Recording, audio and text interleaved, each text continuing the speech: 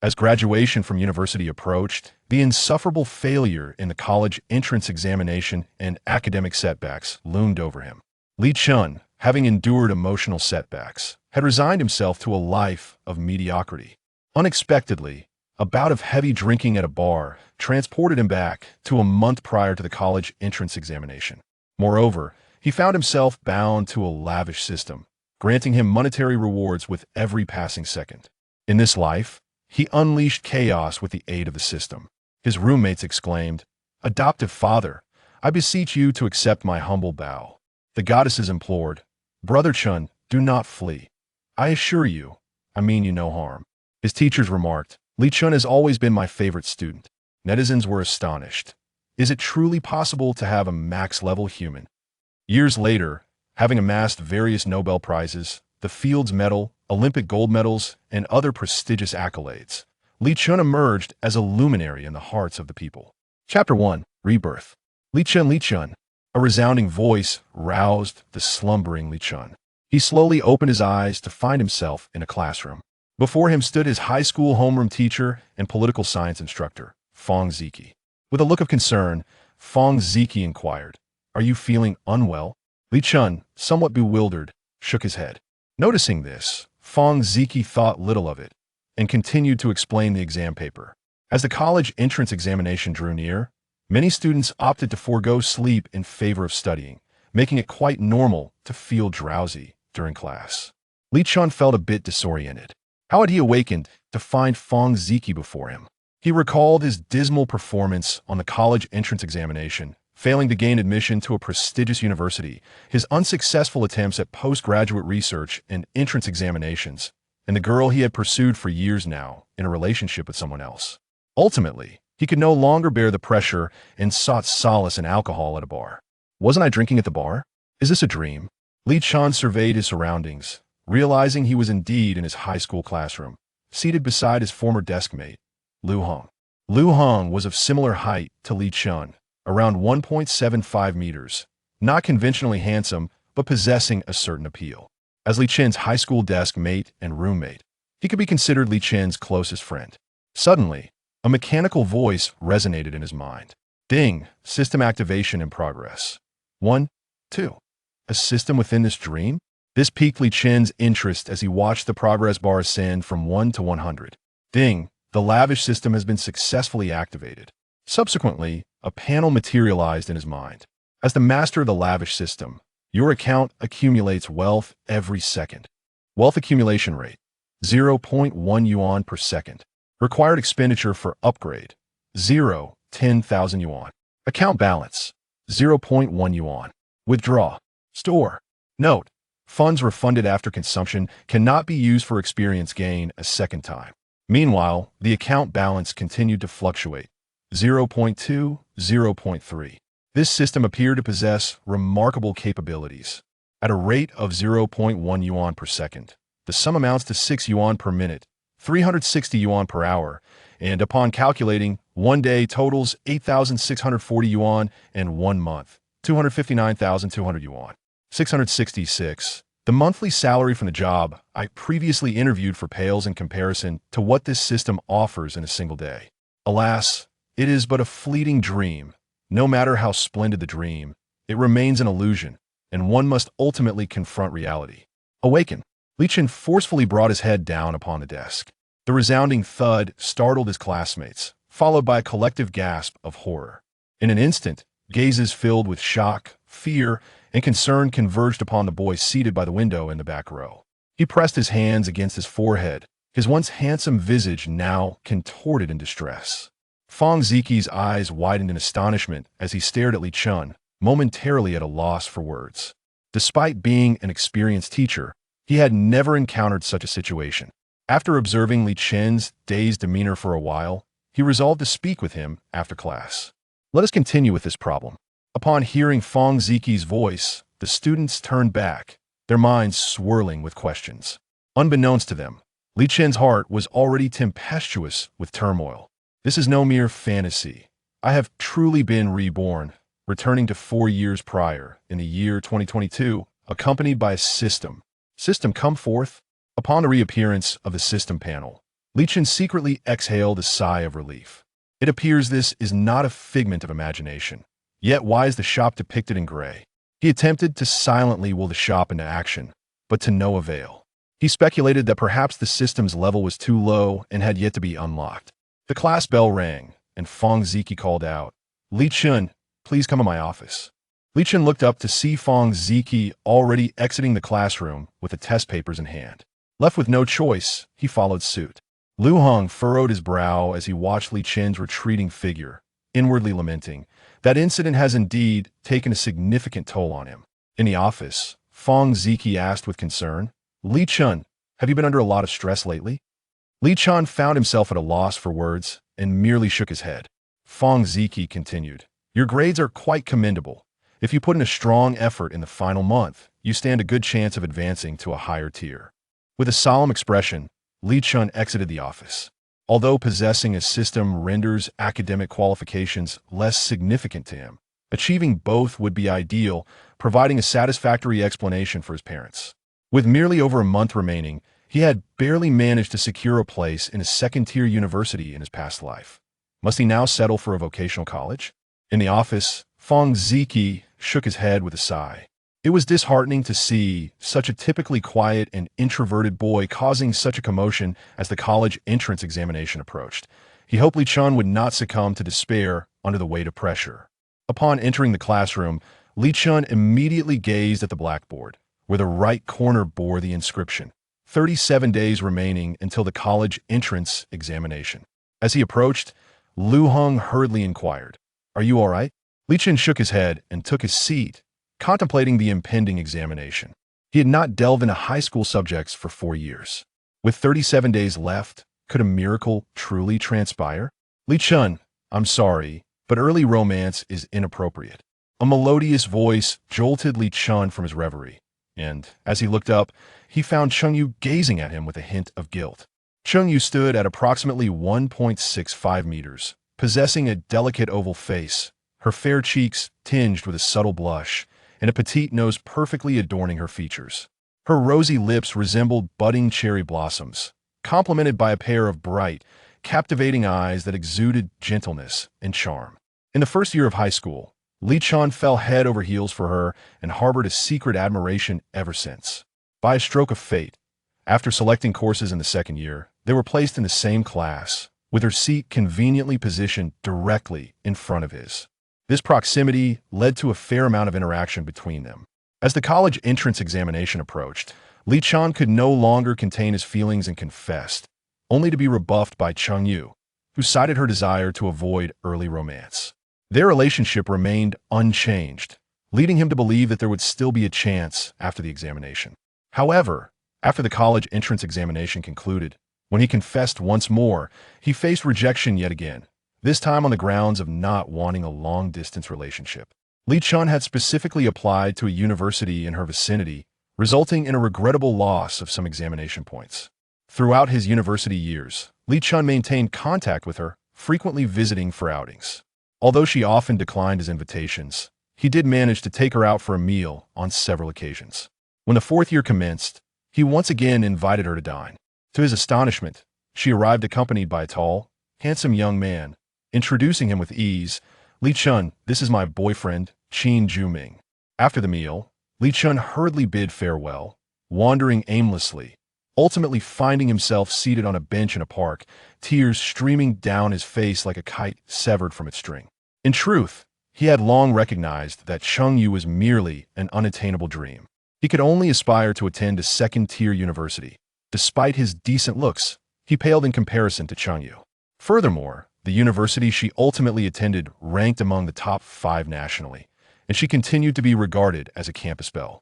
It was merely due to a stroke of luck that he had been classmates with Cheng Yu for 3 years in high school, lending him a modicum of significance in her eyes. In this small county, he was considered a relatively desirable prospect, which likely caused her indecision, relegating him to the status of a backup option. This very indecision led him to believe he had a chance, gradually ensnaring him in a web of obsession.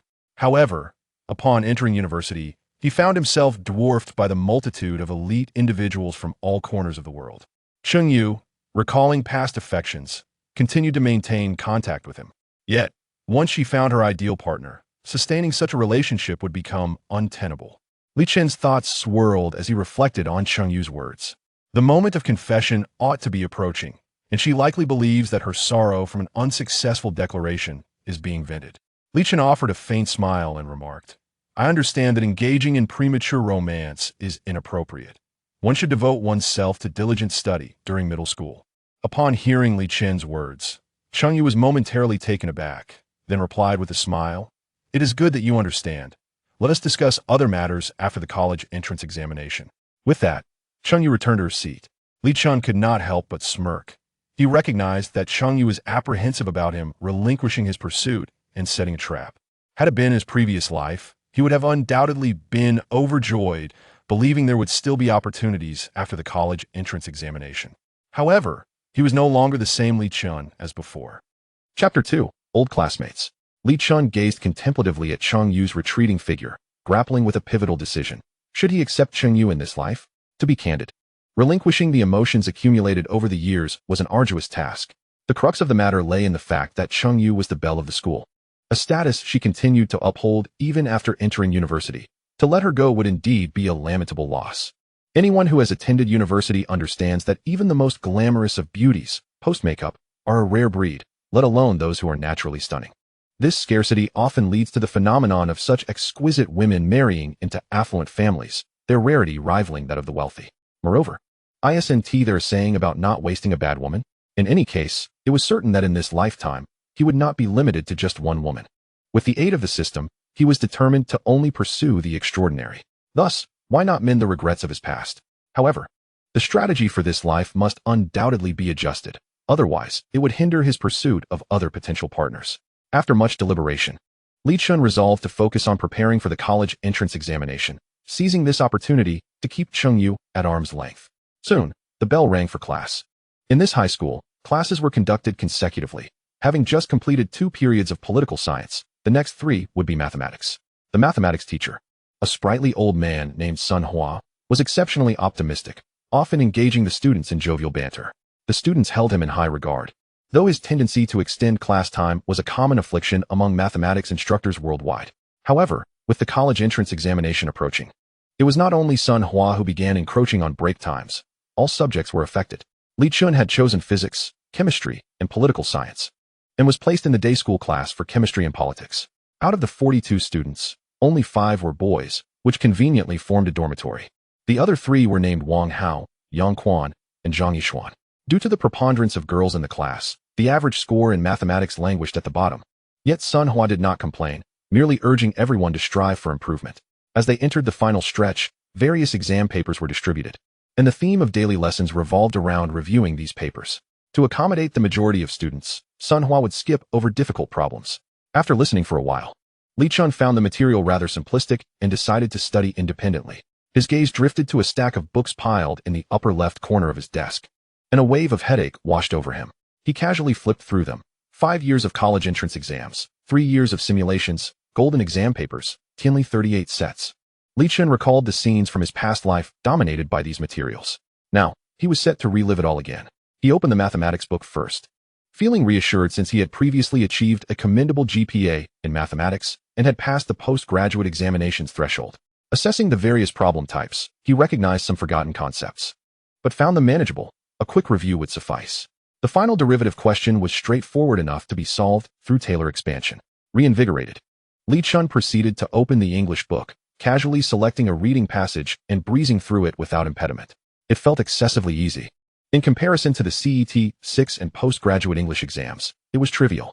High school English primarily hinged on vocabulary, and Li Chen's lexicon encompassed at least 5,000 to 6,000 words, far surpassing the required 3,005. This also meant he recognized even the advanced vocabulary deliberately included by the examiners to increase difficulty. As for Chinese, he decided to skip it entirely. He had only scored around 100 in his previous college entrance exam, and he anticipated a similar outcome now. Although this subject was challenging to improve upon, it was equally difficult to decline. Next came physics, chemistry, and political science, and Li Chen found his brow furrowing increasingly.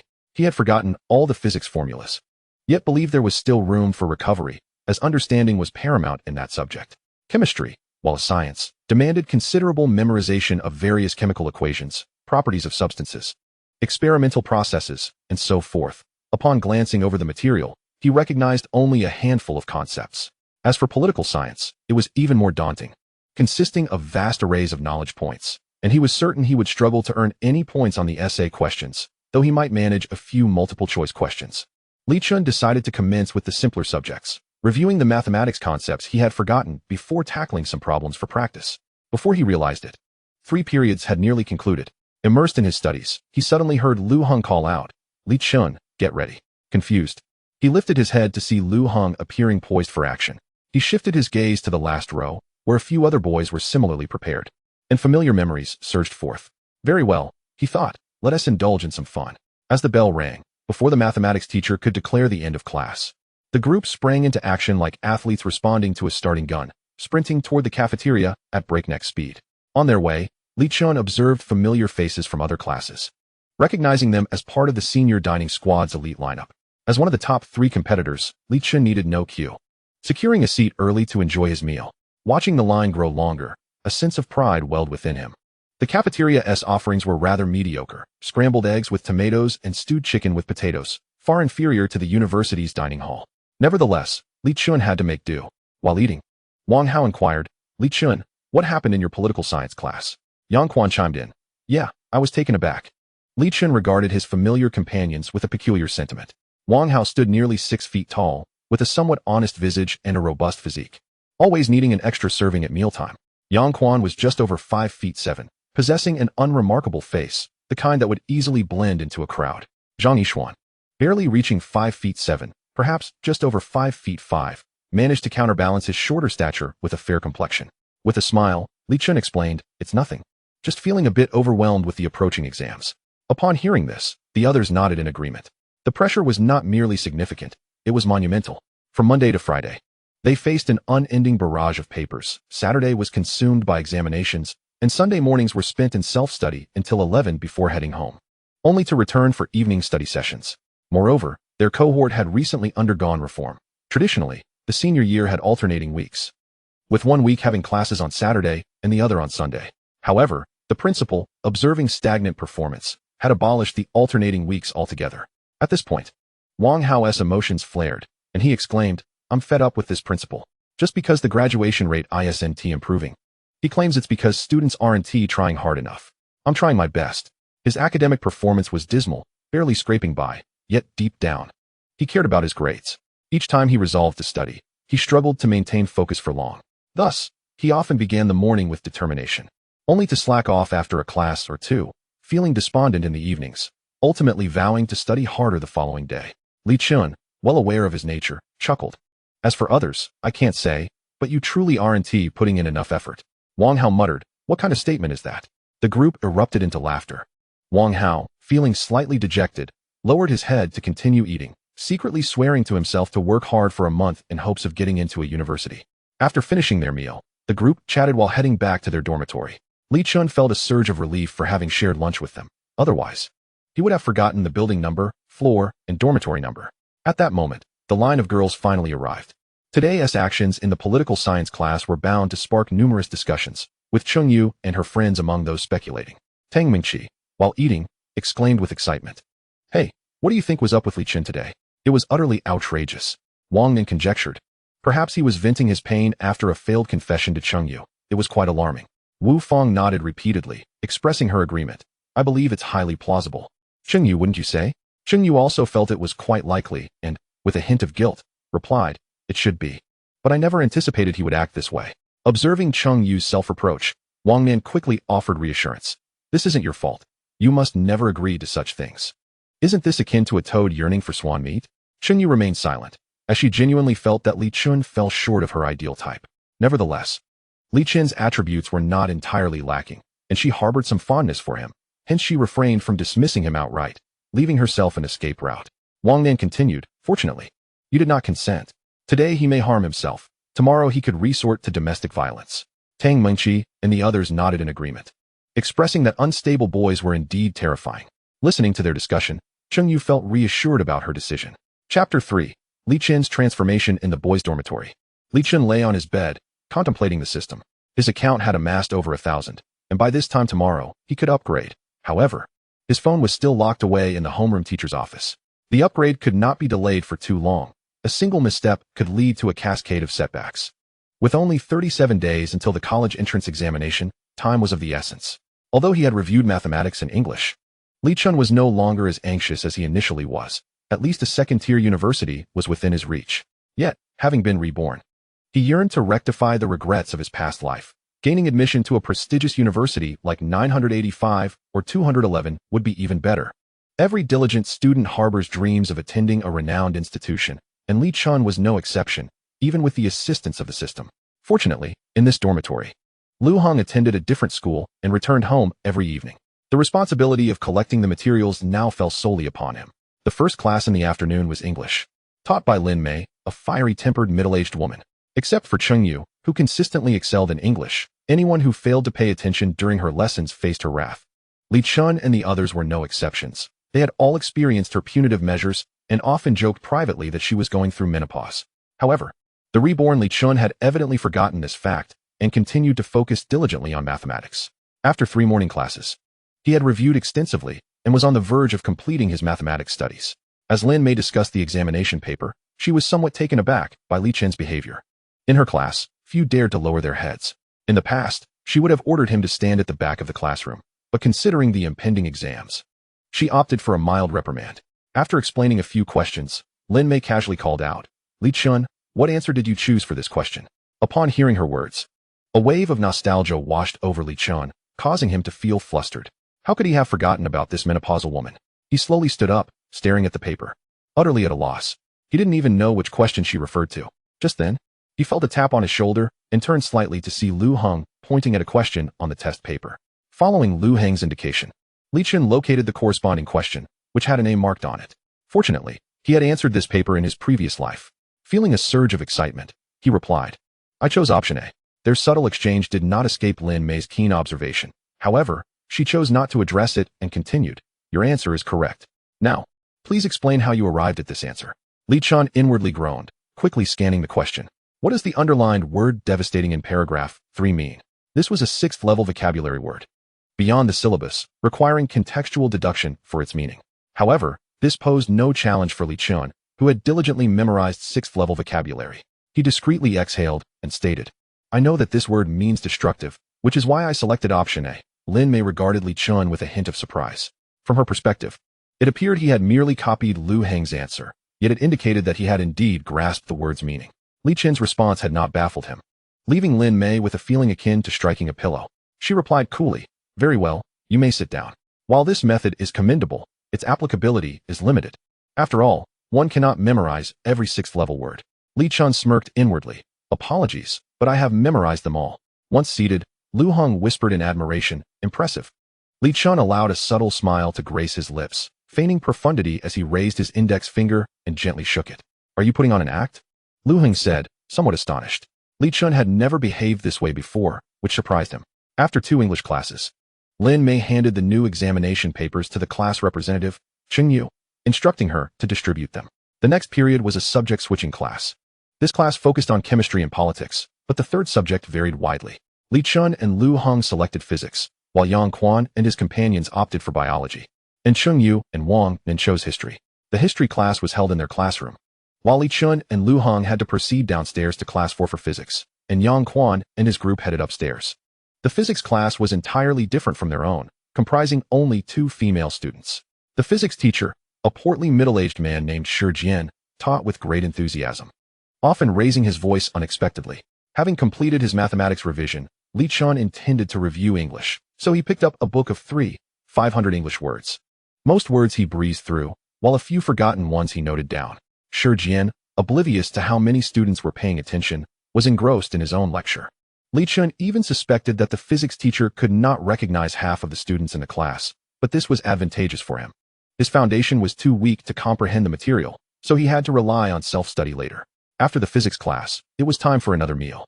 Although the cafeteria food was rather mediocre, the experience itself was evidently more significant. Li Chun had begun to relish this exhilarating feeling, something that had nearly been dulled over 4 years of university. In the cafeteria, he was the first to grab a tray and sit down, followed closely by Wang Hao. As soon as Wang Hao sat down, he exclaimed incredulously, "Amazing, Li Chen. You knew the meaning of that word." Although his English could not compare to Li Chen's, it was still remarkable for Li Chen to be among the lower ranks in this class, making it hard for him not to feel astounded. At that moment, Zhang Yixuan had just arrived at their table and, hearing Wang Hao's comment, added with a smile, "Devastating." Wang Hao quickly chimed in, Yes, that one." Li Chen casually remarked, "I just happened to come across it." The group ate quickly, bantering and enjoying their meal, which passed in a flash. Upon returning to the classroom, Li Chen resumed his study of the 500 English words, as he needed to make the most of every available moment. This behavior puzzled Lu Hong, who accompanied him back. Although Li Chen had always been diligent in his studies, he had never been so eager to open his books immediately upon returning to the classroom. Taking a short break after lunch was entirely reasonable. Observing Li Chen's earnestness, Lu Hong pondered for a moment before also picking up the mathematics paper handed out earlier that day and diving into his work. When Cheng Yu returned after finishing her meal, she was equally astonished to see Li Chen studying so intently. She had thought that he had given up and contemplated whether she should offer him some encouragement. Upon witnessing the scene before her, a substantial alleviation of her inner turmoil washed over her. Thus, they continued their studies until 9:30 in the evening, when the bell rang. It was the dismissal bell for the students of the unified school, granting them an early release of half an hour. Noticing Lu Hong packing his belongings beside her, Li Chen turned to him and said, "Bring your phone tomorrow." The unexpected request left Lu Hong momentarily taken aback, for it was the first time Li Chen had asked him to bring his phone. However, he refrained from probing further, simply nodding before shouldering his backpack and making his way out of the classroom. After studying for another half an hour, the bell rang once more, signaling the end of classes. Li Chen chose not to continue studying, opting instead to head directly to the dormitory, for ample sleep was of equal importance. After a refreshing shower and reclining on his bed, Li Chen reflected on the day's events. Even with the day having passed, the occurrences still felt surreal. What had once been the stuff of novels was now vividly unfolding in his own life. Glancing at the over 4,000 yuan in his system account, Li Chen drifted into a peaceful slumber. Chapter 4, Level 2 System. At 6:40 in the morning, Li Chen groggily rose from his slumber to the sound of his alarm. It had been ages since he had awakened this early. The earliest class at the university commenced at 8, and waking up at 7:30 was more than sufficient. After completing his morning routine, he headed to the cafeteria with Zhang Yixuan and Yang Quan. As for Wang Hao, he required at least until 6:50 to rouse himself, and it was not uncommon to see him sprinting to school at 6:55. After breakfast, Li Chen returned to the classroom to continue his English studies. Just before class began, he spotted Lu Hong entering the room with his backpack. He signaled to Lu Hong, who nodded in acknowledgement, which put Li Chen at ease. The morning reading session commenced. It was Tuesday, with Chinese classes on Mondays, Wednesdays, and Fridays, while English classes were scheduled for Tuesdays and Thursdays. Li Chen seized the opportunity to continue his study of the 3,500 English words. During the first English lesson, he deemed it prudent to avoid provoking the woman who seemed to be experiencing a midlife crisis, thus opting to attentively listen to the lecture. This decision earned him a silent nod of approval from Lin Mei, who was discreetly observing him. He was demonstrating some sense, lest she impose a minor punishment upon him. As Li Chen listened to the lecture, he pondered his long-standing habit of not exhausting his funds, which had allowed him to accumulate a few thousand in his Alipay account even while preparing to enter university. Though his pocket money had indeed increased in college, he likely had some savings from high school as well, and he estimated he could level up by morning. Unfortunately, during the second lesson, Lu Hong hesitated to hand over the phone to Li Chen, fearing it would be discovered if he played with it. Li Chen had no choice but to wait until noon to return to the dormitory. Following the English class was a political lesson, during which Li Chen continued to peruse his English vocabulary. Fong Ziki observed him but refrained from commenting. He had been quite startled by Li Chen's actions the previous day. A well-behaved student engaging in self-harm could potentially lead to dire consequences. At least for now, Li Chen was still willing to learn, so he let it be. Before the fifth period concluded, Lu Hong discreetly passed the phone to Li Chen, whispering, "Be careful, open it in the dormitory. The password is 6/8." As the dismissal bell rang, Li Chen once again charged ahead. However, this time he did not head to the cafeteria, but rather to a small shop across the street, where he purchased a bread roll before hastening back to the dormitory. The path from the classroom to the dormitory was quite lengthy, requiring a trek up to the 4th floor. Once in the dormitory, Li Chen plopped down onto his bed, panting, as he powered on the phone. Upon logging into his Alipay account, he was astonished to discover over 3,000 yuan. What a windfall! He had anticipated upgrading long ago, and in his frustration, he mentally urged for a withdrawal, but after waiting, he received no notification of a transfer from Alipay. Checking the system panel, he confirmed that indeed the money had vanished. and he surmised it must have been transferred to his card. He directly transferred 700 yuan from his card, successfully completing the transaction, although he had been mentally prepared. The actual receipt of the funds prompted an involuntary exclamation from Li Chun. Wow, it's real. The first purchase on his agenda was undoubtedly a phone. Relying on Lu Heng's device had proven quite inconvenient. Moreover, possessing his own phone would enable him to level up at any time, even during a bathroom break between classes. Li Chun logged onto his Taobao account and promptly ordered a 1TB iPhone 13 Pro Max in far peak blue. He input Lu Heng's home address, having previously directed deliveries there on 2 occasions. Many claimed that Apple products were expensive, but setting aside the price, they were indeed quite user-friendly. With his newfound wealth, Li Chun opted for a direct purchase. A wealthy individual never scrutinizes the cost-performance ratio. They solely focus on usability. At the moment of payment, a notification echoed in Li Chun's mind. Wealthy system upgraded to level 2. The system had arrived. As the proprietor of the wealthy system, your account is accruing funds every second. Rate of fund accumulation, 0.2 yuan per second. Total expenditure required for upgrade, 3,030,50,000 yuan. Account balance, 36 yuan. Withdrawal. Store. Note, refunds on expenditures do not yield additional experience. The rate had escalated to 0.2 yuan per second, meaning his current daily earnings amounted to 17,000 yuan. The quintupled experience bar left Li Chun momentarily dazed, yet he found it acceptable. After all, the speed of fund accumulation was astonishing. At this rate, he would reach a level 3 system in less than 3 days. He was somewhat disappointed that the store remained grayed out. Having depleted his funds, Li Chun felt a void within him, munching on his bread while scrolling through Douyin. As he perused the images of beautiful women, the emptiness deepened. Before long, several roommates returned from their meals. Lu Heng sat beside Li Chun, teasing. I wondered why you were in such a hurry. Turns out you were eager to catch a glimpse of the beauties. What? Wang Hao exclaimed, sitting on the other side of Li Chun, winking at him and adding, you didn't sneak off to do anything mischievous while we were away, did you? Li Chun retorted with irritation, get lost. Was there even enough time for that? Subsequently, he reminded Lu Heng about a next-day delivery he was expecting, instructing him to remember to bring it along the following morning. Lu Heng readily agreed. Their exchange piqued the curiosity of the others, with Wang Hao inquiring, what did you buy? A slight smile graced Li Chun's lips as he opened his Taobao order history, presenting the phone screen to Wang Hao. Wang Hao's eyes widened as he exclaimed, no way, an iPhone 13 Pro Max, and it's 1TB. What? The others gasped in unison, crowding around to take a look. The price of over 13,000 yuan was enough to dazzle their eyes. Yang Quan, wide-eyed, remarked, Li Chun, or rather, Brother Chun. Could it be that you are a hidden second-generation rich kid? The one who has returned after a 3-year hiatus, like the Dragon King reclaiming his throne. Wang Hao found this reasoning compelling, murmuring, if you calculate the time, it's indeed been about 3 years. In another month, we'll be graduating from high school. Li Chun, not being a second-generation rich kid, certainly did not wish to feign such a persona. Moreover, he was far more impressive than a mere second generation. He was a unified generation. Regarding the matter of money, he had long devised a strategy for handling inquiries. Li Chun smiled faintly and replied, I'm not a second-generation rich kid. I earned all this myself. This statement only deepened their confusion. Yang Quan asked, Brother Chun, you can make money while staying at school all day? Li Chun chuckled and responded, I made this from stock trading. I just cashed out today, which is why I hurried back. In unison, they exclaimed, stock trading? That sounds incredibly sophisticated. Wang Hao glanced at Li Chun and then reflected on himself. Feeling a stark contrast, with a look of longing, he asked, can I get into that stock trading too?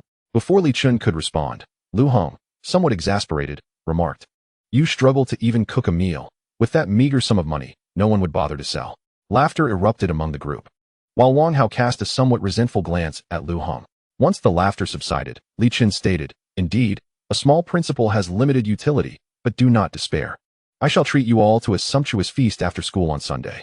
Upon hearing of Li Chun's generous invitation, the others immediately cast aside their stock trading woes, enthusiastically proclaiming, Brother Chun is incredible. Chapter 5. The emergence of talent. The first class of the afternoon was mathematics, and the teacher, Sun Hua, began to discuss the exam paper distributed the previous day. As he lectured, he observed the students' reactions and noticed that Li Chun was absorbed in writing something. He recalled that Li Chun had been hunched over during class yesterday, but since the subject was mathematics, he chose not to intervene. Given the class's weak foundation, Sun Hua typically bypassed difficult problems, reasoning that discussing complex topics would be futile for those who struggled to comprehend them, and it was more beneficial to focus on simpler questions. He had repeatedly emphasized that if students found his explanations too easy, they were welcome to tackle the challenging problems independently, but they absolutely should not engage with materials from other subjects during math class. As mathematics is the cornerstone of all disciplines, diverting time away from it for other studies was counterproductive. Upon closer inspection, Sun Hua discerned that what Li Chun was reading was evidently not related to mathematics, as it was densely packed with letters, suggesting it was English. He approached and inquired, "What book are you reading?" Startled by the sudden question, Li Chun stammered, "It's English." The commotion attracted the attention of students seated in front, who turned to witness the unfolding scene. Sun Hua furrowed his brow and, surveying the room with a hint of dissatisfaction, admonished, "Students, it is best to focus on mathematics during this class. If you already understand the problems I am discussing, you may delve into the more challenging ones on your own." With that, Sun Hua shifted his gaze back to Li Chun and asked, "Do you understand all the questions on this exam?" Li Chun hesitated, responding, I believe I do." He had reviewed the paper yesterday and attempted several difficult questions, including the last question of the multiple choice section and the analytical geometry and derivatives in the long answer section. Although he found them challenging and took considerable time, he managed to solve them. As for the simpler questions, he had merely glanced at them and left them unanswered. "Believe?" Sun Hua said skeptically, "Show me your exam paper." Li Chun, feeling somewhat reluctant, retrieved the mathematics paper from the stack on the upper left corner of his desk and handed it to Sun Hua. At first glance, Sun Hua was taken aback, thinking it was a blank sheet. Upon closer inspection, it was indeed devoid of answers. He regarded Li Chun with a mixture of displeasure and curiosity. "I only completed the last question of each section," Li Chun quickly explained. Understanding dawned on Sun Hua as he revisited the exam paper. The answer to the final multiple choice question was correct. He flipped the paper over to see that the last fill-in-the-blank question had also been answered correctly. Next, he scrutinized the long answer questions. The answer for analytical geometry was accurate, though he merely skimmed it before concentrating on the derivatives. Frowning, he examined it line by line, murmuring, "This reasoning is somewhat intriguing." However, having a line of thought and being able to finish the problem successfully were two different matters. Gradually, he reached the final line and confirmed the proof's success. This genuinely astonished him. He thought, could it be that our class is to produce a high scorer in the upcoming joint examination? "Well done," Sun Hua said with a smile as he returned the paper to Li Chun. "You may continue with your English studies." He then addressed the entire class. "If you all could solve every question as Li Chun has, you too would be permitted to study other subjects." At this remark, all eyes in the classroom shifted to the rear, by the window, where the sunlight streaming and seemed exceptionally blinding. Lu Hong, Chung Yu, and Wang Nan, who had witnessed the entire exchange, were left in stunned silence. As soon as the bell rang, Chung Yu turned to Li Chun, clutching her math paper, and said, "Li Chun, there's a question I don't understand. Could you help me?" "No time," Li Chun replied flatly, not even lifting his head. Chung Yu gazed at Li Chun in disbelief, feeling that he seemed so unfamiliar at that moment. Previously, Li Chun would often approach her after class to chat or ask questions. If she had any queries, he would be more than happy to explain. Chung Yu hesitated.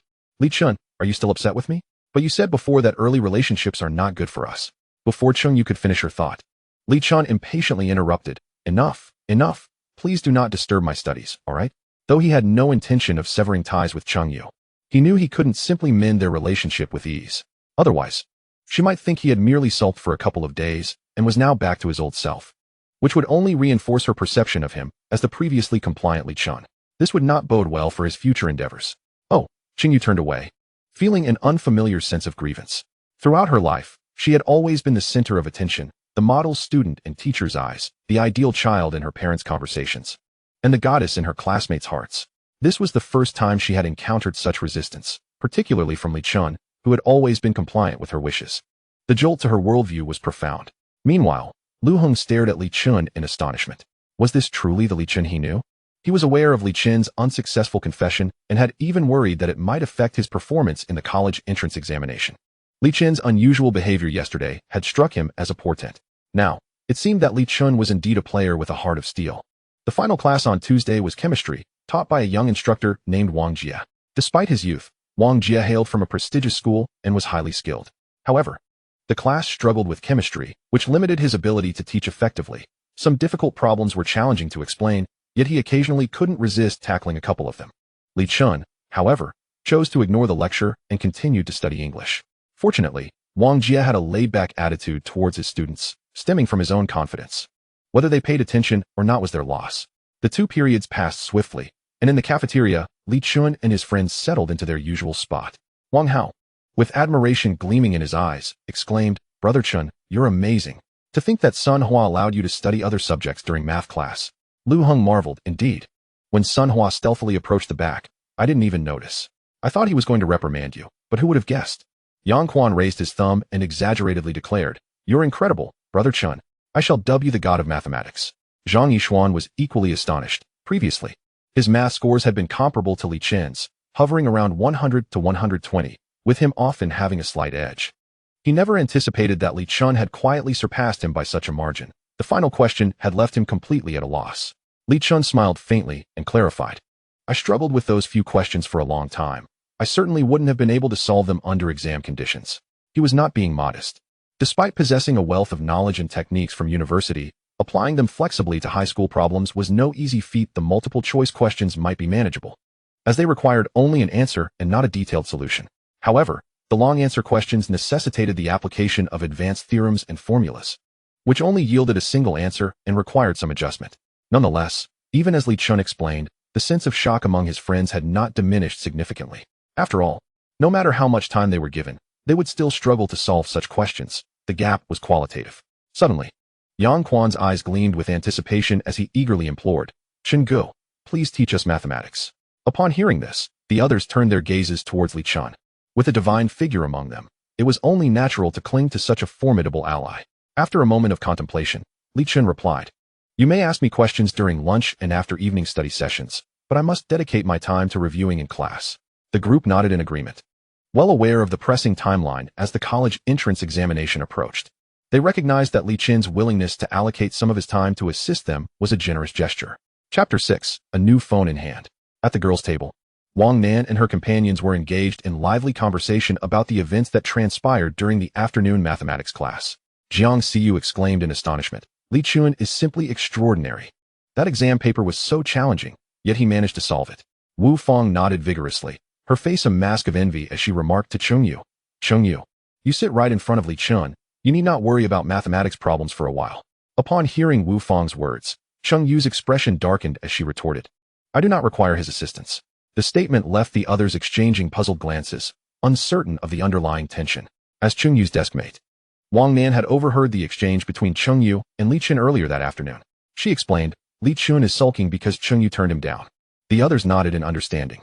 Wu Fong offered a comforting smile, "Do not be upset. It is entirely normal to feel disheartened after a rejection. Boys at this age are particularly sensitive about their pride. He will be fine in a few days." She drew from her own experience, recalling how Yang Quan had sulked for quite some time after she had turned him down, only to later show signs of renewed interest. Wang Nan chimed in, "Indeed. He will likely come seeking your help with mathematics soon enough." At this, laughter erupted among them. Chengyu found their reasoning quite sensible, and her mood visibly brightened. After dinner, Li Chun returned to the classroom to review English. By the time evening study sessions concluded, he had nearly finished his English revision. Upon returning to the dormitory, Zhang Yishuan was the first to approach him with the math exam paper, while Yang Quan listened attentively from the side. Wang Hao, on the other hand, was munching on instant noodles, having never developed the habit of studying in the dormitory. However, witnessing the earnest dedication of the trio made him feel a twinge of unease. The following morning, after breakfast, Li Chun arrived at the classroom and began mapping out his study plan. Having completed his revisions in mathematics and English, he was left to contend with the three subjects that troubled him the most: physics, chemistry, and politics. He resolved to start with physics while interspersing his studies with the memorization of political content. As for chemistry, he could only hope that the shop would open soon. Relying solely on himself, he knew he would need considerable time to master physics. If all else failed, he could aim for some basic points in chemistry, achieving a satisfactory score. With the other subjects, he felt confident he could secure a commendable overall grade.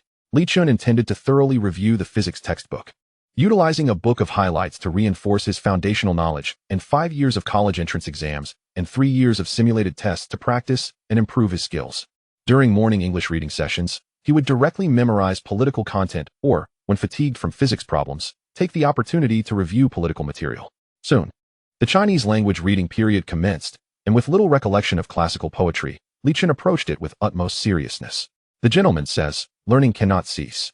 Indigo is derived from blue, yet is bluer than blue. Ice is formed from water, yet is colder than water." Thus, the day passed amidst the study of physics. In the evening, upon returning to the dormitory, Li Chun found Wang Hao animatedly recounting something, while Yang Quan and Zhang Yishuan looked on with expressions of envy. Upon inquiry, it became clear that Wang Hao had encountered an alumnus that day. This young woman, a mixed-race beauty with an angelic visage and a devilish figure, was reportedly nearly as tall as Wang Hao. In their dormitory, only Wang Hao had seen her more than once due to his penchant for wandering. While others typically returned directly to the classroom after dinner, he often took a stroll, claiming it aided digestion. Li Chun felt a pang of envy, recalling that in his previous life, he had never laid eyes on that particular senior before graduation. Although he had no intentions of pursuing anything, the mere opportunity to feast his eyes was appealing. Wang Hao mused, perhaps fate has intertwined our paths, destined for a passionate romance. The other three scoffed at his fanciful thoughts. Wang Hao, sensing their disbelief, let out a disgruntled huff. Yet he understood that such a girl would never be interested in him. They continued their conversation for a while longer before extinguishing the lights and retiring to their beds. Lying in bed, Wang Hao's anxiety resurfaced as he asked, with the college entrance exams approaching, "How is your revision going?" Zhang Yishuan replied nonchalantly, "It's going, I suppose." Wang Hao sighed. "It feels like I might only make it to a vocational college."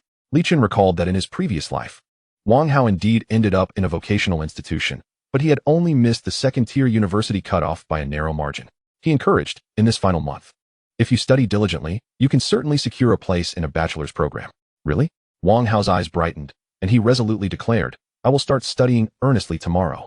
The trio exchanged resigned smiles, uncertain how long Wang Hao's newfound determination would last. Li Chun, too, felt a sense of anxiety. He had perhaps overestimated his own academic capabilities. While he could comprehend the simpler concepts in textbooks, he struggled to apply them in practice. He was acutely aware that he had never been particularly bright. Otherwise, he would not have had to exert so much effort only to fall short of admission to a prestigious institution. Even with his extensive knowledge of university-level mathematics, he lacked the confidence to achieve a perfect score on a straightforward math exam. Yet, he had no alternative but to study diligently and hope for the system shop's reopening. Calculating the time, he anticipated that the upgrade would occur by 5 o'clock on Friday morning. He fervently wished that the shop would be accessible by then. The delivery was expected to arrive today, and Lu Hong would bring it over in the morning.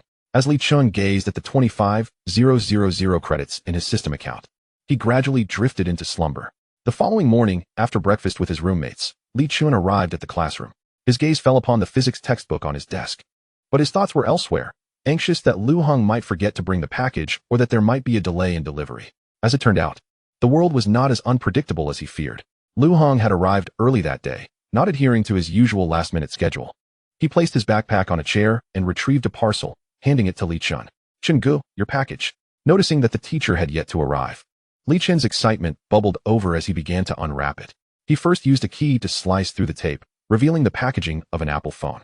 Lu Hong gazed at the box with envy, knowing that this phone could buy 6 of his own. The sound of unwrapping caught the attention of Cheng Yu and Wang Nan, who sat in front. Cheng Yu, still nursing her irritation, continued studying, while Wang Nan turned to glance at the Apple phone in Li Chen's hands, her surprise evident. She silently returned to her work, her thoughts now awash with confusion. All the girls in their dormitory adored Apple phones, yet only Tang Mengqi possessed one. Once Li Chun powered on the phone, he suddenly remembered that he did not have a SIM card. He turned to Lu Hong and inquired, "Did you bring your phone?" Lu Hong paused, then replied, "You didn't ask me to." With the college entrance exams imminent, he had only glanced at his phone at home and certainly would not have thought to bring it to school. Li Chen's brow furrowed in concern. He intended to upgrade promptly at 5 the next morning, but if he waited for Lu Hong to bring his phone, it would be nearly 7. Moreover, Lu Hong would likely be hesitant to let him use it, meaning he would waste 7 hours waiting until they returned to the dormitory at noon. As Li Chen stared at the freshly powered phone, he noticed that it had a Wi-Fi signal. Suddenly, he remembered that the school provided wireless internet for teachers, albeit with a painfully slow connection. Indeed, the heavens do not entirely forsake those in need. I had anticipated having to seek assistance from other classes.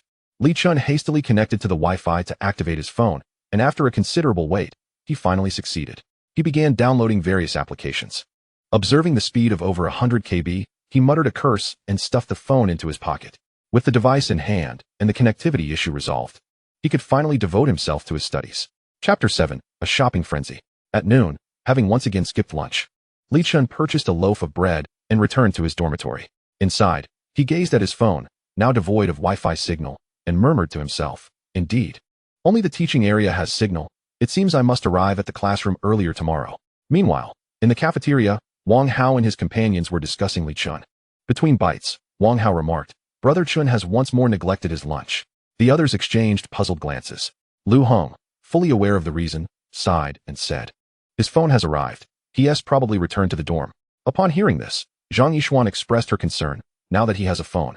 He won't be glued to it all day, will he? The college entrance examination is imminent. Lu Hong smiled gently and replied, rest assured, he is studying diligently. During breaks, he merely steps out to use the restroom, spending the rest of the time immersed in his studies. Yang Quan could not help but exclaim, how can he be so wealthy yet so industrious? Wang Hao, take a look at yourself. Wang Hao's eating momentarily faltered, his expression turning somewhat awkward as he muttered, if I were that affluent, I would study earnestly too. I am merely suffocating under the weight of life. Yang Quan teased, suffocating? You seem to be bouncing around quite happily every day. Wang Hao retorted, that is merely a facade I put on. Laughter erupted among them, filling the air with a cheerful atmosphere. After they departed, the girls had just settled down with their trays. As soon as they were seated, Wang Nin eagerly exclaimed, hey, today I saw Li Chun receiving a package. At this revelation, Cheng Yu's eyes flickered with interest. She had heard some commotion earlier, but had suppressed her curiosity and refrained from looking. Tang Mingqi casually remarked, isn't it normal to receive packages? I had LV Jinjin bring me one too. LV Jinjin was the class representative for math and one of the few individuals with a good rapport with this dormitory. Also from the same school. The others felt Wang Nan was overreacting and continued eating. With a serious expression, Wang Nan stated, inside that package was an Apple phone. An Apple phone. The others raised their heads, their eyes brimming with curiosity. Cheng Yu felt quite unsettled. The allure of an Apple phone was far greater for girls than for boys. Tang Mingqi speculated, it can't be a brand new one, right?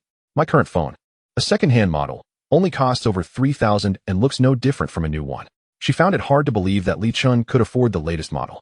Her own iPhone 11 had been a hard-won gift from her father after much pleading at the end of junior high, and it would now cost nearly 5,000 to buy a new. She doubted that Li Chun could afford a new iPhone 11. At best, it would be a second-hand model or an older XS or XR. The others concurred with her reasoning. Tang Mingqi, being the only one in the dormitory with an Apple phone, had significant weight in the conversation. They all shared skepticism about Li Chen's financial capacity. Wang Nan nodded in agreement, disdainfully commenting, so he is just pretending to be rich. Thank goodness Cheng Yu didn't accept his confession. Tang Mingqi chuckled. Many people do that nowadays. With that money, it would be wiser to buy a decent Android phone. Outdated models are hardly necessary. My father promised to buy me an iPhone 13 if I perform well on the college entrance exam. The girls expressed various degrees of envy at Tang Mingqi's words. The cheapest configuration of the iPhone 13 approached 8,000, while their phones merely cost 1 or 2,000. After envying Tang Mingqi, they began to criticize Li Chen's vanity. They longed for an Apple phone, but could not afford a new one. As Tang Mingqi said, it would be better to invest in a good Android phone. Yet, they were still envious of Li Chun for having acquired an Apple phone. Cheng Yu remained silent, quietly eating her meal, feeling a tinge of disappointment toward Li Chun. She had not anticipated that he would turn out to be such a person. Upon returning to the dormitory, Wang Hao and his friends indeed found Li Chun already seated on his bed, though he was not engaged with his phone. When they inquired about the situation, Li Chun simply stated that he had no SIM card and thus lacked internet access. Zhang Yishuan chuckled, well, you'll just have to wait until Sunday then. Li Chun grinned, no worries, I can tap into the teaching building's wireless network. The others were aware of this arrangement, though they knew that the connection was insufficient for gaming. The afternoon and evening study sessions were once again devoted to physics, with a total of 7 textbooks. It took Li Chun 2 full days to complete the most fundamental 2, entering the elective section thereafter. The initial 2 books comprised the compulsory material from the first year of high school, which even those not pursuing physics had to study. The content was quite elementary. After finishing, Li Chun practiced with various problem types to gain a better grasp. At the very least, the less challenging problems were manageable. However, upon entering the elective section, the difficulty escalated significantly. Topics such as electromagnetic induction, magnetic fields, and various experiments were exceedingly intricate, with a plethora of formulas. Li Chun's progress slowed considerably. The following morning at 4:30, Li Chun awoke to the sound of his alarm, instantly becoming alert. He turned off the alarm and prepared to head to the teaching building for an upgrade. Yang Quan was also roused by the noise and noticed that it was still dark outside. He sleepily inquired, what time is it? Li Chun, now dressed, replied, it's still early. You can continue sleeping. He made an effort to move quietly to avoid waking his roommates, and after freshening up, he slipped out the door. Upon reaching the first floor, the dormitory matron had yet to rise, and the door remained locked. Li Chun remained unperturbed, walking to the corridor of the first-floor dormitory. He climbed over the railing and crouched down, gripping the base of the railing, slowly lowering himself until he was hanging outside. Once ready, he let go, landing somewhat unsteadily but still managing a relatively smooth descent. Li Chun made his way toward the teaching building, noting that the cafeteria and small shops were still closed. However, he had prepared the day before, stashing 2 loaves of bread on his desk. Upon reaching the classroom, he first sat down and consumed one of the loaves. And as 5 o'clock approached, he made his way to the restroom. Even though the room was empty, he remained cautious. Moreover, there were surveillance cameras in the classroom. Although they were rarely monitored, it was better to be safe than sorry. Upon reaching the restroom, Li Chun found a stall, locked the door behind him, and began to make his preliminary expenditures to avoid any last-minute chaos. After all, he had never handled such a large sum of nearly 50,000 yuan, let alone spend it all within a few minutes. Currently, there was no need for a computer at school, so Li Chun intended to purchase clothing first. As the school mandated uniforms, he only needed to buy shoes, socks, and underwear. Ordinary brands would not suffice. Spending 50,000 yuan would yield a significant amount, necessitating a foray into luxury items. Li Chun had little experience with luxury goods in his previous life, as his budget had rarely permitted such indulgences. But he was aware of a few renowned brands. Hermes seemed like a viable option. He directly searched for Hermes using the browser and accessed their official website. He exhibited no interest in loafers or Oxford shoes, opting instead to purchase 2 pairs of sneakers, one priced at 11,000 and the other at 12,000. After contemplating for a while, he also acquired a pair of slippers for 9,000. Upon completing his shoe shopping, he opened Taobao and ordered 5 pairs of Yinger socks for 1,500, followed by 3 pairs of Kimulai underwear for 3,000. With just over 10,000 remaining, Li Chun pondered briefly before deciding to procure some daily necessities. He arranged the items by price from highest to lowest, and thus commenced a frenzied shopping spree. He purchased an electric shaver for 2,001, an electric toothbrush for 2,000, facial cleanser for 600, a comb for 700, a toothbrush holder for 500, a towel for 1,000, a bath towel for 1,005, conditioner for 800, body wash for 600, and shampoo for 700, totaling precisely 10,500. Chapter 8. The System Store Unveiled. At the moment of payment, a notification echoed in Li Chen's mind. The Godly Wealth System has upgraded to level 3. As the master of the Godly Wealth System, your account accumulates wealth every second. Wealth accumulation rate, 0, for yuan per second. Required expenditure for upgrade, 126, 250, 000 yuan. Account balance, 127 yuan. Withdraw. Store. Note, refunds from expenditures do not yield further experience. Splendid. It has doubled directly. Henceforth, I shall earn 35,000 a day. Moreover, following this pattern, upon further upgrading, my daily income will soar to 70,000.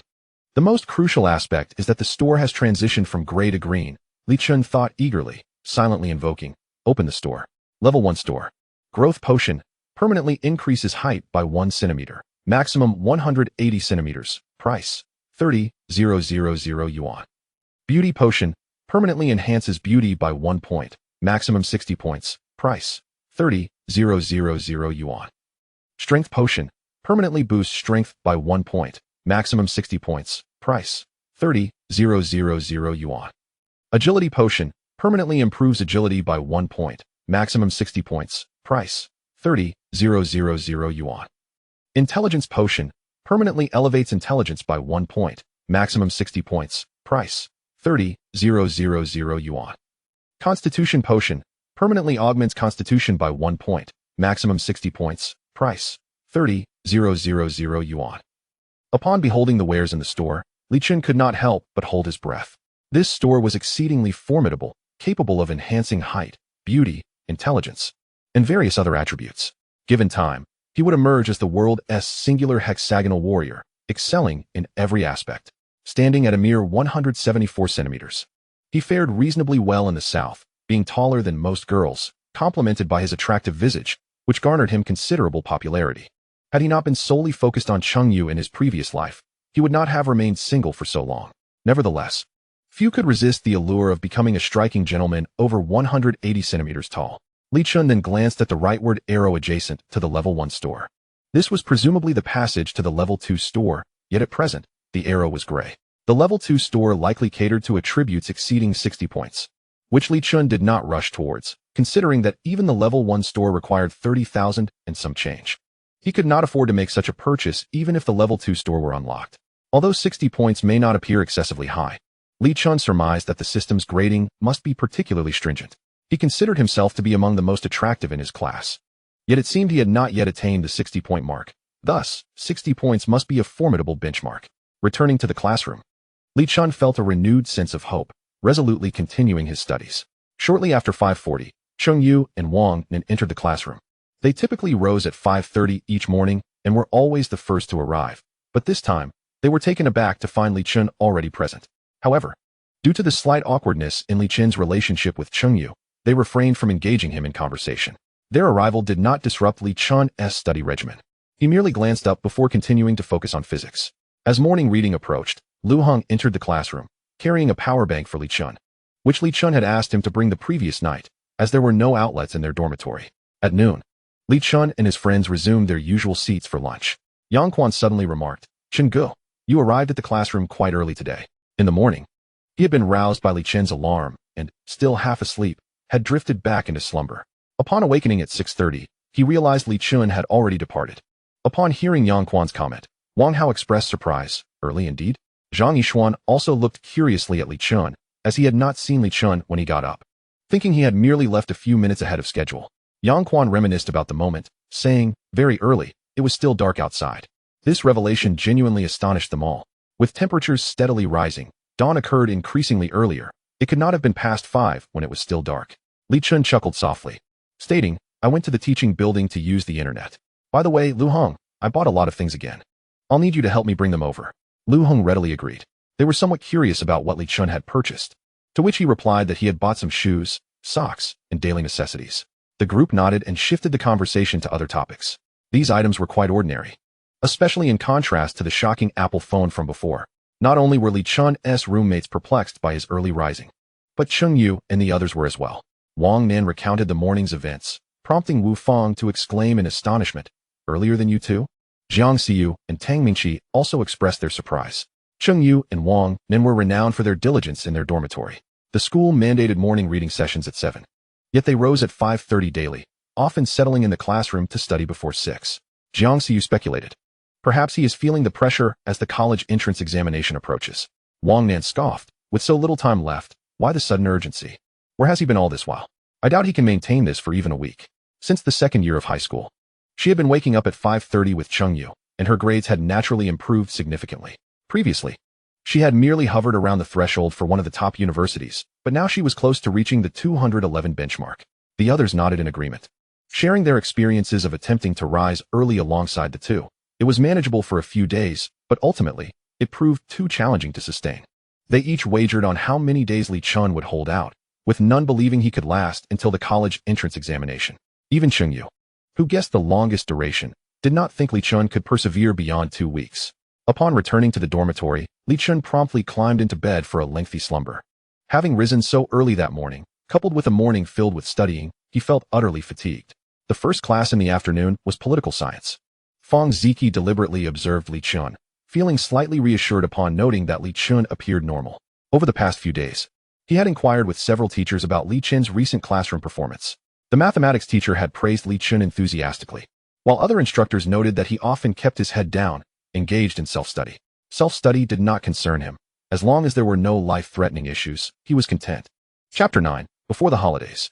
Returning to the dormitory that evening, Zhang Yixuan approached Li Chen with the mathematics test from the previous day, seeking clarification on some questions. Having been caught off guard by Sun Hua last time, Li Chen had tackled the challenging problems in the recent math test as a means of practice. Zhang Yixuan inquired about the second question on derivatives, which he remembered clearly, and began to explain. Meanwhile, Yang Quan and Wang Hao chatted quietly nearby. Initially, Yang Quan had intended to listen in on Zhang Yixuan's questions, but after a few steps, he found himself lost and abandoned the idea, opting instead to seek Li Chen's assistance independently. After a few days of inquiries, Zhang Yixuan was thoroughly convinced. He realized that Li Chen's solution to that final problem was not merely a moment of inspiration, but a testament to his true prowess. Especially the ingenious thought processes he shared left Zhang Yixuan reflecting. Could mathematical problems truly be solved in such a manner?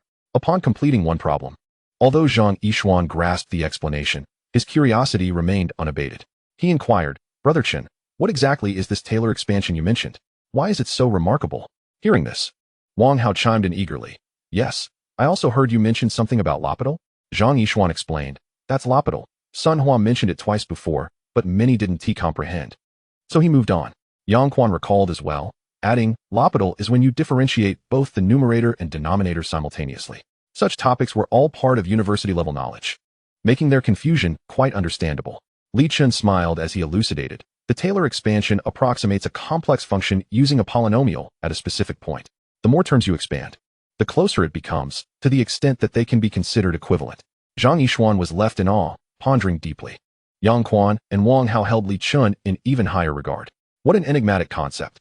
How could it be so difficult to comprehend? Yang Quan admired, Brother Chen. You possess such vast knowledge. Where did you acquire all this? Li Chen replied, these are all covered in university mathematics. As long as you don't pursue a purely literary major, you'll learn about them. University mathematics. The trio was astonished. They had yet to fully grasp high school mathematics, while Li Chen had already begun to apply university-level concepts. No wonder he was so formidable. Wang Hao fantasized. If only I had Brother Chen's mathematical abilities, I could surely gain admission to a university. Upon hearing this, Yang Quan scoffed. You? First, why don't you aim for a perfect score in mathematics? Yang Quan's remark struck Wang Hao hard, as he had indeed never achieved a perfect score in math. Yet, he remained defiant, asserting, I've been diligent with my math assignments lately. I believe I can score 100 in the next joint exam. Yang Quan chuckled. Let us wait and see then. After chatting for a while, Li Chen proceeded to wash up and retire for the night. At 6:30 the next morning, Li Chen awoke and promptly purchased a snack to stimulate his intellect. He felt a clarity in his mind. The morning drowsiness significantly diminished. He marveled at the wonder of it all before hastily getting up to join his companions for breakfast in the cafeteria. Upon arriving at the classroom, Li Chen attempted to tackle some physics problems, but noticed no substantial change.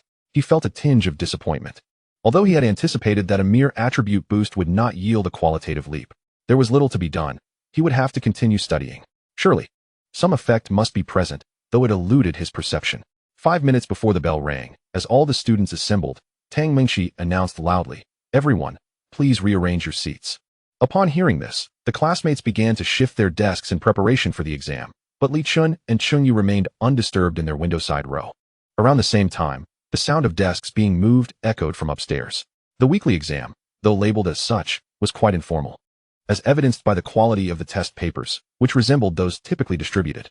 Moreover, although answer sheets were provided, they were not machine-graded, and the time constraints were tight, with evening study sessions repurposed for testing. Thus, students resisted, feeling that these lackluster exams were both exhausting and a waste of time. For Li Chen, the weekly exam was merely a triviality. Considering his proficiency in mathematics and English, it mattered little whether he took the test or not. His performance in the elective subjects was poor, and many questions on the paper were beyond his grasp, making it a torment to sit there without the opportunity to study. After the second evening study session concluded, the exam ended, and everyone returned to their dormitories, weariness etched on their faces. In the dorm, no one mentioned the exam. Discussing it felt too draining, so they opted to talk about the upcoming holiday instead. Li Chen's previous promise of treating them to a lavish meal had left everyone eager for days, and Wang Hao, with a look of anticipation, asked, Brother Chen, is there really going to be a feast tomorrow? Li Chen smiled slightly and assured, rest assured, absolutely. This statement ignited the imaginations of the other three. What could the feast entail? Perhaps KFC? Or McDonald's? In the girls' dormitory, Wang Nan and her friends were also discussing tomorrow's itinerary. Wu Fang suggested a trip to RT Mart, which received unanimous approval. Amidst the excitement, Tang Mingxi sighed. It's just half a day. Otherwise, I would love to visit the Vientiane city in Yunjing City, where there are many high-end luxury goods. Tang Mingxi's words piqued the interest of the others, as they had yet to see such luxury items in reality. Jiang Xiu mused, if only our county had those specialty stores, I would surely visit them often. Wang Nan scoffed, those stores would go bankrupt if they opened here. Hardly anyone can afford them. Wu Fang, struck by inspiration, proposed, we could form a group to travel to Yunjing City after the college entrance examinations. This suggestion was met with unanimous agreement. Wang Nan continued, in my opinion, it's best to choose a university in a big city. Then we would have places to explore. Indeed, Jiang Xiu lamented, but my grades are too poor. Going to a big city would only land me in a worse school. The mention of grades rendered the group silent. In their dormitory, only Cheng Yu and Wang Nan boasted commendable grades. The other three were average at best. Cheng Yu excelled due to her innate talent combined with hard work, while Wang Nan was purely a diligent student. It's no surprise, Wu Fang sighed. We lack any academic aptitude, and we can't maintain consistent effort day after day. It's only natural that our grades are average. They had once aspired to emulate Cheng Yu and Wang Nan by rising early, but ultimately, they could not sustain it. Thus, they could only admire Cheng Yu and Wang Nan's achievements, devoid of any resentment. If such diligent study did not yield good results, that would indeed seem unjust. Wang Nan consoled them. At least you all persisted for several weeks. Li Chen couldn't even last 2 days. Upon hearing this, everyone burst into laughter. They had assumed Li Chen would at least manage to persevere for a week. However, during lunch, Wang Nan mentioned that she hadn't seen Li Chen that morning, bringing joy to everyone. Jiang Xiu chuckled. Do you think he will wake up early tomorrow? Wang Nan scoffed. With his track record of not being able to last 2 days, even if he wakes up early tomorrow, he'll surely sleep in the day after. Chapter 10. The Feast. The next day, Li Chen, of course, did not wake up early, rising at 6:40 sharp with his roommates to head to the cafeteria for breakfast. The morning featured 2 more exams. After the second exam concluded and the papers were collected, Tang Mingqi went to Fang Ziqi's office to retrieve her phone before returning to the classroom. The students quickly rushed to retrieve their phones, reveling in their newfound freedom. Upon receiving his phone, Li Chen returned to his seat to switch his SIM card. Wang Hao and the others stood beside him, eagerly watching. Lu Heng typically returned home for meals during holidays, but this time, he stayed back for the feast. After Li Chen changed his phone card, he declared, "Let us go." And the group set off in high spirits toward the school's exit. Once outside the school, Li Chen hailed a 6-seater vehicle, and after half an hour's ride, they arrived at their destination, a restaurant that appeared quite upscale, Jiangsu Go. Li Chen had made a reservation for this restaurant 2 days prior during evening study time, while also transferring his gaming account from Android to iOS. Certainly, it had an air of grandeur in Li Chen's eyes, for he was a man returned from the year 2026. Had he not seen swine run after partaking of pork? Yet, to the few companions accompanying him, it appeared rather ostentatious. Wang Hao gazed at the Jiangsu pavilion before him, swallowed hard, and inquired, "We aren't dining at this establishment, are we?" Upon seeing Li Chen nod, a wave of anxiety washed over them.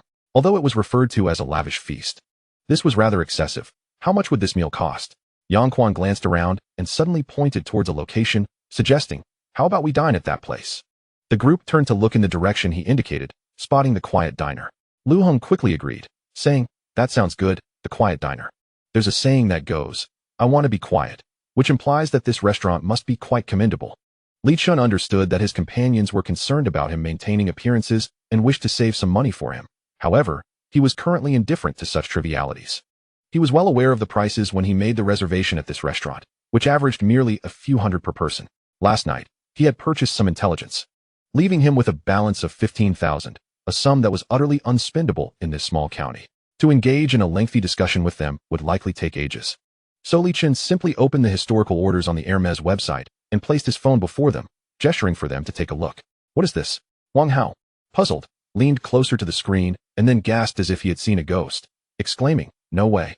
The others quickly gathered around, all equally astonished by what they beheld on the screen. A pair of shoes priced at 11,000, another at 12,000, and the most outrageous of all, a pair of slippers costing 9,000. Were they made for flight or something? Lu Heng felt a slight difficulty in breathing, panting as he remarked, "The package you asked me to bring the day before yesterday, it wouldn't be this, would it?" Li Chen nodded. "These are just a few of them, there are more." Yang Quan felt his worldview shatter, questioning, "I can understand sports shoes costing over 10,000. But how can even slippers be 9,000? Li Chen replied nonchalantly, "Isn't it quite normal?" He wasn't wrong. In the realm of luxury goods, 9,000 for slippers might be considered expensive, but certainly not the most exorbitant. Wang Hao found the person before him utterly unrecognizable, incredulously stating, "Normal? Are you serious?" As for Zhang Yishuan, he stood frozen in place, utterly speechless. He was the one in their dormitory with the least affluent background, receiving financial aid as a needy student, navigating between the classroom, dormitory, and cafeteria daily, never even stepping into a small shop. Having seen wealthy individuals online felt remote, yet with this phone screen before him, he truly grasped the profundity of the phrase that sometimes the gap between people is greater than that between man and dog. "Today, I must treat you to an extravagant meal," Wang Hao declared through gritted teeth, leading the charge into the Jiangsu pavilion. Wang Hao strode into the restaurant with an air of determination, and the attendant greeted him with a smile. "Welcome to Jiangsu Pavilion. May I ask if you have a reservation?" Wang Hao's bravado faltered, and pointing behind him, he weakly replied, It's back there." As Li Chen entered, he caught sight of this comical scene and couldn't help but chuckle, stating, "We have a reservation." After confirming the phone number with Li Chen, the attendant smiled and said, "Very well, I shall now escort you to the Riverview private room." As they passed through the lobby, the attendant introduced, "To your left is our honor wall. where we have been awarded the top 10 restaurants in Jiangyin County for 6 consecutive years. To the right is the transparent kitchen, where you may observe the chefs at work. Li Chun and his companions paused, casting a brief glance at the honor wall before shifting their attention to the kitchen. At that moment, the chef was expertly handling a fish, his movements fluid and graceful, truly a testament to his mastery. After enjoying a moment of delightful culinary artistry, the group followed the attendant to the Riverview private room. With the attendant's hospitality, Li Chun took the seat directly facing the entrance, the optimal spot for admiring the river view, while the others settled in around him. Since Li Chun had pre-ordered the dishes, the attendant served a pot of tea and then proceeded to arrange the meal. Wang Hao and his companions sat in their seats, gazing out at the river view with a sense of wonder, expressing their admiration. Li Chun maintained a calm facade, yet inwardly felt astonished. The minimum expenditure for this Riverview private room was 1,500 yuan, which was trivial for him now. However, in his previous life, he could not have afforded such luxuries. Soon, the attendant brought out a platter of cold dishes. "Let us see how it tastes," Li Chun said, promptly picking up a piece of dried tofu to sample. The others followed suit, and the presentation of the cold dishes was exquisite, the flavors delightful, leaving everyone pleasantly surprised. Before long, the attendant served a matsutake and old duck soup, made with a 3-year-old duck and wild matsutake harvested from altitudes exceeding 3,500 meters. Li Chun and his companions took a sip. They were unable to discern the nuances of the 3-year-old duck or the altitude, but it was undeniably delicious. Following the soup were the 5 main dishes that Li Chun had been eagerly anticipating: steamed East Star grouper, cheese-baked small lobsters, braised wild turtle, black truffle pan-fried Wagyu beef cubes, and fragrant crispy pigeon. The East Star grouper weighed a remarkable 2 kilograms, which Li Chun had reserved in advance. Otherwise, it would have been unattainable. Just the raw fish alone cost nearly 1,000, making it the most expensive dish of the evening. This dish did not disappoint. The fish was tender and delicate, with no trace of fishy taste. Each person received a small lobster weighing 300 grams, which was firm and succulent, accompanied by a subtle sweetness. The wild turtle was braised with pork belly, yielding a delightful combination of the pork's rich flavor and the collagen's silky texture. The beef was sourced from M5, grade Wagyu sirloin, the finest offered at this restaurant. Otherwise, Li Chun would have certainly opted for the highest grade, A5 Wagyu. The fragrant, crispy pigeon had a luminous skin, and when tearing off the pigeon leg, the satisfying crunch could be distinctly heard, with each bite delivering a delightful crispiness and robust flavor. None of them had ever tasted such exquisite cuisine, leaving them too enamored to speak. Li Chun, abandoning his previous restraint, indulged, his mouth glistening with juices. The final courses consisted of vegetables and staples: chicken oil mushrooms stir-fried with asparagus tips, abalone sauce flour mushrooms paired with fish maw, and black truffle abalone rice. The outer layer of the chicken oil mushrooms was crispy, while the core was chewy, providing a delightful texture. The attendant mentioned, the asparagus tips in this dish are harvested in the early morning, taking only the top 5 centimeters, which is quite a stringent requirement. This revelation made the dish even more delectable for the group. The fish maw was selected from 60 head yellow flour maw tubes, and the abalone sauce was thick and clung to the ladle for 3 seconds without dripping. The black truffle abalone rice was prepared with 15 head fresh abalone, intertwining the flavor of black truffle sauce with the sweetness produced by the breakdown of starch enzymes, creating a truly delightful dish. After the meal, the group reclined in their chairs, faces glowing with satisfaction. Yang Quan rubbed his noticeably rounder belly and gave a thumbs up, declaring, "I'm impressed. This is the most enjoyable meal of my life." Lu Hong, equally relieved, chimed in, "Thank goodness I didn't go home. Otherwise, I would have been left starving." The others nodded in agreement. The dishes they had just savored were unlike anything they had encountered before, combined with the chef's extraordinary skills, making each bite a delightful surprise. It was indeed a feast for both the eyes and the palate. After sipping some tea and resting for a while, they decided to return to their dormitory. As they exited the private room, Li Chun walked straight to the front desk to settle the bill.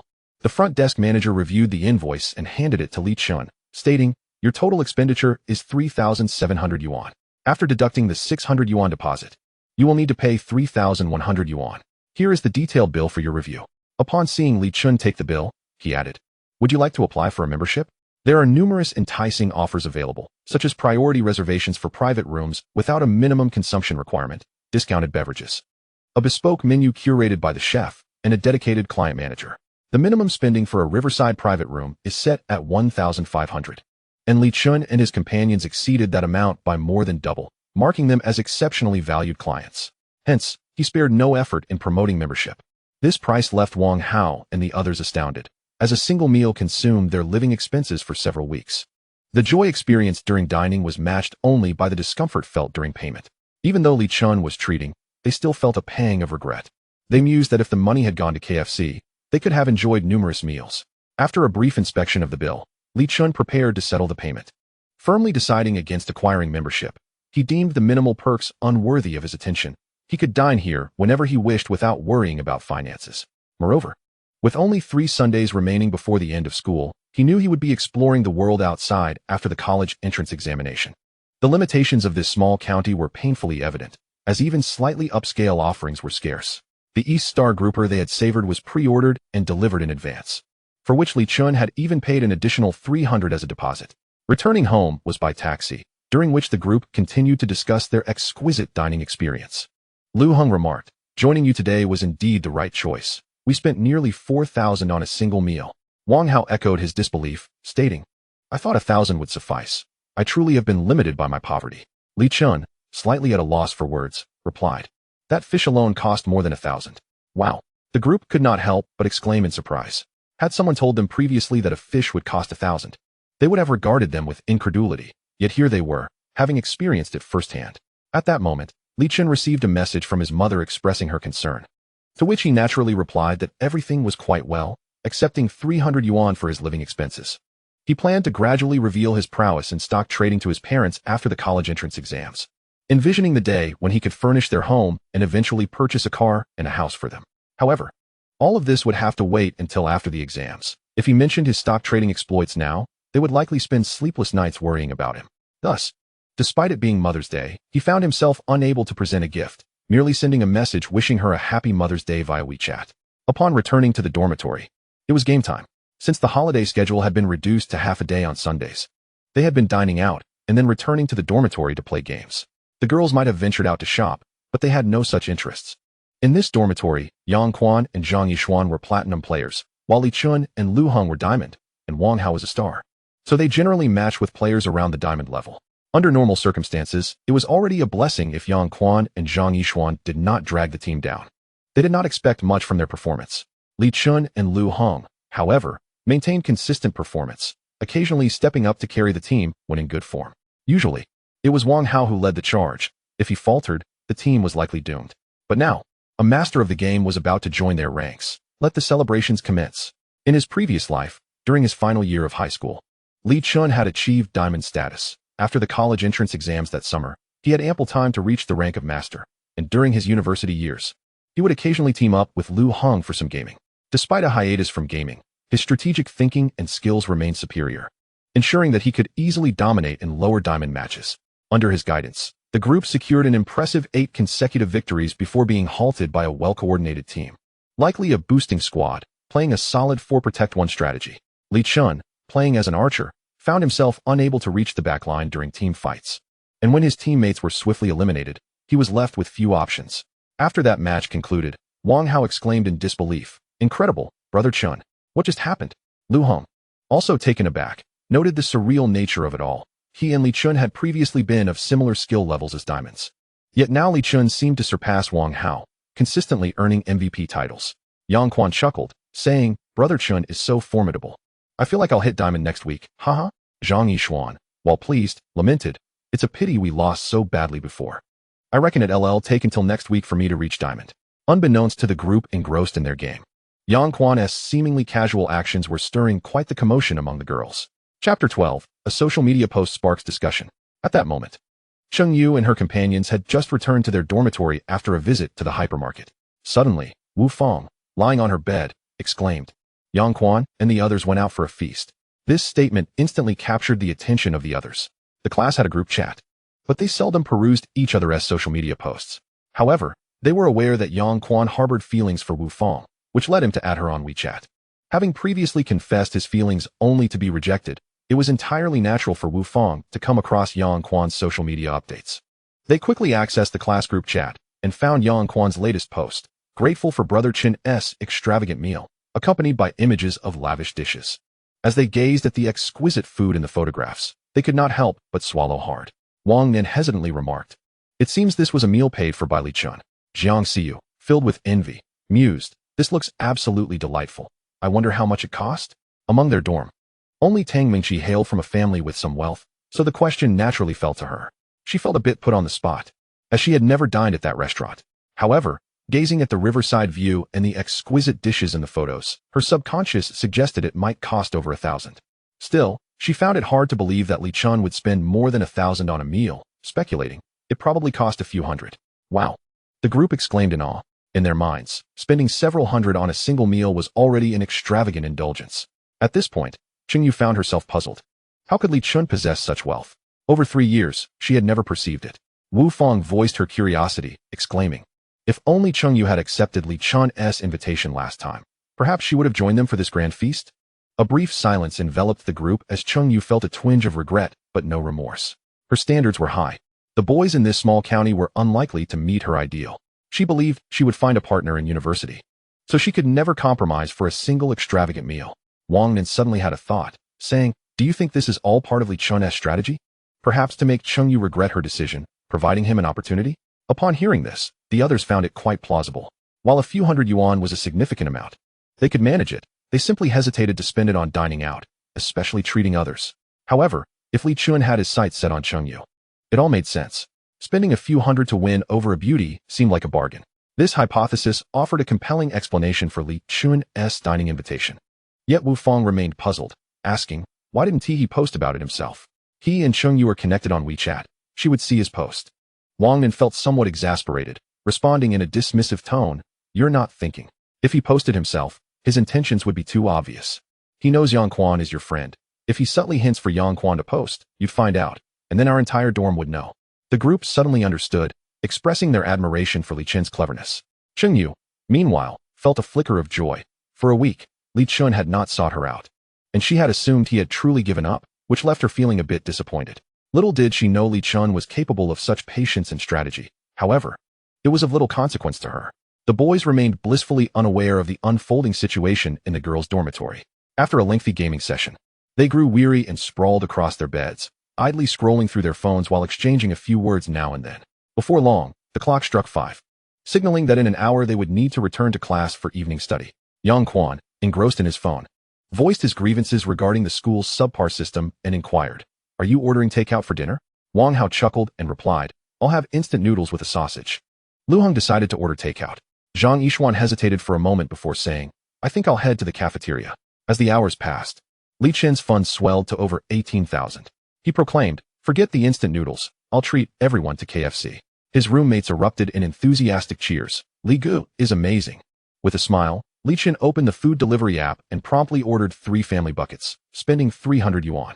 For him, spending money was the simplest task. He spent, and others provided emotional value in return, which was indeed worth it. Much like how many individuals willingly spend in live streaming sessions, while the benefactor might enjoy a meal. Others merely contribute without reward. When the delivery arrived, Wang Hao and Lu Heng eagerly volunteered to retrieve it.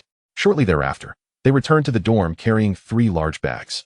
The group excitedly opened them to reveal the 3 family buckets, showering Li Chun with compliments. Li Gu is so generous. Soon, they indulged in a lavish dinner, ultimately overindulging and leaving food uneaten. Initially, Li Chun intended to discard the leftovers, but Wang Hao intervened, suggesting they save it for a late-night snack. Yang Quan and Zhang Yishuan concurred, reasoning that it wouldn't spoil after a few hours. After their meal, they resumed lounging until it was almost time for evening study, at which point they made their way to the classroom. Just minutes before the study session commenced, Tang Mingqi retrieved the phone collection bags from Fang Ziqi's office and began collecting phones according to the list. Naturally, Li Chun submitted his old device. When Tang Mingqi took his phone, she keenly noticed it was not the Apple model, yet refrained from commenting. Her duty was merely to collect phones, without the need to offend anyone. Once Li Chun had surrendered his phone, he returned to his studies. Having recently acquired an additional 2 points of intelligence, he felt no significant change, but the psychological boost was potent, allowing him to study with joy. Upon returning to the dorm that evening, he found Wang Hao and the others feasting on the leftover family buckets. Wang Hao, chewing as he offered a bucket, said, Li Gu want some? After a moment of hesitation, Li Chun took a chicken piece. While it had lost some flavor in the chill, it was still edible.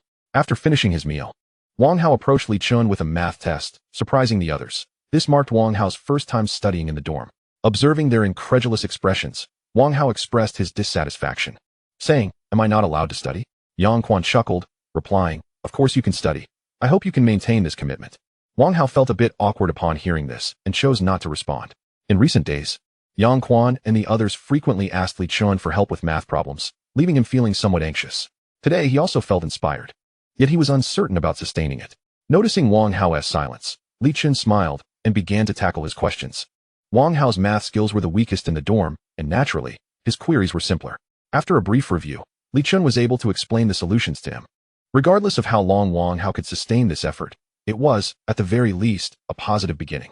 Li Chen genuinely hoped that each person in the dorm could achieve their goals, rather than regretting missed opportunities in the future. Chapter 13, A Breakthrough in Math Scores. On Monday morning, the first class was political science, and Fang Ziki entered the classroom holding the test papers. He sensed that this week's exam had not gone particularly well. Perhaps it would be better to have exams every 2 weeks instead of weekly, which was exhausting. However, he could not refuse the school's arrangements, and besides, this would be the last weekly exam. Nonetheless, this exam could reflect the student's learning to some extent. For instance, Li Chen scored 33 points, primarily from multiple-choice questions. While his performance on the essay questions was dismal, Fang Ziki found it perplexing. Li Chen had always performed reasonably well in politics, scoring 60 in the last weekly exam. And he had expected a score above 80 this time. But this 33 was far too low to be acceptable. He even suspected that Li Chen might have done so intentionally. How could one regress so much in just a week? With a hint of concern, Fang Ziki announced, The papers from this week's exam have been graded, and most students performed well. The highest score in our class is Cheng Yu with 82 points. The only one above 80. Over 10 students scored above 70, so I want to name them all. He then shifted his tone, continuing, However, there are some students who did not fare well, possibly due to excessive pressure. Next week is the third mock exam. I hope those students can adjust quickly. If there is a significant discrepancy between the scores of the third and second mocks, I will have to involve their parents. Li Chen sat in his seat, frowning in thought. Without a doubt, he was among those students Fang Ziki referred to, perhaps even the only one. It seemed that Fang Ziki was merely trying to spare his feelings. With the third mock exam approaching, involving parents would indeed be a hassle. The silver lining was that after purchasing a bit of intelligence that morning, he felt slightly more alert. With 7 days left, if he could improve his physics. Alongside his math and English, his scores in the third mock might not be significantly worse than before. Fang Ziki handed the test papers to Tang Mingqi, who began distributing them. As she handed out the scores, she couldn't help but laugh when she reached Li Chen's. Suppressing her amusement as she handed him his paper, Li Chen, noticing her expression, anticipated his score would be low, but he was prepared for it. Upon receiving the paper, he saw the score was 33, better than expected. He had thought it might only be in the 20s. Lu Heng leaned over to glance at the score and was astonished. It was indeed an outrageous score, explaining Tang Mingqi's peculiar expression. Lu Heng queried, Li Ge, what happened? Did you just give up? Due to the usual academic pressure and the seemingly trivial weekly exams, some students tended to write carelessly or even sleep through them, submitting blank papers. Li Chen awkwardly smiled, unsure of how to respond. Lu Heng, interpreting his expression as confirmation, sighed. This weekly exam was ridiculous. I didn't want to take it either. Unbeknownst to Fang Ziki, the score he deemed shockingly low actually brought Li Chen a sense of hidden joy. He began reviewing the test.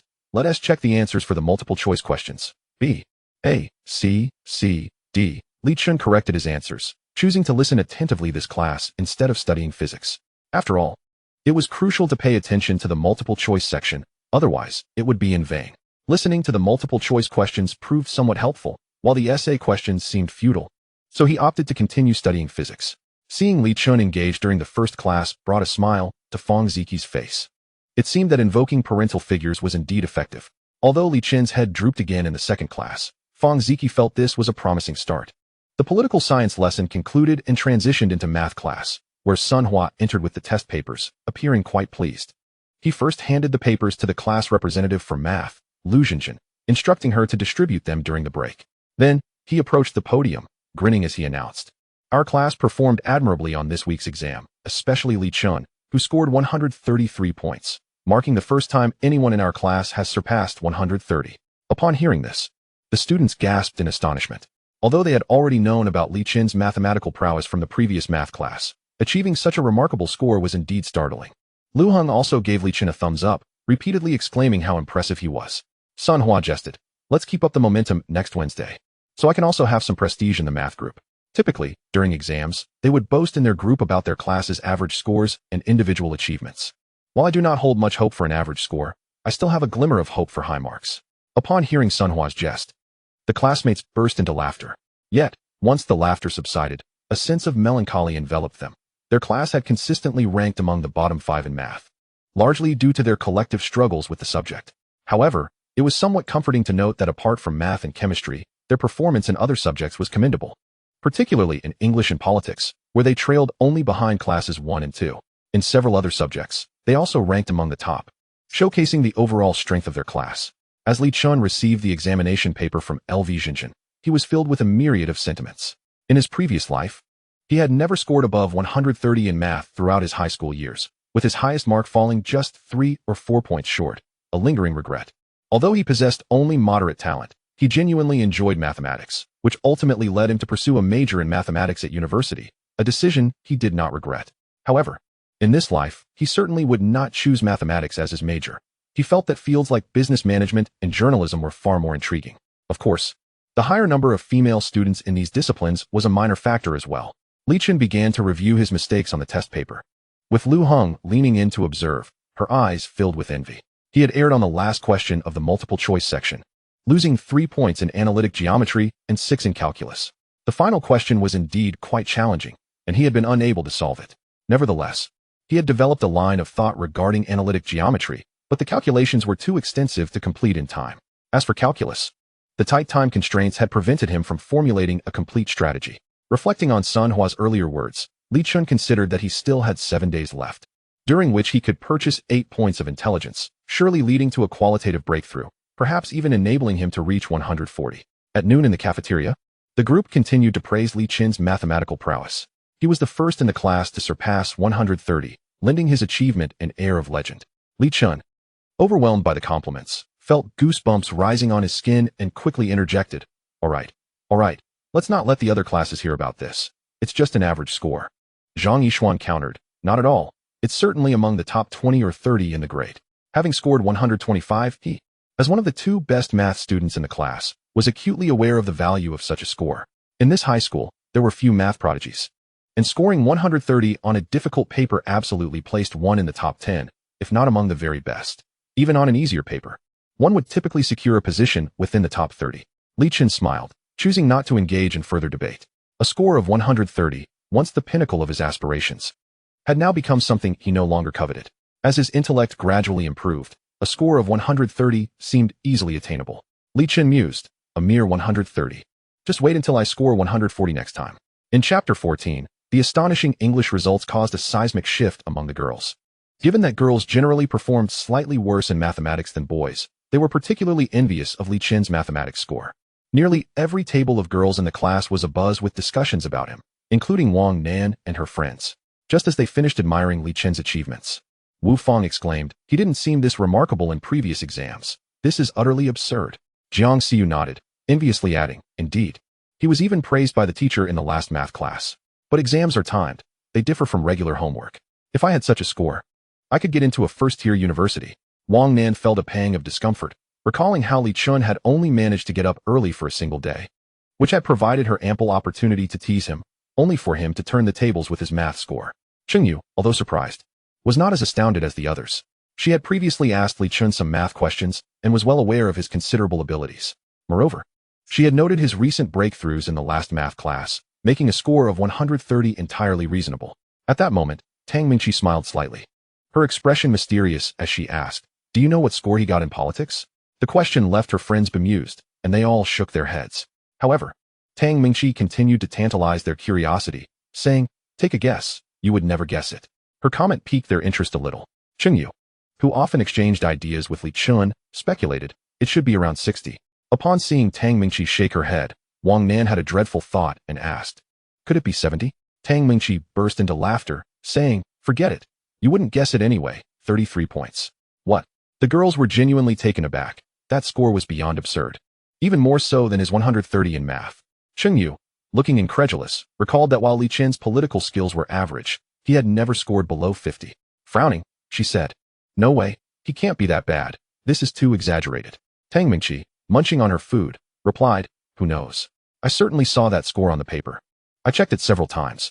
After some discussion, They unanimously concluded that Li Chun must have written nonsense on the paper to avoid a weekly exam. The first class in the afternoon was English. Lin Mei entered the classroom holding the test papers and glanced at the boy sitting by the window in the back. Her mind filled with questions. The last time Li Chun had been inattentive in class, she had given him a small reprimand. Following that, he had been relatively obedient, though he still often seemed distracted. How could such a lackadaisical attitude yield such impressive results? Could he have seen the exam paper in advance? Lin Mei felt her suspicions were justified. Weekly exams typically utilized papers from other regions, as producing a new one each week would be challenging in terms of quality control. So it was quite possible that Li Chun had encountered this paper before. The extent of his improvement was indeed astonishing. He had previously hovered around the 110 mark, but had now catapulted to the top of the class, which was simply unbelievable. The students looked on expectantly at Lin Mei, as their strongest subjects were English and politics, and they had indeed performed well on the politics exam that morning. They felt confident in their English abilities and were eager to discover their scores. To their surprise, Lin Mei did not, as she usually did, announce the names of the top performers. Instead, she stated flatly, "In this exam, the highest score in our class was 139, with 7 students scoring above 130. Chengyu, please distribute the papers." Chengyu stood up to collect the papers and began to hand them out slowly. Upon reaching her own, she saw her score, 137. She was momentarily stunned. Even though Lin Mei had not disclosed the top scorer, she had assumed it would be her. No one in the class had any doubts, as Chengyu had consistently ranked first in English since the class division in the second year. Who was the top scorer? Chengyu wondered, hastening her pace in distributing the papers. Suddenly, her eyes widened in disbelief as she spotted Li Chen's name on the paper marked with a score of 139. Approaching Li Chen's desk, she dazedly handed him his paper before quickly moving on to the next student. Li Chen accepted the test paper, taken aback by the score. Although he had anticipated achieving above 130, he had not expected to secure the top position in the class. He had assumed it would be Chengyu again. As he flipped through the paper, he noted that he had scored full marks in listening and reading, missed 1 enclosed test, made 1 grammatical error, lost 3 points in the application writing, and 5 in the continuation writing. Excellent. This time, I've managed to maintain a bit of restraint in my writing, only incorporating a few level 6 vocabulary words. Next time, I'll add some postgraduate terms for the examination. At this moment, Lu Heng received his test paper, scoring 115 points. He turned to glance at it, and couldn't help but exclaim, "Wow." Li Chen observed Lu Heng's astonished expression and chuckled, feigning arrogance as he asked, "Isn't that impressive?" Lu Heng replied with a peculiar expression, "Absolutely astounding." During this class, Lin Mei naturally discussed the test papers. Li Chen, having answered most questions correctly, paid little attention and devoted himself to studying physics. Lin Mei noticed, but did not intervene, regardless of whether he had completed the test beforehand. His score was a testament that Li Chun indeed did not need to listen to the review. Apart from Li Chun, another student, Chengyu, also seemed disengaged. She pondered for 2 entire class periods, trying to decipher how Li Chun had achieved such a score. After much deliberation, she resolved to inquire after class, only to discover that Li Chun had already left for an elective course. In physics class, Li Chun received his test paper, scoring 41 points. It was acceptable. At least he had garnered a decent score from the first 2 units. In the cafeteria, Li Chun and his friends shared their results over lunch. Wang Hao was elated to have passed English this time, celebrating as though it were the new year. Zhang Yishuan consistently excelled in biology, achieving an impressive score of 80, which translated into a grade above 90. As the group animatedly discussed their results, Lu Heng gestured for everyone to quiet down. With curious eyes upon him, he smiled and asked, "Do you know who achieved the highest score in English this time?" The group fell silent, expecting something significant, yet finding it shrouded in mystery. Yang Quan casually remarked, "It's Chengyu, isn't it? Who else could it be? Surely not you?" Lu Heng chuckled, "Of course not me, but it's quite close." Noticing their puzzled expressions, he slowly revealed, "It's my desk mate." Lu Heng anticipated that his revelation would astonish them, but instead, they burst into laughter. He understood they thought he was joking. However, had he not witnessed it with his own eyes, he would have found it hard to believe as well. As the laughter subsided, they noticed Lu Heng's calm demeanor, while Li Chun continued to eat leisurely. Gradually, their amusement waned, yet they remained skeptical, declaring they would remain silent until they saw the paper. Chapter 15, The Girl's Shock. At the girls' table, Jiang Xiyu looked at Chengyu with admiration and said, "Chengyu, you've already secured first place in 3 subjects this time. That's amazing." Wu Feng laughed. "For her, isn't that just basic skill? Let's see if she can snag a first in Chinese tomorrow, making it 4 firsts. Chemistry might be a stretch, though. Zhang Yishuan is too strong in that subject." The girls glanced at Chengyu, only to find her quietly eating, not responding, seemingly in a less than cheerful mood. Just as their curiosity peaked, Wang Nan interjected. Her English isn't first. The group was taken aback. This round of exams was absurdly remarkable, initially thought to be just an ordinary test, yet it shattered two records. One was Li Chen's mathematics score exceeding 130, and the other was Cheng Yu's English first place being claimed by someone else. Upon further inquiry, they learned Cheng Yu's English score was 137, yet the highest score reached 139. The group buzzed with speculation regarding who had achieved this top score. In their recollection, aside from Cheng Yu, there seemed to be no particularly formidable contenders in the class. Although several students consistently scored above 130, they were merely emerging talents. While Cheng Yu had always scored above 135, even reaching 140 at times, showcasing her undeniable dominance. Who, then, is the first?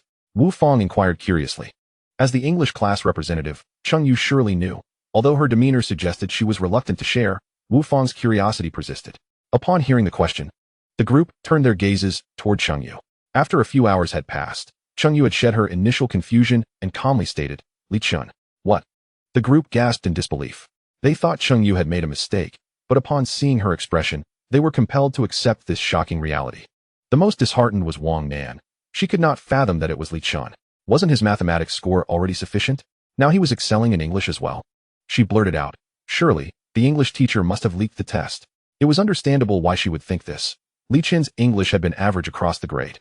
But in this class, he was decidedly among the lowest. Suddenly securing first place was hard to believe. Wu Fang frowned in contemplation and stated, "That seems unlikely." The English teacher had no need to disclose the test to him, but it is possible he had seen the exam beforehand.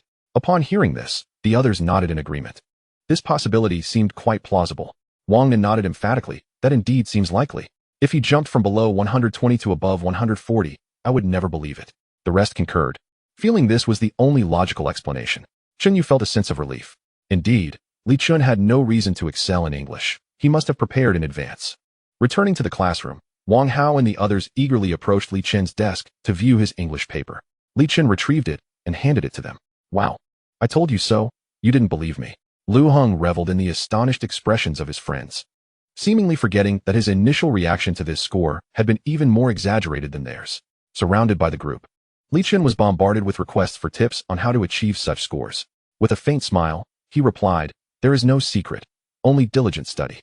His nonchalant demeanor sparked envy among his peers. Yet, they understood that there were no shortcuts to learning.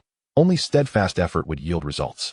The following morning, Li Chun purchased a few intelligence-enhancing items, feeling a notch stronger, and cheerfully joined his roommates for breakfast. Upon arriving at the classroom, he found Lu Heng already seated and reviewing his notes, prompting him to smile inwardly. In truth, Lu Heng had not risen particularly early. It was merely due to the inter-school commute that he required additional time.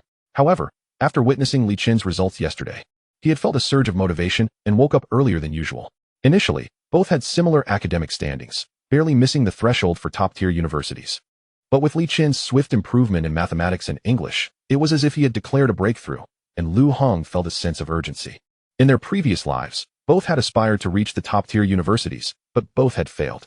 He had missed by 10 points and ultimately found peace with it, while Lu Heng had missed by just 4, constantly regretting why he couldn't have exerted a bit more effort. Commuting was no excuse, as he could have risen earlier. Today, Lu Heng carried a bag containing a delivery for Li Chun, with another parcel stuffed in his backpack. He handed the package to Li Chun, exclaiming, "How many things did you order?" "So many parcels. I bring you a few each day." Li Chun chuckled, "There should be around 15 packages. Take your time. There's no rush." Upon hearing this, Lu Heng was left speechless. 15 packages? That was utterly outrageous. Li Chun glanced at the contents, which appeared to be socks, underwear, and a pair of shoes. He intended to try on the shoes first. If they did not fit, he could exchange them. He promptly opened the package containing the shoes, and Lu Heng curiously watched, having never seen a pair of shoes that cost over 10,000 before. The sound of unboxing drew the attention of the two students in front. Cheng Yu continued studying as before, while Wang Nan turned around. She observed Li Chun pulling out a pair of shoes. These shoes resembled a mesh style, but featured some leather connections in the middle, combining breathability with a sense of quality, and the shoes' lines were elegantly streamlined. Although Wang Nan could not identify the brand of the shoes, her years of shopping experience informed her that their value must be considerable. Lu Heng also found the shoes exquisite and sophisticated, yet he still deemed the price of over 10,000 too steep. Li Chun, after examining the shoes repeatedly, slipped them on and began to pace back and forth at the back of the classroom. Wang Hao and his companions noticed the new shoes on Li Chen's feet and were consumed with envy. These shoes were indeed stunning and worth over 10,000. Li Chen, too lazy to remove them, wore them back to his seat to continue studying. The afternoon rolled on until the third period, chemistry class. Wang Jie gestured for Zhang Yixuan to come up and collect the test papers, announcing, "The highest score in this week's assessment is Zhang Yixuan, with 83 points. 2 students scored above 70, LV Jinjin with 73 and Cheng Yu with 70. Zhang Yixuan, somewhat surprised, handed Li Chen his test paper. Upon seeing the 21 points, Li Chen could not help but smile ruefully, realizing the dismal result. Lu Hong was taken aback as well, but he assumed Li Chen had taken the chemistry exam lightly, much like his approach to politics. Still, it seemed outrageous. Even a mere choice question should yield a higher score. The chemistry lesson continued. But Li Chen found himself focusing on physics instead, as he truly struggled to comprehend the subject. Unlike politics, which often encompasses more accessible content such as foreign trade, market economy, and Huaxia culture, chemistry requires a foundation of prior knowledge that he had not acquired, rendering comprehension elusive. Each chemistry textbook, while appearing independent, was interlinked and necessitated a systematic and comprehensive review. Currently focusing on physics and memorizing some political concepts, he decided to forego chemistry for the time being, at least until after the third mock exam. However, with the enhancement of his intellect, his pace of learning physics quickened, and once he grasped it sufficiently, he could turn his attention to chemistry. For physics, he could simply practice some exercises daily to maintain his skills while enhancing his ability to tackle intermediate and challenging problems. Chapter 16, Covert Operations. As the chemistry class concluded, Li Chen continued to sprint alongside his roommates as usual. Unbeknownst to him, several girls in the classroom were preparing to embark on a scheme concerning him. Shortly after the class bell rang, Jiang Xiyu was fixated on the view outside the window. Upon seeing Li Chen and a few other boys dashing toward the cafeteria, she raised her right hand, signaling an OK gesture. Consequently, Wu Fang and Tang Mengqi hurried over to Wang Nan's seat. Cheng Yu, observing the two approaching, uneasily remarked, "Isn't this a bit inappropriate?" Wang Nan reassured her. "We're just taking a quick look, not doing anything, and you can just stay put. It's mainly for Tang Mingqi to see." Earlier at lunch, Wang Nan had mentioned that Li Chen's newly purchased shoes appeared quite upscale. This remark instantly piqued the interest of several girls, who were already particularly fascinated by clothing and footwear.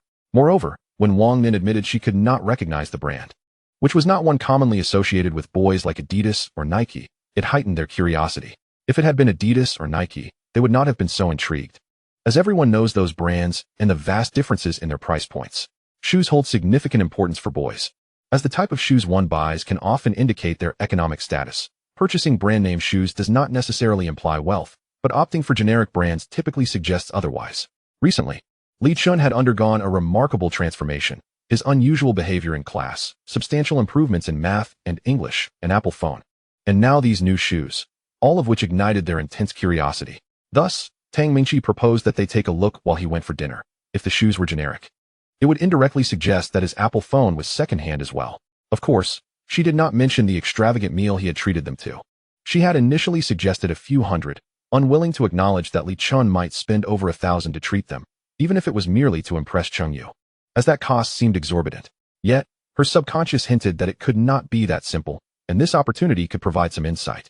The girls stealthily approached Li Chen's desk. Although the classroom was nearly empty, they felt nervous and occasionally glanced toward the door, fearing Li Chen might return unexpectedly. However, they were aware that such an occurrence was unlikely. Jiang Xiyu was on lookout duty, monitoring the route from the cafeteria back to the classroom to ensure no surprises arose. Over there, Wang Nan pointed to an open delivery box. Tang Mingqi and Wu Fang followed her finger and spotted the package. Tang Mingqi exclaimed joyfully, "I knew he wouldn't bring the packaging back to the dormitory." Wang Nan was the first to pick up the package, and inside, there indeed lay a shoebox. An orange box emblazoned with its brand. She had never seen this brand before, but recognized the English word Paris inscribed beneath it, the name of a world-renowned city. The City of Light. Wang Nan speculated that this might be a relatively niche foreign brand. She turned to Tang Mingqi, eager to know if she recognized it, as Tang Mingqi was the most knowledgeable among them. At that moment, Tang Mingqi was utterly stunned. The horse logo, HERMS, Paris. She realized it was none other than the illustrious Hermes, which she had specifically visited when she last went to the Vientiane city in Yunjing. But how could this be? "Do you know what brand this is?" The voice nearby snapped Tang Mingqi back to reality. She looked at the questioning faces of Wang Nan and Wu Fang. Her lips trembled as she struggled to articulate, "Hermes." Upon hearing this name, Wang Nan and Wu Fang's eyes widened as they gazed again at the box in their hands. Knowing the answer made it easier to connect the dots. The horse. And that Hermes. Their English was proficient enough to deduce that this was the pronunciation of Hermes. Chen Yu blinked in confusion, observing the peculiar expressions of the three in front, unsure of what transpired. At that moment, Wang Nan could not help but gently caress the logo. It was a brand that existed solely in her dreams.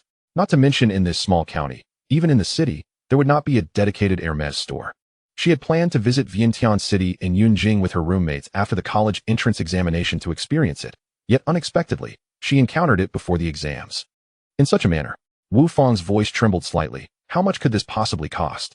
Tang Mingqi pondered for a moment before responding. Shoes like these are considered relatively inexpensive. At least 7 or 8,000.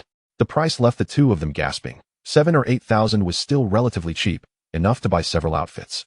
However, they also understood that what was truly expensive were the bags, which started at several tens of thousands. At this point, thoughts of Li Chun faded away. This was Hermes. The girls excitedly opened the box, marveling at its exquisite craftsmanship. Even the shoebox was designed with such elegance. While admiring the box, Wang Nan caught a glimpse of Cheng Yu sitting nearby and hastily beckoned her over. Come quickly, Cheng Yu. Cheng Yu shook her head, unwilling to engage in such sneaky behavior. Wang Nan handed the box to Wu Fang and returned to her seat, pulling Cheng Yu along. It's Hermes. Come see. You wanted to look before, didn't you? Hearing Wang Nan's words, Cheng Yu felt bewildered but reluctantly followed her to the back of the classroom. Wang Nan then introduced her to the Hermes logo and the English name. Gazing at the luxurious and elegant box before her, Cheng Yu felt a mix of emotions swirling within her. Although she was not well versed in such matters, she had overheard Tang Mingqi mentioning it a few times in the dormitory. This was the epitome of luxury. How could Li Qin possibly possess such wealth? Just then, they heard Jiang Xiyu's voice reminding them, Li Chun is back. They quickly tidied up, returning the package to its original place, and then went ahead to call Jiang Xiyu to join them for dinner. As they stepped out of the classroom, Jiang Xiyu inquired, what was that thing? You all were staring at it for so long. At that moment, the four of them were still caught up in their excitement, and Wang Nan replied with a smile. It's an Hermes packaging box, the brand we were discussing in the dormitory earlier. What? Jiang Xiyu was taken aback and then somewhat angrily questioned. Why didn't you let me come over to take a look? Initially, she had felt exhilarated being assigned as the lookout for this operation, relishing the thrill of covert observation akin to that of a spy on television. Yet, to find out in the end that it was merely an Hermes packaging box. The others were momentarily speechless by Jiang Xiyu's question. Wu Fang, feeling a bit embarrassed, said, we forgot. And besides, weren't you supposed to be on watch? Jiang Xiyu, feeling wronged, retorted, if I'm watching, can't you find someone to take my place? No way, I have to go back and see it. However, this was not an option. The others quickly restrained her, urging, Li Chun will return any moment now. If you want to see it, wait until after evening study. Left with no choice, Jiang Xiyu reluctantly followed them to dinner, secretly vowing to take a good look once the evening study ended.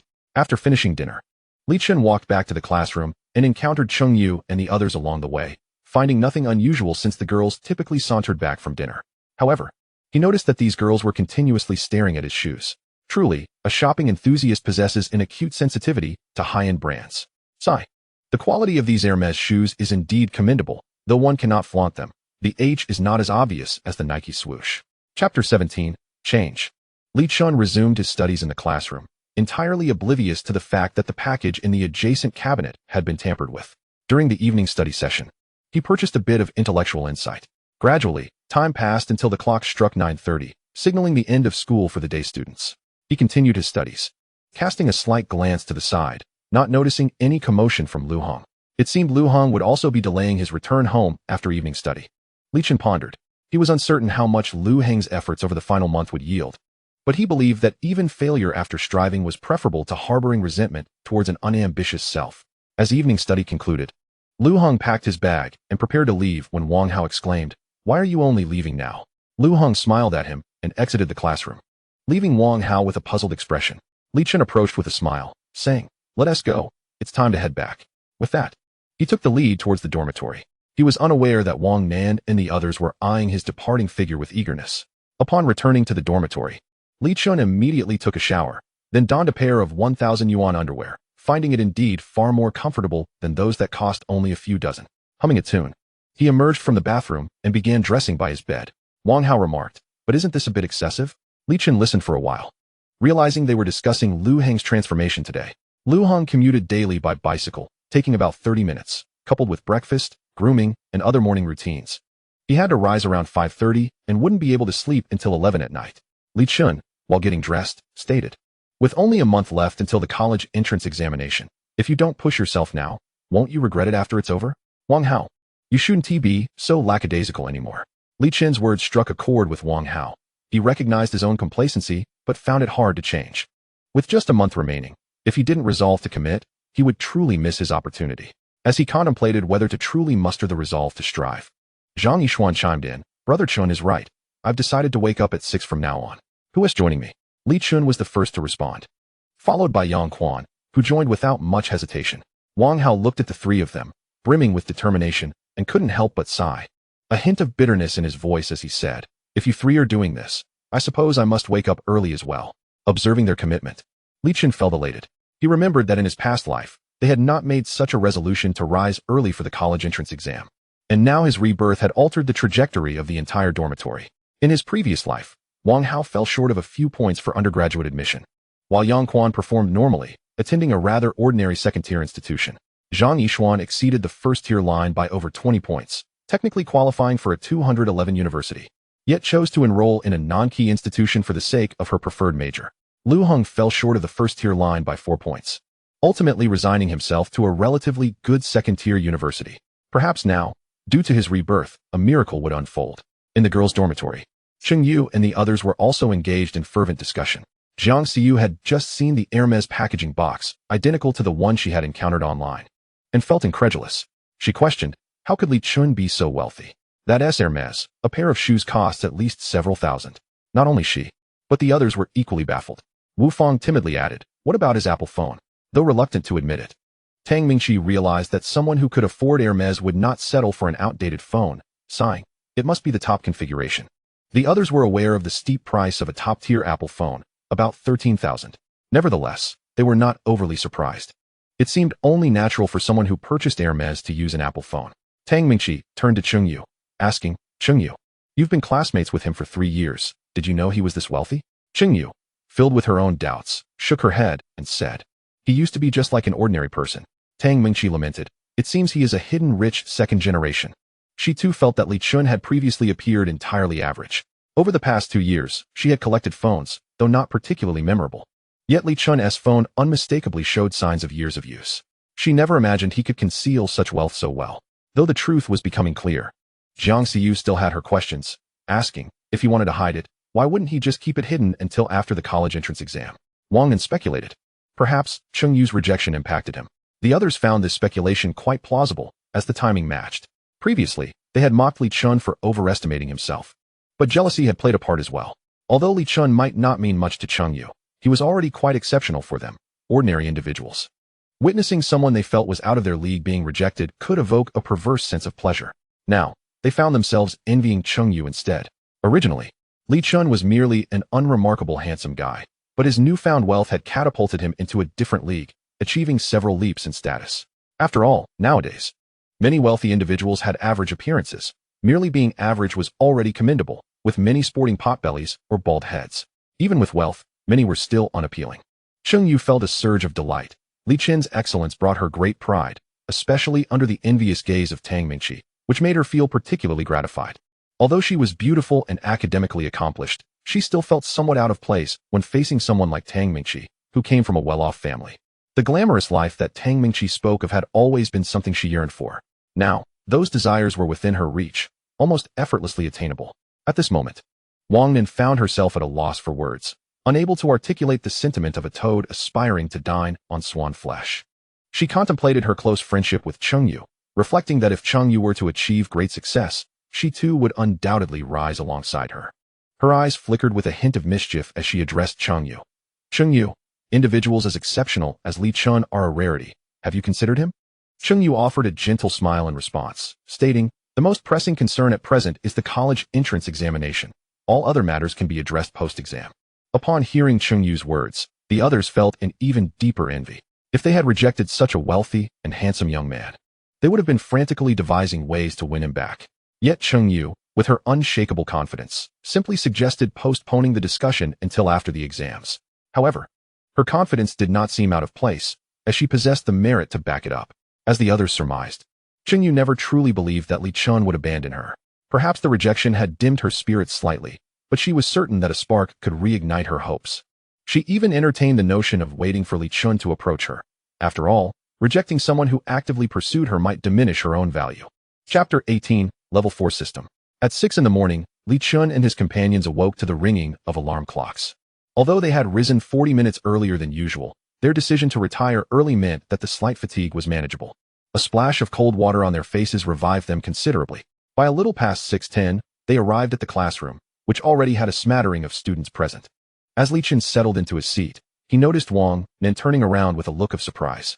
"Li Chun, you're here so early today?" she exclaimed. Li Chun paused for a moment, recalling that Wang Nen had not always been particularly kind to him.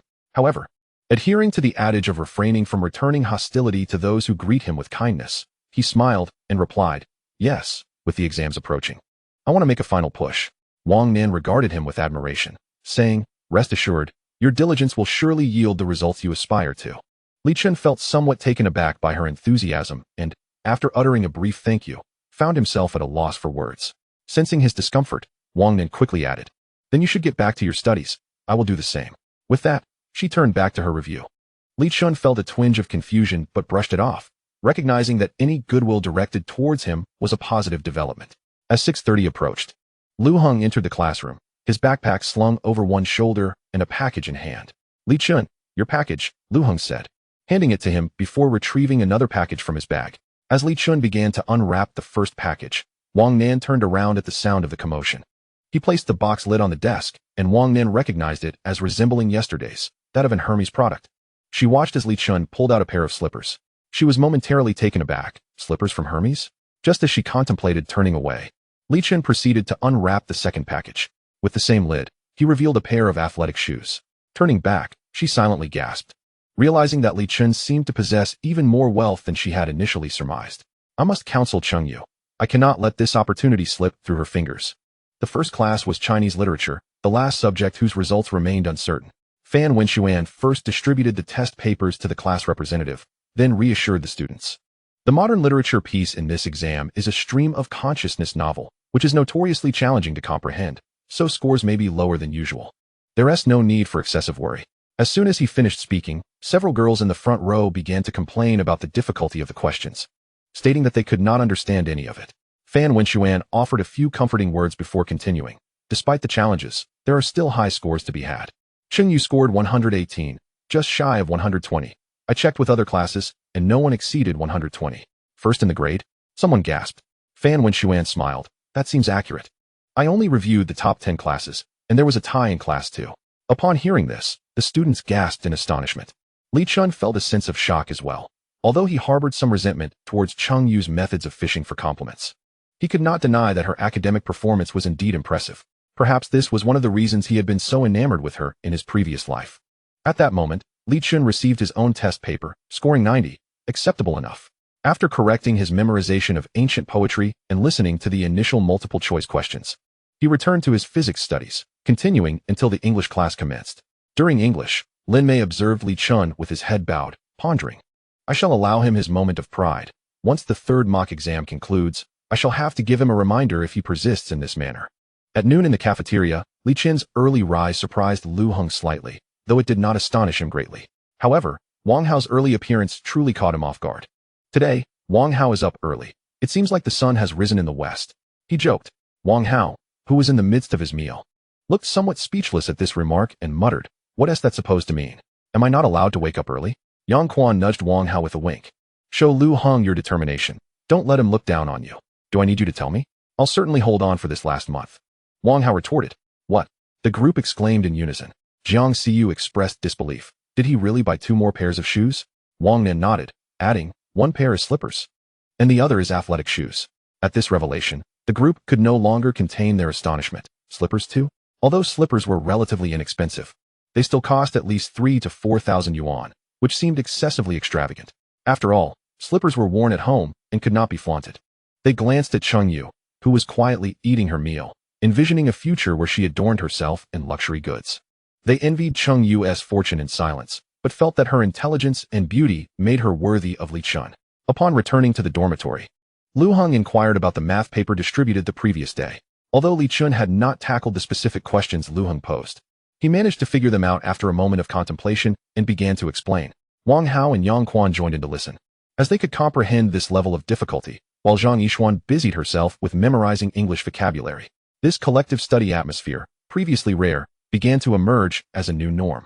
As Friday noon approached, Li Chun took a brief nap before waking, for he knew he could upgrade the system to level for that afternoon. Over the past 2 days, he had purchased 4 points in intelligence, and the store still indicated that further purchases were possible. While he felt a tinge of frustration, he quickly reconciled himself to the fact that he was not particularly bright. At 1:14 p.m., he had accumulated enough funds, but the scattered amounts were inconvenient for spending. He opted to wait an additional 2 minutes, then directly scanned the payment interface on the Hermes website to purchase a short-sleeve shirt priced at 5,500 yuan. Upon successful payment, the system's voice chimed in. The Godly Rich system has been upgraded to level 4. As the master of the Godly Rich system, your account accumulates wealth every second. Wealth accumulation rate, 0.8 yuan per second. Consumption required for upgrade, 218, 125,000 yuan. Account balance, 458 yuan, withdraw. Store. Note, funds spent that are refunded will not yield additional experience. 69,000 a day, quite comfortable. After the system upgrade, Li Chun's first action was to open the store. Seeing that the arrow to access the level 2 store remained gray, he felt a pang of disappointment. Despite having anticipated it, the second matter at hand is the refund of the short-sleeved shirt he just purchased. The return sum of 5,500 cannot once again be translated into experience. He simply finds the notion of acquiring a shirt worth 5,005 somewhat unrefined. At this juncture, several of his roommates have already risen, observing him engrossed in his phone as they sit on their beds awaiting his departure. Let us go, Li Chun declared, switching off his phone and tucking it into his pocket before rising from his bed. Chapter 19. 60 Points of Intelligence. The first class of the afternoon is taught by the homeroom teacher. Fang Ziki enters the classroom and, despite having reiterated this several times, he admonishes once more. From next Monday to Wednesday, we will have the third mock exam, the final joint examination before the college entrance examination. He emphasizes the gravity of the situation, explaining that this will be the last assessment before the actual exam, with subsequent weekly tests being cancelled. This is a citywide examination, allowing you to ascertain your ranking amongst peers, which is of great significance. It is imperative that you approach it with utmost seriousness and strive to present your best self. After a few more words, Fang Ziki begins discussing the test papers, while Li Chun continues to immerse himself in physics. Having acquired 8 points of intelligence, he has noticeably accelerated in both his study and problem-solving speeds. Previously, he struggled to complete a math test within the allotted time. Yet now he can afford to set aside 10 minutes for review. However, he still finds himself perplexed by particularly challenging questions. The benefits of enhanced intelligence extend beyond mere speed. Even his ability to memorize political concepts has improved.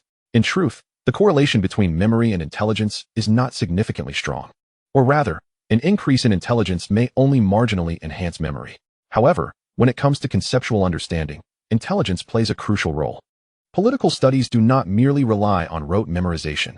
Many philosophical aspects require comprehension.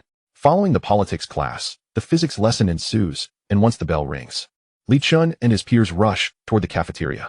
In the cafeteria, Yang Quan expresses his concerns. Do you think the third mock exam will be difficult? His apprehension is understandable, as Fang Ziki has repeatedly mentioned the significance of this exam over the past few days. Li Chun reassures him with a smile. Fear not. The third mock exam is primarily designed to bolster our confidence. It certainly won't be excessively challenging. Zhang Yixuan nods in agreement, adding, and even if it is difficult, we will all face it together. We shall give it our all. Among the group, aside from Li Chun, the most at ease is perhaps Wang Hao. Nonchalantly chewing his food, he remarks, even if you don't perform well, it's no big deal. After all, it's not the college entrance exam.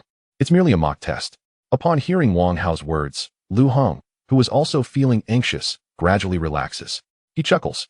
It seems Wang Hao possesses a higher level of insight. Indeed, even if one does not perform well, it will not affect the final college entrance examination. Maintaining a calm mindset is key. Thus, the previously serious atmosphere lightens considerably. The group enjoys their meal, exchanging laughter and camaraderie, in stark contrast to the boys' lightheartedness. Cheng Yu and her friends are fervently motivating each other. Under their enthusiastic insistence, Cheng Yu extends her well wishes to each of them. The blessings from the academic achiever and the campus belle uplift their spirits, instilling in them a sense of confidence regarding the upcoming mock exam. In a moment of exuberance, Wang Nan turns to Chengyu, saying, Chengyu, you will surely excel as well. Show Li Chen a thing or two. Let him know that despite his mathematical prowess, relying solely on mathematics is insufficient. At this, the others burst into laughter, recognizing that Wang Nan has frequently mentioned Li Chen in recent days. However, they understand why. In this small county, Li Chen is indeed a paragon of excellence. They suspect that even in a bustling metropolis, few would rival his capabilities. Moreover, Wang Nan has noted that Li Chen receives 3 to 4 packages daily. If one of those packages contains something from Hermes, it is truly unfathomable. Chengyu nods earnestly. The fact that Li Chen has not sought her out in the past 2 weeks leaves her feeling somewhat uneasy. She wishes to convey to him that she remains the same Chengyu, and she aims to shine even brighter. The Level 4 system's speed in accumulating wealth is remarkable. By the conclusion of the evening study session, Li Chen purchases a bit more intelligence, only to discover he can continue acquiring it. He knows he is not a naturally gifted individual. In his past life, he relied solely on hard work to reach the threshold of passing. Yet, he has proven capable of scoring a perfect 100 in mathematics. Surely, there must be some merit to innate talent? With the cancellation of weekly tests, Saturday becomes a day dedicated to self-study, which Li Chen welcomes wholeheartedly. He thrives in self-directed study, particularly after having purchased additional intelligence around 8 o'clock that morning. The intelligence potion has now turned gray, indicating that his intelligence has risen to 60 points. This revelation comforts him slightly, affirming that his previous intelligence was indeed 50 points. The system's evaluations are notoriously stringent, yet upon reflection, his intelligence remains superior to that of the average individual. He is now a transformed version of his former self. The impact of 60 points of intelligence is profound. Not only has his learning speed significantly increased, but he has also developed approaches to previously insurmountable problems. Perhaps the transition from 59 to 60 represents a qualitative leap. By the end of the day, he completes all remaining physics tasks. The preliminary review of physics is accomplished, and he now feels confident in tackling intermediate-level questions. Next on his agenda is the review of chemistry.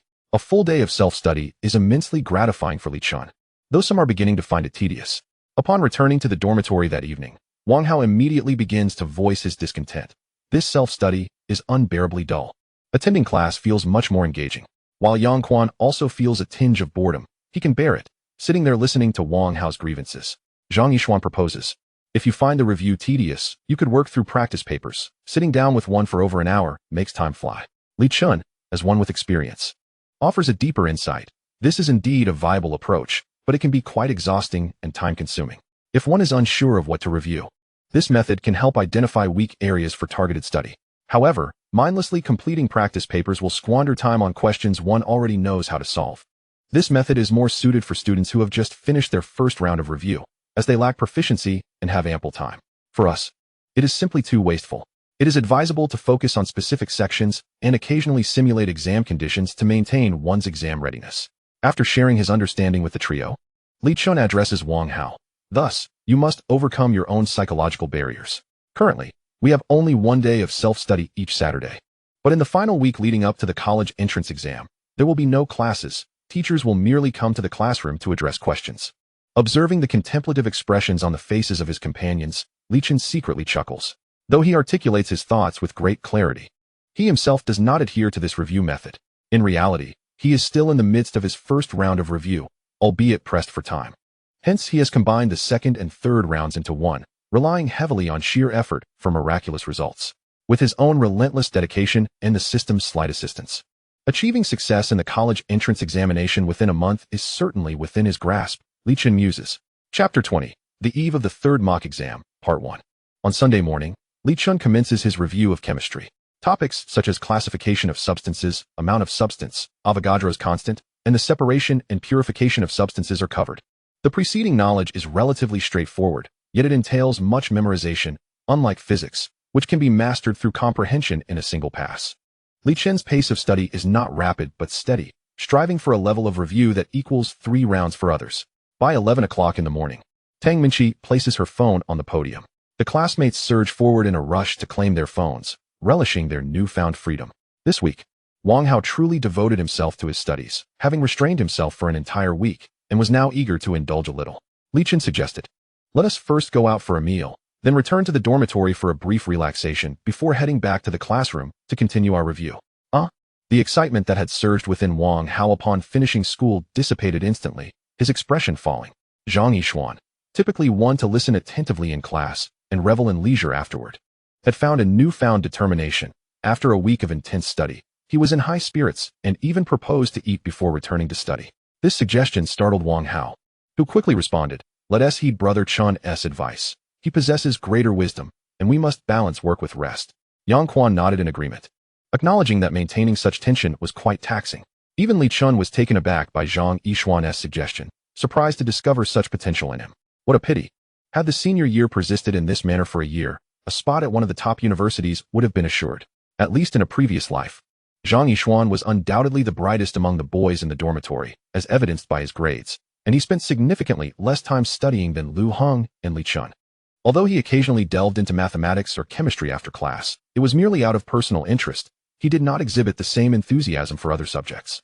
Relying solely on class time, he could secure a place at a 211 university. Such talent could hardly be deemed low. However, now that Li Chun had elevated his intellect to 60 points, he felt quite confident in himself, believing that Zhang Yixuan's abilities were at best a 40 to his 60.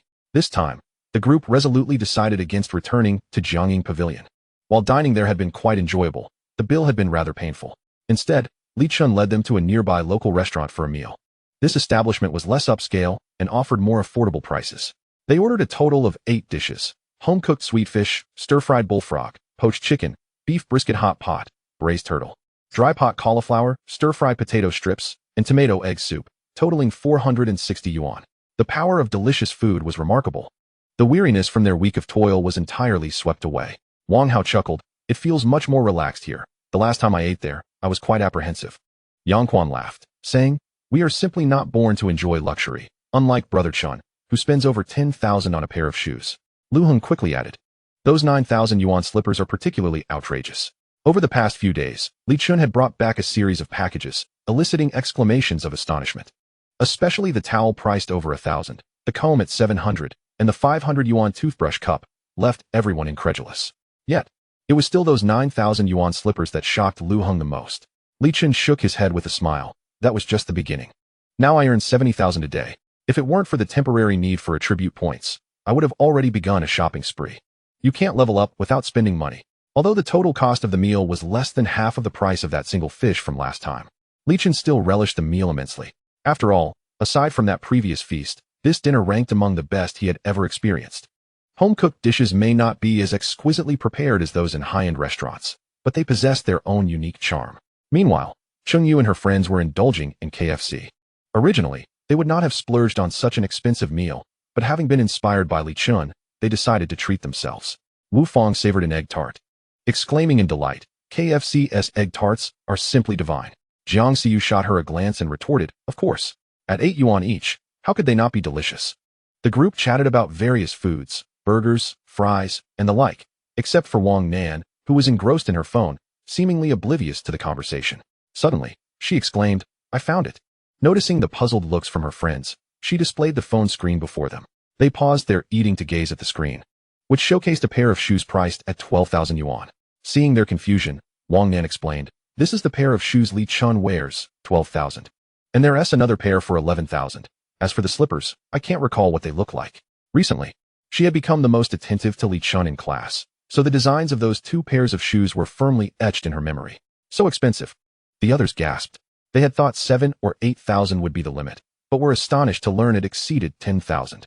The group took Wang Nan's phone to scrutinize the image, and it indeed resembled the shoes. Wu Fong remarked enviously, "A pair costing over 10,000. I wonder if I'll ever wear something like that." Jiang Xiu sighed. "It's tough. I feel that even after starting work, I wouldn't be able to bring myself to buy such expensive shoes." Wang Nan glanced at Cheng Yu, who was joyfully munching on her burger. And with a gleam in her eye, she said, "I don't know if you all will ever wear them, but Cheng Yu will surely don a pair soon." Cheng Yu, feeling the conversation shift to her, smiled gently, her heart swelling with happiness. She never expected her luck to be so favorable. Encountering such a remarkable partner in high school, she had thought it would be necessary to seek out someone in university. Having 3 years of high school camaraderie surely surpassed starting anew. Upon hearing Wang Nan's words, the others cast envious glances at Cheng Yu. How fortunate she was to have captured Li Chen's attention. They all understood that the primary reason was Cheng Yu's universally adored beauty. They then lamented the unfairness of fate. Compared to Cheng Yu, they felt like mere clay scraps tossed aside by Nuwa. After finishing their meal, Li Chun and the others returned to the dormitory. Li Chun stated, "Let us agree in advance. We will play games for just 2 hours, regardless of whether we gain or lose ranks, and then we will head to the classroom to study." The other 4 naturally acquiesced. Zhang Yixuan even thought that 2 hours was a bit excessive, but he refrained from voicing any objections.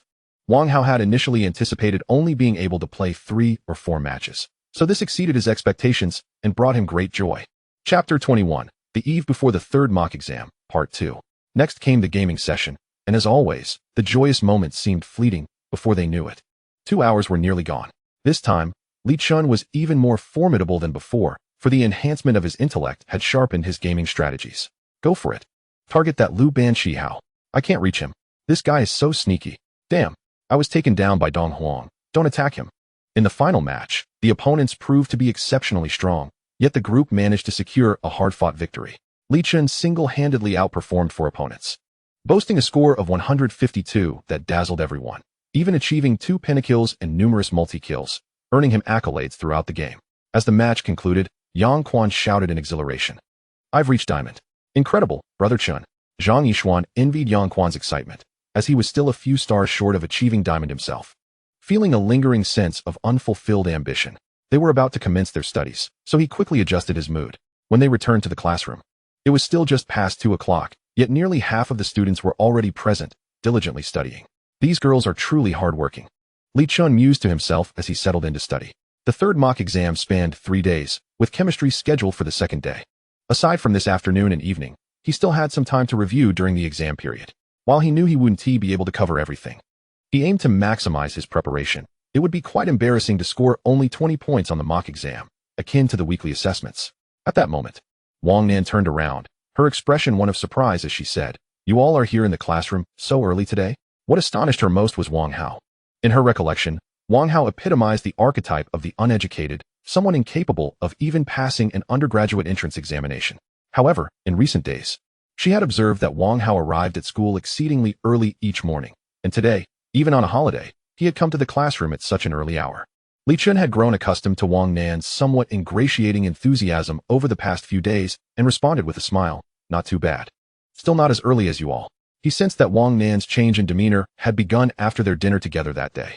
On his way back from that meal, he had encountered a few of them who were fixated on his shoes, and he speculated that they had perhaps discerned that they were, in fact, Hermes shoes.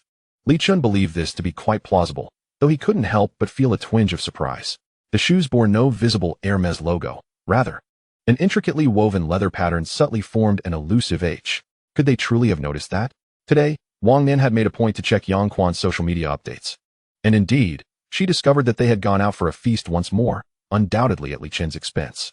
The previous restaurant had been unrecognizable to her, but this one was all too familiar, situated conveniently beside the school, where her parents had taken her on several occasions. She had perused the menu of this establishment as well. Although it hadn't left a profound impression, she had a general sense of the prices. For instance, the soft-shelled turtle dish cost over 100, and the beef brisket wasn't cheap either, so the total for their table would easily surpass 400. Yang Quan's social media was set to be viewable for 3 days, yet she had saved the previous photos, allowing her to relish in the experience vicariously if not in reality, and perhaps even flaunt them later. As she compared the photos, she felt that both the exquisite nature of the dishes and the scenic riverside view far surpassed that of this rustic eatery. She concluded that Tang Mengqi's estimate of several hundred was overly conservative. It seemed more likely to exceed 1,000. Although Li Chun had demonstrated his affluence with 3 pairs of Hermes shoes over these past few days, the thought of a meal costing over 1,000 still left Wang Nan momentarily speechless. After all, shoes could last a long time, but a meal was ephemeral. After exchanging a few compliments, the two returned to their studies. In that moment, the classroom was enveloped in the sounds of turning pages and scribbling, punctuated by occasional whispers. Li Chun and his companions were immersed in this scholarly atmosphere, oblivious to the passage of time, until the students began to trickle out for dinner. It was then that Li Chun snapped back to reality, realizing it was already past 5:40. He stood up to stretch his arms and wrists, calling his friends to join him for dinner. At Wang Hao's enthusiastic suggestion, they opted for spicy hot pot. As Li Chun savored the hot pot, he found it quite amusing that despite now earning 70,000 a day, he still indulged in such a humble dish. Wang Hao, perspiring profusely and gasping from the spice, exclaimed, "This hot pot may not be as delicious as those from the fancy restaurants, but it certainly is exhilarating." Yang Quan wiped his brow with a napkin and laughed. If you want exhilaration, why not just add chili to those dishes? Lu Heng countered. It's not the same. Hot pot is both spicy and numbing, whereas adding chili to restaurant dishes alters their flavor entirely. Li Chen suddenly recalled the new Heideleo that had just opened in the county this year and suggested, next time, I'll take you all for hot pot. Wang Hao's eyes lit up, and he eagerly nodded. That sounds great. The others also chimed in with their agreement. Hot pot was undeniably popular. While Li Chun and his friends enthusiastically enjoyed their spicy hot pot, Cheng Yu and her companions were dining in the cafeteria. Wang Nan picked up her phone and located the photos Yang Quan had posted that day, remarking, Li Chun and his group are out for a lavish meal again. Upon hearing Wang Nan's words, the others pulled out their phones to check Yang Quan's social media, where they indeed found several photos from today, showcasing an impressive spread. Jiang Xiu glanced at the delectable dishes in the photos and then at the meager contents of her own plate, sighing, truly, comparing oneself to others can be disheartening. They feast while we settle for cafeteria food. Wu Fang offered consolation, saying, at least we had KFC for lunch today. It's only natural for Li Chun to indulge in fine dining given his wealth. One day, we'll be able to dine like that too. But how long will that take? Jiang Xiu lamented, feeling that the meal she had previously found satisfying now tasted bland and unappetizing. Wang Nan chose not to engage them in discussions about future lavish meals, but instead voiced her afternoon speculation that the dinner Li Chun had enjoyed the previous week likely cost over 1,000. Tang Mingqi felt a twinge of embarrassment, having previously claimed it was only several hundred. With a somewhat forced smile, she remarked, it's only natural for Li Chun. Given that a single pair of his shoes costs 10,000, a meal over 1,000 isn't surprising. Nevertheless, the group remained astonished, realizing that one meal could consume several weeks' worth of their living expenses. Was this truly the lifestyle of the affluent? After finishing their spicy hot pot, Li Chun and his companions returned to the classroom, leaving only a few minutes before class commenced. As the lesson approached, Tang Mingqi returned with a bag to collect their phones. After submitting his old phone, Li Chun resumed his chemistry review. Chapter 22, Mock Examination, Part 1, on Monday morning. The mock examination commenced in earnest. Unlike previous days, the group did not rise at 6, but instead allowed themselves an extra half-hour of rest. Recognizing the importance of maintaining their energy for the exams, they studied in the classroom until 8:30, after which students collected their admission tickets and proceeded to their respective examination rooms. The first subject was Chinese, and after 2.5 hours, Li Chen felt it was rather unremarkable. He was uncertain about his performance, but knew he had left 3 blanks in the ancient poetry transcription. Once the answer sheets were collected, Li Chen returned to the classroom with the test paper. By that time, students had already begun to gather in small groups to compare answers. In his previous life, Li Chen would have likely sought Cheng Yu to verify their answers. But that was no longer an option. His other roommates had also performed mediocrely in Chinese, and comparing answers would likely yield few matches, resulting in each of them having made a few mistakes, rendering the comparison futile. Cheng Yu's desk was surrounded by a considerable number of students. As her Chinese grades often ranked first in the class, she typically missed only 2 questions in multiple choice, boasting a high accuracy rate, making her answers a reliable standard. As Cheng Yu compared answers with her peers, she couldn't help but glance at Li Chun from the corner of her eye. Seeing him sitting quietly at his desk, chatting with Lu Heng, filled her with unease. She sensed that Li Chen's determination this time was unexpectedly resolute, yet she found herself without the opportunity to mend their relationship, having been rebuffed even when she had merely asked a question last time. After chatting for about 10 minutes, Li Chun packed his pen case and made his way to the next examination room, prepared for physics. The results of his physics review were evident, and coupled with the daily practice of 2 to 3 exam papers over the past few days, he had managed to solve over half of the questions. While a few multiple-choice questions remained uncertain, he had only left one part of the most challenging questions on electromagnetic induction and magnetic fields unanswered. Li Chun was taking his physics exam in Class 4, located on the 2nd floor, which was closer to the cafeteria than his usual classroom. After finishing the exam, he dashed out with the test paper in hand. Students still packing their belongings noticed a flash of movement and looked up in astonishment at the figure already outside the door.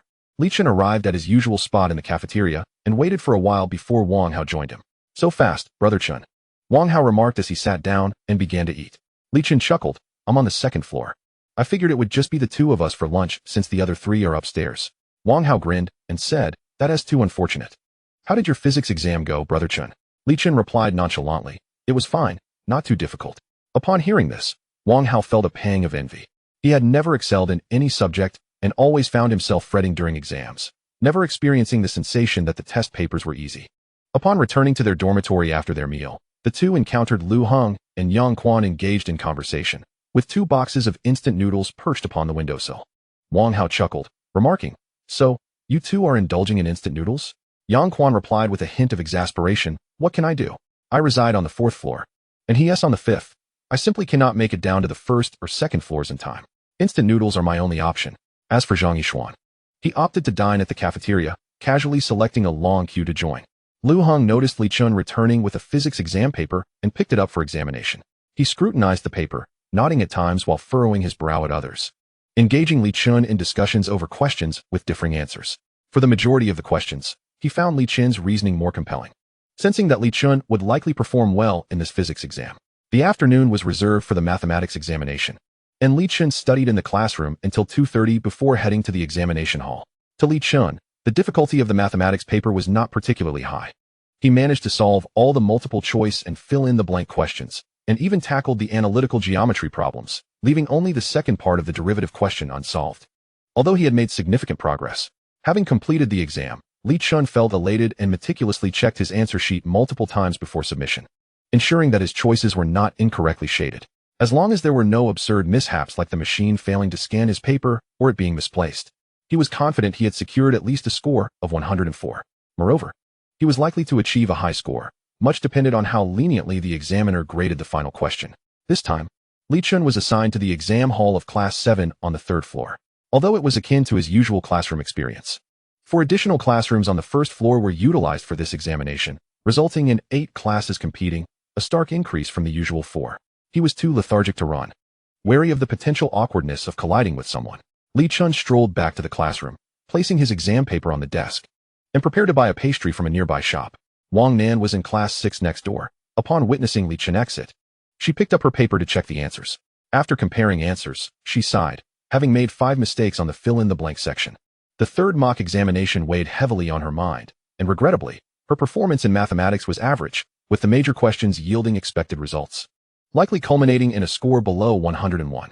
She never entertained the notion that she might get a different answer from Li Chun, as the probabilities seemed too slim. "Whose paper are you checking?"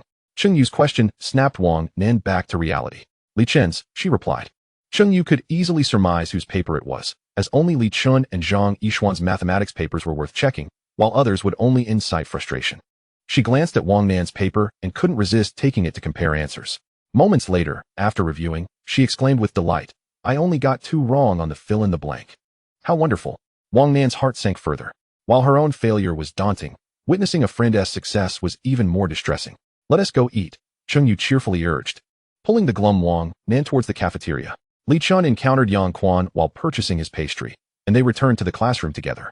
Inside, Yang Quan munched on his bread while reviewing Li Chun's exam paper, gradually sensing a bitterness creeping into his bite. As they neared the end of their meal, the other 3 returned from their lunch, joining the group for answer comparison. Wang Hao was the first to check his answers. As he did, his brow furrowed deeper, and by the end, his hands trembled slightly as he lamented, "Goodness, I got 8 wrong." Yang Quan, observing Wang Hao's agony, found his bread suddenly more palatable, chuckling as he ate. Lu Hong followed suit, nervously checking his answers, and with a hint of satisfaction, stated, "I got 4 wrong. It feels acceptable." Yang Quan's bread lost its appeal as he cast a resentful glance at Lu Hong. Finally, it was Zhang Yishuan's turn, and his confidence was palpable. Being the former top mathematics student, now the second, he calmly reviewed his paper, only revealing a smile upon completion, declaring, "I only got the last fill-in-the-blank wrong." Yang Quan promptly discarded the remnants of his bread into the waste bin. "Well done." Li Chun marveled at Zhang Yishuan. Zhang Yishuan smiled sheepishly, admitting, "I guessed correctly on the last multiple-choice question." With only 1 fill-in-the-blank error, given Zhang Yishuan's capabilities, a score above 130 was assured, assuming he performed adequately on the major questions. Yet, Li Chun recalled that in his memory, neither he nor Zhang Yishuan had ever achieved a score above 130 in their 2 years of high school, a small regret shared between them. Li Chun pondered, "I cannot possibly have misremembered. Could my recent diligent study have yielded such notable results?" Chapter 23, 3rd Mock Examination, Part 2. As the group compared answers, the girls gradually returned. Spotting Li Chun at the back, their eyes lit up, and they approached. Lu Zhenjin, smiling, said, "Li Chun, may we borrow your math paper to compare answers?" Li Chun handed over his exam paper, and soon the girls gathered around, gasping in surprise intermittently as they compared responses. More girls joined the fray, drawn by the commotion, and the classroom buzzed with their animated discussions. At that moment, Fang Ziki entered the classroom and, upon witnessing the scene, recognized they were comparing answers and cleared his throat. Instantly, the girls dispersed. Lu Xinjin returned the exam paper, thanking him before returning to her seat. Fang Ziki chuckled. Once a subject is completed, it's best to let it go. Comparing answers can affect one's mood, and others' answers are not always correct. The third mock is manageable, but during the actual college entrance examination, comparing answers can lead to a breakdown in mentality, which has affected many. During evening self-study, Li Chun continued to revise chemistry. Time was of the essence, as the first exam the following day would be politics, followed by chemistry, leaving little time for review. After the self-study session concluded, Li Chun lingered a bit before returning to the dormitory. Upon entering, he found Wang Hao still fretting over the mathematics exam. Fang Ziki's words rang true. Comparing answers only served to muddle one's emotions. However, this influence could be both positive and negative, as evidenced by Zhang Yishuan's current elation. Seeing Li Chun enter, Wang Hao rushed over with a woeful expression, asking, "Brother Chun, do you think I could score above 100 on this math exam?" Wang Hao's demeanor elicited a chuckle from Li Chun. For him, missing 8 questions, yet still scoring over 100 was a trivial feat. Yet Wang Hao clearly lacked such prowess. After a moment of contemplation, he analyzed, if you've answered the trigonometric functions, solid geometry, and sequences correctly, you should be fine. There's no need to inquire about analytical geometry and derivatives. Not even Wang Hao could secure full points in those. In truth, Wang Hao was aware of his slim chances. Yet he clung to hope. He sighed despondently. Then it seems I one team make it. I couldn't solve the second part of the sequence question. Li Chun, grinning, observed Wang Hao's distressed countenance, thinking, it appears he is not as indifferent as he claimed. After all, this was the third mock examination. It was implausible for anyone to truly be apathetic unless they were utterly indifferent. Having completed 3 exams that day, Li Chun was fatigued. Engaging in brief conversation with his peers before proceeding with his nighttime routine and retiring to bed. The following morning, the group awoke at 6:30, had breakfast, and headed to the classroom for self-study. The first exam of the day commenced at 8 o'clock, and Li Chun began his study at 7:30 before gathering his pencil case and making his way to the examination hall. The politics exam posed a considerable challenge, and he anticipated it would be the most difficult of the 6 examinations. Li Chun has reviewed at least half of the chemistry material, while he has barely memorized a little for politics.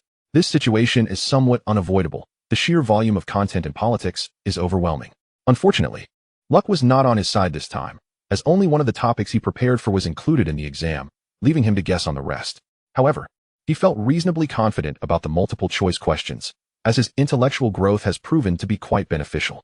After an hour and a half of grueling examination, Li Chun returned to his classroom, with the next test scheduled to commence in an hour. At this moment, Fang Ziki was absent from class, and many students began to compare answers. Some gathered in small groups at a desk to discuss, while others were peering at their peers' papers.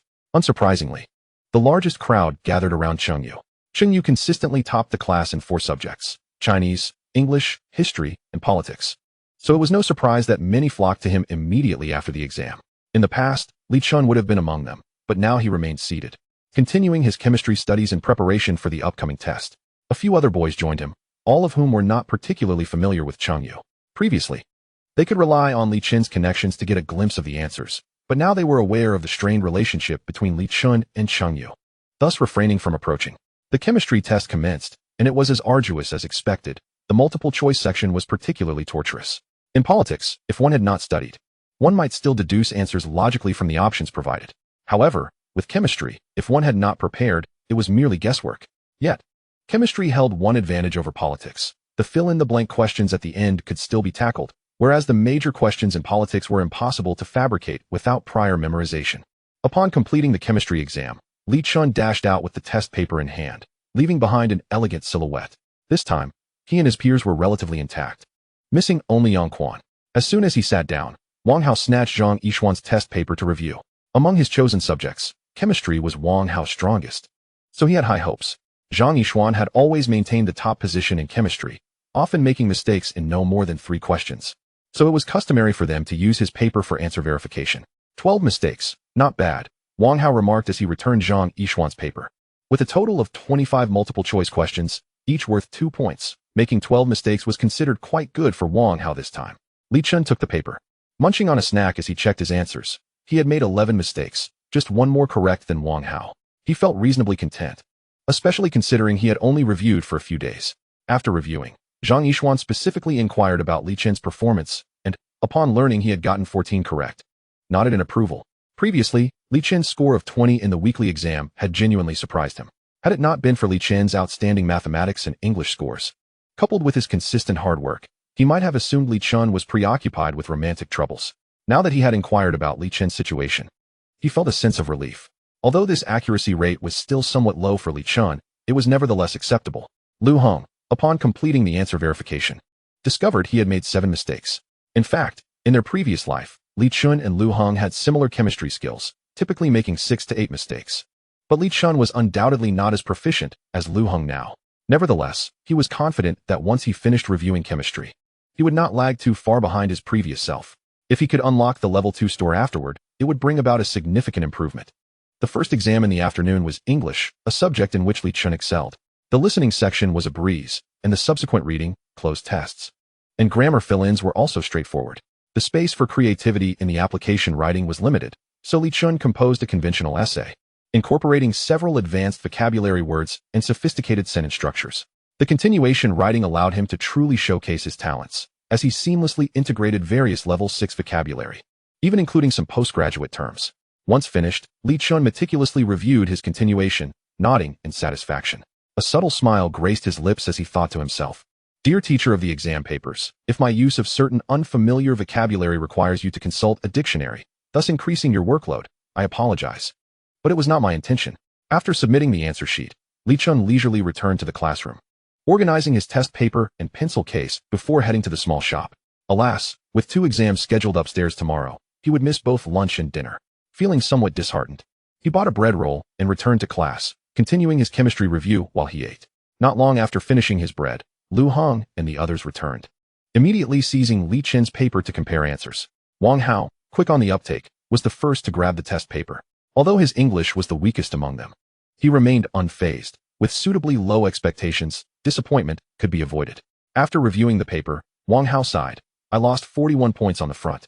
It seems I won't pass this time." Nevertheless, he felt somewhat at ease, as he had rarely passed in the past, with the previous weekly exam being an exception. Next was Lu Hong, who had lost 20 points, securing a steady score of 100. Following him was Zhang Yixuan, who performed similarly, losing 19 points and achieving a stable result. At this moment, Cheng Yu and his group returned from lunch. Wang Nan, upon returning to her seat and witnessing the group comparing answers, found it amusing. She had always believed that Li Chen's high score in the last weekly exam was due to prior preparation. So seeing several boys using his paper for comparison was quite entertaining. She thought to herself, it will be interesting when the official answers come out, revealing many discrepancies. Meanwhile, she, along with Wu Fang and several classmates, were examining Cheng Yu's paper. Yang Quan, engrossed in his test paper, grew increasingly excited and finally exclaimed, "I only lost 14 points. I feel like I can score over 120. Wang Hao and the others looked at Yang Quan with envy. The commotion caught the attention of the students in front, prompting Tang Mingqi to curiously ask, "Whose paper do you have there?" Yang Quan casually replied, "It's Brother Chen's." Brother Chen? Tang Mingqi momentarily failed to comprehend, but after a moment of reflection, she realized, "You mean Li Chen?" Yang Quan nodded affirmatively. At this revelation, the girls in the front erupted in laughter, particularly Tang Mingqi, who was doubled over with mirth. Cheng Yu, too, bit his lip, unable to suppress a slight smile, his eyes sparkling with amusement. This reaction, however, irked the boys. Wang Hao frowned and said, "What's so funny? Brother Chen scored first in the class on the last weekly exam." "What?" The giggling girls instantly fell silent, gazing at Wang Hao in disbelief. Seeing their incredulity, Wang Hao scoffed, "It's the truth." Lu Jinjin asked Cheng Yu, "Cheng Yu, weren't you first in the last weekly exam?" Cheng Yu gently shook his head, stating, "Li Chen was indeed first last time." At this moment, Wang Nan contemplated mentioning that Li Chen must have prepared in advance, but she ultimately held her tongue. If she voiced that thought, all the flattery she had given over the past few days would have been in vain. Tang Mingqi remarked, "Li Chen has never scored over 130. How could he perform so well? He must have prepared beforehand." Upon hearing this, the other girls nodded in agreement, finding her reasoning sound. This truly infuriated Wang Hao, as he and his friends had not only asked Li Chen about mathematics, but also about English in the past few days. They believed Li Chen's explanations were even clearer than Lin Mei's, so how could it possibly be that he had prepared in advance? He asserted loudly, "Brother Chen's English is simply better than Cheng Yu's. If he didn't score well, it just means he didn't, and to say such things is utterly shameless." Wang Hao's words caused Tang Mingqi's face to flush. Having been the center of attention all her life, She had never encountered such remarks before. However, she refrained from resorting to insults, pointing at Wang Hao and stammering incoherently, her eyes brimming with tears. This remark not only wounded Tang Mingqi, but also affected Cheng Yu. The smile on her face vanished instantaneously, and she regarded Wang Hao with a disapproving expression. Lu Jinjin, noticing the escalating tension, hurriedly intervened, stating, "Let's not be angry. The results will reveal who excels." In truth, she concurred with Tang Mingqi's previous statement, yet she certainly could not show bias at this moment. Tang Mingqi remained defiant, asserting, "There's no need to wait for the exam results. We can simply compare Li Chen's paper with Cheng Yu's to see the truth." Her words illuminated the faces of the other girls. It was indeed a clever suggestion. If there were many discrepancies, it would undoubtedly indicate Li Chen's defeat. As Cheng Yu had never scored below 103, while Li Chen had only achieved a high score on one occasion. Wang Hao was unperturbed, confidently retorting, "Right. Who is afraid of whom?"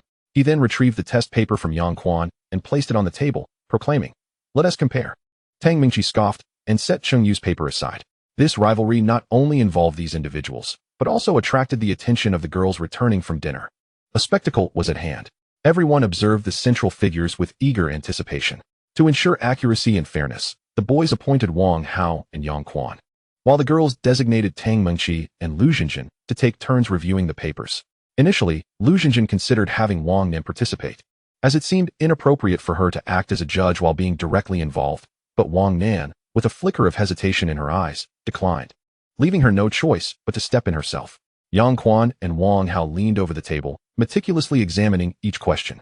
After comparing the papers, Wang Hao exclaimed, "What the heck?" Yang Quan shook his head in disbelief. "Humph, what a charade," Tang Mingqi scoffed, stepping forward after they moved away, with Lu Jinjin standing beside her. The English exam was lengthy, and as they gradually turned the pages, the astonishment in their eyes deepened. Once they finished reviewing the papers, Tang Mingqi appeared dazed, murmuring, "How is this possible?" Lu Jinjin gazed at Li Chen with a complex expression, as though seeing him for the first time. "What is wrong? What is happening?" The onlookers eagerly inquired.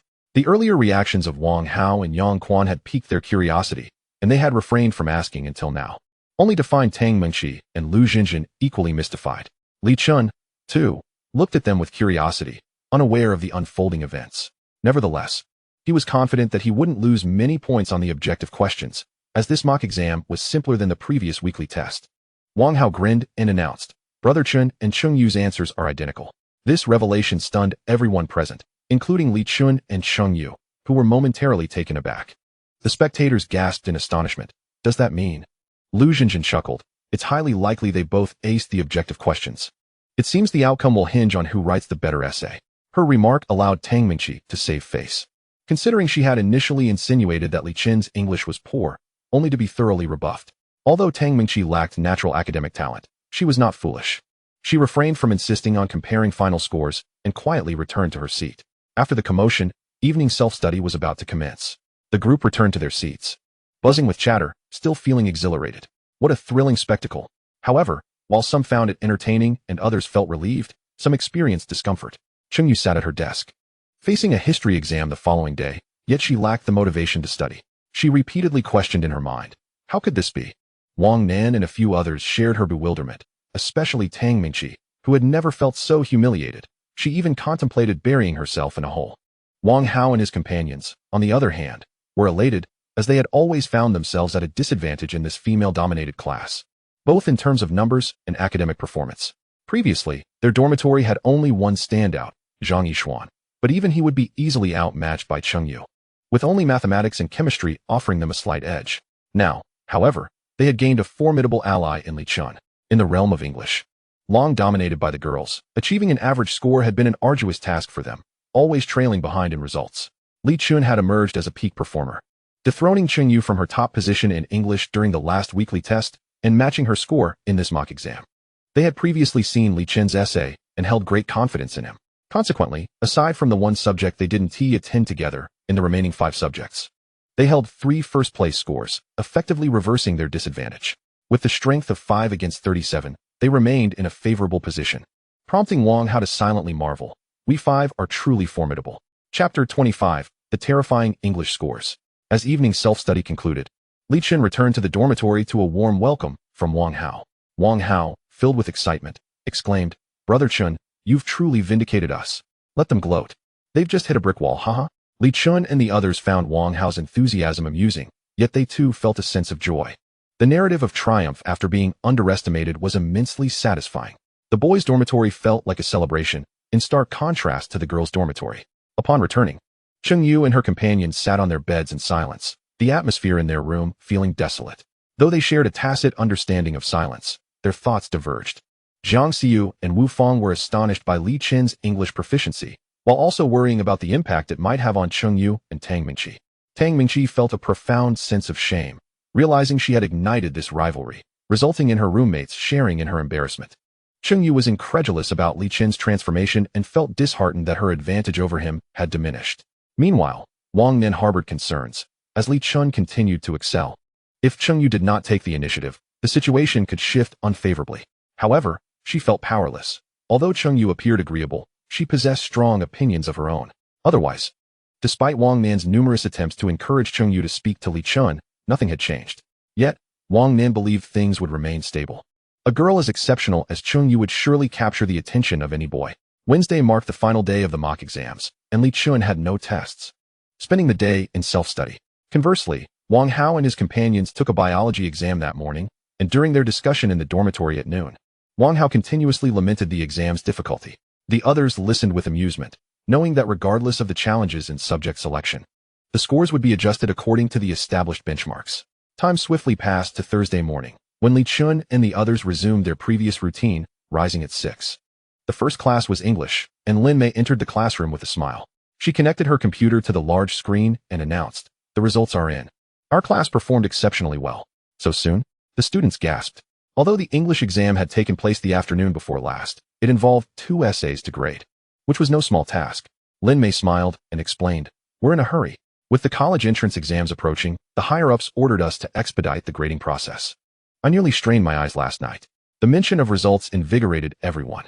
Moreover, they had just heard Lin Mei claim they had performed well, and they eagerly looked towards her. After connecting her computer, Lin Mei opened a spreadsheet. Though Wang Hao sat in the last row, his sharp eyes caught sight of the results, and he shouted, "Brother Chen is first." While the earlier rivalry with Tang Mingqi had concluded with her silent retreat, he was not one to miss the opportunity to gloat. As Lin Mei connected her computer, she fixated intently on the screen. She had long anticipated this moment. If Cheng Yu topped the list, she would feign ignorance, but if Li Chun emerged first, she would immediately exclaim. At that moment, the others caught sight of the table, revealing Li Chen's score of 146. Although most present were already aware of the events that transpired before the previous evening's self-study session, even those who had fortuitously missed it learned of the incident from discussions with their roommates upon returning to the dormitory. However, this score was far more daunting than a perfect score on objective questions. To receive only a 4-point deduction on the essay was remarkable. Scoring 13 out of 15 on the application writing was considered exceptional, and 22 out of 25 on the continuation writing was likewise impressive. Li Chen not only achieved the highest tier in both categories, but exceeded it by a point. The students had never encountered such an elevated score in English before. At that moment, someone noticed a discrepancy and exclaimed loudly, "How can the second place be this Zheng Yutong? Teacher, could there be an error?" Upon hearing this, the other students quickly turned their attention to the screen. Indeed, the second place was labeled Zheng Yutong, with a score of 145. However, there was no student by that name in their class. The initially disappointed Cheng Yu and Tang Mingqi's eyes lit up with renewed hope. Lin Mei, operating the computer, smiled and said, "Don't rush. This is the summary list from the recent joint examination. It was just sent this morning, and I haven't had the chance to sort it yet. Let me filter it out for you." Her words caused the entire class to widen their eyes in anticipation. Even Li Chun appeared momentarily stunned. Cheng Yu gazed at the score sheet on the large screen, his expression tinged with bitterness, while Tang Mingqi lowered her head entirely. Lu Xinjin gasped in disbelief. "Li Chun is first in the city?" Lin Mei finally completed the formatting and cheerfully announced, "Yes, Li Chun performed exceptionally well this time. Now that it's sorted, here are our class results." The students stifled their excitement and turned their attention back to the table. Indeed, the second place had transformed into Cheng Yu, with a score of 141. Everyone began searching for their scores and engaging in conversations with those beside them. First in the city, how impressive. Li Chun scrutinized his minor scores. Indeed, he achieved a perfect score on the objective questions, with 2 points deducted each from the application writing and continuation writing. Lu Heng turned around and exclaimed, "Awesome. Brother Chen, first in the city." Li Chun chuckled, visibly pleased. Lin Mei observed the animated discussions among the students without intervening. Not only were they astonished, but even she was taken aback when she first opened the table, initially suspecting a case of mistaken identity. However, the subsequent information from Jiangyin High School and Class 3 of the senior year confirmed the truth. She found herself increasingly fond of Li Chen. He was a dashing young man with great potential. Was it truly so unusual for him to keep his head down in class? After all, she herself could never achieve such scores. Students like him hardly required a teacher. As Lin Mei scrolled through the score sheet, she commented, "This time, our class has 10 students scoring above 130, particularly Li Chun and Cheng Yu, both exceeding 140.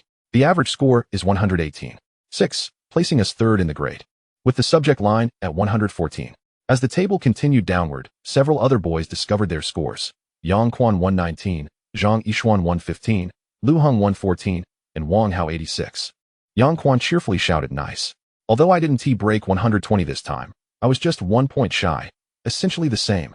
After reviewing the scores, Lin Mei smiled and remarked, "Last time, Li Chen scored over 110, and now he has taken first in the city.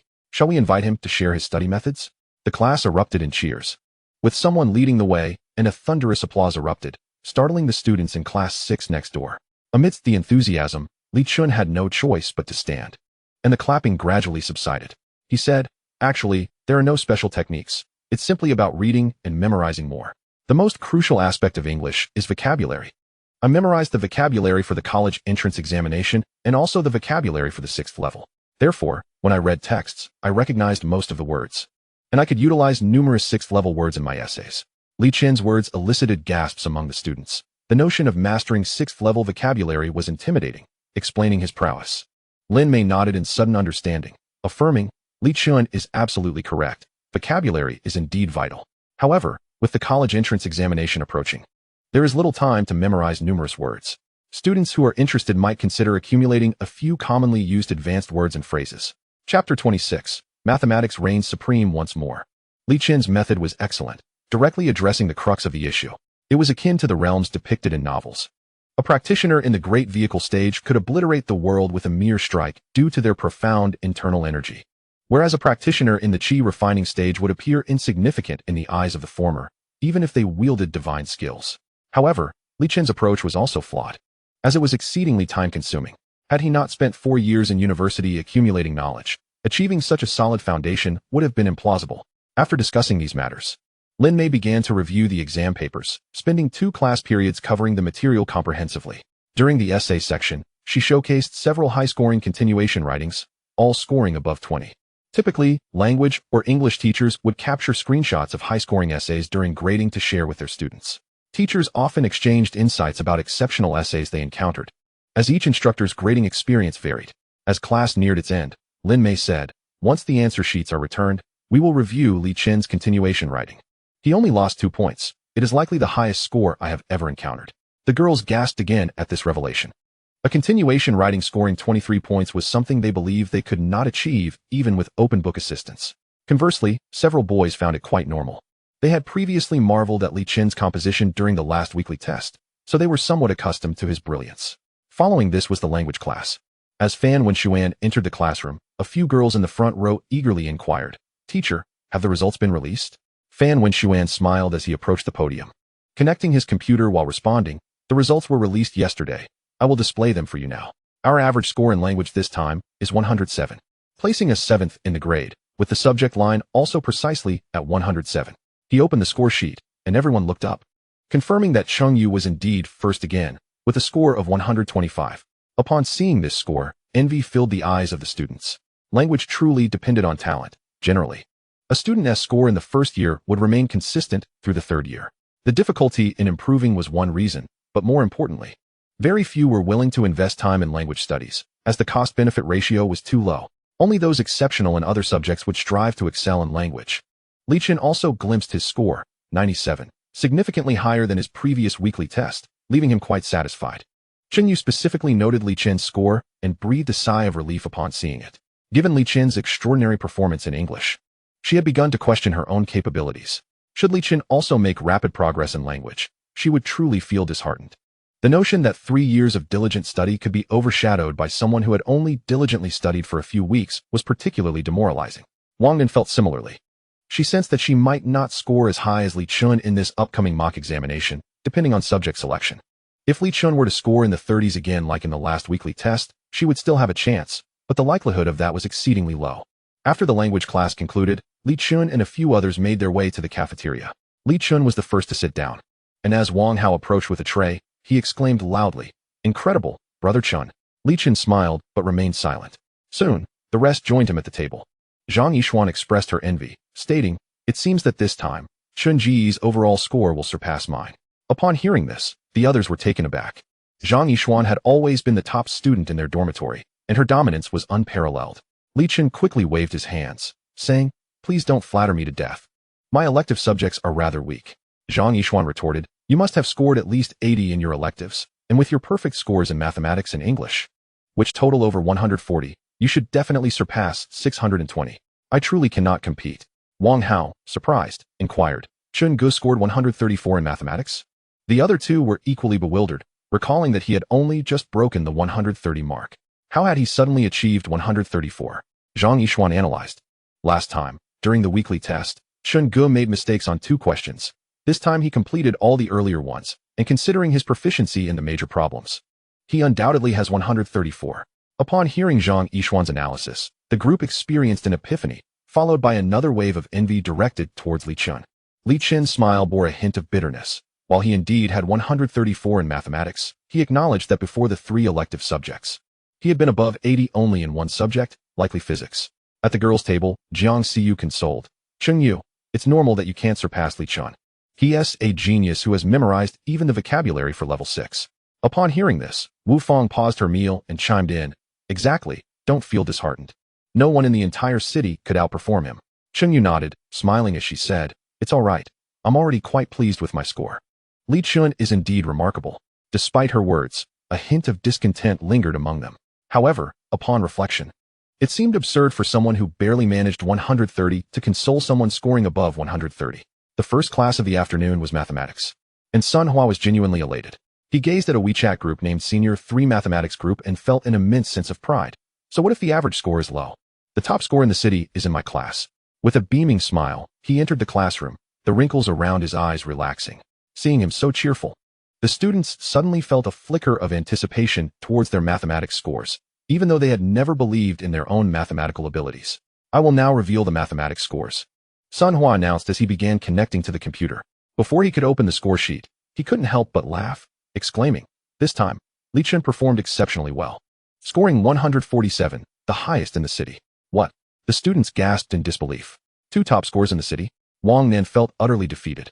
She acknowledged that with her disastrous elective performance, there was no way she could surpass Li Chun unless his elective scores were equally disastrous. Li Chun was quite pleased. Although he had indeed written most of the last question, he hadn't completed it. He felt that losing 5 points was acceptable. Losing only 3 indicated that the grader was particularly meticulous. "Chen Gu, you are incredible," Lu Heng marveled. When the score sheet was opened, the second place was revealed to be Zhang Yixuan, with 126 points. Li Chun was puzzled. What happened? Did Zhang Yixuan make a mistake on the major problems? Zhang Yixuan, equally disheartened, wondered how he had miscalculated his score, as he was certain he had performed above 130. Cheng Yu, upon seeing her own score of 122, felt she had done well, yet it only heightened her anxiety. She calculated briefly, and her breath became heavier. Among the 3 main subjects, she was still 2 points lower than Li Chun. This was particularly daunting, considering she had performed nearly flawlessly. Sun Hua announced, "Our class's average score this time is 85, ranking 17th in the grade. The passing mark for mathematics is 104. This result did not surprise the students. Their class had perpetually ranked among the bottom 5 in mathematics. Next came the chemistry class. Wang Jia, while opening the computer, declared, "I will first present your raw scores." As the table opened, everyone glanced at the top, and indeed, Zhang Yixuan was first with 84 points. The crowd gasped in awe. It was impressive. Li Chun gazed at the score enviously, realizing he couldn't even reach 84. The second place was Lu Jinjin with 73, followed by Cheng Yu with 72. Li Chun continued scanning the list. Lu Heng scored 54, Yang Quan 48, Wang Hao 43, and Li Chun 39. He reassured himself, "That's acceptable. It's not too bad. At least there are many girls behind me." Although the class excelled in English and politics, and performed decently in Chinese, their chemistry skills were average, slightly better than their mathematics. Only Zhang Yixuan had scored above 80, while Lu Jinjin and Cheng Yu were the only other high scorers above 70. The rest languished in the 40 to 50 range, with scant few surpassing 60 and many scoring in the 30s. Remember your scores, Wang Jie said, shutting down the score sheet and opening a grading table. Li Chen searched for his score, 39 translating to 72. Then looked to the top where 93 equated to 100, 86 to 99, and 80 to 98. During these two chemistry classes, Li Chen listened intently, determined to extract every bit of value from the chemistry exams, particularly the high-quality mock exams. In the cafeteria, Wang Hao and the others regarded Li Chen as if he were an extraterrestrial. As Li Chen chewed his food, he remarked in exasperation, "What s with your expressions?" Wang Hao responded, "Chen Gu, you are extraordinary. 147 in mathematics. Why didn't you score full marks?" Li Chen retorted, "Do you think I don't want to score full marks? I just couldn't complete it." At this point, he turned to Zhang Yishuan, curiously asking, "Zhang Yishuan, how did you not score above 130? Zhang Yishuan paused, looking somewhat disheartened as he replied, "I think I miscalculated in solid geometry." What? This revelation not only shocked Li Chen but also astonished Wang Hao and the others. Solid geometry is typically considered a straightforward topic. Even Wang Hao had scored full marks. Zhang Yishuan sighed. "Well, the answers Sun Hua provided differ from what I wrote. We'll just have to wait for the answer sheet to be released to know for sure." The others nodded, realizing there was nothing they could do. Yet the situation felt absurd. At this juncture, Wang Hao curiously asked, "Chen Gu, why is your chemistry score still lower than mine?" Hearing Wang Hao's question, the others turned their curious gazes toward Li Chen. They remembered that he had performed reasonably well in the multiple-choice section, but ultimately scored below 40.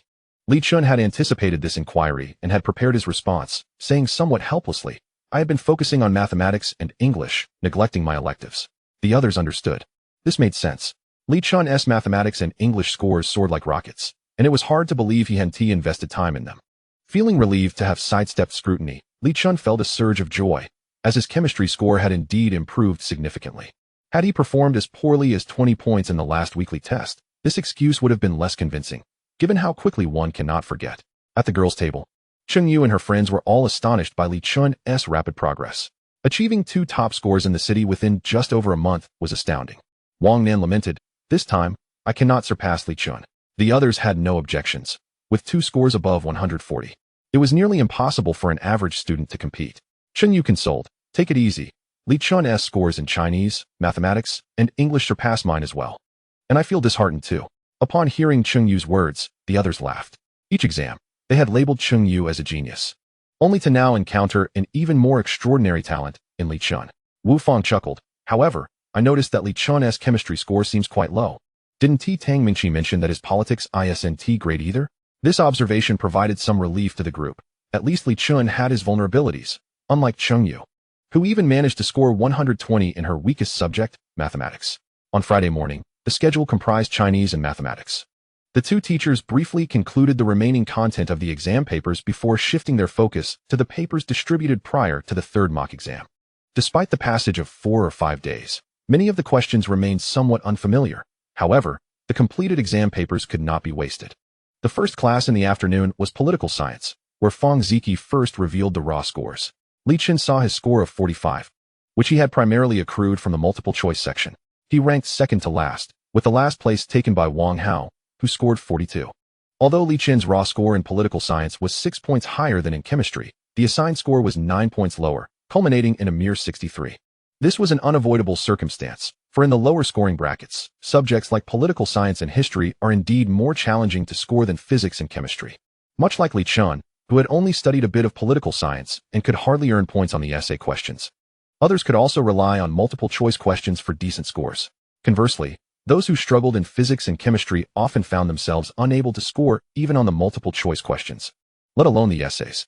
Thus, for those who neglected their studies, the results in physics and chemistry would typically be lower than those in political science and history. Nevertheless, in the higher scoring brackets, the situation remained relatively consistent.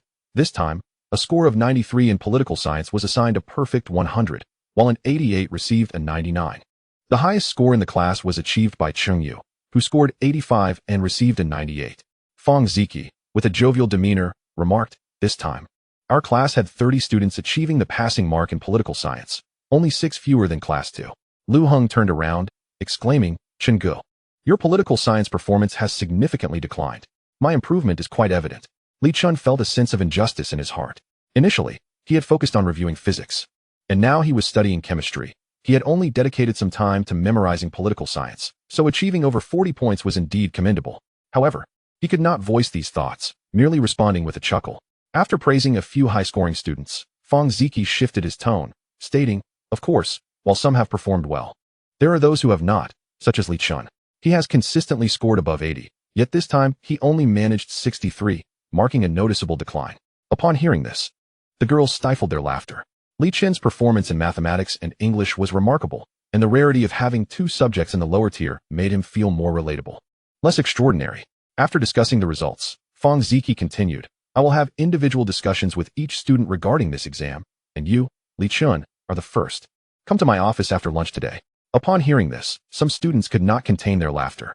Lu Heng wore a mischievous grin as he looked at Li Chen. Li Chen felt a bit helpless, yet he remained unperturbed. With his strong performance in English and mathematics, there was no reason for Fong Ziki not to commend him. The final class on Friday was physics. As Shi Jian opened his computer, he inquired, "Who is Li Chen?" At this question, the entire class turned their attention towards Li Chen. Under their gaze, he slowly raised his hand. Shi Jian nodded with a smile, saying, "Indeed, quite impressive." Li Chen felt a surge of joy, believing he must have performed quite well. Lu Heng, filled with envy, remarked, "Chen Ge, you've surely secured a solid score in physics this time." Upon opening the score sheet, it was confirmed that Li Chen had indeed secured first place with a score of 65, which was assigned a 90. The second place was a student from class 6 with a score of 56, assigned an 84, while Lu Heng scored 51, receiving an 80. Among the elective subjects, physics is undoubtedly the most challenging, and the prestige of high scores is unparalleled. Initially, when dividing into arts and sciences, physics was the most daunting subject within the science stream.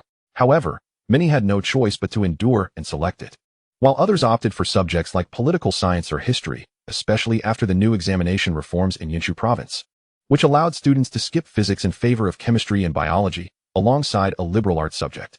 For instance, Zhang Yixuan chose chemistry, biology, and political science, as many preferred subjects that were less demanding and required minimal memorization. However, those strong in the sciences would invariably select physics, often pairing it with chemistry and another subject, as doing so provided advantages in professional selections post-exams. For those less diligent, physics proved easier to navigate, yielding higher assigned scores. Yet, for those striving for high marks, the situation was less favorable, as high-achieving students could elevate the score thresholds, making it necessary to score above 90 to attain a perfect 100. In the cafeteria, several students discussed their elective scores. Wang Hao received a 67, Yang Quan a 75, and Zhang Yixuan a 90. Upon learning that Li Chen had garnered a 90 in physics, they gazed at him in astonishment, fully aware of the difficulty in achieving high scores in this subject. Zhang Yixuan had refrained from selecting physics for the sake of his overall score, yet he later regretted this decision, as many preferred programs required both physics and chemistry. Wang Hao also felt a twinge of regret, realizing that the lower scoring range in physics was far easier to manage than biology. It could only be said that he lacked self-awareness at the time. Upon hearing that physics was challenging to score in, he had opted out. The difficulty in attaining scores also correlated with the challenges in securing high marks. Nonetheless, that was of little concern to him. This time, he scored 54 in biology, receiving a 67, whereas had he chosen physics, he would have likely scored lower, yet even a score of 40 would have yielded a 70. Zhang Yixuan exclaimed, "Incredible. I thought you had fallen behind in physics, but you've excelled." Li Chen smiled, replying, "Mathematics and physics are intertwined." Hearing his words, the others chuckled without countering his statement. Strictly speaking, the correlation between the two subjects is not particularly strong. Some excel in mathematics while being average in physics, and vice versa. Generally, however, if one excels in one subject, the other is unlikely to be severely lacking. At this moment, Wang Hao chuckled cheekily, saying, "Chen Ge, you're about to head to Fong Ziki's office for a chat. What are your thoughts on that?" Li Chen smirked slightly, replying, "You should be more concerned about yourself. I suspect you'll find yourself at the bottom once again." Wang Hao's expression faltered, and he lowered his head to eat in silence, prompting laughter from the others. After lunch, rather than returning to the classroom, Li Chen headed directly to Fong Ziki's office. By this time, Fong Ziki had already finished his dinner and was seated, reviewing the scores. Upon seeing Li Chen enter, he waved him over cheerfully, saying, "Come, take a look at the results from this joint examination." Li Chen approached and leaned slightly to glance at the computer screen, where he saw Cheng Yu had scored 677, ranking first in the grade. Fong Ziki analyzed. "The cutoff for first-tier universities this time is 583, and your total score is 615, placing you 75th in the grade, a significant improvement from 597th last time. Seeing this score, Li Chun felt elated. Having previously languished in the range of 5 to 600, he had now entered the top 100. Fang Ziki continued. Particularly in mathematics and English, you scored the highest in the city. Even I was astounded when I first saw it. Li Chun chuckled, as he too had not anticipated such an outcome. Subsequently, Fang Ziki expressed some regret, remarking, however, your performance in elective subjects has declined somewhat, aside from physics. If your chemistry and political science scores reflected those from the last joint exam, you would be in the top 10 of your grade now. Li Chun explained. I had been focusing on mathematics and English, which left my electives lacking. Fang Ziki nodded, saying, I suspected as much. With only a few weeks left, you can still make progress in your electives. I believe you have a good chance of reaching a 985. Li Chun nodded in agreement. Fang Ziki offered further words of encouragement, sharing several tips for improving political science scores. Li Chun listened attentively, nodding occasionally. Finally, Fang Ziki concluded. You should return to your studies now and call Lu Heng over. Li Chun acknowledged this with a sure and exited the office, finding that Fang Ziki's demeanor was, as expected, very positive.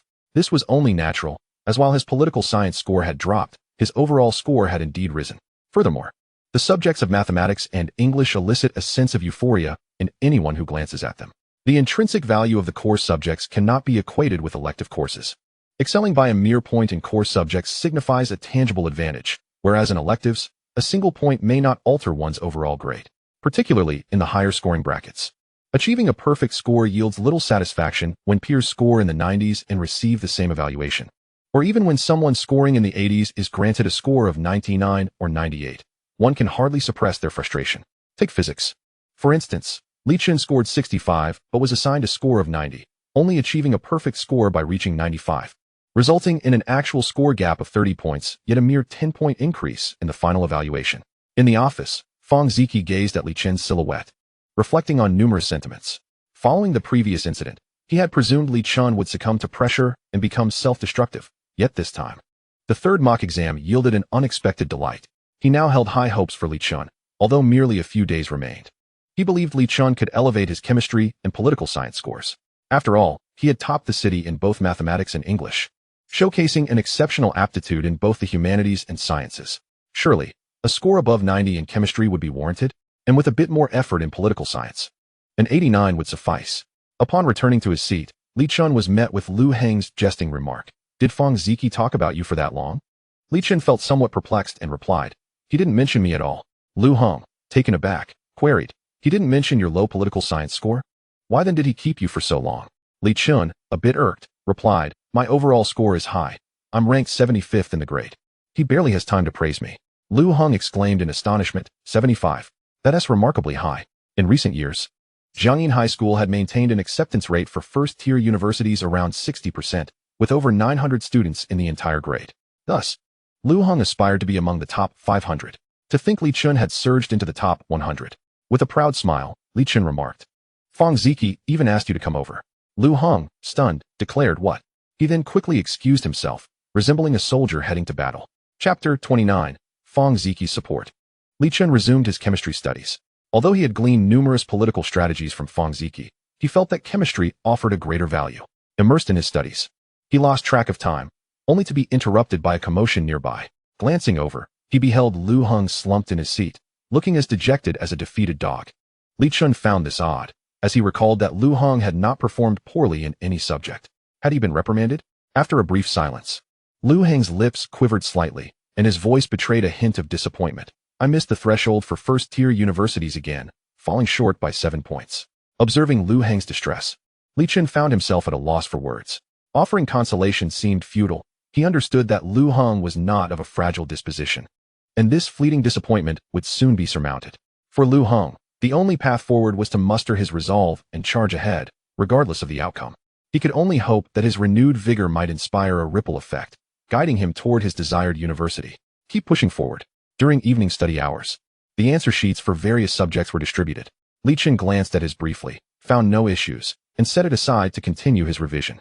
After an indeterminate amount of time, he heard a stir from the front. Raising his gaze slightly, he saw Chengyu rising from her seat, evidently summoned by Fang Ziki. This scene puzzled Li Chun. Why was Chengyu, with her commendable grades, among the first to be called for discussion? Logically, a student like her, who consistently improved, should not require immediate attention. Rather, she would typically be among those to converse in closing remarks. Students like him, who experienced significant fluctuations in performance, Lu Hong, a borderline first-tier candidate, and Wang Hao, a borderline second-tier candidate, would naturally take precedence. In the office, Fang Ziki began by praising Cheng Yu profusely. You've truly excelled. It's unprecedented for someone to seize the top spot from the first and second classes. If you can maintain this momentum for the college entrance exam, I sense my bonus may swell considerably. However, he recognized that Cheng Yu's ascent to first place was primarily due to her impressive performance in mathematics. He held no concerns for her other subjects, but mathematics had always been her Achilles heel. Regretfully, he mused, if only Cheng Yu possessed Li Chen's mathematical prowess. Prestigious universities like Yin University and Hung University would be well within reach. After a lengthy commendation, Fang Ziki shifted the conversation to the crux of the matter. Cheng Yu, your mathematics score is commendable. Have you made recent breakthroughs? Cheng Yu, slightly embarrassed, admitted, I got lucky on 2 multiple-choice questions. Indeed, Fang Ziki felt a twinge of disappointment. Suddenly, an idea struck him. Li Chen sits right behind you. Feel free to ask him any questions. I believe if you have a remarkably talented peer guiding you, substantial progress is inevitable. Cheng Yu had contemplated this previously, but Li Chen's aloof demeanor had deterred her. Now, she found herself in a quandary. Approaching Li Chen would seem overly forward, and if their interaction went awry, her embarrassment would be monumental. Conversely, if she refrained from reaching out, she feared Li Chen might truly disregard her. They hadn't spoken for 2 weeks. Though she had mentioned waiting until after the college entrance exam, time was slipping away, and anxiety began to set in. Noticing Cheng Yu's silence and her somewhat averted gaze, Fang Ziki inquired, I recall you 2 often discussing problems together. Have you had a falling out? In his previous life, Li Chen frequently sought Cheng Yu's assistance, usually under the pretext of asking questions. While his intentions were not entirely altruistic, he nonetheless gained valuable insights. Fang Ziki was aware of their collaborative discussions, but refrained from commenting further. As long as it benefited their studies, Cheng Yu could not divulge the details of their interactions, and hesitantly replied, perhaps with the impending exam. He simply lacks time to tutor me. Fang Ziki chuckled and countered, why not just ask him? Surely he wouldn't refuse.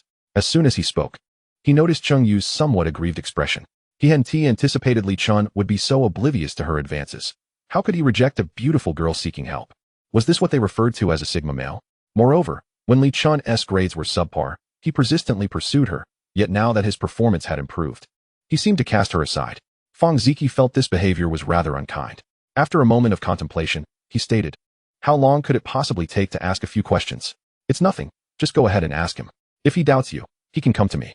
He then added, and you could also teach him chemistry and political science, as he still needs improvement in those subjects. Cheng Yu nodded obediently, her heart swelling with joy.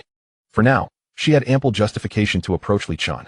As long as they had the opportunity to communicate, she was confident she could rekindle his interest. All right, you can return now and bring Tang Minchi with you. As evening study concluded, Li Chen stood up and noticed Lu Hong still fervently scribbling away. Aren't you leaving yet? He inquired. Lu Hong continued writing, his head bowed, responding, I have 2 questions left. I'll leave once I finish. Li Chen sighed softly, advising, be sure to rest in the days leading up to the exam. Don't overexert yourself. He then made his way out of the classroom. Upon returning to the dormitory, Li Chen found the trio's spirits notably low, particularly Wang Hao, who usually buzzed with energy at this hour. Li Chen approached, seated himself on the bed, and asked, what's the matter? You all seem so listless.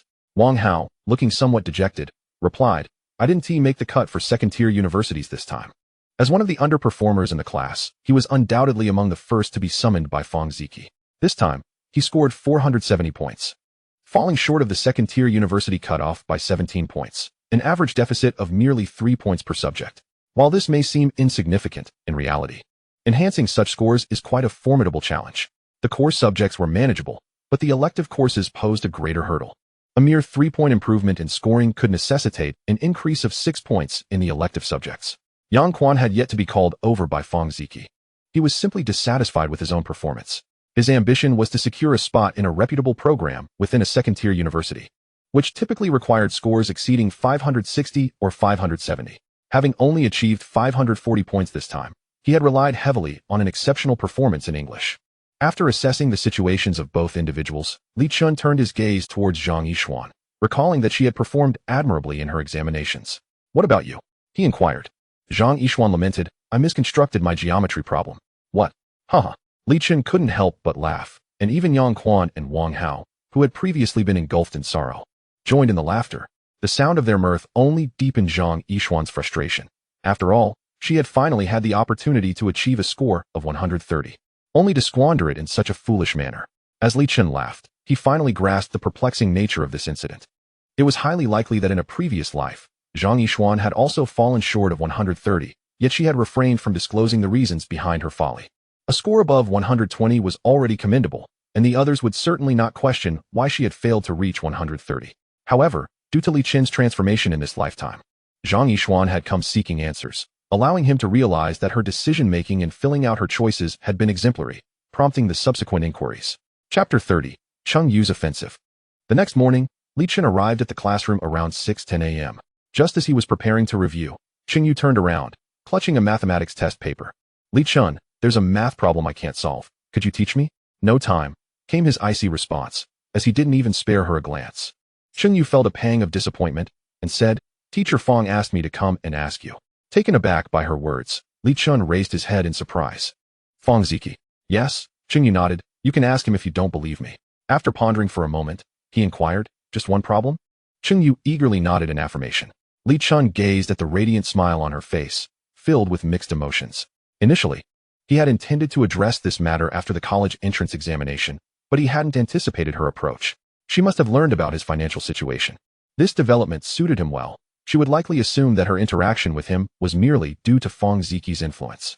Thus, he remained in a position of control, allowing her to gradually become enamored with him, just as he had in his previous life.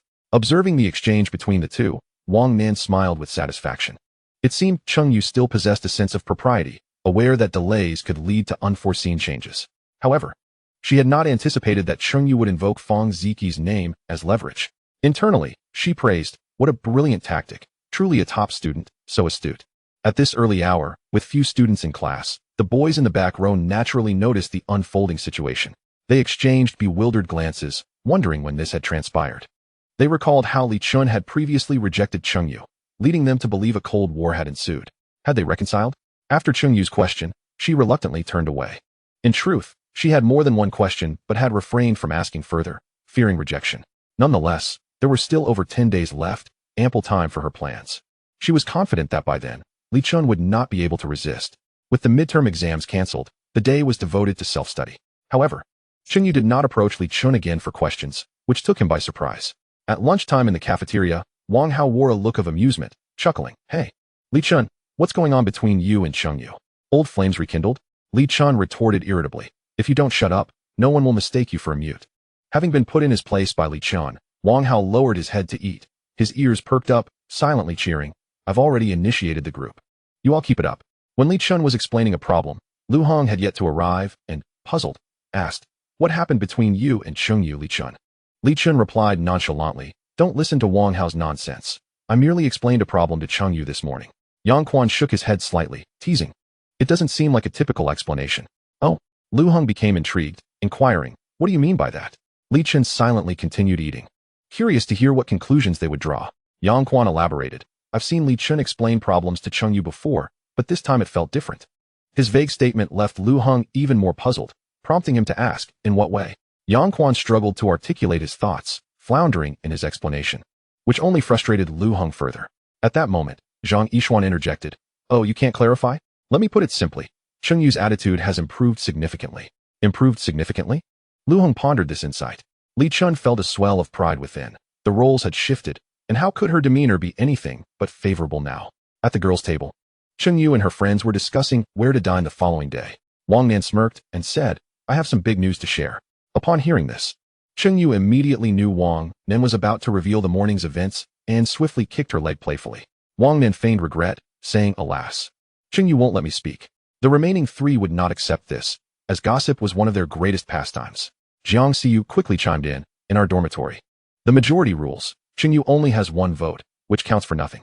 Noticing Tang Mingqi and Wu Fong nodding in agreement, Wang Nan excitedly declared, "Today, Cheng Yu took the initiative." "What?" The group gazed at Cheng Yu in astonishment. They were well aware of what taking the initiative implied, and Wang Nan had been mentioning Li Chen at least once every 3 sentences recently. Cheng Yu, feeling a bit bashful, lowered her head to eat and said, "It was just a question." "Oh," the others exclaimed in unison. They knew that Cheng Yu had not spoken to Li Chen in recent times. So even the simplest inquiry had taken on significant weight. After teasing Cheng Yu for a while, they couldn't help but speculate that with her taking the initiative, it seemed Li Chun was destined to be captured. Upon returning from dinner, Li Chun had just settled down when Cheng Yu cautiously turned to him, saying, "Li Chun, I have another problem I can't solve." That evening, she had opted for bread instead of dining in the cafeteria, a trend increasingly common among girls as the college entrance examination approached. Li Chun did not refuse her request, taking the test paper and beginning to explain the problem. Following the earlier conversation during lunch, Lu Hong had returned with a watchful eye.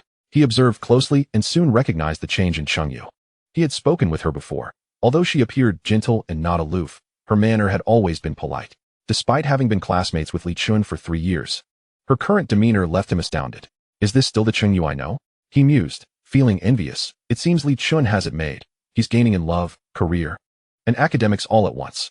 Li Chun was indeed relishing this moment. It was the first time Cheng Yu had displayed such a delicate, dependent demeanor in front of him.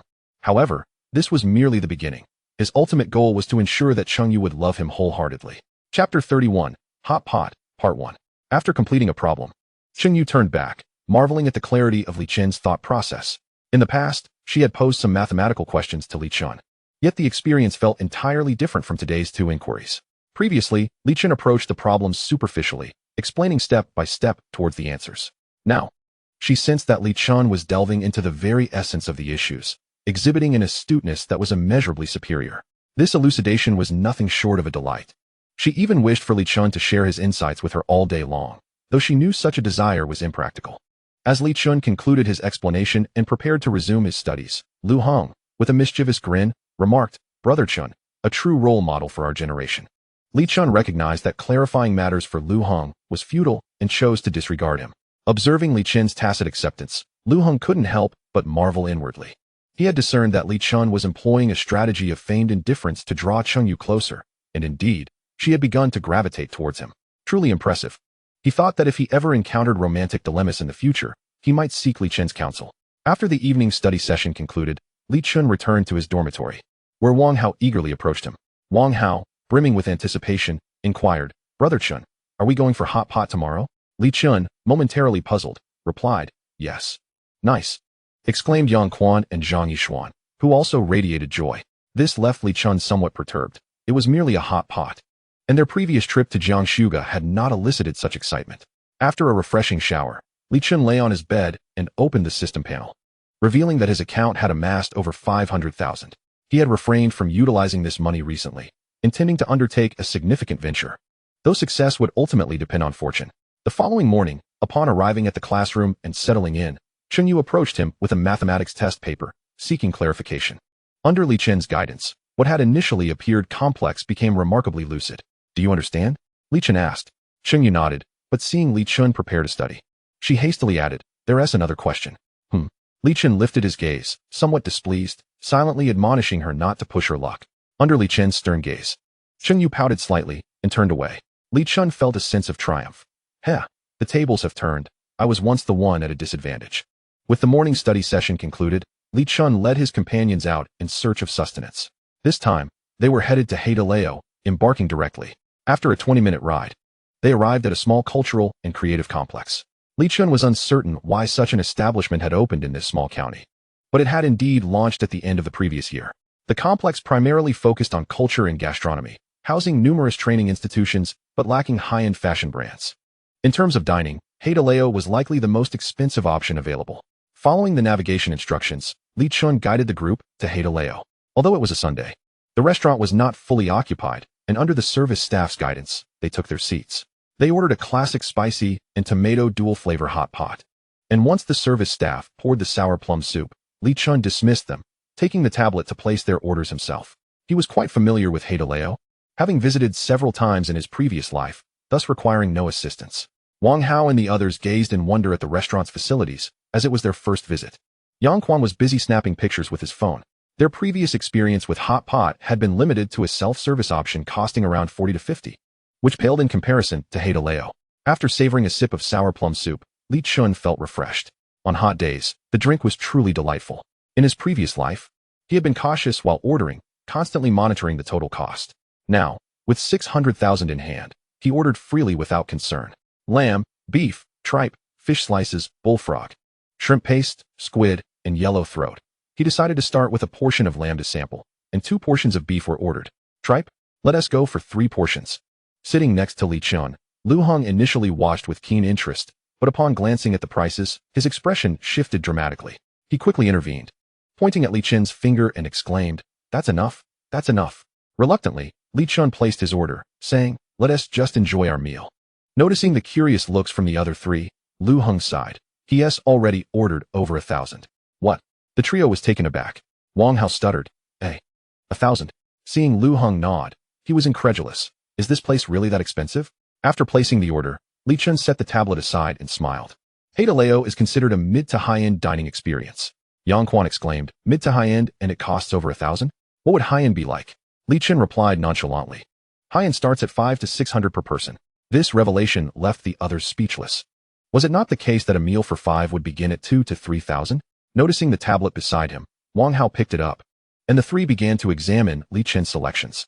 Li Chen had ordered several dishes at 70 to 80 each, with some even exceeding 2 or 3 portions, which explained the hefty bill. However, the images looked undeniably appetizing, and the trio felt their appetites stirred. Meanwhile, Cheng Yu and her companions were on their way.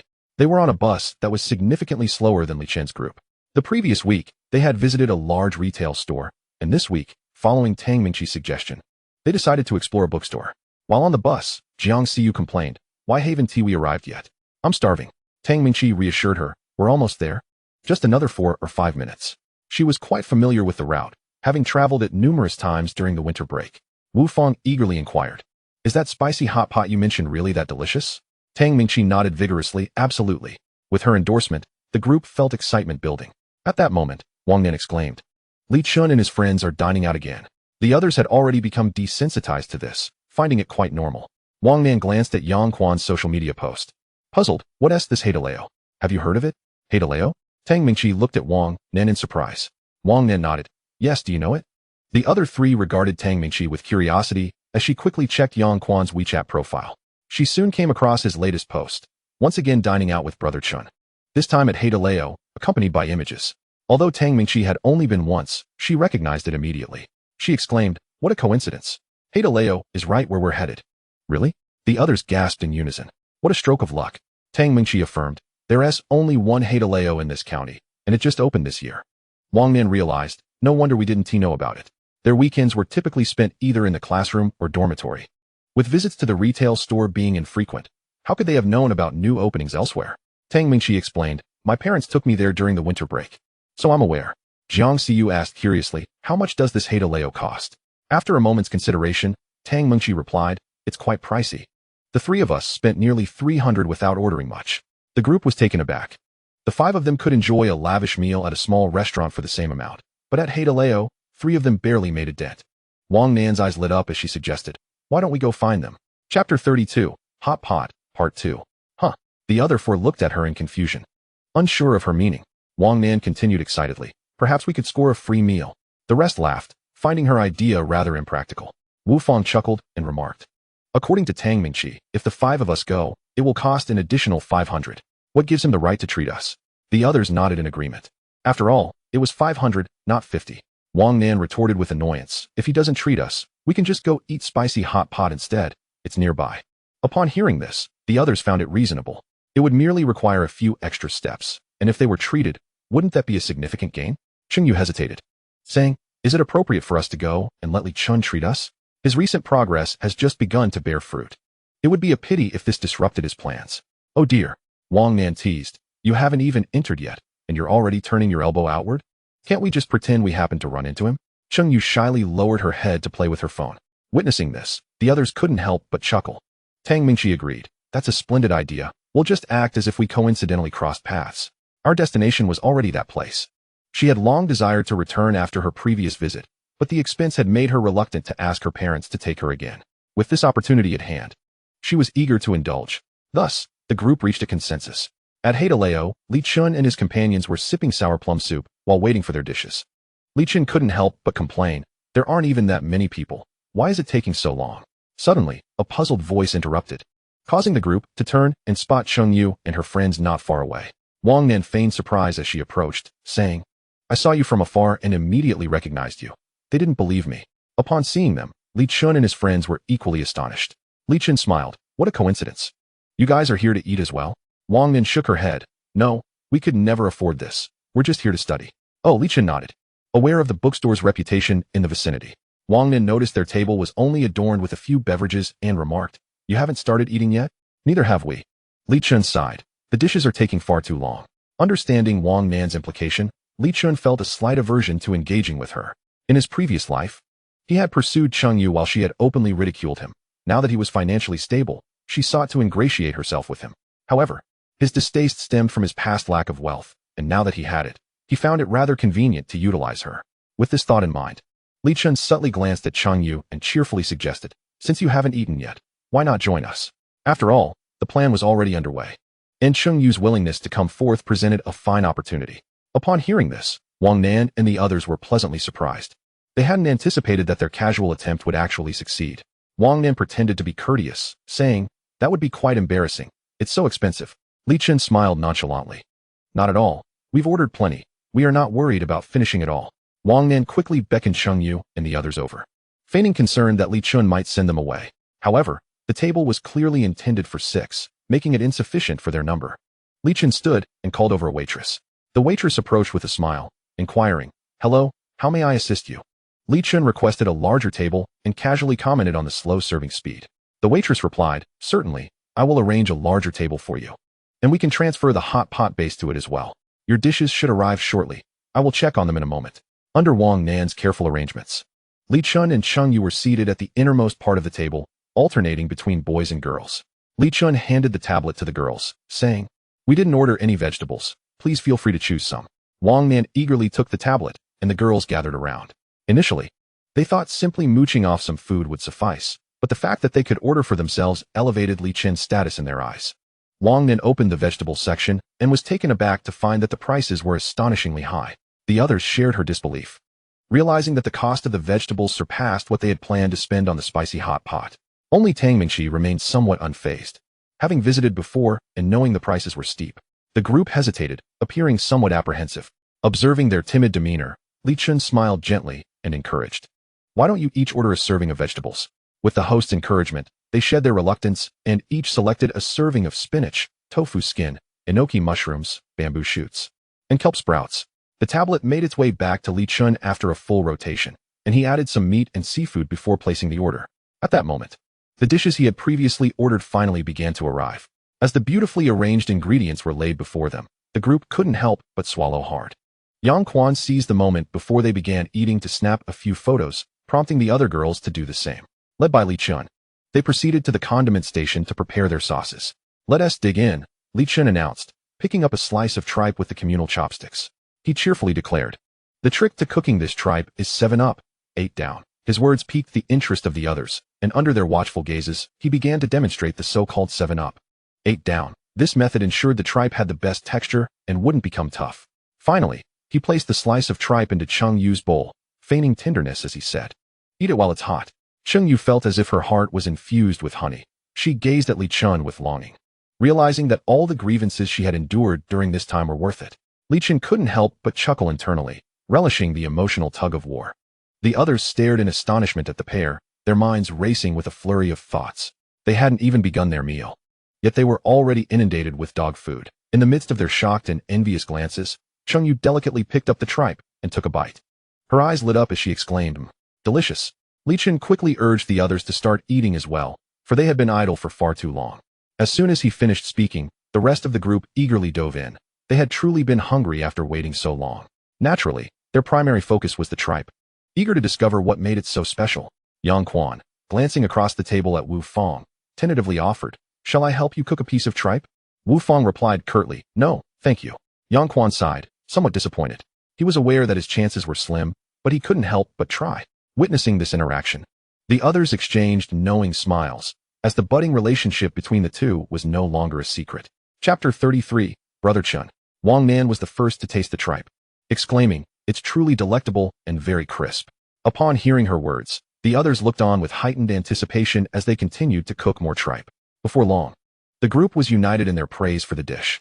Wang Nan, speaking with envy, remarked, Li Chun, you truly have it good. You eat like this every week. Every week.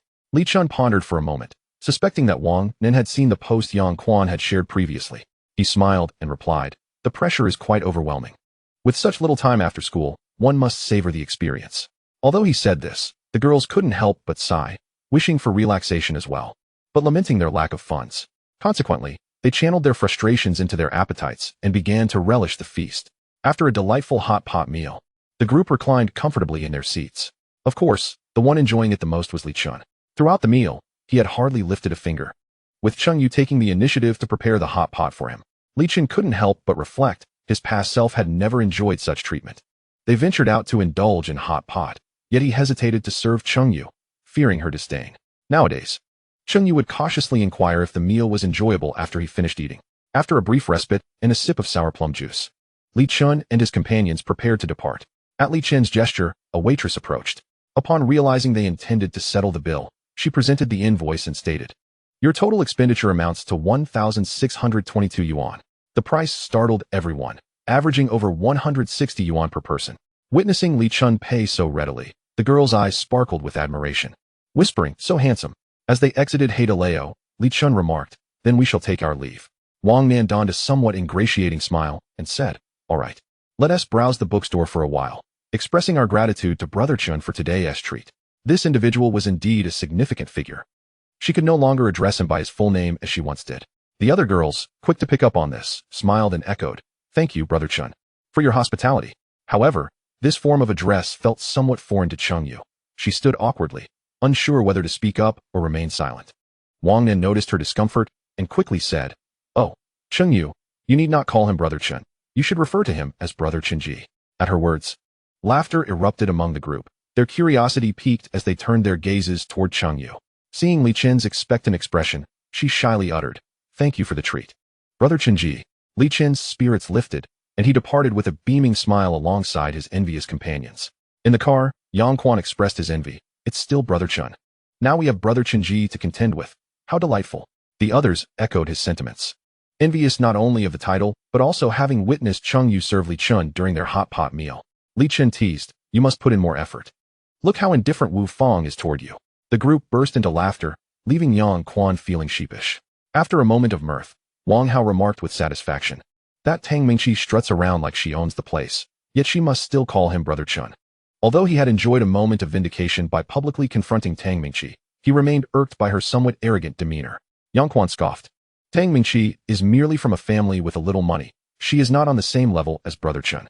Zhang Yishuan nodded in agreement. Indeed, had it not been for Brother Chen's generosity, would she have dared to indulge in such luxuries? Upon hearing Zhang Yishuan's words, Lu Heng furrowed his brow and inquired, "By the way, how is it that they just happened to be nearby? What a coincidence." This was a question Li Chun had pondered during their meal, but he too considered it merely a stroke of luck. He replied, "They arrived shortly after we sat down. It must have been genuine happenstance." He then jested, "Surely they weren't following us here?" At that moment, Yang Quan timidly admitted, "I posted a moment on WeChat just now." "What?" Li Chun and the others looked at him in surprise.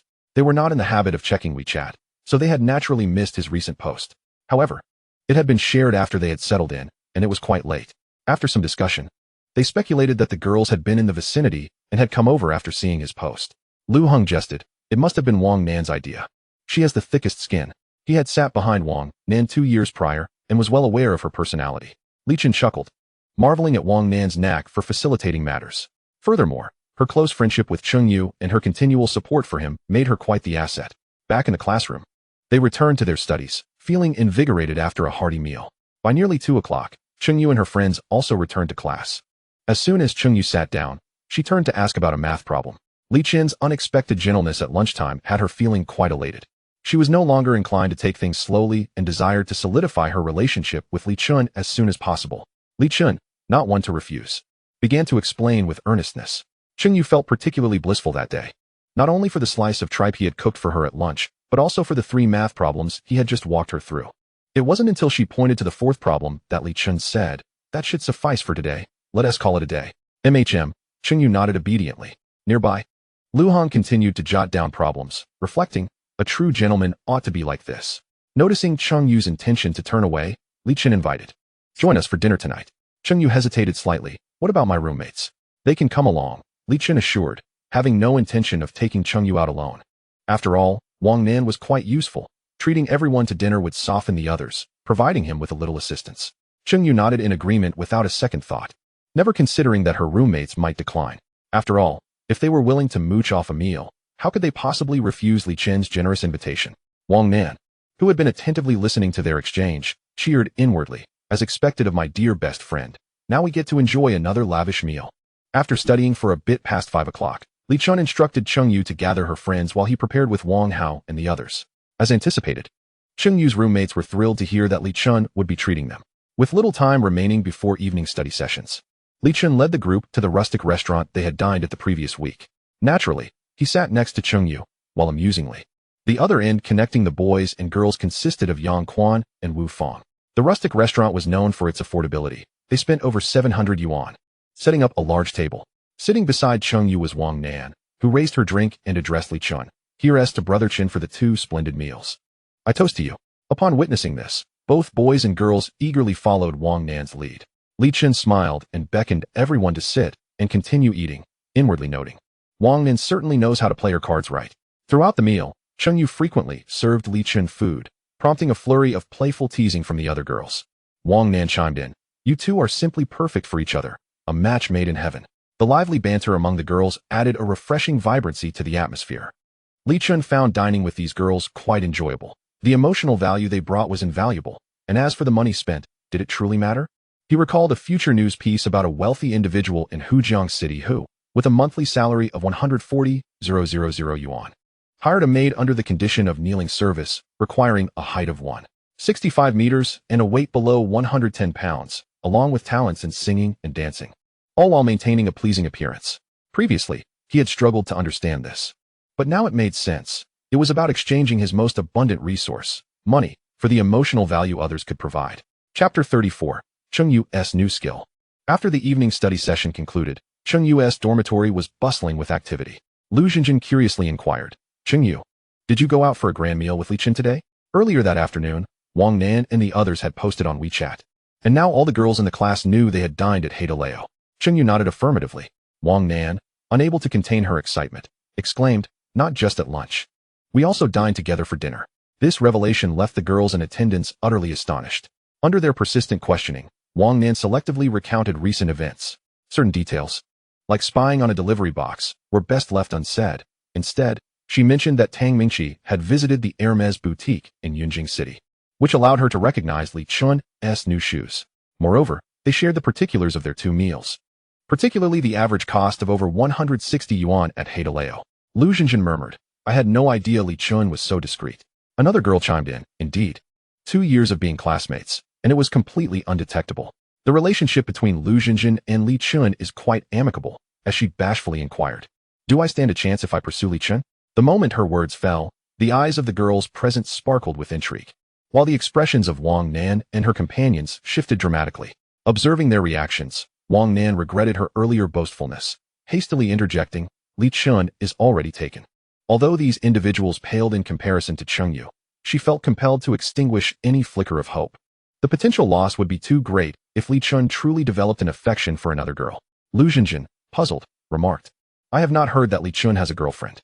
Wang Nan gestured discreetly towards Cheng Yu, stating, "There she is." At that moment, Cheng Yu's expression darkened as she noticed everyone looking her way, forcing a strained smile. Lu Xinjin glanced at Cheng Yu and then reflected on her own situation, letting out a deep sigh. Yet, she remained undeterred, asking, "Didn't Cheng Yu reject Li Chen?" The utterance sparked a flurry of speculation among the group, a matter only known to Cheng Yu's dormitory and Lu Xinjin. In a flurry, Cheng Yu retorted, "Who said I rejected him? I just don't want to start dating early. After the college entrance examination, we will be together." Today, a sequence of events with Li Chen had bolstered her confidence. She believed that once the exams concluded, being with Li Chen would be a natural progression.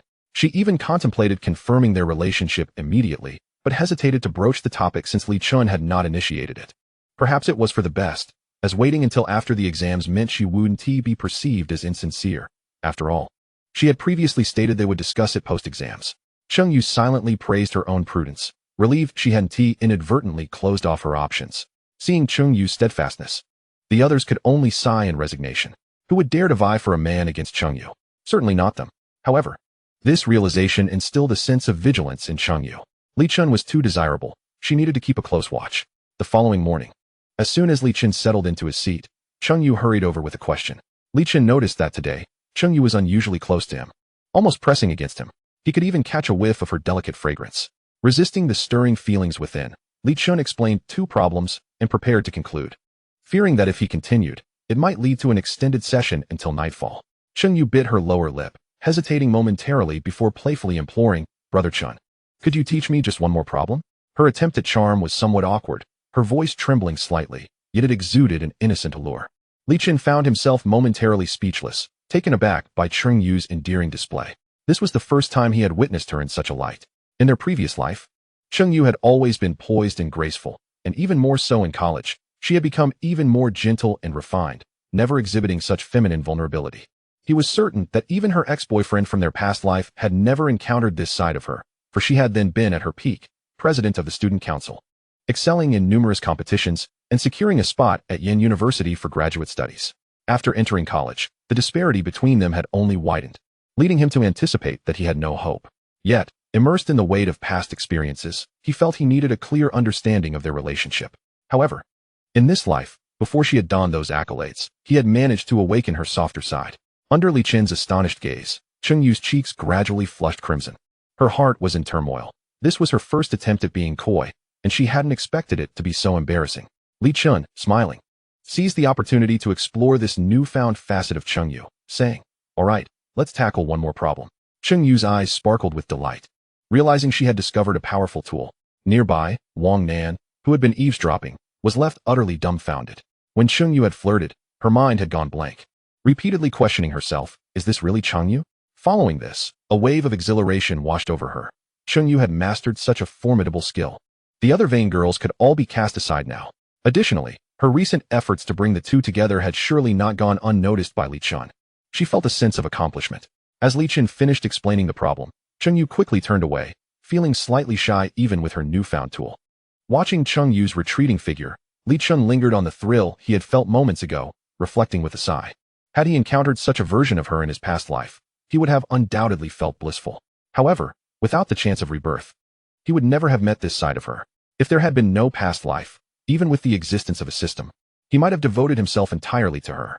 Yet in this life, he desired to live freely. I am not fickle. My heart is merely shattered into countless pieces, each capable of loving a different person. At noon in the cafeteria, Wang Nan excitedly shared with several others. Cheng Yu flirted with Li Chen this morning. What? The 3 looked at Cheng Yu in astonishment. They could hardly believe that someone as poised and graceful as Cheng Yu would engage in such behavior. Do tell us all about it. Cheng Yu quickly grabbed Wang Nan's arm, genuinely anxious. She did not wish to suffer social embarrassment. Under Cheng Yu's vehement opposition, Wang Nan reluctantly seized her detailed account, having initially hoped to mimic Cheng Yu's tone from earlier. However, she recognized that she would need to rely on Cheng Yu for meals in the future. Though the others felt somewhat disappointed, the explosive news was enough to excite them.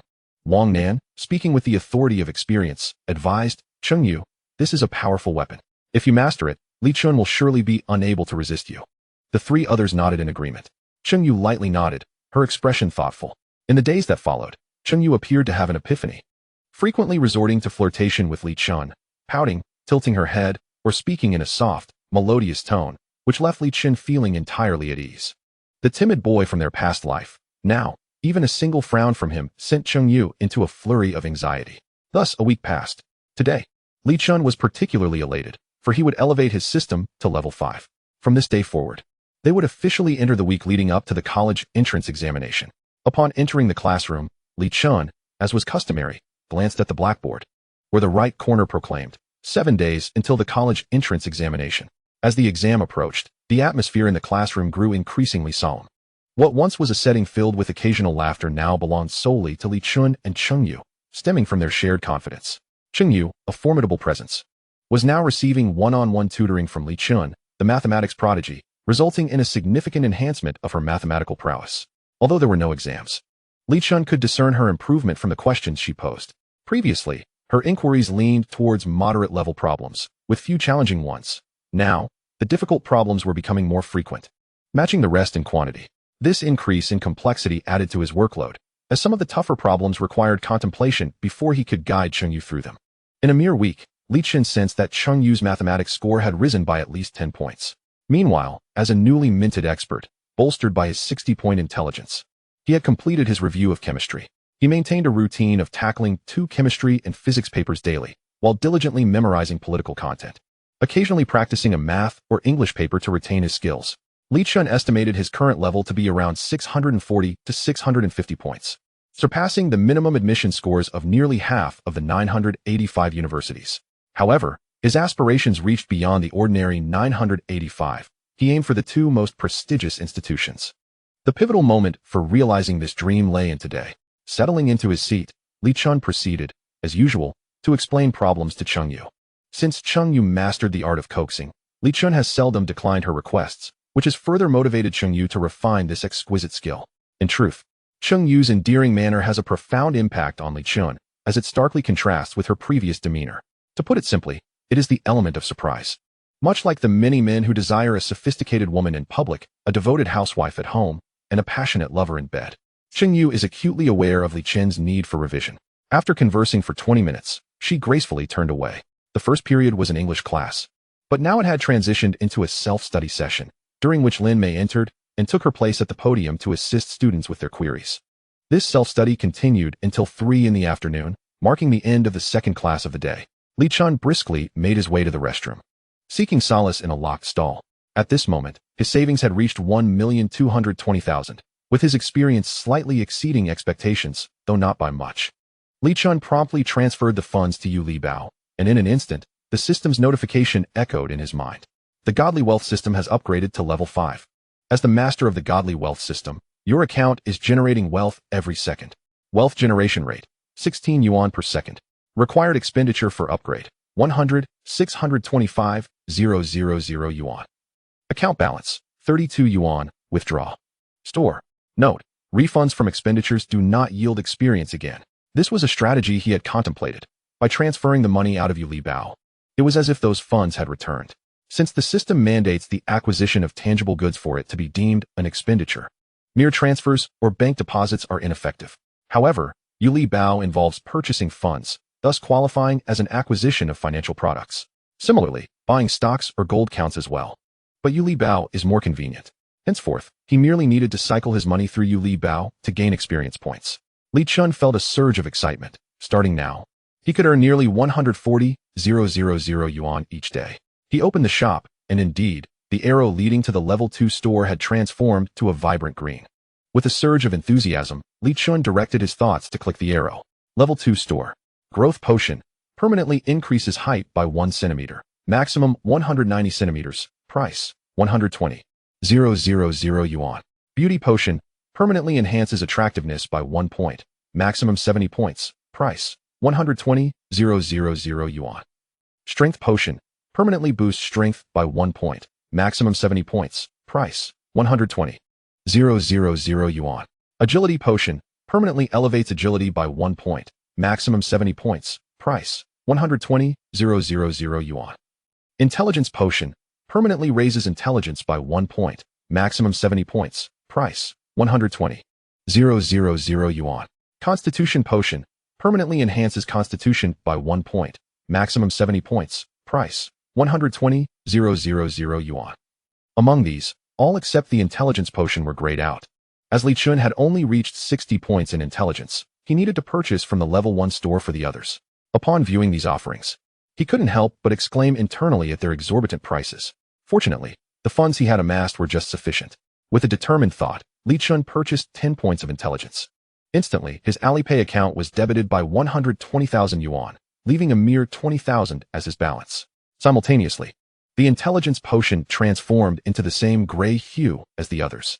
Li Chen felt a profound clarity wash over him, as if his mind had undergone a metamorphosis akin to that experienced during the transition from 50 to 60 points. Although he had previously been quite intelligent, there were still certain challenging problems that eluded him. Now, those complexities seemed to unravel effortlessly in his mind. Most exhilaratingly, he felt a flicker of recollection regarding the examination questions from his past. After his rebirth, he had attempted to recall them, but had failed, as 4 years had caused many memories to fade. Yet now, he realized that while some memories had indeed vanished, many remained hidden deep within his consciousness. With 80 points of intelligence, he would be confident in reconstructing over 80% of those questions. However, at present, He could only grasp fleeting fragments, requiring more time for reflection. Li Chun murmured to himself, "There are still 7 days left. I should have enough time." Upon returning to the classroom, he appeared to enter a state of enlightenment. Although he gazed down at his textbooks, his mind was far removed from their contents. He remained motionless, akin to a statue, until the bell rang for the 4th period. As the chime echoed, Lu Heng and others dashed out, while Li Chun remained lost in his contemplative state. Cheng Yu and Wang Nen opted not to visit the cafeteria again today, choosing instead to snack on bread. As Cheng Yu prepared to head to the restroom, her peripheral vision caught a glimpse of Li Chun. She quickly turned around, noticing him frozen in place. A wave of curiosity washed over her. Why hadn't Li Chun gone to eat? Was he asleep? Indeed, some individuals could sleep with their eyes open, but she had never witnessed Li Chun doing so. At that moment, Wang Nen also noticed this peculiar behavior. Assuming Li Chun was asleep, she waved her hand in front of his eyes. Suddenly, Li Chun looked up and exclaimed, "I figured it out." Startled, Cheng Yu and Wang Nen jumped. Upon seeing their flustered expressions, Li Chun inquired, "What is wrong with you two?" Cheng Yu patted her chest, saying, "So you weren't asleep after all?" Sleep? Li Chun realized that the two had mistaken his intense brainstorming for slumber. He felt a pang of regret. His intelligence was still too low. If only he had 80 points, he wouldn't have needed to ponder for so long to recall a single essay topic. Moreover, this brainstorming technique could be applied not only to recalling examination questions, but also to significant events. In his previous life, he seldom paid attention to other matters while in university, but he had still encountered some trending events on Douyin. He could leverage that information for profit, but that would have to wait until after the examinations. Then, a wave of intense hunger and fatigue washed over him. This mental exertion had consumed a great deal of energy. "I'm off to eat," he declared, swiftly exiting the classroom, leaving the two bewildered girls behind. Chapter 36. The Transformation of 70 Points of Intelligence. After standing in a long queue, Li Chun managed to catch the last train with Wang Hao and the others. By this time, Wang Hao and his companions were nearly finished with their meals. Upon seeing Li Chun take a seat, they were taken aback. Lu Heng remarked with curiosity, "Brother Chen, why are you so late? We thought you were having bread." Li Chun, too preoccupied to engage in conversation, hastily took a bite of his meal. After swallowing, he replied, "I was deep in thought, and didn't hear the bell." Wang Hao enviously remarked, "Brother Chen, your focus is impressive, unlike me, who often drifts off." He had been diligently studying with Li Chun and the others, but his efficiency was lacking due to years of ingrained habits that couldn't be altered overnight. Zhang Yishuan asked, "What problem had you pondering for so long?"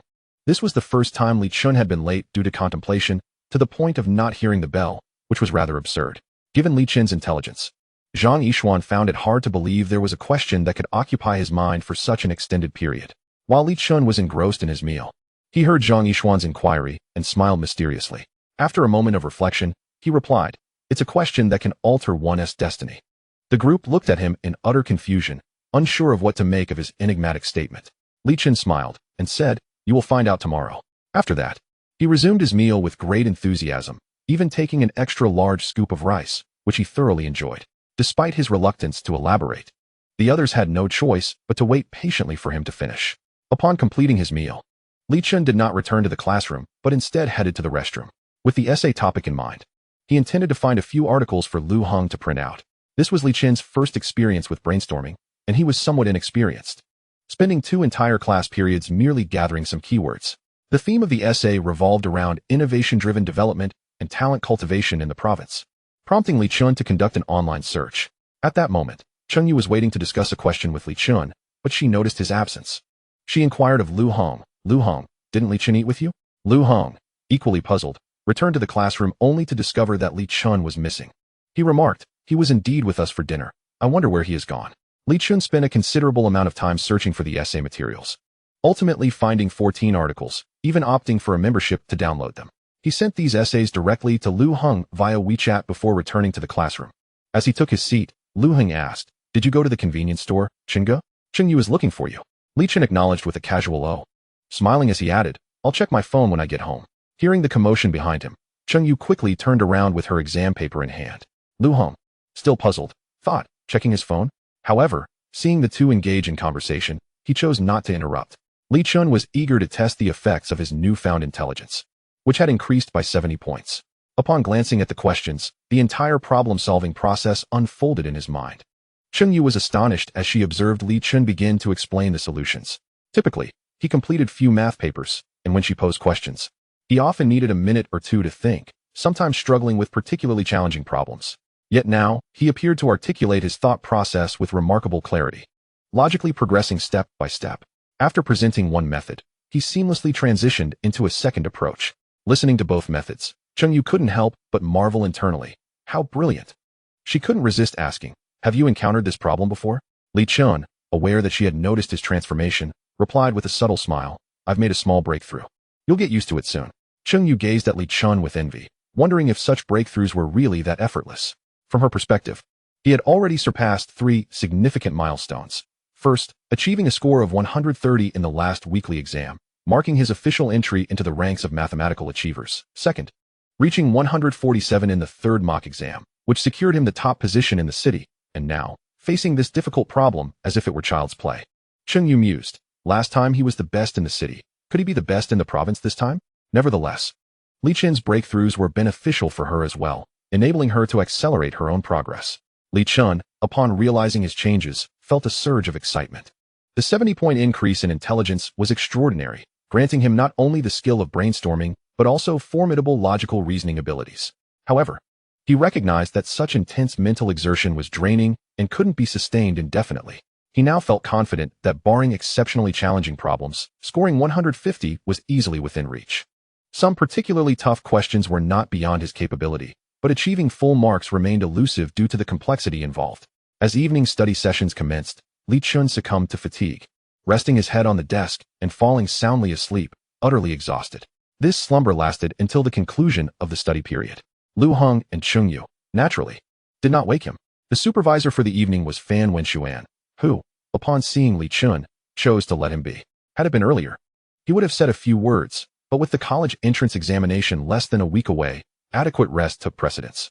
In fact, Li Chen remained oblivious to the end of the study session, only roused when Lu Heng, concerned he might sleep through the night, gently shook him awake. "Chen Gu, wake up. Class is over." Li Chen groggily sat up, noticing Lu Heng's concerned expression and Chen Yu's worried gaze, which reflected her perception that something was amiss with him today. First, there was his daydreaming in the afternoon, then the sudden academic breakthrough, and now, having slept through a study session without hearing the bell. Li Chen smiled reassuringly, saying, "I'm fine, just a bit worn out today. Lu Heng, don't forget to check your phone when you get home." With that, he headed towards the classroom door, followed closely by Chen Yu, who had been accompanying him home for the past few days, a change suggested by Wang Nan, as she had previously walked with her. On their way, Li Chen suddenly asked, "Are you considering applying to Yanling University or Hengqin University?" Chen Yu sighed, who wouldn't want to, but it seems unattainable. Li Chen cryptically replied, "This time, you should be able to make it." Upon hearing this, Chen Yu chuckled, interpreting his words to mean that he intended to help her improve her math skills to achieve this goal. Yet, given her current performance in other subjects, a score of 140 in mathematics was necessary for a chance at those 2 universities. With little confidence, she remarked, "But I lack faith. If I could score 130 in math for the entrance exam, I'd be satisfied." Li Chen chose not to elaborate, knowing such claims would likely be met with skepticism. Chapter 37. The essay secured. Upon returning to the dormitory, Wang Hao and others approached Li Chen to inquire about his well-being. They had noticed that he had slept through an entire study session, and after it concluded, they lingered to see if he was all right, only to witness Lu Heng waking him up before he departed. Aware that Li Chen had been walking with Chen Yu lately, they opted not to disturb them. At this point, Li Chen had become the cornerstone of 2 dormitories, particularly Chen Yu's, having treated them to lavish meals on consecutive Sundays. His influence in the girls' dormitory had evidently reached a level that could rival Chen Yu's. Not to mention, it was clear that Wang Nan was firmly in Li Chen's corner. Li Chen smiled and reassured them, "Nothing much, just feeling a bit tired lately." Zhang Yishuan nodded, "That's good to hear. With the college entrance exam approaching, don't overexert yourself. I believe you've secured a spot in a 985 university." Previously, while Li Chen was reviewing chemistry, he frequently sought Zhang Yishuan's assistance, and he could distinctly sense Li Chen's rapid progress. Initially, the questions he asked were relatively simple, but they had increasingly become more challenging. He estimated that Li Chen's chemistry abilities now warranted a score of at least 90. Furthermore, with Li Chen consistently memorizing political content, it was evident that his score would improve significantly. This would accumulate to over 640 points, sufficient for admission to a standard 985 university. Zhang Yishuan felt a twinge of envy at Li Chen's transformation, yet he recognized that such progress could not be merely envied. Subjects like mathematics and English would require an additional year of study to reach similar heights. Wang Hao and Yang Quan were astonished upon hearing Zhang Yishuan's words. Yang Quan exclaimed, Chen Ge has already secured a place in a 985 university? From their perspectives, Li Chun had scored over 600 in the last mock exam. Just a few days later, he was already aiming for a place in a prestigious university. Zhang Yishuan commented with a smile, Brother Chen's chemistry has improved remarkably. I believe he will be just fine. Li Chen chuckled but remained silent, acknowledging that Zhang Yishuan's assessment was indeed quite accurate. However, that was when he had a mere 60 points in intelligence, and now he estimated his score to be comparable to Chang Yu's. Naturally, in the eyes of his peers, this was an unspoken agreement. Wang Hao expressed his envy, saying, I'm still striving for a second-tier university, while Brother Chen has already reached the top. The gap is just too vast. Li Chun smiled faintly and inquired, How has your studying been lately? Wang Hao sighed, I feel a bit better than before, but I'm still falling short. As they discussed their studies, Wang Hao quickly pulled out an English test paper to ask Li Chun for assistance. As Li Chun explained, he silently vowed to help him catch up by tomorrow. That night, as Li Chun lay in bed, he found himself with over 60,000 points, ready to invest in other attributes. He decided to prioritize strength and agility for last, deeming them currently unnecessary. However, he contemplated enhancing his vitality, thinking that a higher constitution might alleviate the fatigue after intense brainstorming sessions. Yet, the primary concern remained his height and appearance. After all, being handsome is a lifelong asset. With this thought, he entered the level 1 shop and purchased a beauty potion. After a minor purchase, he felt a slight warmth on his face, lasting about 10 seconds. Once it subsided, he bought a bit more, noticing that the beauty potion had turned gray. He felt a surge of pride, convinced he was indeed quite handsome. Regrettably, there was no mirror in the dormitory, otherwise he would have spent a good 10 minutes admiring himself. As for height, he was wary of purchasing too much at once, as a trip to the hospital would be undesirable. He resolved to make incremental purchases every few days, aiming for a height of 1.83 meters. At that moment, Lu Hong had just returned home and opened his phone to see a message from Li Chun. The first thing that caught his eye was a red envelope, followed by a note. Print 1 copy of each document and bring it tomorrow. Lu Hong opened the envelope to find 100 yuan. Surprised at first, he then beamed. Following Brother Chen means there's meat to eat. After flipping through the dozen or so documents, he noticed they were all essays with similar titles. Though puzzled, he thought little of it. He simply needed to follow Li Chen's instructions. The next morning, at 6 o'clock, Li Chen awoke to the sound of his alarm. By then, his system account had accumulated over 40,000 points, prompting him to purchase a bit more height.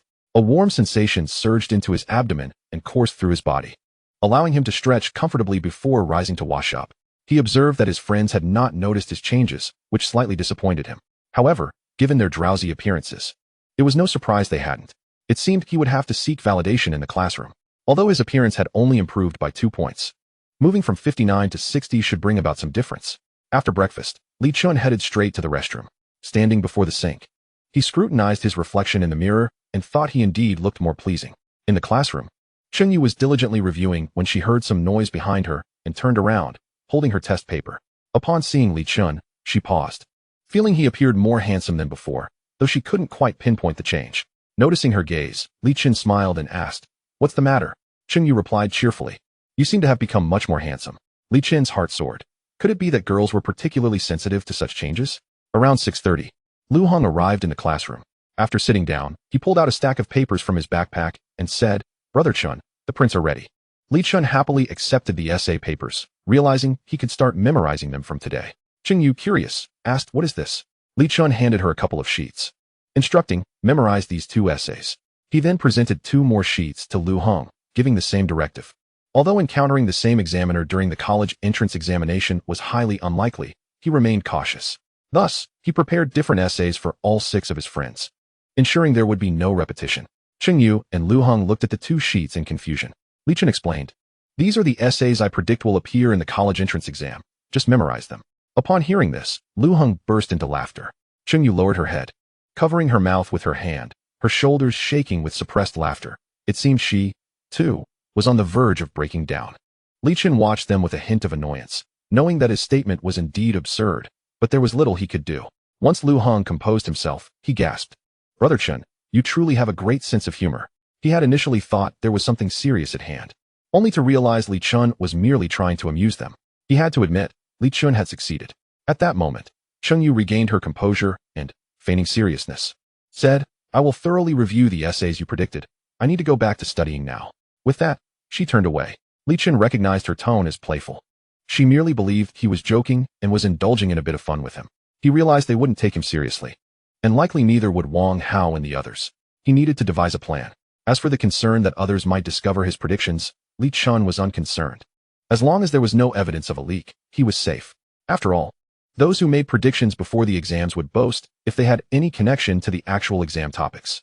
Moreover, Li Chen believed they would prefer to believe in a leak rather than in someone being reborn, and the notion of a system seemed utterly ludicrous. Thus, he felt secure in his position. Chapter 38. The Limitations of Brainstorming.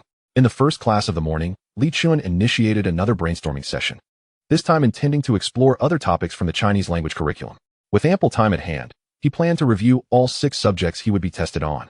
Brainstorming was not an uncontrollable process. He had merely been so engrossed the day before that he had lost track of time. When Wang Nan waved in front of him, he had indeed noticed. To prevent excessive fatigue, he opted to conclude his thoughts at the sound of the first class bell. The mental exertion from an entire class had taken its toll, prompting Li Chen to pull out the snacks he had prepared earlier. He sensed that he was gradually improving his constitution. Once he elevated his constitution to 60 points, he would focus on enhancing his appearance. 12,000 points for beauty was still somewhat steep. During this session, Li Chen pondered the modern reading comprehension segment of the Chinese language curriculum. By the end of the class, he recalled several words from a novel that had left a strong impression on him. He felt that locating a novel based on a few words was still a daunting task, yet he intended to give it a try during lunch. He now understood that his capacity for recollection depended on his impressions. For instance, he could only identify a few words from that particular novel after having read it a few times. However, he had not thoroughly read other topics multiple times, making them difficult to recall. In contrast, he had certainly read the essay topics carefully several times, resulting in a more complete recollection of those contents. As for the other sections of the Chinese language paper, he had no expectations of remembering them. His next objective was mathematics. Although he was confident of scoring 150, having access to original questions would provide him with greater assurance. And he could also share them with Wang Hao and the others. For the subsequent classes, he continued to memorize political content, planning to return to his recollections in the afternoon. After memorizing some political content, Li Chen completed a chemistry test, and thus the morning slipped away. At noon, upon returning to the dormitory after lunch with a few roommates, he handed them the essay prompts. He feared that if they heard about it during the meal, they would burst out laughing. Indeed, upon discovering that it was Li Chen's selected topic for the Chinese essay, they all erupted in laughter. Although Lu Hong had already laughed earlier in the morning, he joined in once more. However, Li Chen had already devised a strategy and was unperturbed by their lack of preparation. As the laughter subsided, Li Chen declared, "On Saturday, there will be a surprise check. Each of you must memorize at least one essay. Those who cannot will not be allowed to join me for a feast." What? The smiles on their faces instantly transformed into masks of despair. They had developed a fondness for lavish meals, particularly at Haidaleo, which was simply delectable. After a week of hard study, indulging in a sumptuous feast was the ultimate pleasure, yet Li Chen had resorted to such a tactic. Wang Hao, somewhat disheartened, remarked, "Chen Ge, are you serious?" Li Chen retorted, "Of course, I am serious. Did you not say there was just a breath separating you from university? This is that breath." Wang Hao glanced at the 2 sheets of paper in his hand and, in exasperation, said, "If this were truly the college entrance examination essay, I would bow down to you." Yang Quan unhesitatingly added, "So would I. I would even prostrate myself." Lu Heng and Zhang Yixuan also voiced their agreement. Li Chen's classmates were average in Chinese, scoring around 90 to 100, with essays typically garnering about 40 points. If they truly guessed correctly, the essay could earn at least an additional 10 points. What did adding 10 points to the total score signify? It could propel them forward by 10,000 ranks in the college entrance examination, except for those at the very high and very low scoring tiers. Among this dormitory, only Li Chen's capabilities resided in the higher score range. Even Zhang Yixuan did not qualify. With those additional 10 points, Wang Hao could gain admission to a second-tier university. Lu Hong could secure a place in a first-tier institution, and the other 2 could easily navigate their application process. It was not merely about bowing for an extra 10 points. Even a single point could mean the difference between reaching 750 or failing to elevate their standing. Li Chen smiled faintly and stated, "Let us discuss these matters later. For now, your task is simply to memorize at least one essay. Actions speak louder than words. Some things are better witnessed than merely spoken of." Furthermore, had he not concocted these prompts himself, he would not have believed anyone else who claimed the same. Distributing 2 essays to each was merely a precaution, though being able to memorize one would suffice. With Li Chen's insistence, the others had no choice but to comply. Refusal would mean forfeiting their meals. They could revert to a life of eating spicy hot pot, but if everyone else indulged in hate-aleo, consuming hot pot alone would be quite disheartening. Upon hearing their assurances, Li Chun felt reassured, leaving only Cheng Yu to consider. He was much more confident in dealing with Cheng Yu than with these few roommates. As for the other girls in the class, he had contemplated whether to lend them a hand, but ultimately decided against it. It was not that he was unwilling, to put it bluntly.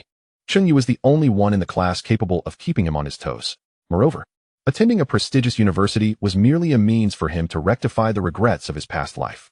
Yet, as it stood, even the few roommates closest to him did not believe him. It was likely that others would merely laugh it off, perhaps even mock him behind his back. Thus, he could only concern himself with those around him, leaving the fate of the others to chance. After exchanging a few words with his roommates, Li Chen climbed into bed and began searching for Chinese novels on his phone. After a lengthy search, he found nothing. To ensure fairness, the Chinese college entrance exam typically selects lesser-known novels, making it difficult to find anything with just a few phrases. However, this novel would undoubtedly gain fame after the exam. But by then, it would be of no concern to him. With a sigh, Li Chun purchased some stamina and then fell into a deep slumber. He had felt mentally drained after a morning of brainstorming, and another session awaited him in the afternoon. Upon awakening, Li Chun splashed his face with cold water, feeling considerably more alert. Shortly after arriving at the classroom, the lesson commenced, and after some contemplation, he resolved to review mathematics. By the end of the class, he had jotted down a function in his notebook, which was the prompt for this year's college entrance examination's final question. The first question required determining its monotonic intervals, and he casually noted the process beside it. In truth, recalling just one function did not necessitate an entire class, as his mind was preoccupied with the second question. Unfortunately, he had failed. In his previous life, he had lacked sufficient time to attempt the second sub-question, merely glancing at it, aware that it involved proving two inequalities before hastily moving on to other problems. How foolish of him. Yet, there was little he could do now. Li Chen's next goal was analytic geometry. He had analyzed that it was likely the area he remembered most vividly, as the processes in analytic geometry were intricate, requiring considerable time and effort to write down. He was confident he could reconstruct the two sub-questions. As for the other types of questions, which he had casually passed in his past attempts, they were not the kind he could tackle with ease. With this in mind, Li Chen resumed memorizing political content. Chapter 39, The Reward, Part 1. In the cafeteria, Li Chen and his friends dined at their usual spot. Wang Hao looked at the towering pile of rice on Li Chen's plate and remarked in astonishment, "Chen Ge, your appetite has certainly increased lately." In the past, he was the only one to go for a second helping, yet now Li Chen's plate contained even more than his. Upon hearing this, the others appeared puzzled as well. Zhang Yishuan chimed in, "I recall that Chen Ge had a substantial amount of rice at dinner yesterday." Li Chen smiled and replied, "I've been thinking quite rapidly lately. The consumption is substantial." Speaking of intellect, Wang Hao had much to say. He sighed. "I, on the other hand, think slowly and still consume a lot. What could be the reason?" Yang Quan grinned and quipped, "Because you are a glutton." Wang Hao shot him a glare, yet it lacked any real menace. And Yang Quan continued to smirk. As they jested, the meal came to a swift conclusion, just as Li Chun returned to his seat in the classroom. Chen Yu turned to face him. He did not rush to explain the problems to her, but instead inquired, "How much of the two essays I gave you this morning have you memorized?" "Huh." Chen Yu was taken aback. She had not anticipated Li Chun was serious. She had left those two sheets untouched. Li Chun, having anticipated this, replied sternly, "You must memorize at least one of those essays." Chen Yu, with a pitiful expression, pleaded, "What if I don't?" An essay typically exceeded 800 words. Even though she excelled in the humanities, it would still require a considerable amount of time. Li Chun, adopting a serious tone, stated, "If you do not memorize it, do not come to me with questions." Huh. Chen Yu was once again stunned. Noticing that Li Chen's expression was earnest, she quickly resorted to a plea, "Fine, I'll memorize it, just don't be so fierce." Li Chen nodded in satisfaction and then proceeded to explain the problems. Hearing their exchange, Wang Nan felt puzzled. Memorize? What are they memorizing? As for Lu Hong, he was already accustomed to this and simply marveled at how impressive Chen Ge was. He recalled the first time he heard Cheng Yu act coy a few days prior. He had been drinking water at the time and almost choked. He vowed to find a girlfriend who could be as affectionate with him in the future. In the evening self-study session, Li Chun opted once again to memorize political content. 2 hours of intense brainstorming felt like his limit. After the evening study concluded, he returned to the dormitory to find Wang Hao diligently memorizing the essay. Li Chun smiled and praised, "Not bad. You're much more sensible than those two." Wang Hao chuckled, saying, "Well, I'll have to memorize it sooner or later, so I might as well do it early." The other two expressed a tinge of regret for not bringing their essays along. for reciting such material tends to yield better results when vocalized. Zhang Yixuan had brought her English test paper to consult with Li Chun, and Yang Quan joined in to listen. In the girls' dormitory, Chen Yu was earnestly memorizing her essay. Muttering softly to herself, Wu Fang, intrigued, inquired, "Chen Yu, what are you memorizing?" The others turned their attention to Chen Yu, noting that it did not resemble vocabulary words.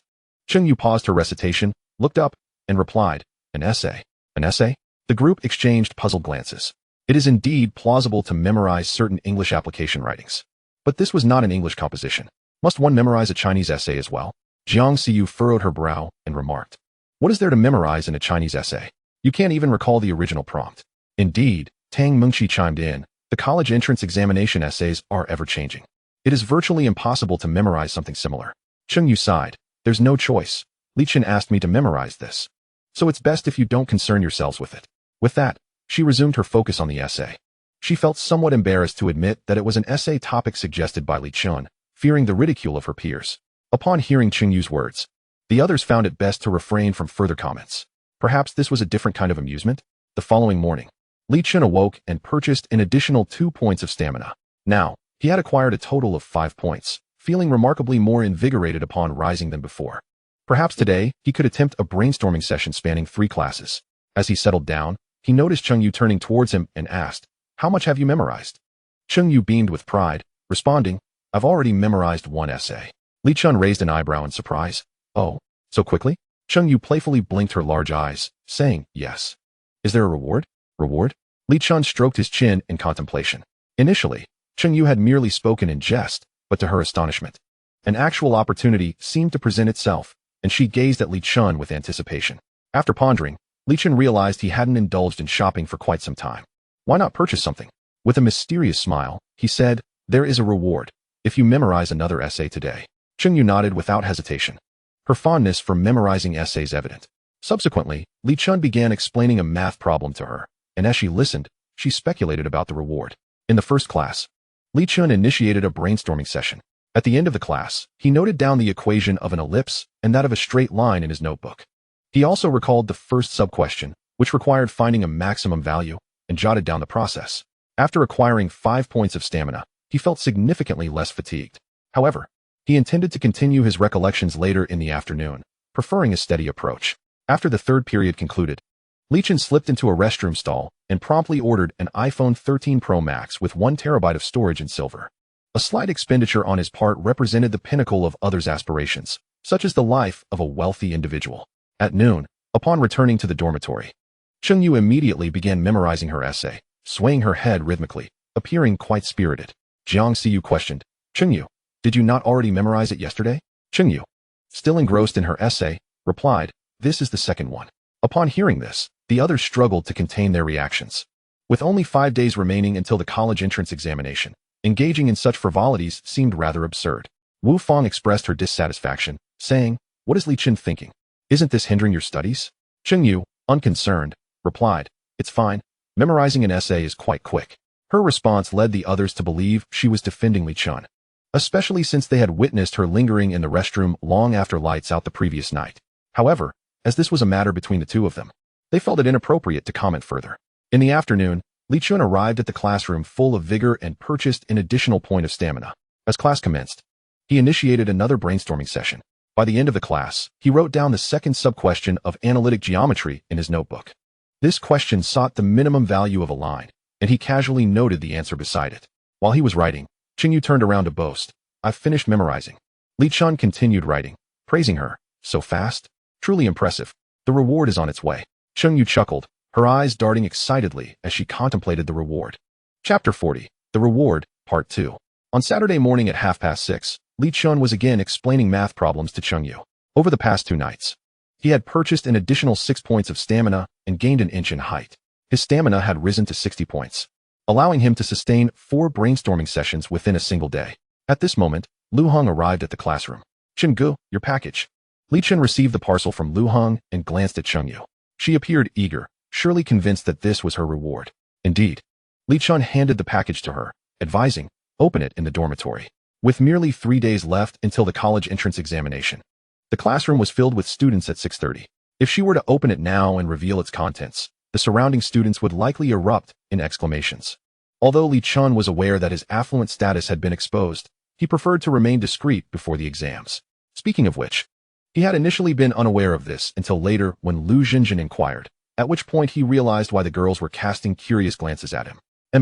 Chen Yu nodded emphatically. She carefully cradled the box and placed it on the nearby shelf. Once secured, she looked at her paper, eagerly awaiting Li Chen's next words. Li Chun smiled gently and said, "Let us conclude our discussion for this morning. Focus on your review." All right. With her reward in hand, Chen Yu was in high spirits as she turned back to her studies. Lu Heng looked at Chen Yu enviously, though he was unaware of the contents of the package. Surely, anything given by Li Chun must be exceptional. In the first class, Li Chun began to recollect the major topic of electromagnetic induction in physics. The previous night and the night before that, he had reviewed 5 times, which included English application writing, English continuation, and the flowchart for organic chemistry's major problem. The English application was an invitation letter, and he had spent 2 classes piecing together several key sentences for the continuation. The organic chemistry major problem comprised multiple sub-questions, many of which were blank, making precise recollection impossible. He utilized 2 classes to reconstruct the reaction flow. Once he understood this flow, the problem would be solved. At the end of the class, he added the first sub-question of electromagnetic induction to his notebook. After a break for 1 class, Li Chun continued his recollections in the 3rd period. Now, he could review 4 times in a single day, arranging 2 sessions in the morning, 1 in the afternoon, and 1 in the evening. At the conclusion of the 3rd class, he noted down the 2nd sub-question of electromagnetic induction in his notebook. As for the 3rd sub-question, he had not attempted it at the time, so he had to forego it. At noon, in the familiar cafeteria, Lu Heng curiously asked, "Chen Gu, what gift did you give Chen Yu?" "A gift?" The other 3 also turned their attention to him with interest. Li Chen chuckled lightly. "It's not exactly a gift. It's a reward for her memorizing an essay." "A reward?" Wang Hao grinned, ingratiatingly adding, "Chen Gu, I memorized one too. Is there a reward for me?" Li Chen regarded him with surprise. "So soon?" Wang Hao replied with pride, "Of course. I'm the only one in our dorm who has memorized an essay." Li Chen looked at the others, who seemed to tacitly agree, feeling somewhat astonished. He had not expected that the one with the poorest grades, Wang Hao, would be the first to complete this task. Li Chen reminded the others, "The inspection is scheduled for this afternoon. You all must be prepared." The others vowed with utmost sincerity that they would certainly accomplish the task. After a moment's contemplation, Li Chen, noticing Wang Hao's eager gaze, hesitantly suggested, "How about you choose the dishes tomorrow?" Wang Hao's eyes sparkled with excitement as he promptly replied, "Sure, it's settled." On the previous 2 occasions at Heideleo, Li Chun had chosen the meat dishes while the girls selected the vegetables. This time, he would finally benefit from the arrangement. The other 3 looked enviously at Wang Hao, who had acquired the privilege of selecting the dishes. They felt a twinge of regret, realizing that if they had taken a bit more time, they might have secured this opportunity themselves. They were confident that, given the same amount of time, they could surely outperform Wang Hao. Meanwhile, Chen Yu and the others were still en route. Jiang Siyu, glancing curiously at the box Chen Yu was carefully holding, inquired, "Chen Yu, did you receive a package?" The others also expressed their curiosity regarding the box. This was Chen Yu's first time carrying a delivery. Wang Nan remarked enviously, "This must be a gift from Li Chun. It seems to be some sort of reward." "A reward?" This piqued the curiosity of the group even further. "What kind of reward?" Chen Yu replied proudly, "It's for the 2 essays I memorized. Since I memorized them quickly, I earned a reward." "What?" The 4 were momentarily stunned. Is there really such a method of rewarding? If you want to give a gift, why not just give it directly? Regardless of their inner thoughts, Chen Yu was elated. This was the fruit of her labor. Soon, the group became too engrossed in speculating about the contents of the box to continue their conversation. Wu Fang scrutinized the box and suggested, given its size, "It must be a necklace or something similar." The others nodded in agreement, with Wang Nan adding, "It could be a bracelet or a bangle. Earrings are also a possibility." Chen Yu hesitated. "Earrings? But I don't have pierced ears." Wang Nan chuckled, "Just get them pierced. After the college entrance exams, no one will care." Chen Yu nodded, thinking that if there were earrings inside, she would get her ears pierced after the exams. The group devoured their lunch in haste, eager to return and unbox the delivery. Given Li Chen's wealth, the gift was bound to be extraordinary. As soon as they returned to the dormitory, Jiang Siyu exclaimed, "Hurry up." Chen Yu sat on her bed, her face brimming with anticipation as she began to unwrap the package. After removing the tape, she turned her back to the others and said, "Don't look yet." The others protested, claiming Chen Yu was being unfair, but there was little they could do. They watched as Chen Yu opened the box, and then she froze. "What is it, Chen Yu?" "Yeah, I'm dying of curiosity." Chen Yu's voice trembled slightly. This is... What is it? Hurry up and tell us." Unable to contain their excitement any longer, the others each tugged at Cheng Yu's arms. Still in a daze, she was easily turned around. Upon seeing what she held, they couldn't help but scream, ah. The box was adorned with a picture of a smartphone, and the distinctive design was unmistakable. It was their dream device, an Apple iPhone. Wang Nin gasped in disbelief. An iPhone? Tang Mingqi stared blankly at the packaging, having already recognized it as the latest model she had longed for. Jiang Xiyu urged, quick, open it and see. At that moment, Cheng Yu finally snapped back to reality and slowly lifted the lid of the phone box. A brand new smartphone appeared before their eyes. The group collectively swallowed hard as they gazed at the device. Cheng Yu delicately took out the phone, examining it with adoration. The other four followed suit, admiring the phone in silence, their envy rendering them speechless. Suddenly, Wu Fang asked, what model is this? Tang Mingqi confidently replied, iPhone 13 Pro Max. I'm not sure about the storage. Wow. The others gasped in admiration. Tang Mingqi quickly added, hurry, turn it on. Cheng Yu nodded, but upon powering it up, she discovered there was no network. At that moment, Wang Nan exclaimed, this is the 1 terabyte version. The others turned to Wang Nan, a mix of shock and curiosity on their faces. Wang Nan gestured toward the label on the box, which indeed indicated 1 terabyte. Oh my gosh. The girls couldn't help but exclaim. Not only was it the latest iPhone, but it was also the highest configuration, valued at an astonishing 13,000. They gazed at the phone in Cheng Yu's hands, their teeth nearly grinding in envy. Seeing their frustrated expressions, Cheng Yu couldn't help but smile subtly. Chapter 41, A Change of Plans. After a midday nap, Li Chun returned to the classroom. As he sat down, both Cheng Yu and Wang Nan immediately turned to look at him. Wang Nan's eyes were filled with astonishment and a hint of respect, while Cheng Yu's gaze was laden with affection. Li Chun smiled and asked, do you like the reward? Cheng Yu nodded eagerly. I love it. Then, a hint of anxiety crossed her face as she added, isn't this a bit too extravagant? To her surprise, Wang Nan did not dispute this. In the past, she would have thought it foolish not to take advantage of a good deal, but the value of this gift far exceeded her expectations. Noticing Cheng Yu's apprehensive demeanor, Li Chun smiled reassuringly. This amount is insignificant to me. As soon as he spoke, the two girls' eyes sparkled with amazement. 13,000 is insignificant? He must be incredibly wealthy. Lu Heng, nearby, stared at Li Chun in disbelief. Although he had witnessed Li Chen's opulence multiple times, such unabashed display of wealth was still astonishing. The class bell rang, and Cheng Yu reluctantly turned away. Li Chun continued to ponder the physics exam questions, focusing on the complex topic of magnetic fields. He initiated a brainstorming session, his eyes unblinking, appearing as though he were asleep with his eyes open. After numerous attempts, he had become adept at quickly locating the memory anchors from his past life, delving into the depths of his recollections. When the bell rang, his eyes gradually regained their clarity.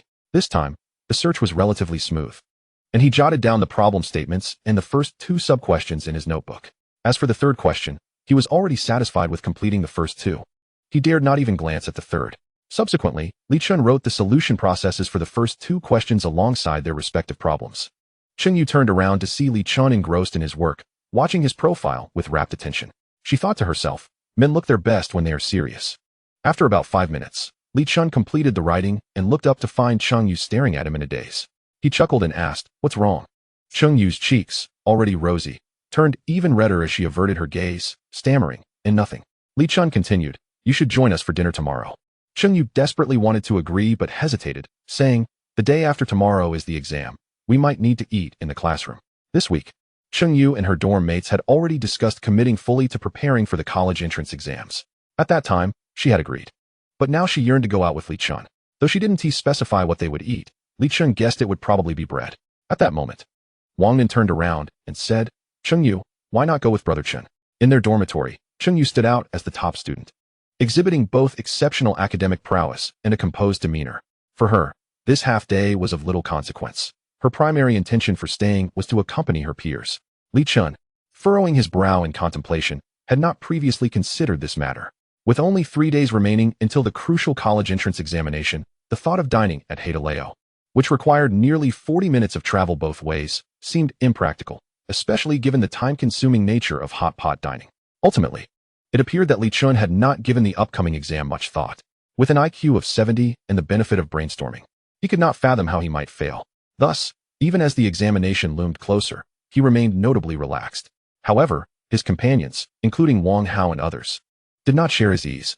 Noticing Li Chen's furrowed brow, Cheng Yu assumed he was upset and quickly reassured him, please don't be angry. I'll accompany you to eat. At that moment, Her concern for her roommates waned. Li Chun was her foremost priority. Li Chun comforted her. "It's all right. I just realized this issue and am contemplating whether to stay in the classroom." At that instant, Lu Heng chimed in. "Chen Gu, I support your decision to remain in the classroom." Li Chun met Lu Heng's determined gaze and understood his desire to strive until the very last moment for the entrance exam. In that moment, he felt a surge of fervor reminiscent of a past life. He nodded vigorously, declaring, "All right, we want to go out on Sunday. We'll review in the classroom." Chen Yu's face lit up with joy at his words. "That's wonderful. With you by my side, I'll be even more motivated to study." Lu Heng also smiled broadly. Despite the changes in Li Chun lately, he remained the same person Lu Heng remembered. Even Wang Nan, who typically harbored a superficial demeanor, was swept up by the uplifting atmosphere, for at her core, she was still a student eager for advancement.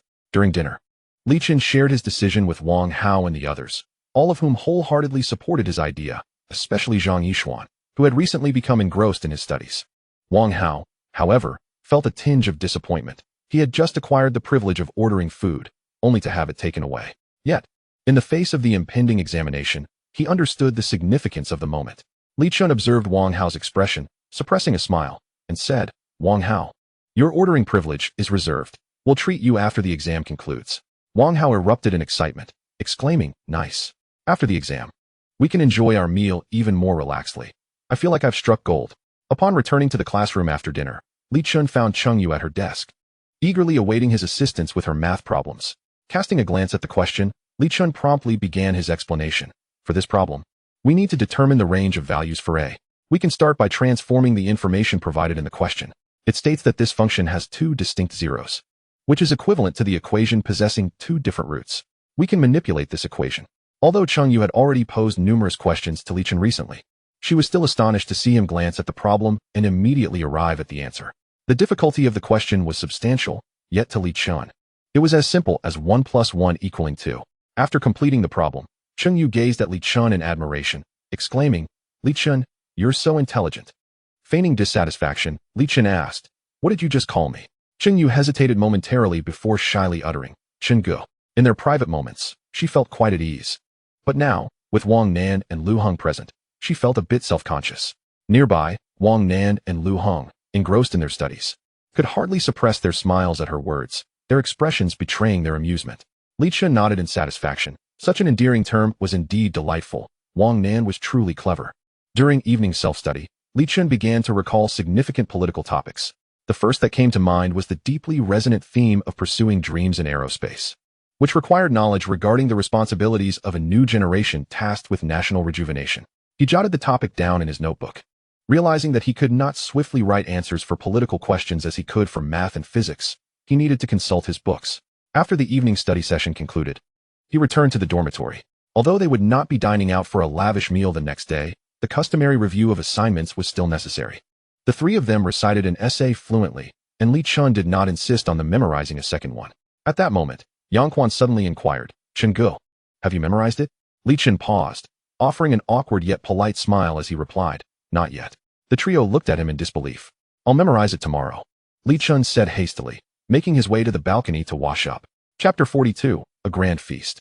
On Sunday morning, self-study extended until 11 o'clock, marking the end of the session. During this time, Li Chun also conceived a political question concerning legal matters related to contract disputes. However, he found himself at a loss for any further questions, having exhausted all that he could recall from the 6 subjects. Upon retrieving his phone, Chen Yu hurriedly extracted her SIM card from her old phone and inserted it into her new Apple device. Wang Nan, enviously watching Chen Yu's actions, mused about when she might own such an expensive iPhone, valued at 13,000 yuan. After successfully activating her new phone, Chen Yu excitedly explored its features. Even though it currently held few applications, Li Chun, observing from the side, asked, "What are you planning to eat? It wouldn't be bread, would it?" Chen Yu nodded, somewhat embarrassed, while Wang Nan offered a sheepish smile. Li Chun sighed in exasperation. He certainly had no intention of consuming bread. After a moment's thought, he proposed, "Let us skip the bread. I'll treat you to KFC instead. We can order takeout." "Great." The two responded enthusiastically. KFC was undoubtedly far more appetizing than bread, and they rushed to share the delightful news with their other 3 dormitory mates. The decision to remain in the classroom for review extended beyond just Li Chun and his friends. Approximately 10 others had also chosen this path. With no lunch provided in the cafeteria, many intended to order takeout or resort to bread. Li Chen scanned the classroom and resolved to treat everyone to a meal. As this expenditure was insignificant to him, he approached the front of the classroom and signaled for several classmates, who were either eating or preparing to eat their bread, to pause.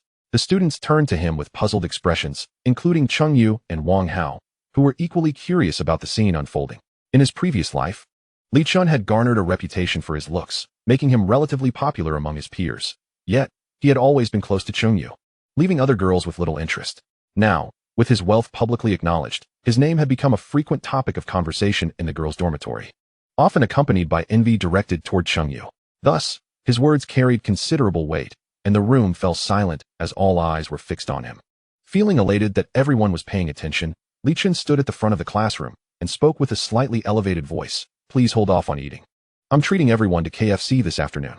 Upon finishing his announcement, the classroom fell silent for a few seconds before erupting into cheers.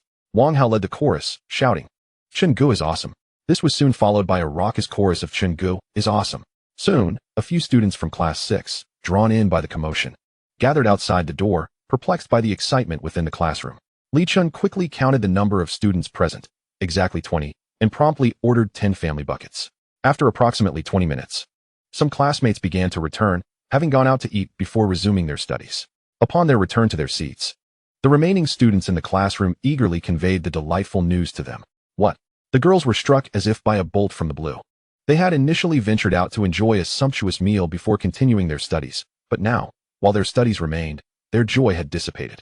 Among them was Lu Zhenjin, who approached Li Chen's desk and exclaimed in a delicate voice, Chen Gu, this is unfair. We want to have KFC too. Hearing this, Cheng Yu cast a wary glance in her direction, her expression slightly taut. Li Chen chuckled reassuringly. Don't worry, I've ordered 10 family buckets. You'll definitely get your share. Typically, 2 girls could consume 1 family bucket with plenty left over, and the girls returning from their earlier meal wouldn't be able to eat much. Lu Zhenjin feigned ignorance of Cheng Yu's expression and exclaimed with delight, Really? That's wonderful. In truth, her intention in coming was to capture Li Chen's attention, and she was pleasantly surprised by this unexpected twist. Previously, Wang Nan had dissuaded her during a visit to Cheng Yu's dormitory, yet she still wished to take a chance. After all, what if? Seeing her intent to continue speaking, Wang Nan quickly pulled her aside for a whispered conversation. Cheng Yu watched as Lu Zhenjin reluctantly departed, inwardly lamenting. What a poor choice in friends. Cheng Yu's somewhat sullen expression amused Li Chen. He found it rather amusing that she would think so little of him. How could someone like Lu Zhenjin ever catch his eye? He hadn't anticipated that Cheng Yu would be somewhat possessive, yet in his previous life, no one had ever made her jealous. Observing Cheng Yu's hesitance, Li Chen grinned and said, Let's get back to studying. We'll be eating soon. He could make no promises to Cheng Yu, for his current affection was solely directed at her, as she was the only one who piqued his interest at present. However, once the college entrance examination concluded, the world would unfold in vibrant colors. In this second chance at life, he simply wished to follow his heart. After a wait of approximately 10 minutes, the delivery arrived. The school did not allow food deliveries on campus, so they had to retrieve it from the school gate. Moments later, Li Chen and 4 other boys returned, each carrying 2 bags of takeout, stepping into the classroom under the expectant gazes of the girls. Li Chen placed 5 bags of food on the podium and announced, For the girls who haven't eaten yet, please share 1 bucket between 2 of you. And the ones who have already eaten can have a little from the leftovers. Hearing they could partake as well, the previously sullen girls felt their spirits lift. They had missed out on Li Chen's treat earlier, making it hard to concentrate on studying, but now, even if they could only have the leftovers, they were elated.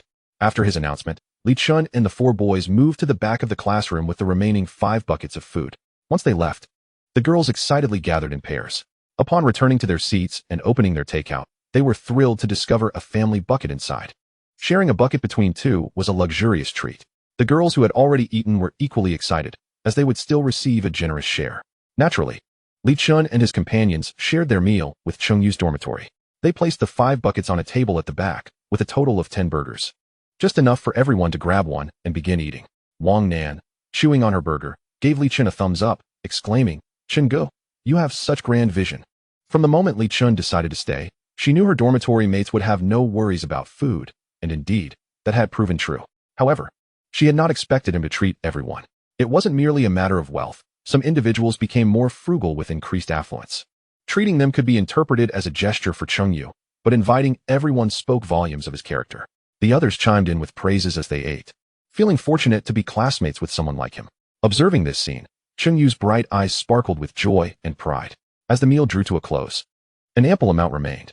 Li Chun instructed them to manage the leftovers themselves, either discarding them or saving them as snacks. They chose not to throw anything away. Although the food would lose its appeal when cold, it was still quite palatable. They divided 2 buckets, with Cheng Yu and her friends taking some, while Wang Hao and his group claimed the rest. Sitting at his desk, Li Chun had completed his review for the college entrance exam. Initially, he intended to reflect on significant events after the exams concluded, but he found himself unable to resist. After some contemplation, he decided to explore his memories for any noteworthy stocks. A few minutes later, he recalled a stock he had encountered while browsing Douyin in his past life. A stock so prominent that even someone like him, who rarely followed the stock market, had stumbled upon it. This indicated its potential. Thus, Li Chun engaged in a brainstorming session, delving deep into his memory, focusing on the keywords Douyin and stocks. Half an hour later, he emerged from his reverie, his mind echoing, NVIDIA, 2023. He remembered that by the end of this year, OpenAI would unveil a large language model named ChatGPT, which would swiftly capture widespread attention across the blue star. He recalled frequently using ChatGPT for research and essay writing. The launch of ChatGPT would attract a wave of investments from various fields, leading to the emergence of numerous AI assistants, such as Doubao and Wenxin Yan. These large language models required formidable computational power for training and operation, which would consequently cause NVIDIA's stock to soar, given that NVIDIA was a leading supplier of high-performance GPUs, essential hardware for AI training and inference. Naturally, one could not discuss this without mentioning DeepSeek, a terrifying entity that caused NVIDIA to lose over $4 trillion in market value in a single day. However, that was a matter for 2025. Too far for Li Chun to consider at this moment, especially since ChatGPT would not be released for another 5 to 6 months. He needed to focus on his upcoming exams. Resolute, he began memorizing Chinese essays. He had previously printed 14 essays, leaving 4 to memorize, confident that learning 2 would suffice. For the remainder of the time, he dedicated himself to memorizing his essays, and once he felt sufficiently prepared, he turned to political studies. Before long, the clock struck 5, and Feng Ziki entered the classroom, surveying the crowd with satisfaction. At that moment, Li Chun was finishing his studies and raised his head to spot Feng Ziki making the rounds. Why had Feng Ziki arrived so early? He quickly diverted his gaze back to the books on his desk, his mind racing. With Feng Ziki present, ordering takeout would be inappropriate. Typically, eating in the classroom was forbidden due to strong odors that could disturb others. He had only ordered takeout earlier while Feng Ziki was away. Dining outside seemed a waste of time, so after some thought, he decided to eat in the cafeteria that evening. He turned to Lu Heng and instructed, "Inform them we're going to the cafeteria." Lu Heng nodded, having also noticed Feng Ziki's presence. Li Chun exchanged a few words with Cheng Yu before he and the others made their way out of the classroom. In the cafeteria, Wang Hao placed the remaining family bucket on the table. Li Chun helped himself to a piece, as it was certainly more appetizing than the cafeteria offerings. Wang Hao chewed on a chicken piece and remarked, "Feng Ziki came quite early today?" Li Chun chuckled, "Well, with the exams approaching, it's to be expected. However, whether he shows up or not, the outcome is the same. We just can't order takeout." Zhang Yishuan, clutching a chicken leg, chimed in, "No worries. This is pretty tasty." When it came to the exams, only Li Chun and Zhang Yishuan felt relatively at ease. Wang Hao and Lu Heng were on the cusp, needing to perform exceptionally well in the examination room, as their hopes rested on their performance, and simply doing well would not suffice. As for Yang Quan, he still had some distance to cover to reach his goal, feeling a sense of hopelessness that, paradoxically, alleviated his pressure compared to the other two. Li Chun, observing the slightly dejected expressions of his peers, couldn't help but smile inwardly, knowing that surprises awaited them once they entered the examination hall. Upon returning to the classroom, Cheng Yu continued to pose questions to Li Chun, though both of them had become noticeably more restrained with Feng Ziki present. Feng Ziki, seated at the podium, felt a sense of satisfaction witnessing this dynamic. It appeared that Li Chun was indeed inclined to heed his advice, as camaraderie among classmates is essential for mutual assistance. After the evening study session concluded, Li Chun lingered for a bit longer, with Cheng Yu accompanying him in his studies. Finally, after memorizing the last bit, they made their way back to the dormitory together. The task of reciting political theories could only be deemed partially accomplished, given the limited time. It was impressive that he managed to cover the material at all. While he certainly couldn't reproduce it verbatim, he retained a general grasp of the content. On their way, Li Chun cheerfully inquired, "With the college entrance examination just 2 days away, are you feeling anxious?" Cheng Yu furrowed her brow, pondering for a moment before replying, "I feel a bit of anxiety, but more than that, excitement. How about you?" Li Chun asserted that he felt no anxiety whatsoever, to which Cheng Yu shook her head in disbelief. In truth, her skepticism was justified.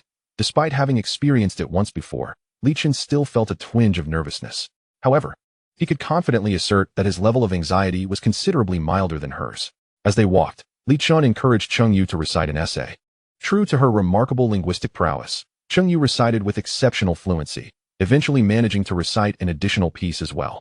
Li Chen envied her formidable memory. Had he possessed such an ability, he would have long since mastered the political theories. Upon returning to the dormitory, he prompted his roommates to recite the essay once more. After some initial groans of discontent, they complied, but the three struggled to recite smoothly. Li Chen chuckled and said, "I will be checking tomorrow. So you must recite it fluently. Otherwise, don't blame me for not reminding you when you regret it later." The three nodded earnestly, mistakenly believing that Li Chen's reference to regret pertained to not treating them to a feast after the exam. After discussing a few questions, Li Chen took a shower and went to bed, secretly anticipating a modest boost in height. The following morning, while brushing his teeth on the balcony, Wang Hao scrutinized him and, somewhat astonished, asked, "Chen Gu, why do I feel like you've grown taller?" Finally, someone had noticed. Li Chen feigned surprise, exclaiming, "Really? Is that true?"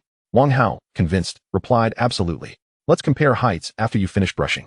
Li Chen quickly completed his dental hygiene, and as he walked back to the dormitory with Wang Hao, the other two looked on with curiosity. Among them, Wang Hao was the tallest at 178 meters, which enabled him to notice Li Chen's height change first. The others had limited perspectives. However, when Li Chen stood back to back with Wang Hao, the others also recognized the shift. He had previously been noticeably shorter, but now almost stood level with him. Yang Quan exclaimed, "Wow, Chen Gu is nearly as tall as you now. Isn't that right?" Wang Hao added, "I felt for the past few days that Chen Gu has grown taller, but I couldn't quite pinpoint it." Li Chen pretended to be astonished, saying, "I read online that some people can experience a second growth spurt. Perhaps I'm one of them." With this statement, no one doubted him. It seemed a rather plausible explanation.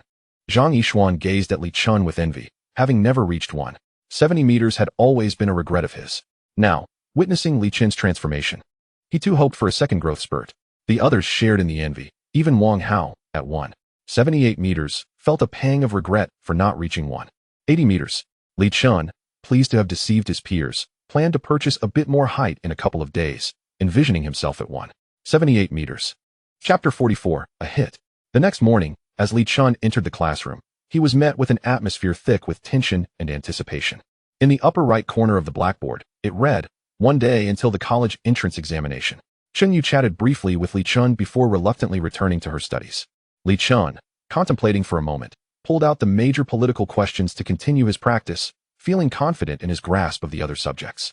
Upon returning to the dormitory at noon, Li Chen sat down on his bed and said, "You all need to recite the essay one more time, especially Lu Hong. The others have already been checked last night."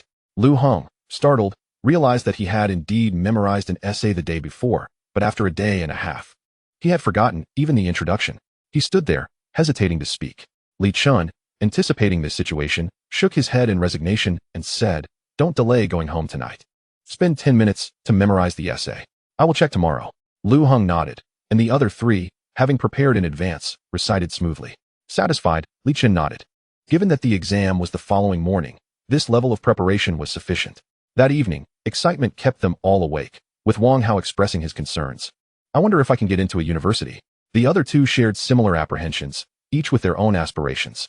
Li Chen lay in bed with his eyes closed, calmly stating, "Once the exam is over, you won't have to worry anymore." This piqued Wang Hao's curiosity, prompting him to ask Li Chen why. Li Chen, somewhat exasperated, replied, "You've memorized the model essay for the college entrance examination, so what is there to worry about?" The three burst into laughter, not expecting Li Chen to still be thinking about that essay. However, this light-hearted exchange significantly alleviated their tension. After the laughter subsided, Zhang Yishuan reassured, "Chen Gu, even if you don't hit the mark, don't be too disheartened. Those experts often miss the mark even with multiple predictions, and you're only betting on one with a low probability." Li Chen remained silent, preferring to let actions speak louder than words. Soon, dawn broke. Today, the examinations would cover only Chinese and mathematics, scheduled from 9 a.m. to 11:30 a.m. and from 3 p.m. to 5 o'clock p.m., respectively. In the morning, Li Chen reviewed Cheng Yu and Lu Heng's recitations, finding no issues before diving into essay preparation. He had memorized 2 essays, allowing him to draw from both to distill their essence into a single piece. At 8:30 a.m., the bell rang, signaling the entrance of candidates. Li Chen double-checked his belongings: pencil, eraser, black pen, examination admission card, and identification, ensuring everything was in order before joining the throng heading to the examination hall. The venue was located in the second and first-year teaching buildings, where students had already tidied up the classrooms and returned home. Sitting in the examination hall for the second time, Chen felt a slight sweat forming on his palms. He understood that regardless of how many times he experienced this, he could never truly remain indifferent in this environment. A few minutes before the exam began, the proctor distributed the answer sheets, followed by the draft paper and test booklet. After filling out the necessary information, Chen quickly glanced at the essay prompt, breathing a sigh of relief. It seemed that nothing had changed due to his rebirth. His peers must have been left astounded. Indeed, the others were taken aback. Chengyu, after filling out her information, checked her paper as usual. And when she reached the essay section, her eyes nearly bulged with excitement, recalling the 2 essays Chen had urged her to memorize.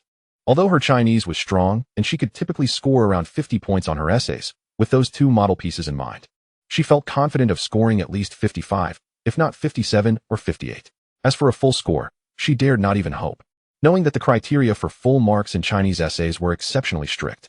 After all essays had been graded, the review committee would compare the nearly perfect papers and ultimately select around 10 exemplary essays from each category for full marks.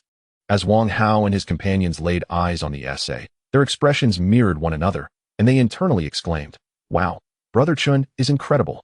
While they hesitated to directly replicate the essay, they deemed it feasible to craft a similar piece, incorporating some splendid phrases and sentences to forge an outstanding composition. At that moment, their hearts were a blend of astonishment, delight, and admiration for Chen, tinged with a hint of regret. If only they had committed another essay to memory, the task would have been considerably easier. Upon the conclusion of the Chinese examination, when Chen returned to the classroom, he found it bustling with students. Wang Hao and Yang Quan were fervently engaged in discussion, their excitement palpable. Upon noticing Chen approaching, Wang Hao promptly knelt down, grasping Chen's clothing and proclaiming, "Brother Chen, you are like a reborn father to me." Witnessing this, Yang Quan also knelt, even contemplating a full bow, but was halted by Chen. The commotion at the back of the classroom astonished not only the students in the front row, but also startled the Chinese teacher, who was seated at the podium. Chen intended to help them both to their feet, but as soon as Wang Hao stood up, 2 more individuals knelt down behind him, Lu Heng and Zhang Yixuan, who had just returned. Lu Heng solemnly declared, "Adoptive father, please allow your child to pay respects." His eyes glistened with emotion, for this essay was his stepping stone to a prestigious university, and this kindness felt akin to a rebirth. Just then, Fan Wenxuan approached, witnessing the scene and exclaiming, "Quickly, rise. This is quite unbecoming." As they stood, Wang Hao explained, "Teacher Fan, Brother Chen accurately predicted the examination essay and had us each memorize a model composition, hence our profound gratitude." "What?" Fan Wenxuan gasped in astonishment. The surrounding students widened their eyes in disbelief. They had struggled to produce a barely acceptable essay, and yet these individuals claimed to have memorized a model? Fan Wenxuan, being a seasoned Chinese teacher, was well aware of the unpredictability of the college entrance examination essay topics, designed precisely to thwart any predictions. Wang Hao promptly produced his essay paper as evidence. Upon receiving it, Fan Wenxuan first read the essay prompt aloud, then inquired of the surrounding students, "Is this indeed the essay prompt for this examination?" As the crowd erupted in excitement, buzzing with chatter, he noted that the theme was innovation and talent cultivation, prompting him to glance again at the essay in his hand. After a swift reading, he concluded that it could be submitted verbatim without alteration. Yang Quan and the others also presented their essays to Fan Wenxuan.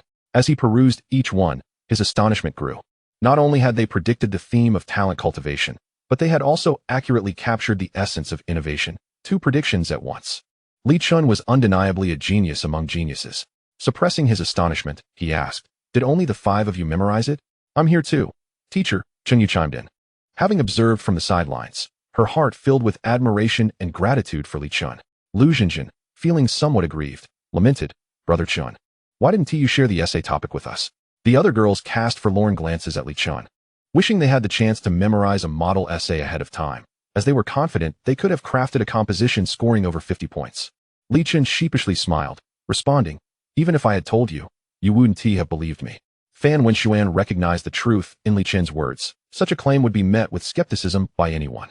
He quickly interjected, "All right, everyone, let us go eat. Prepare well for the mathematics exam this afternoon. The Chinese examination is behind us now." Upon hearing this, the students trudged out of the classroom, their spirits somewhat dampened. Chen cheerfully suggested to Wang Hao and the others, "Let us go grab a bite." Chengyu, however, was was pulled away by Wang Nan and her group. Their mood decidedly low. Chapter 45. The predictions continue. As the crowd gradually dispersed, Fan Wenxuan could not resist snapping a few photos of the essay papers and sharing them in the senior Chinese group chat. Fan Wenxuan, one of my students has predicted the essay topic. Photos, photos, photos. Upon seeing the message, the Chinese teachers hastily inquired of nearby students. Was the essay you wrote earlier based on this theme? The students replied, yes, teacher. Is there already a model essay? The teacher refrained from answering, fearing that such a statement might shatter their morale. Why would their morale crumble? The teacher herself was on the verge of losing hers. The chat erupted with activity. Ji Yiqin wrote, Teacher Fan, did your students print and memorize this in advance? Fan Wenxuan replied, indeed. Xiang Peiyao noted, our class's average score will surely plummet compared to yours. This is remarkable. Fan Wenxuan responded, only 6 students memorized it, the rest just found out. Xiang Peiyao exclaimed, oh I see. Su Yang added, old Fan, your students are incredibly talented. What a pity, had we all known. I can only imagine how high our average score would be. Fan Wenxuan acknowledged. The students also considered that others would not believe them, which is why I too can only believe it after witnessing it. Su Yang concurred. That's true. If someone had told me before the exam, I wouldn't have believed it either. Ji Yiqin mused. Those lucky students. In the cafeteria, Wang Hao and his friends continued their animated discussion about the essay topic. It was utterly astounding. This was akin to receiving a free 10 points, instantly propelling their overall rankings by 1,000 places. Wang Hao, struggling with his Chinese proficiency, repeatedly referred to reborn fathers. The others shared a profound sense of gratitude towards Li Chen, who had not only treated them to lavish meals, but also provided explanations during study breaks, thus significantly boosting their total scores by 10 points. Moreover, they had only memorized the essay under Li Chen's coercion. Had he not done so, they would never have dedicated time to this endeavor. Li Chen chuckled and remarked, so this is what you call a reborn father? I didn't just predict the Chinese essay. At this, the 4 of them gaped in astonishment, Wang Hao's food falling from his mouth into his plate. Yang Quan swallowed hard, stammering, Brother Chen, you mean? Under their eager gazes, Li Chen slowly revealed, I predicted all 6 subjects. What? They sprayed their food, initially thinking it remarkable that Li Chen could predict even one subject, only to discover it was a sweep across all 6. Wang Hao, exhilarated, urged, Brother Chen, teach us quickly. Li Chen, unfazed, replied, let us finish our meal first. There is plenty of time. Despite his words, the others could hardly eat, fixated on Li Chen. He sighed, explaining, the topics are in the classroom. I'll share them with you before the exams. Moreover, there are only 1 or 2 questions per subject, so there will be time to review an hour before. With that, they managed to suppress their excitement and resumed eating, though their thoughts were already drifting back to the classroom. In stark contrast, the girls' table was enveloped in a somber atmosphere. Wang Nan lamented, Chengyu, weren't we best friends? Why didn't you let me memorize the essay? The other 3 nodded in agreement, casting sorrowful glances at Chengyu. Chengyu playfully stuck out her tongue and replied, somewhat apologetically, but when I was memorizing, all of you told me not to. How could you possibly memorize it? Upon hearing this, Wang Nan and the others were momentarily taken aback, followed by a chorus of sighs. Indeed, how could they possibly believe that it was this year's college entrance essay? Had they been informed at the time, they might have mocked Chengyu for believing such a thing. Nonetheless, Jiang Xiyu's heart remained profoundly unsettled. She inquired, Chengyu, how could you believe that? It's utterly ridiculous. Chengyu, feeling somewhat embarrassed, replied, to be honest, I don't fully believe it either, but I felt compelled to heed his words. Observing Chengyu's bashful demeanor, Wang Nan and the others were engulfed by a wave of envy. Li Chen was not only a tall, wealthy, and handsome young man, but he also possessed extraordinary abilities. Such a boy was as rare as finding a lantern in the dark. With a sigh, Wang Nan's eyes flickered with curiosity as she asked, Chengyu, did Li Chen predict any other subjects? Upon hearing this, the other girls looked at Chengyu with eager anticipation. They were only one subject apart from Li Chen. If he had insights into other subjects, it was likely they could benefit as well. Chengyu shook her head in resignation. He only asked me to memorize the essay. He didn't mention anything else. The others sighed in unison. Indeed, the exam questions were rarely predictable. Managing to foresee an essay was already remarkable, yet they had missed out on it. Nevertheless, they still planned to ask Li Chen later that afternoon. After the afternoon nap, as Li Chen settled into his seat, 2 classmates eagerly turned to him. Wang Nan excitedly asked, Brother Chen, did you predict the math exam questions? When Li Chen smiled and nodded, the 2 were elated and quickly beseeched him to share the predicted questions. Lu Hong felt a surge of excitement as he knew that Li Chen had not merely predicted the Chinese and math subjects, but all 6 subjects. Li Chen responded, I'll organize it first and share it with you shortly. Upon hearing his words, Wang Nin joyfully returned to her studies. Chen Yu wished to converse with Li Chun, but recognized it was not the right time to disturb him, so she turned away. Li Chun, of course, could not simply transcribe the original questions for them. Predicting the math exam questions was far more audacious than foreseeing the Chinese essay. He decided to use similar question types, altering the numerical values, and even embellishing them with 4 additional questions to align with the logic of prediction. After modifying the problems on analytical geometry and derivatives, he inscribed them on a blank sheet of paper, detailing the solution process beneath. He then made a copy and handed the 2 sheets to Cheng Yu and Lu Hong. He had no desire to transcribe 6 or 7 copies. It sufficed for Cheng Yu and Wang Nin to share one, while the boys could wait for Lu Hong to finish before passing it along. Cheng Yu and her companion gratefully accepted the sheets and began to study the problems together. Wang Hao and the others had been closely observing this exchange, and upon seeing Lu Hong receive the questions, they rushed over in delight. Li Chen chuckled. If you can't wait, feel free to copy a sheet to take home. The group hurriedly grabbed a sheet to copy, while Lu Hong stood nearby, waiting for them to finish. Cheng Yu recalled her several roommates and first asked Li Chun, who naturally consented. She then turned to Wang Nan, saying, let's call Wu Fang and the others to copy a sheet too. Just as Wang Nan finished reading the questions, she reluctantly stood up to find the 3 girls. Before long, the trio approached, brimming with excitement, paper and pens in hand. Tang Mingxi expressed her gratitude, saying, Brother Chen, thank you so much. You are truly wonderful. Jiang Xiu and Wu Fang also repeatedly conveyed their thanks to Li Chun. Subsequently, they eagerly began to transcribe the questions. Chapter 46, Another Successful Prediction. At that moment, on the podium, Sun Hua was explaining a problem to Lu Jinjin, and he was momentarily taken aback by the scene before him. He had initially thought that Wang Hao and the others had approached Lu Hong to inquire about Li Chen's questions. Yet now, Wu Fang and her group had also rushed over, and they were seated at Wang Nan's spot. Upon closer inspection, it became clear that Wang Hao and the others were not asking questions. Li Chun was evidently engaged in self-study. Following Sun Hua's gaze, Lu Jinjin seemed to have an epiphany, her eyes lighting up as she abandoned her inquiry and made her way to the back row. Sun Hua regained his composure and prepared to continue explaining the problem to Lu Jinjin, only to find she had already descended from the podium. Perplexed, he followed Lu Jinjin to the back row. Are you all copying the questions that Brother Chen predicted? She asked eagerly. Yes, the group replied without lifting their heads. Lu Jinjin was overjoyed and hurried to her seat to retrieve paper and a pen. Sun Hua leaned in and asked, what are you copying? Math problems, they answered, still focused on their task. Hearing this, Sun Hua felt a bit perplexed. Hadn't it been stated that they shouldn't be doing problems so close to the exam? He expressed his dissatisfaction, saying, there's less than an hour until the exam. Just review the mistakes. However, his remark only spurred them on to copy with even greater fervor. As he sighed, he noticed Lu Jinjin approaching with paper and pen, joining the group. You all, he began, momentarily at a loss for words. The commotion at the back of the classroom also caught the attention of the students in the front row who were studying. Many speculated about the ongoing activity, and the atmosphere quickly shifted from calm to restless. Some students, unaware of the earlier happenings in the classroom or slow to react, began to understand, prompted by others. Is it true? Has Li Chen predicted again? Many could no longer sit still and flocked toward the back, creating a crowded scene.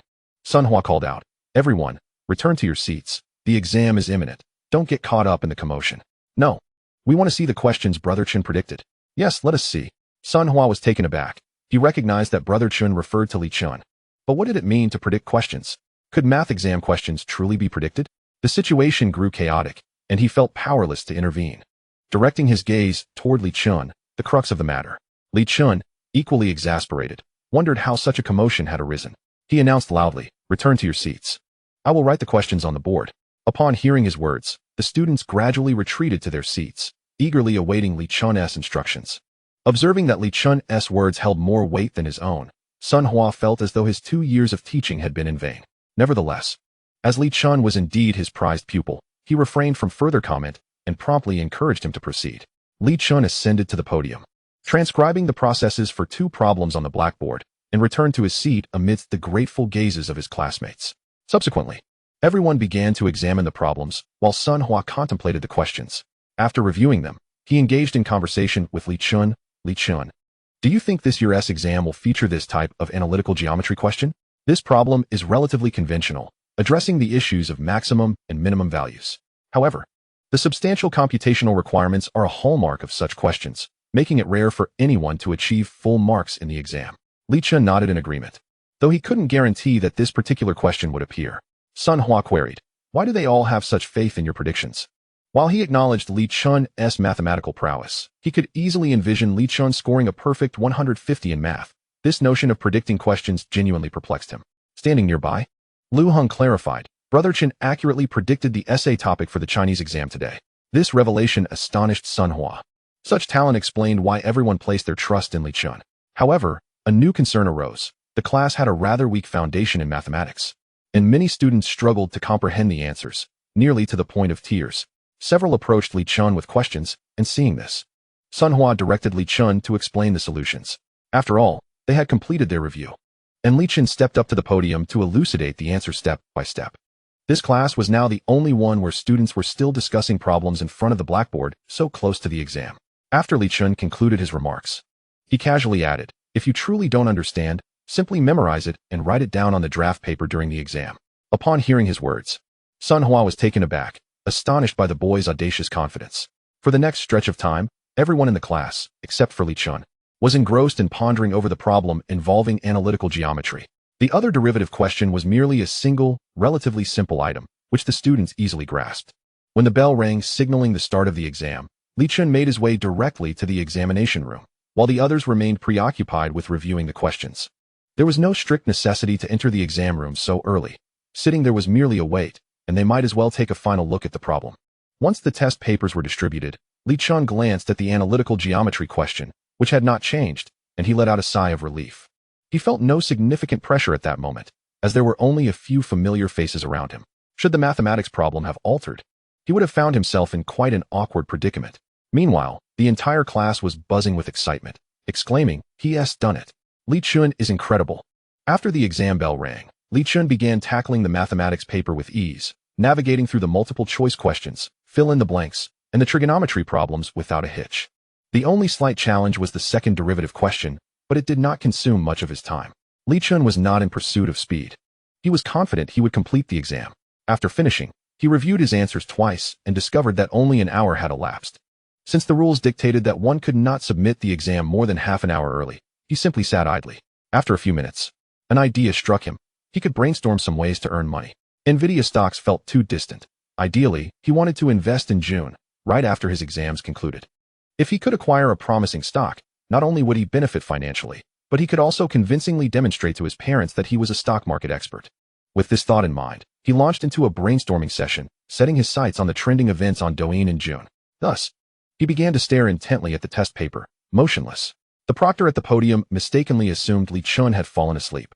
Feeling a twinge of regret, but unable to intervene, as the examination regulations strictly prohibited proctors from engaging in any activities beyond distributing and collecting papers, answer sheets, and draft paper. Unless a student was snoring loudly enough to disturb others, he would only intervene to remind them to keep quiet. About half an hour later, Li Chun snapped back to reality, a glimmer of joy in his eyes. The new Oriental live streaming sales event was poised to explode in popularity this month, and all he needed to do was purchase stocks in New Oriental. Thankfully, he had not spent any money recently, aside from a few minor expenses related to his height, and he still had over 400,000 yuan in his pocket. Initially, he had planned to wait until after the exams to buy new clothes to surprise Chengyu with a fresh look, but now he found himself with an unexpected opportunity. Chapter 47, A Class in Celebration. With 30 minutes remaining before the exam concluded, Li Chun raised his hand and submitted his paper. Upon realizing he was turning in his exam early, surrounding students couldn't help but glance up at him. The proctor was slightly bewildered. It was exceedingly rare for anyone to submit their exam early, especially in mathematics, where most students struggled to finish on time. Suddenly, he recalled that this was the same student who had seemed to be dozing off earlier, and he hastily categorized Li Chun as a slacker. However, upon examining the answer sheet, it appeared to be filled to the brim. Li Chun strolled back to the senior high teaching building, finding the corridor deserted. Inside the classroom, Sun Hua was seated at the podium reviewing materials, and was taken aback upon seeing Li Chun enter. He quickly inquired, "How could you be out already when the exam isn't over?" "I submitted my paper early," Li Chun replied. Sun Hua looked at him incredulously, saying, "How can you submit it early? Even if you can't figure it out, you could at least take some more time to think. What if you come up with something?" "I've finished everything," Li Chun stated. "Finished everything?" Sun Hua was momentarily stunned. "You've completed the derivative problems?" "Yes, I checked it several times." Upon hearing this, Sun Hua's interest was piqued. Disregarding the fact that the mathematics exam had already passed, he eagerly asked, "Do you remember the derivative question? Write it down for me to see." With nothing else to do, Chen approached the podium and transcribed the problem. Sun Hua furrowed his brow as he examined it, finally saying, "This second question is quite challenging. How did you solve it?" Chen proceeded to write his solution process alongside it. Following Chen's reasoning, Sun Hua continually nodded, eventually exclaiming in excitement, "Brilliant." He gave a thumbs up, praising, "Incredible. Truly remarkable." Chen chuckled modestly. Suddenly, Sun Hua sensed something amiss and asked, "Why does this question resemble the one you predicted so closely? Did you really hit the mark?" The questions Chen had predicted were still written on the blackboard to the left, making it abundantly clear. Chen nodded affirmatively. "Yes, I predicted both." "Both?" Sun Hua stared at Chen in disbelief, initially thinking he had merely guessed 2 questions at random. How could he have gotten them all right? He quickly urged, "Hurry. Write it down for me to see." Chen then inscribed the analytical geometry problem beside it. As Sun Hua examined the problems Chen had written, he murmured, "These 2 questions are strikingly similar. The exam question is even a bit simpler." His heart swelled with joy. Since Chen had discussed one of the analytical geometry questions prior to the exam, didn't that mean? With one enhanced analytical geometry question, the average score of this class might not be as low as it had been for the past 2 years, overshadowed by the other 10 classes. Sun Hua looked at Chen with a gaze filled with admiration, more affectionate than that of a parent. Throughout his years of teaching, he had never nurtured a student who scored 150 on the college entrance examination. Not to mention, he had never seen anyone achieve such a score, even in the joint examination. Now, not only was Chen poised to score 150, but the average score of his class in mathematics was also set to soar significantly. This truly was a double victory in both substance and prestige. At that moment, Chen declared, "Teacher, I'm heading out for a meal. Once the classmates return to the classroom, it will surely cause quite a stir, and it will be difficult to leave afterward. Go." Sun Hua's demeanor was unusually gentle. Watching Chen exit the classroom, Sun Hua took a few photos of the problems he had written and opened the WeChat group for the senior high mathematics department. "Sun Hua, one of our students has submitted his paper early. Here is the derivative question with photos. Wei Chen, I checked, and it's correct. The reasoning is very clear, impressive.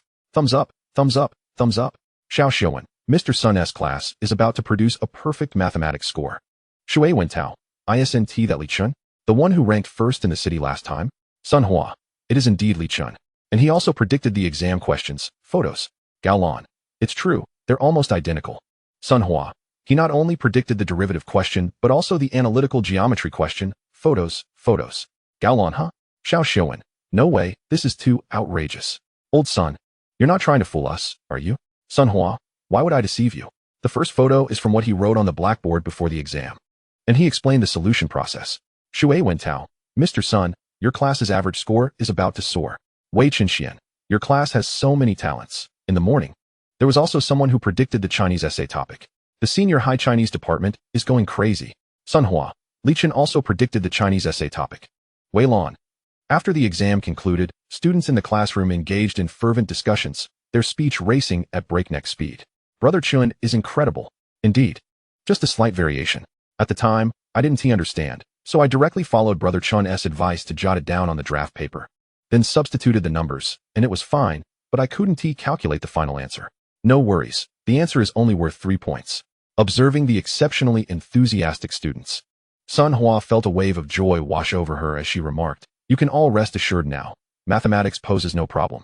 You shall undoubtedly excel in this upcoming college entrance examination." Upon hearing her words, the students were filled with exhilaration. This time, they might very well surpass their personal records. Amidst the excitement, Wang Hao, though elated, expressed a hint of confusion, inquiring, "What about Chen Ge?" At this utterance, the group paused momentarily, sensing that the absence of their most pivotal contributor left a void. With a cheerful smile, Sun Hua responded, "He finished early and submitted his paper ahead of time. He has already gone to eat. You all may head to the cafeteria as well." Wow, impressive. As expected of Chen Ge. Surely, he won't score a mere 150. Will he? At that moment, someone noticed the problem written on the blackboard and exclaimed, "Is this the exam question from earlier? Did Chen Ge write this?" Sun Hua nodded affirmatively, saying, "Indeed, he tackled the analytical geometry and derivatives." The first question on derivatives was quite simple, and Chen had explained it beforehand. They breezed through it. The focal point was the analytical geometry. I got it right. Our answers match. I also got it correct. My process was right. I should only lose 3 or 4 points. With the affirmation of their answers, The group became even more exhilarated, particularly those who had memorized the material. While there was a possibility of misapplying data, they were certain, like Li Chun, that they had no issues. As time drew near, the students paired up and made their way to the cafeteria. Throughout their walk, they remained enveloped in joy, either discussing Li Chun or the questions he had predicted. After finishing his meal, Li Chun did not return to the classroom, but rather found a moment in the restroom to create an account. At that moment, he had successfully downloaded the app and completed the registration, promptly submitting his application. Once submitted, it displayed a status of under review as Li Chun returned to the classroom. After taking his seat, Chun Yu approached with a piece of bread, her eyes sparkling with excitement, exclaiming, "Brother Chun, you're incredible." Li Chun chuckled and asked, "So, is there any reward?" "Reward?" Chun Yu hesitated slightly, asking, "What kind of reward do you want?" Li Chun replied playfully, "You first have to agree." Seeing his grin, Chun Yu felt that the reward he sought was likely not something conventional. However, Li Chun's assistance in boosting her score by over 10 points had brought her tantalizingly close to the thresholds of Yen University and Hang University. She found it impossible to refuse him. Biting her lip gently, she nodded and said, "All right, you can go ahead." Chapter 48, gradually brewing. With Chun Yu's promise, Li Chun felt a surge of joy. However, this was neither the time nor place for such matters, and he could not afford to squander the moment. With an air of mystery, he said, "I'll tell you after the college entrance exam concludes." Upon hearing this, Chun Yu felt a pang of urgency. She had hoped that Li Chun would confess his feelings in line with her thoughts, and she would readily agree. Little did she know that he had other plans. Just as she was about to voice her inquiry, the boys' group returned. Chen, I missed you so much." Lu Hong and the others approached excitedly upon seeing Li Chun seated at his desk. The four of them had successfully completed the analytical geometry section, securing a full 15 points. Without Li Chun, they would have been lucky to score 8 or 9 points, thus experiencing an increase of 6 or 7 points. Having only completed 2 subjects, they had already elevated their scores by nearly 20 points, feeling as though they were in a dream. Li Chun looked at them with a warm smile and said, "All right, enough of the sentimentalities. Focus on preparing for tomorrow's exam." Nodding vigorously, they felt an unwavering confidence heading into the college entrance examination. Before long, Li Chun found himself surrounded once again. As the girls who had finished their meals came to express their gratitude, their sweet words rendering him somewhat distracted. Everyone radiated joy, with only Chun Yu casting a somewhat envious glance in their direction. Yet she could do nothing about it. After all, the person she admired was extraordinarily talented, leaving her feeling both a tinge of jealousy and immense pride. A few minutes later, Li Chun called out, "All right, everyone, let us return to our studies. We have English tomorrow." His words carried significant weight, prompting the group to reluctantly make their way back. They all wished to seize the opportunity to interact closely with Li Chun, and even with Chun Yu in front, conversing with him brought them great joy. Once the crowd dispersed, Li Chun resumed his studies. Tomorrow's English exam posed no challenge. His focus remained on practicing the political essay questions. 3 hours of evening self-study swiftly passed amidst the flurry of exercises. Returning to the dormitory that night, Li Chun opened his phone to discover that his application had been approved. However, trading was currently unavailable, as stock market hours were from 9:30 a.m. to 12 o'clock p.m. and 1 p.m. to 4 o'clock p.m. He took a moment to review the stocks, realizing it was not New Oriental, but rather New Oriental Online. As a subsidiary of New Oriental, its primary operations were online, making it most susceptible to the influence of live streaming sales. This stock had only been valued at 3 yuan per share at the beginning of the month, but it had now risen to 3.9 yuan. Within 6 days, it had surged by 30%, indicating that New Oriental Online was beginning to show promise. Li Chun felt a sense of relief, grateful that he had pondered this during the dull mathematics exam. Otherwise, he would have missed the opportunity. Since the trading had not officially commenced, he could benefit from most of the profits. Nearby, Wang Hao glanced at his phone and inquired, "Chenggu, is this stock trading?" Upon hearing this, the other two also looked at Li Chen's screen with keen interest. Li Chen smiled and replied, "Indeed." Wang Hao, with a twinkle in his eye, asked, "Chenggu, can I trade this stock?" Although he had been disheartened by Lu Heng previously, he had not abandoned the notion. He was aware of his limited funds, but he did not aspire to earn a fortune. Making a little pocket money would suffice. Yang Quan and Zhang Yishuan also looked at Li Chun with anticipation, as no one would refuse the prospect of earning money. Lu Heng had expressed his previous caution due to the inherent risks of stock trading. He believed that jeopardizing their friendships for a small sum was not worthwhile. However, had he been present, he would likely have been eager to participate, for in their eyes, Li Chun seemed capable of anything. Having accurately predicted the exam questions, trading stocks would be a piece of cake for him. Li Chun pondered for a moment. His reluctance to involve them in stock trading previously stemmed from his own lack of understanding. However, now that he was able to identify some promising stocks. There was no reason he couldn't help them earn a little money. Such opportunities were rare, but each had the potential to yield substantial profits. Though he had never traded stocks in his past life, he could recall only those that had achieved phenomenal success.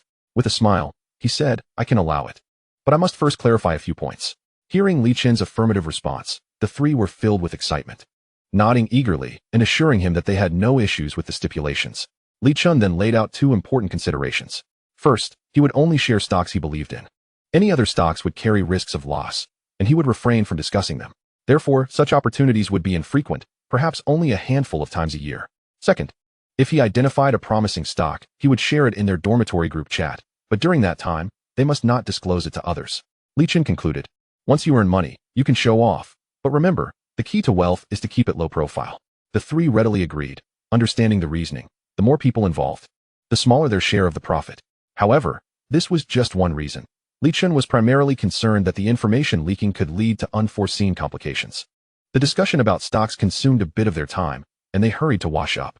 Li Chen lay on his bed and said, "I've shared this information in the group, and in a few days, there will be a stock that you can profit from right after your exams." Upon hearing Li Chen's words, their eyes sparkled with excitement. Once again, the college entrance examination looms, accompanied by the world of stocks, leaving Li Chen in a state of exhilaration that hampers his ability to sleep. He sets the important notices as group announcements, which Lu Heng, who is preparing to retire for the night, happens to glimpse. Lu Heng murmurs to himself, "Stocks?" Subsequently, he too feels a surge of excitement and resolves to inquire about it with Li Chen the following day. At the break of dawn the next day, as Li Chen steps into the classroom, he is promptly summoned to the office by Fang Ziki. Fang Ziki, having likely spent a sleepless night, is overwhelmed by the commotion caused by Li Chen. The previous morning, Li Chen had accurately predicted a topic for the Chinese essay, and soon the entire cohort of Chinese teachers in the third year was made aware. Everyone lamented the missed opportunity, cognizant that even if they had been forewarned, disbelief would have prevailed. Yet what if they had believed? The average score could have risen by at least 8 points. Although the incident caused quite a stir, it eventually faded, leaving behind a sense of regret. However, in the afternoon, Li Chen astounded everyone once more by predicting a challenging math problem. This time, the entire faculty of the third year erupted in excitement. If he could predict topics in Chinese and math, surely he could do so in English and elective subjects as well. Consequently, teachers from the English and physics departments became restless, inundating Sun Hua and Fan Wenxuan with inquiries. Overwhelmed, they passed the matter to their homeroom teacher, Fang Ziki, who also lost a night of sleep over it. Furthermore, these teachers not only questioned the two, but also reported the situation to the principal. Naturally, the principal was astonished. Could there truly be such a prodigy in their school? During this period, he was particularly invested in the college entrance examination results for the third year, leading him to engage in a lengthy discussion with Fang Ziki. Chapter 49. A deal with the principal. Li Chen followed Fang Ziki into the office, where he found another individual seated inside. Upon closer inspection, he realized it was the principal. The principal, likely in his 50s, was typically elusive, only appearing at significant ceremonies. However, the gravity of this matter concerning his future prompted him to personally meet this remarkable student. Fang Ziki, anticipating that Li Chen might not recognize the principal, introduced him. "Li Chen, this is the principal of our school." Li Chen respectfully greeted the principal, who wasted no time on pleasantries and directly inquired whether Li Chen could continue to predict future subjects. Li Chen pondered for a moment before replying, "Yes. And I have already predicted a question for the English exam." He only mentioned a single question, partly to avoid overwhelming them with his extraordinary abilities and partly to keep them unaware of how effortlessly he could predict. He understood that the principal's aim was to leverage his predictions to enhance the school's admission rates. However, he felt a sense of obligation only towards his classmates, as he was not familiar with others. Moreover, in truth, many of those individuals were his competitors, and it would be remiss not to offer them any advantages. Upon hearing this, even the usually composed principal couldn't help but feel a surge of excitement. He clenched his fists and gazed intently at Li Chen. Then, with sincerity, he stated, "Li Chen, as long as you are willing to share your predicted questions with us, regardless of their accuracy, I will advocate for you to receive exceptional financial aid. I assure you, even if you only gain admission to an ordinary university, your aid will not be less than that awarded to students admitted to prestigious institutions like Yen University or Hung University." This declaration startled Li Chen. He hadn't anticipated the principal's audacity to promise rewards even in the event of incorrect predictions. At this moment, he had already made up his mind to agree. The total amount of scholarships from Yen University could reach around 200,000, which is a significant sum for his parents. albeit not particularly substantial for him. Furthermore, with such generous rewards for even mistaken predictions, he sensed that the eventual rewards might exceed his expectations. Indeed, the principal continued, if your predictions are correct, the financial aid will scale according to the quality of the predicted questions. Moreover, you will become an esteemed alumnus of our high school, with access to premium internships and job recommendations. Chen contemplated the principal's words. The scaling based on quality posed no issues, as predicting simple questions differed greatly from tackling difficult ones. A 2-point question was not equivalent to a 10-point question. As for becoming an esteemed alumnus, this was primarily beneficial for networking, which seemed of little use at the moment, as he could simply relax and still earn money. The principal smiled and added, additionally, if you are interested in the education sector, you will not need to take the graduate entrance exam. Our school can admit you as a high-level talent.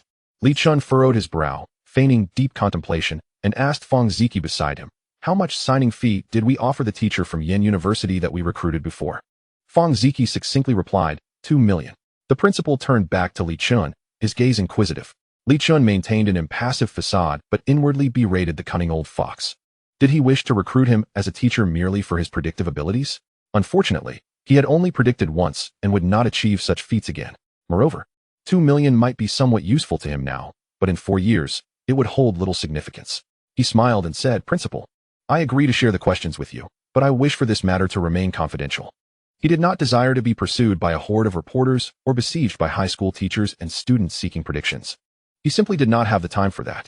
The principal regarded Chen with a hint of surprise. Had it been anyone else, they would have eagerly sought fame, knowing it could lead to substantial financial gain. He extended his right hand to Chen, smiling as he said, a fruitful collaboration. After Chen mentioned the predicted English application document as an invitation letter, he returned to the classroom.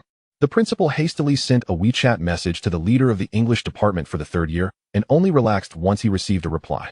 He turned to Fang Ziki with a smile and remarked, your student is quite impressive. With that, he exited the office, leaving Fang Ziki in a state of exhilaration. Promotions and pay raises awaited. The English examination was scheduled from 3 to 5 in the afternoon, with no exams in the morning, allowing all students to diligently review English in their classrooms. In Class 4, as the students were engaged in their revision, the English teacher suddenly announced from the podium, everyone, please pause your work. The students looked up in confusion, only to see her, visibly excited, declare, breaking news. The application document will be an invitation letter. Upon hearing this, the students were momentarily bewildered. You say it will be an invitation letter? But there are more than a dozen types of application documents, including thank you letters, apology letters, recommendation letters, and speeches. To be well prepared, one would need to memorize at least one model for each type. This is no small feat, and memorizing several could lead to forgetting the first one. Thus, most students were busily cramming model essays before the exam. If they could ascertain the type of essay, they could easily memorize 2 or 3 model essays, significantly reducing their workload and allowing for a more fluid writing process.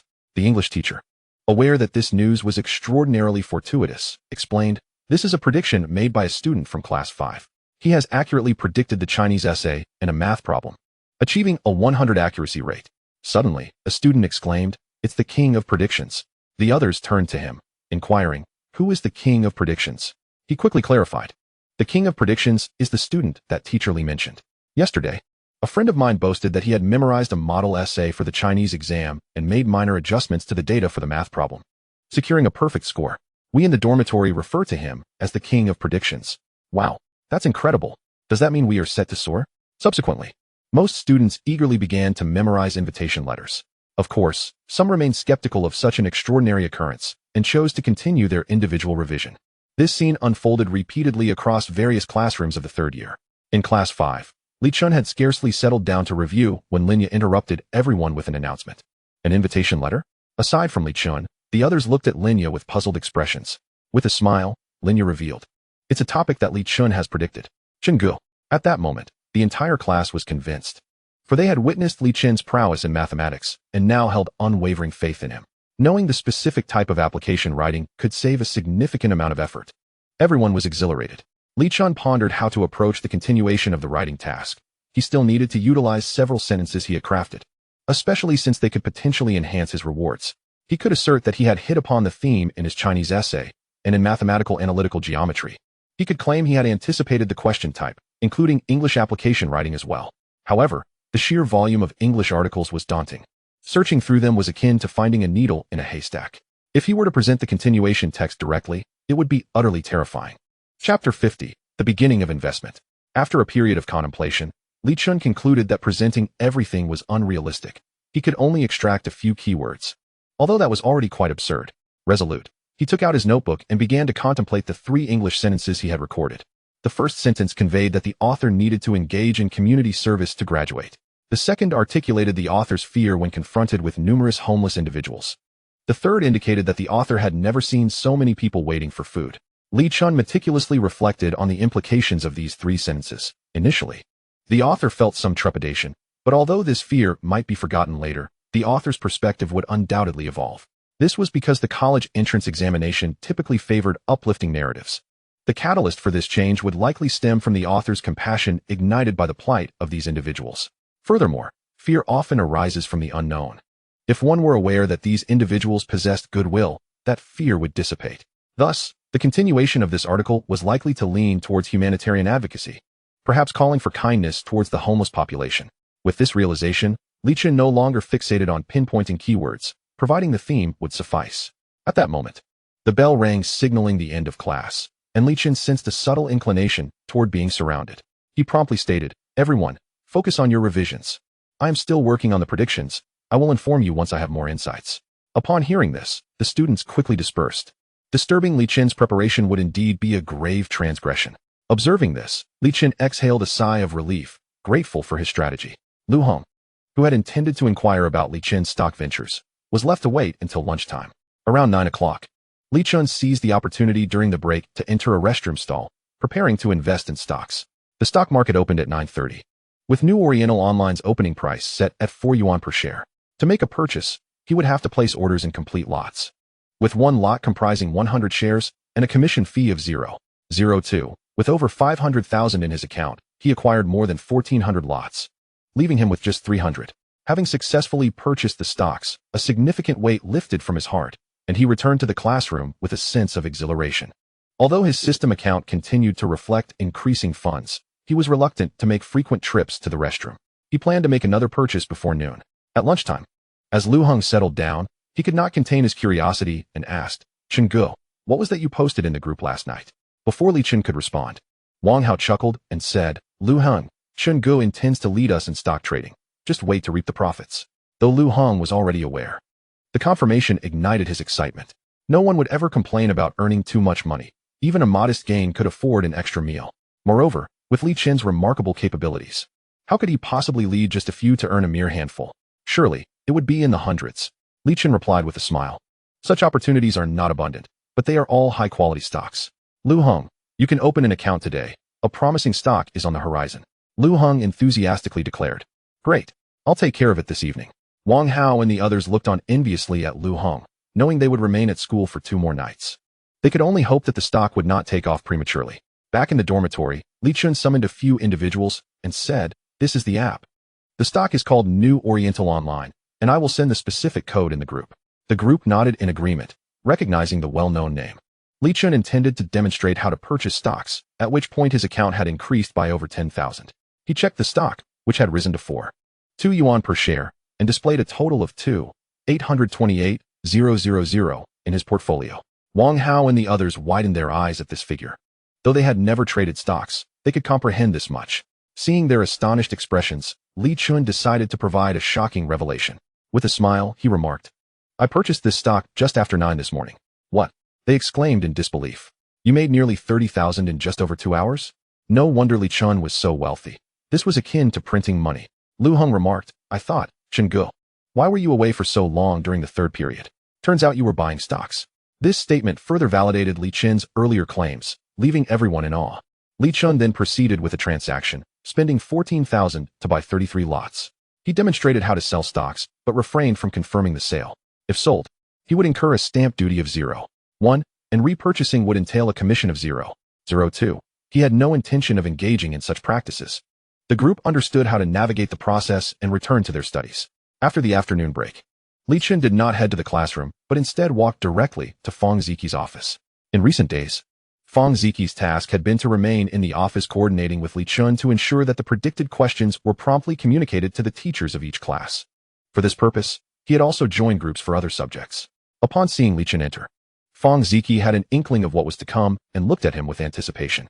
As Li Chen spoke, Fang Ziki exclaimed with excitement, "Do you have another idea?" "Wonderful." He quickly relayed Li Chen's words verbatim to the WeChat group for the senior English faculty. Fang Ziki. The theme for the English continuation is a call for compassion towards the homeless, with events potentially unfolding in welfare institutions. Lin Mei, received. Wu Yining, noted. By the time Li Chen returned to the classroom, Lin Mei had already transcribed this information on the blackboard, alongside the application letter written that morning. The students gazed at the blackboard, engaging in lively discussions, well aware that this was undoubtedly Li Chen's handiwork. Understanding the theme made preparing significantly easier. They could directly seek out essays of this type to memorize suitable phrases and sentences. Lin Mei also contributed her own accumulated sentences, all advocating for the care of vulnerable groups. These sentences proved helpful to Li Chen, who quietly mused, "Indeed, communication fosters progress." Teachers from various classes were also showcasing their talents, inscribing an abundance of eloquent phrases on the blackboard without restraint. Below, students diligently memorized, reciting phrases aloud. Soon, the clock struck 2:30, and the entrance bell rang. Many students opted to continue reviewing for a while longer, waiting until mere moments before the examination to enter. The teachers did not discourage them. After all, once this opportunity was missed, no one would be providing predictions again. Li Chen, however, made his way to the restroom to continue his investments. 1 minute before the exam commenced, the proctor distributed the test papers. Apart from those from other schools borrowing the examination venue, everyone else was eagerly flipping over their test papers, and indeed, the application writing was an invitation letter. They internally exclaimed, "Wow, incredible." They suppressed their excitement and continued reading. The opening line of the continuation revealed that the author needed to engage in community service as a graduation requirement. All was well. Chapter 51, A Legendary Battle. At that moment, they were filled with immense exhilaration, yet had no outlet to share it, fearing that any breach of conduct might bring repercussions. Someone couldn't help but glance around, only to find another individual in the same predicament. Their gazes intertwined, and they both understood each other's sentiments. The King of Prediction was truly formidable. Initially, this title was known only to a few classmates from Class 4. However, when Li Chen successfully predicted the application writing, and it was noted by all English teachers on the blackboard, curiosity about this mysterious figure surged among the students. They began to incessantly inquire with their former classmates. Thus, by the end of lunch, the title of King of Prediction had spread to the ears of most. The invigilating teacher looked suspiciously at the excited crowd below, as it was the first time he had encountered such a scenario. While they might have been communicating, they were not actually speaking, and the exam had yet to commence. With the ringing of the exam bell, everyone endeavored to calm their exhilaration and began to answer questions. This English test had to be taken seriously. Observing the students settling down, the teacher breathed a sigh of relief, for any major incident would also be his responsibility. Li Chen found the test to be quite manageable, especially having foreknowledge of the two essay topics. He sensed that his English score might surpass that of his previous mock examination. Once the exam concluded, upon exiting the classroom, everyone could no longer contain their joy and began to converse loudly with those around them. Of course, not everyone was elated. There were a few who had not prepared adequately. These individuals either disbelieved in the so-called predictions or had been careless in their studies, reluctant to memorize. Regardless of the reason, those individuals undoubtedly felt regret, especially when witnessing the excitement radiating from their peers. At that moment, Li Chen was amidst the bustling crowd. Although he excelled in the sciences, he was not as swift with the humanities. He had barely enough time left during the Chinese exam yesterday. While he had 10 minutes remaining for English, yet saw no need to submit early. Suddenly, someone shouted, "Long live the King of Prediction." The surrounding crowd echoed the sentiment. Rising in fervor, hearing this title, Li Chen's expression darkened. He hoped not to discover which uncultured individual had bestowed such a nickname upon him. His handsome visage drew furtive glances from several girls. They mistakenly assumed he was unprepared for the questions and felt a twinge of pity. None of them recognized that the somewhat unwell-looking figure within the throng was the very King of Prediction they spoke of. Li Chen first went to the restroom to check his stocks. By the close of trading at 4 o'clock, the closing price was 4 yuan. Today's net profit had reached 10%, and this was merely the beginning. He had also been following the live broadcasts of New Oriental on Douyin, where several sales anchors were steadily gaining popularity, amassing over 3 million followers. Upon returning to the classroom, he could still hear cheers from above and below. Wang Hao and a few others were grinning at Li Chen, but quickly suppressed their smiles upon receiving a stern glance from him. Lu Hong gave a thumbs up and remarked, "Brother Chen, you're amazing."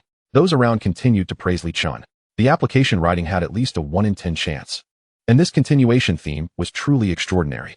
If it were 2024, they might have exclaimed, if you do not predict, you see me as a frog in a well gazing at the moon above. If you do predict, you see me as a mayfly reaching for the sky. They were unaware that Li Chun had restrained himself significantly. Had he revealed the original 3 lines, it would have been truly astonishing. After a meal, Li Chun began to review, as the 3 subjects he would be tested on the following day were physics, chemistry, and political science. Following the first evening study session, he headed to Fang Ziqi's office, intending to share his physics insights. Fang Ziqi was in high spirits today, having received commendation from the principal in the morning.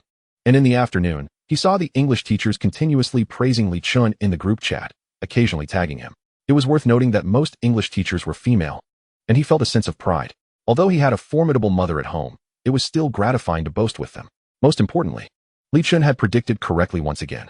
This not only increased his own scholarship, but also enhanced Fang Ziqi's year-end bonus. Seeing Li Chun enter, Fang Ziqi quickly stood to greet him. Li Chun is here. Come, sit down. What thoughts do you have this time? Li Chun replied, I do have some thoughts. I intend to predict the last 2 major problems in physics. Oh my, this is significant. 2 major problems, especially the last 2, were of utmost importance. Li Chun brought over a sheet of paper featuring diagrams for these 2 major problems. The diagrams had slight variations, yet were inconsequential. As for the questions, he intentionally included several extras. For instance, the original question on electromagnetic induction was about calculating current and resistance, but he added inquiries about the ampere force, electric field strength, and so forth. Fang Ziqi first took 2 very serious photographs of the diagrams, then sent them to the senior physics group. Instantly, it created quite a stir. Li Chun returned to his studies while the large office of the senior physics group saw an increasing number of attendees. The expertise of veteran teachers was indeed commendable. Within just half an hour, they had thoroughly dissected the 2 diagrams and completed the questions Li Chun left behind. Around 9 o'clock, under the teacher's arrangement, students were shuffled, gathering those who had chosen physics into one classroom. Naturally, Li Chun and Lu Heng headed to class 4 downstairs, and Lu Heng even grabbed his backpack. Shi Jian stood at the podium and said, the reason you are here so late is due to a student who is remarkably skilled at predicting. He has predicted the last 2 major problems in physics, so listen closely. Upon hearing this, everyone buzzed with excitement. Having witnessed the wonder of the king of prediction during the afternoon English exam, they were astonished to learn that he had chosen physics and was predicting the 2 most challenging problems. Of course, some students speculated that it could be Li Chun. Rumor had it that the king of prediction was from class 5, and since he chose physics, it had to be either him or Lu Heng, the latter of whom was not particularly strong in physics. However, in the eyes of his peers, Li Chun's physics prowess was not considered exceptional. Although he scored 90 points in the previous mock exam, it was not uncommon for others to achieve 97 or 98. Thus, they did not dwell on it, for it was merely hearsay. Who could say for certain it was from class 5? Shi Jian interrupted the students' discussions, stating, time is of the essence. We shall commence the lesson now. He then began to teach using the plan ultimately devised by all the teachers, first explaining the principles and then demonstrating how to solve the problems, ensuring the students would remember the concepts more vividly. Li Chun listened attentively, as he only remembered the first 2 questions, and the teacher's explanations were of great reference value to him. Chapter 52, The Myth continues. Each question took half an hour, and it was not until the bell rang at 10 that they finished. Lu Heng, wanting to hear the questions, had not left early. As he walked out of the classroom with Li Chun, he said, Brother Chun, I'm going to open an account as soon as I get back. Li Chun nodded and said, of course, I have already shared the code in the group. You'd better bring your phone tomorrow. The market opens at 9:30. All right, goodbye. Lu Heng replied as he slung his backpack over his shoulder and headed downstairs. Returning to the classroom, Li Chun found Cheng Yu waiting for him. On the way, Cheng Yu inquired, Brother Chun, did you predict the physics questions again? In class 5, only Li Chun and Cheng Yu switched classes. But the commotion upstairs and downstairs was quite significant. Given the scale of the actions taken before the college entrance examination, she could think of no one but Li Chun. In the days leading up to the nationwide high school exams, classes were suspended, and it was unheard of to have lessons during the examination period. Li Chun chuckled and replied, indeed, you're very astute. Cheng Yu giggled, her eyes twinkling, and asked, Brother Chun, can you predict the history questions? They shared the same 5 subjects, except Cheng Yu had opted for history instead of physics. Li Chun responded with a look of exasperation, I am a human, not a deity. Cheng Yu understood that her request was rather unreasonable, primarily for the sake of jest. She feigned confusion and asked, is that so? Are you not a god? On their way, they could hear many discussing the king of predictions, and she certainly knew they were referring to Li Chun. The title of King of Predictions had firmly rooted itself in their minds, given the importance of the college entrance examination to these students. Li Chen was akin to a deity. Li Chen proudly stated, "I relish hearing that, flatter me more." Thus, for the remainder of the journey, Chen Yu showcased her exceptional language skills, quoting classics and extolling Li Chen from head to toe. Upon returning to the dormitory, Wang Hao and others inquired about Li Chen's situation, having noticed his outing with Lu Hong. Li Chen casually mentioned that he had predicted 2 physics questions and was heading to physics class. Wang Hao lamented, "Darn, I knew I should have chosen physics. I've regretted it for ages." Zhang Yixuan and Yang Quan also expressed their regrets, sighing heavily. Wang Hao didn't voice any complaints. He wasn't alone in his regret, as Zhang Yixuan had also been feeling remorseful. He faced difficulties with his biology scores, which were not as favorable for scoring as physics, complicating his major selection. Zhang Yixuan's regret stemmed solely from issues related to his major choices. Many engineering and science programs required physics, leading him to possess a score of 211, yet unable to apply for those majors. He had chosen biology for its scoring advantages. But now, with Li Chen's recent developments, he found himself stripped of that edge. Li Chen, observing the despondent trio, retorted, "What scores did you all achieve this time? Stop pretending to be pitiful." Upon hearing this, the 3 were momentarily taken aback before breaking into playful smiles. Indeed, this time, with language essays, substantial math questions, and English compositions, their scores had significantly surpassed their usual performances. Wang Hao counted on his fingers, saying, 10 extra points in language, 7 in math. And let us say 6 in English. That's already 23 points. Brother Chen, you're incredible. The other 2 were in similar situations. Even without considering the 2 subjects Li Chen had predicted, they had already met their own goals. Li Chen shook his head helplessly and went to wash up on the balcony. The next morning, Li Chen's system account had accumulated over 80,000. After some contemplation, he decided to purchase a bit more height. After all, what was an additional 30,000? Now, his height had reached 178 centimeters, drawing closer to his goal. Today, he was to take 3 subjects: physics from 8:30 to 9:30 in the morning, politics from 10:30 to 12, and chemistry from 3 to 4:30 in the afternoon. With the market opening at 9:30, he was confident he could make it. He could even submit his physics paper early. But the 12 o'clock closure might be a stretch. Following Li Chen's reminder from the night before, Lu Hong brought his phone today. Excitedly, he announced, "Brother Chen, my application has been approved." Li Chen nodded and said, "The market opens at 9:30. There's no rush. Just take your time after finishing the physics exam." With that, he made his way to Fang Ziqi's office. The next exam was politics, and it would be too late to discuss it afterward. Fang Ziqi awaited him in the office. Li Chen had predicted questions for all his subjects, and it was only logical to predict for politics as well. Although Li Chen's performance in politics had indeed declined considerably, he had already demonstrated that predictions were not dependent on past scores, as he had successfully predicted the language essay as well. As the office door swung open, Fang Ziqi eagerly asked, "Is it the politics questions?" Seeing Li Chen nod, he clenched his fists and exclaimed, "Wonderful." After all, he was a politics teacher, and he felt envy seeing other teachers share joyful news in the group. He urged, "Hurry. Time is of the essence." Li Chen handed him a piece of paper and returned to review, leaving the rest to the politics teachers. Fang Ziqi quickly sent a message in the senior politics group. "All politics teachers, gather in the office. The predicted questions have arrived." A flurry of acknowledgements followed. They had been waiting for this moment for quite some time. Last night, when they had physics but no politics, they feared there was no hope, only to find it had arrived that morning. By the time Fang Ziqi reached the office, several teachers were already there, all wearing excited expressions. His own emotions were quite tumultuous as he placed the paper on the desk and said, "Let us begin immediately." This time, Li Chen hadn't written out the complete questions. For instance, he omitted specific examples such as chasing dreams in aerospace.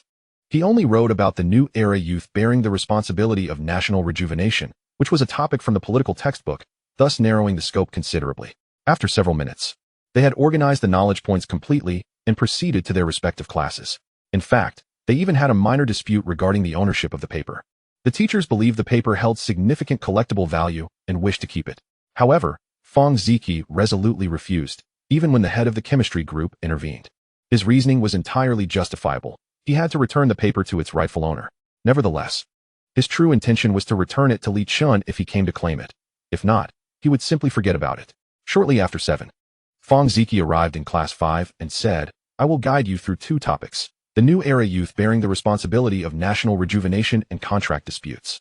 Li Chen had also reviewed physics sufficiently and was prepared to listen to Fang Ziqi's lecture while checking if there were any improvements to his written answers. Lu Hong continued his physics review. as he could only turn to politics after finishing the physics exam. Meanwhile, the other students who had chosen politics were quite exhilarated, most of whom were female. Upon learning that the king of predictions had predicted physics, they initially thought he had selected chemistry, physics, or biology, which seemed unrelated to them. They were surprised to discover he had also predicted politics. Those who had not chosen politics were equally eager, wondering if the king of predictions would predict for every exam. 1 minute before the physics exam, the invigilator distributed the test papers. All students in the examination hall quickly flipped to the last page, where they encountered two familiar diagrams.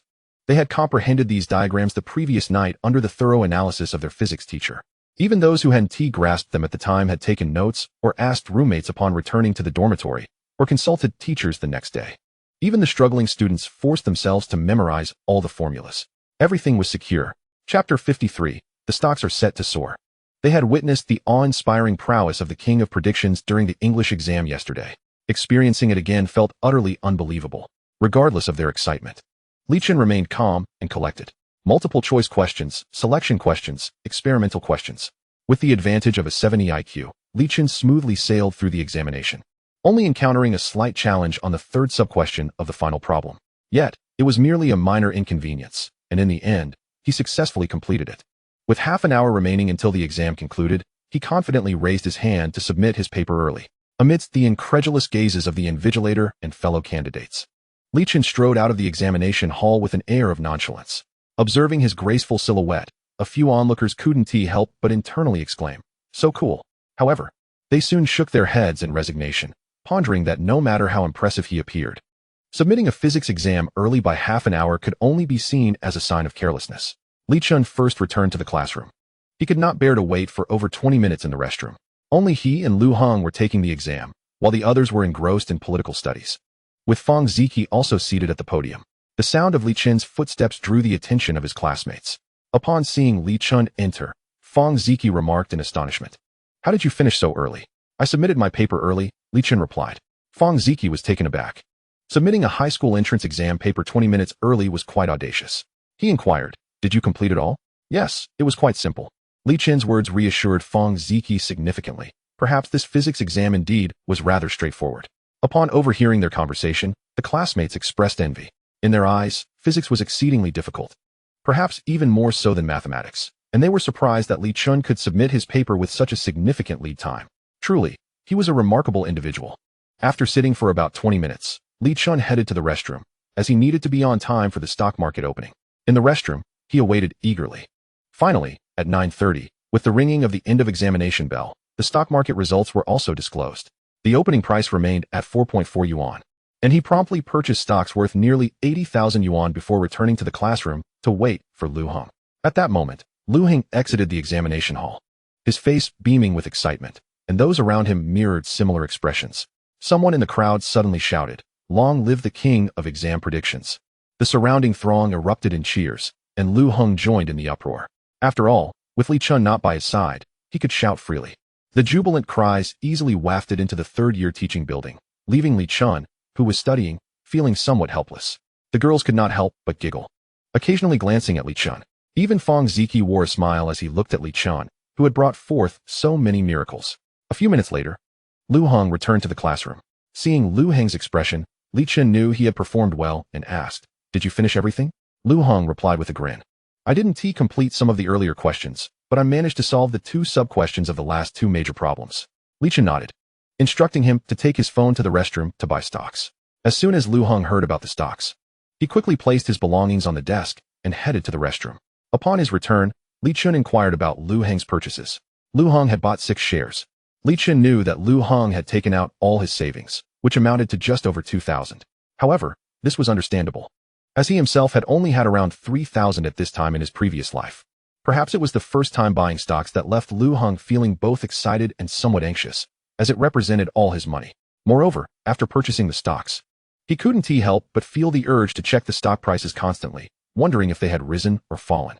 "Rest assured, this stock will bring you bountiful returns," Chen assured him, which eased Lu Heng's anxiety considerably. Lu Heng had no lofty expectations. As long as he could profit, he would be satisfied. A few tens would suffice, a few hundreds would be even better, and if he could earn 1,000, it would be a significant leap. He could never have imagined that this stock would ultimately yield him over 10,000 yuan. With the stock matter settled, he began reviewing the two major political questions that Li Chun had predicted. A few minutes later, Fang Ziki specifically called Li Chun and Lu Heng to the office to discuss these two questions. He felt that since they had just taken the physics exam, they might have overlooked some aspects of the political material and needed a refresher. As he was nearing the end of the explanation, the entry bell rang, prompting Fang Ziki to dismiss the two. In the examination hall, everyone flipped their papers to the last page. The familiar questions, the familiar atmosphere. This year's examination setters appeared like novices before the king of predictions. Among the fifth class, perhaps the most excited was Wang Hao. Among his three elective subjects, politics was his weakest due to his laziness in memorization, and now he was being handed two major questions on a silver platter, guaranteeing at least 10 additional points. For Li Chun, the politics exam still posed some difficulty. The multiple-choice questions were manageable, but he could not guarantee that he would capture every detail in the essay questions. With 20 minutes left in the exam, he had nearly finished, yet he could only recall 2 points for one of the major questions. Taking a deep breath, he initiated a brainstorming session. Fortunately, his memorization period for political content had not been excessively long. With a bit of estimation, he quickly identified the time frame relevant to the material. Several minutes later, he regained his composure and began to write. The two sentences he had initially struggled to conjure were swiftly replaced as he meticulously transcribed the original text from the book word for word. Just before the bell rang, he completed that question, sighing inwardly. What a pity, this time was only enough for one brainstorming session. As the papers were collected, Li Chun flowed with the crowd towards the exit. Long live the king of predictions. Most of the girls taking the politics exam shouted enthusiastically, their cheers rivaling those of the boys, even sounding even more exuberant. At that moment, Li Chun couldn't help but think, who says girls are inferior to boys? Amidst the chorus of joyous voices, Li Chun finally realized that perhaps he didn't mind this title as much as he once thought. Upon entering the classroom, several classmates continued to chant. When they caught sight of Li Chun, they bashfully turned away. In their excitement, they had forgotten that the king of predictions belonged to their own class. In the cafeteria at noon, Lu Heng exclaimed excitedly, Chen, that stock has already risen to 4.9 yuan. Immediately after finishing his exam, he hurried back to the classroom to grab his phone. This was the side effect of stock trading, the constant urge to check on the stock status. He then rushed into the restroom to check the stock and was left astounded. Wang Hao and the others looked on in confusion, unaware of what that figure signified. 4.9 yuan? It didn't sound particularly high. Li Chun hadn't had a chance to look at it yet, but hearing this made him somewhat surprised. It had only risen by 0.4 yuan the day before, yet today it had jumped by 0.5 yuan in half a day. Something significant must have occurred. It seems this stock is about to soar, Li Chun remarked with a smile. Wang Hao and the others were taken aback, eagerly inquiring about the reason. Lu Heng explained, I bought 2,600 this morning, and now it has become 2,900. What? This revelation startled Wang Hao and the others. Earning 300 in just one morning? If he made 300 in the morning and another 300 in the afternoon, wouldn't that amount to 18,000 in a month? Although they had seen Li Chun earn 30,000 in half a day yesterday, they knew he had a larger capital. Yet, Lu Heng had managed to earn 300 in just half a day with only 2,600. That was money they could also muster. Chapter 54, Farewell. Li Chun would be heading home after his chemistry exam this afternoon, while Wang Hao and the others would have to wait until tomorrow. They looked at Lu Heng with envy, realizing that over these 2 days, they had lost a significant opportunity for earnings. Observing the eager yet helpless expressions on their faces, both Li Chun and Lu Heng couldn't help but chuckle. Don't worry, this is just the beginning. The real gains are yet to come. His words provided some comfort to Wang Hao and the others, although they still felt a pang of regret. Their biology exam is scheduled for tomorrow as the second subject, concluding at noon, and considering the application time, it remains uncertain whether they can make it in time for the afternoon market close. Upon returning to the dormitory, Li Chun hastily checked, and, as Lu Heng had mentioned, he discovered significant events unfolding.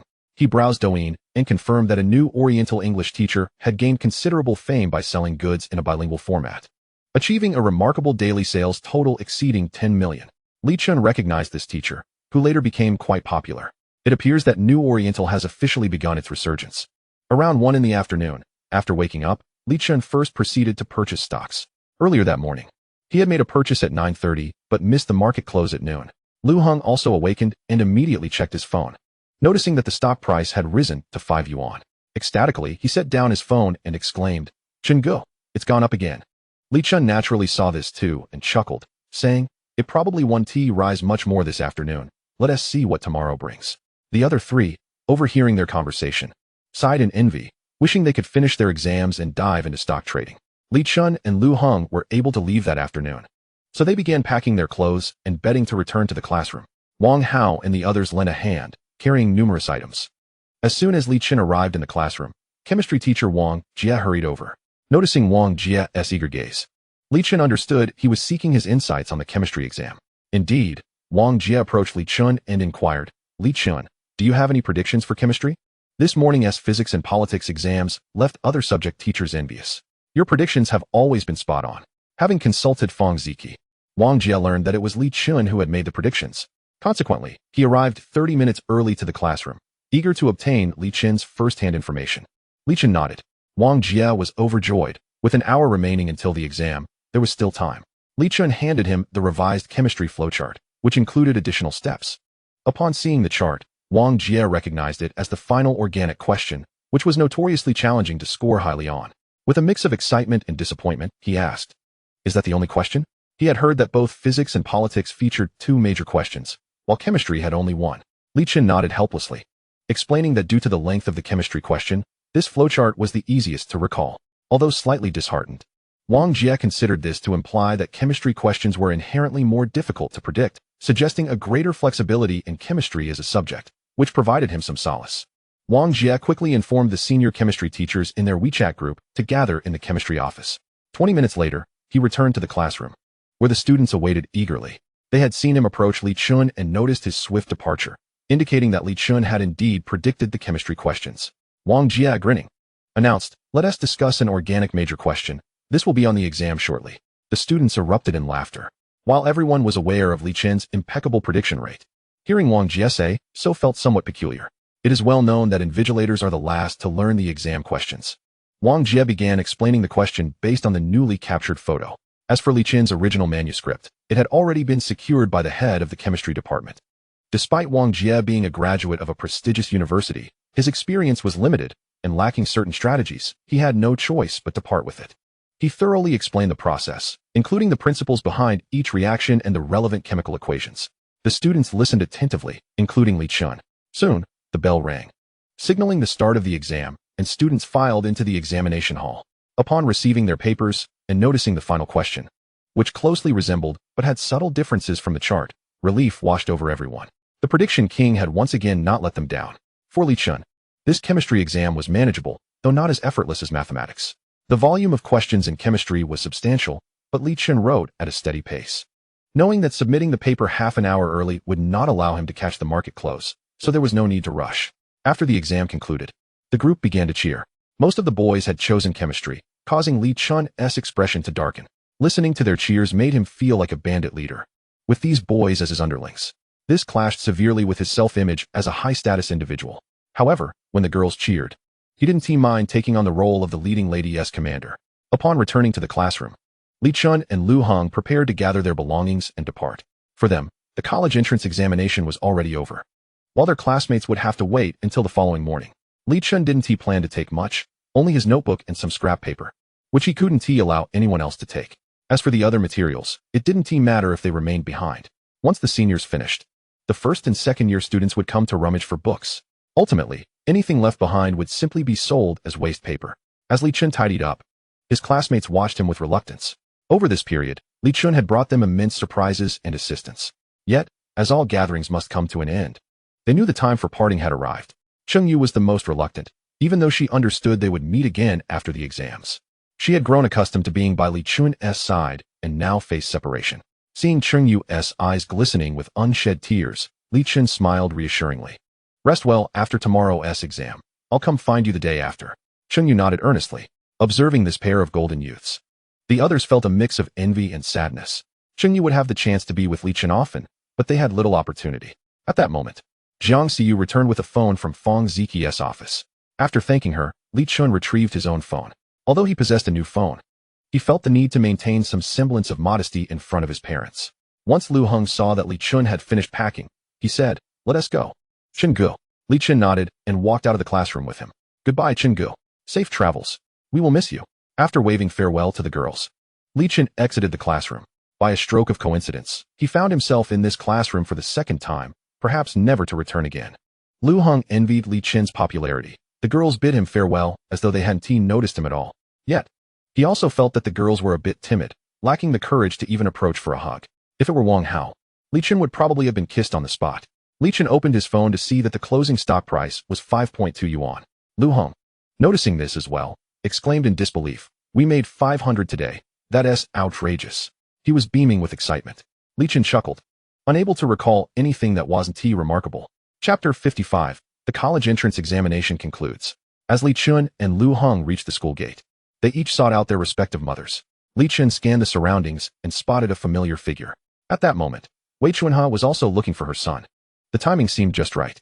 She glanced around and caught sight of Li Chen, feeling that this person bore a resemblance to her son. Shortly thereafter, the tall and handsome young man approached her and said, "Mom, let us go." At last, the boy before her aligned with the image she held in her memory. Wei Chunha, incredulous, exclaimed, "Chen Chun, how have you grown so tall? You seem to have become even more handsome." The praise from his mother filled Li Chen with joy, prompting him to smile and respond, "I'm not quite sure. Perhaps I've undergone a second growth spurt." The two gradually made their way to the car parked nearby, with Wei Chunha continuously expressing her astonishment, even forgetting to inquire about the college entrance examination, which was her primary concern. Li Chen first placed the blankets and other items into the trunk before joining his mother in the vehicle. His father, Li Yuping, was reclining in the driver's seat, dozing lightly, but was roused by the noise of the trunk closing. Once they were both settled in, he smiled and asked, "How did you do, Chen Chen?" Li Chen replied that it went reasonably well, aware that even if he claimed he could get into Yen University, his parents would likely think he was joking. Wei Chunha, delighted, exclaimed, "Chen Chen has gone through a second growth spurt. He has grown quite a bit." "Is that so?" Li Yuping replied in surprise. "I'll measure him when we get home." Ever since Li Chen began his growth, they had been concerned about his height. Both were not particularly tall, with Wei Chunha standing around 1.58 meters and Li Yuping approximately 1.65 meters, and they feared that Li Chen might also be short. However, with Li Chen reaching 1.74 meters, they were already quite satisfied, though he himself felt somewhat dissatisfied. As the clock approached 5, and with a half-hour drive home ahead of them, the trio decided to dine nearby. Upon returning home, Li Yuping hurriedly fetched a measuring tape. He had deliberately observed Li Chen earlier when they had stopped for dinner and felt he had indeed grown taller.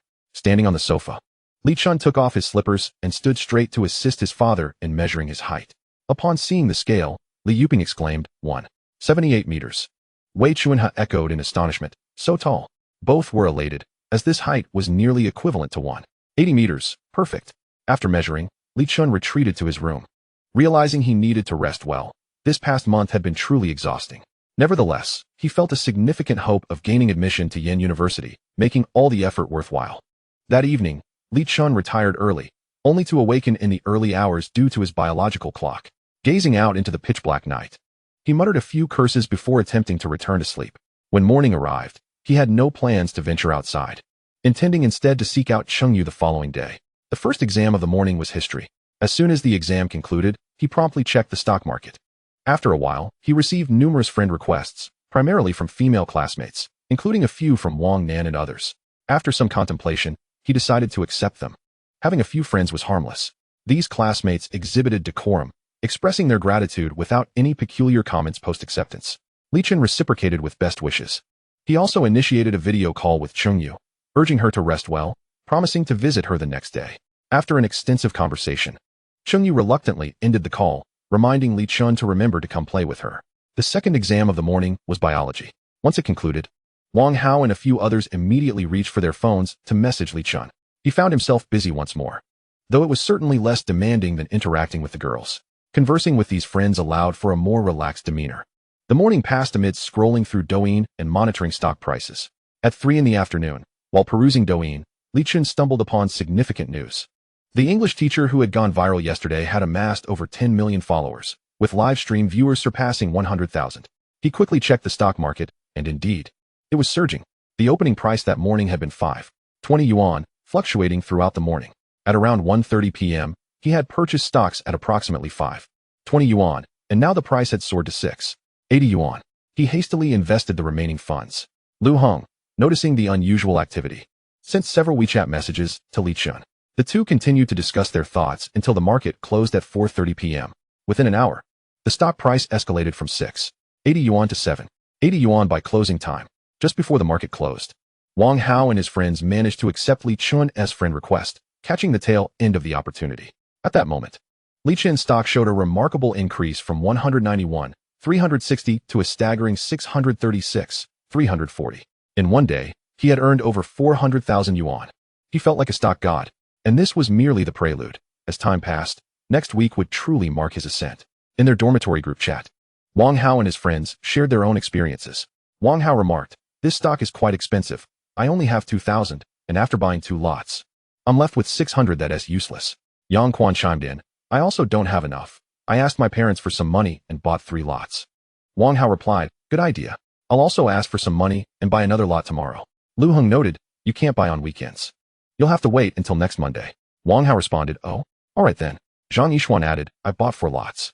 Li Chen inquired, "That is quite a sum?" To which Zhang Yishuan replied, "I've saved a lot over the years." Li Chen reflected on the messages on his phone, realizing that some individuals were destined to make money. He understood that Zhang Yishuan came from a modest background, often being frugal with her meals. The fact that she had managed to save enough to invest everything was indeed audacious. However, it was fortunate that she encountered him. Had she met someone else, that money might have been lost. Lu Heng remarked, "Haha, when I bought in, it was only a little over 400 per lot, and I have 6 lots. Li Chen opened the image Lu Heng shared, revealing his stock at 2040. Wang Hao and the others stared at Lu Heng's image enviously, feeling the disparity since they had missed out by just 2 days. They bombarded Lu Heng with tags and pokes, playfully harassing him. Li Chen chuckled at the group messages, recognizing that Wang Hao and his friends were indeed a bit unlucky. Had they chosen physics, they would not only have known the 2 major questions he had bet on, but also would not have missed this wave of profit. Lu Heng humbly stated, "I only made a small profit. It's Chen Ge who is truly impressive." Wang Hao responded, "You've already made a lot. And how can you even compare yourself to Chen Ge?" Yang Quan added, "I want to know how much Chen Ge has earned." Zhang Yishuan chimed in, 1. Lu Heng echoed, 1. Wang Hao followed suit, 1. Li Chen replied with a screenshot of his earnings. Wang Hao exclaimed, 6. Lu Heng added, 6. After seeing Li Chun's profits, the group fell silent, realizing their petty squabbles over their minor gains were rather laughable. With his parents gone to work, Li Chen found himself alone at home. Initially, the solitude felt liberating, but after a day and a half, he began to feel a tinge of boredom. Fortunately, he was set to visit Chengyu the next day. During the summer break, he intended to put in the effort to win her over. Li Chen was acutely aware that Chengyu was merely constrained by their small county and still in her formative years. Once she entered university, she would undergo a significant transformation. At that point, she could be considered one of the most exceptional individuals, aside from him, who had a certain advantage. In his previous life, she possessed the beauty of a campus belle, an outstanding 985 academic background, numerous first-place awards and competitions, guaranteed admission to Yen University for postgraduate studies, and a complete lack of romantic experience. Each of these attributes alone surpassed countless girls, and together, they formed an unbeatable combination. It was precisely these qualities that had attracted the enigmatic Qin Jueming, whose background was shrouded in mystery, yet was undoubtedly wealthy. However, the now more formidable Li Chun understood that even 10 Qin Jumings in this life would not be sufficient to serve him. It was primarily his desire that drew him in. Moreover, after enhancing his physicality to 60 points, he felt even more potent in that regard. He even suspected that he had undergone a second growth spurt in that aspect. Of course, this was merely a vague sensation, as he had not noticed any conspicuous changes. Chapter 56, The First Kiss. Li Chen's foremost desire at present is to enhance his physical appearance, followed closely by a desire to improve his constitution. He is rather curious to see if he might experience a second growth spurt. However, an awkward predicament arises as most of his finances are currently tied up in the stock market, and he must continue to invest additional funds without knowing how long this situation will persist, at least for the next few days. He must subsist on a meager daily allowance of just a few thousand yuan. While this amount is ample for spending in his small county, it would be insufficient in a bustling metropolis. A casual stroll through specialty stores such as Hermes or LV would yield little he could afford. The prospect of acquiring the 12,000 attribute points seems utterly unattainable. After much contemplation, Li Chun resolves to obtain a driver's license as a temporary measure. Once he possesses the license, he plans to purchase a car. Luxury vehicles and prestigious watches are non-negotiable. Furthermore, he could invite Chen Yu to accompany him for the driving test, thus alleviating the potential boredom of the experience. With his determination solidified, Li Chen promptly searches online for nearby driving schools. Ultimately, he selects the most reputable driving school in the county and applies for 2 slots online. He then messages Chen Yu, requesting her to bring her identification the following day. Chen Yu replies, "Isn't this a bit too soon? I'm feeling shy. Li Chen responds, what are you thinking? We're signing up for the driving test tomorrow. Cheng Yu ah? Alright. As Li Chun reads Cheng Yu's message, he mumbles to himself, why does it seem like she's a bit disappointed? Unbeknownst to him, Cheng Yu indeed breathes a sigh of relief upon receiving his message, yet simultaneously feels a twinge of disappointment. Initially, Li Chen appeared to her as merely an ordinary boy with a degree of handsomeness, average family background, average academic performance, lacking in any remarkable potential. Although she was touched by the kindness he showed her, she understood that he could not provide what she truly desired. However, as Li Chun transformed into a wealthy individual, her resolve began to waver. After all, she already had a foundation of feelings for him, making it preferable to pursue him rather than starting anew in university. Furthermore, Wang Nan's constant praise of Li Chen only bolstered her growing inclination. Amidst Li Chen's unpredictable demeanor, her fondness for him intensified day by day. Yet, the pivotal moment came during the college entrance examination when Li Chen's outstanding performance left her utterly captivated. He had become an idol to all the senior students, particularly those who shared similar subject selections with him. Coincidentally, Li Chun had chosen politics, a subject favored by a majority of the female students in the school. Consequently, many girls began inquiring about his background, although the girls from Class 5 maintained a united front against any external competition. Even Cheng Yu and her friends found it exceptionally challenging to navigate this situation, let alone introduce any rivals. Nonetheless, some information did emerge, such as the fact that Li Chun was tall and handsome, further driving the girls into a frenzy. During the examination period, Cheng Yu often overheard groups of girls discussing Li Chun, claiming that if the exam king were to take an interest in them, they would react accordingly. Some even expressed a desire to form a group to establish friendly relations with him. It could be said that when girls become open, they leave little room for boys. Cheng Yu felt her cheeks flush upon hearing such remarks. Among those girls were several with striking looks and impressive figures. In terms of appearance, Cheng Yu believed she had no rivals. However, upon seeing those girls towering over her at over 1.7 meters tall with enviable figures, she couldn't help but feel a pang of anxiety. Previously, she had held advantages over Li Chun in terms of looks and academics, but now she felt completely outmatched. In her studies, it was only through Li Chun that she had a chance to enter those two prestigious institutions, inherently placing her at a disadvantage. While she recognized her innate beauty, she lacked confidence in competing with multiple contenders simultaneously.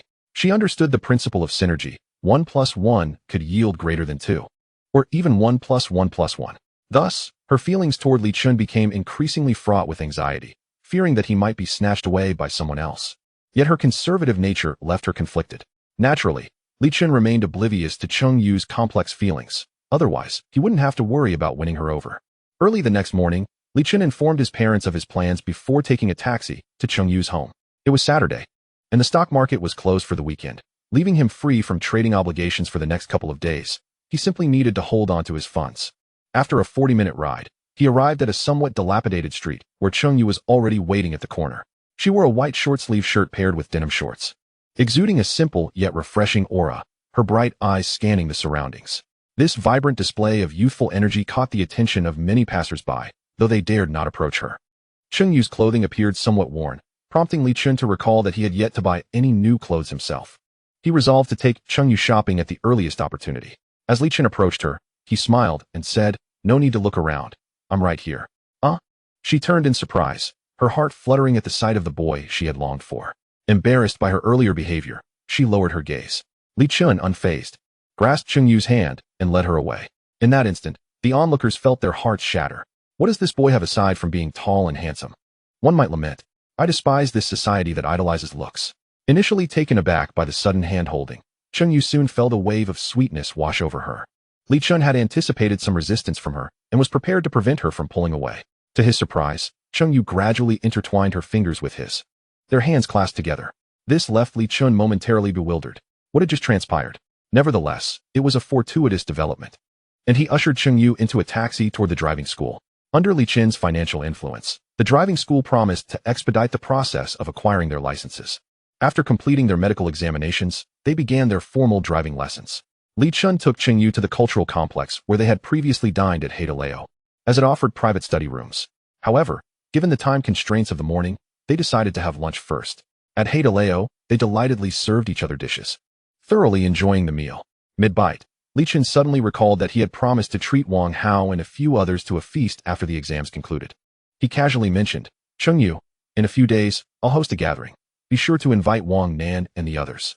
All right, Chen Yu replied, nodding in agreement as she placed a piece of meat onto Li Chen's plate. At that moment, Li Chen was busy cooking tripe, smiling as he said, I'm quite occupied right now, why don't you just feed me? Upon hearing this, Chen Yu bashfully picked up a piece of meat, blew on it, and carefully placed it near Li Chen's mouth. As he exaggeratedly chewed, he exclaimed, it's absolutely delicious. Chen Yu beamed, replying, as long as you enjoy it. I'll cook you more.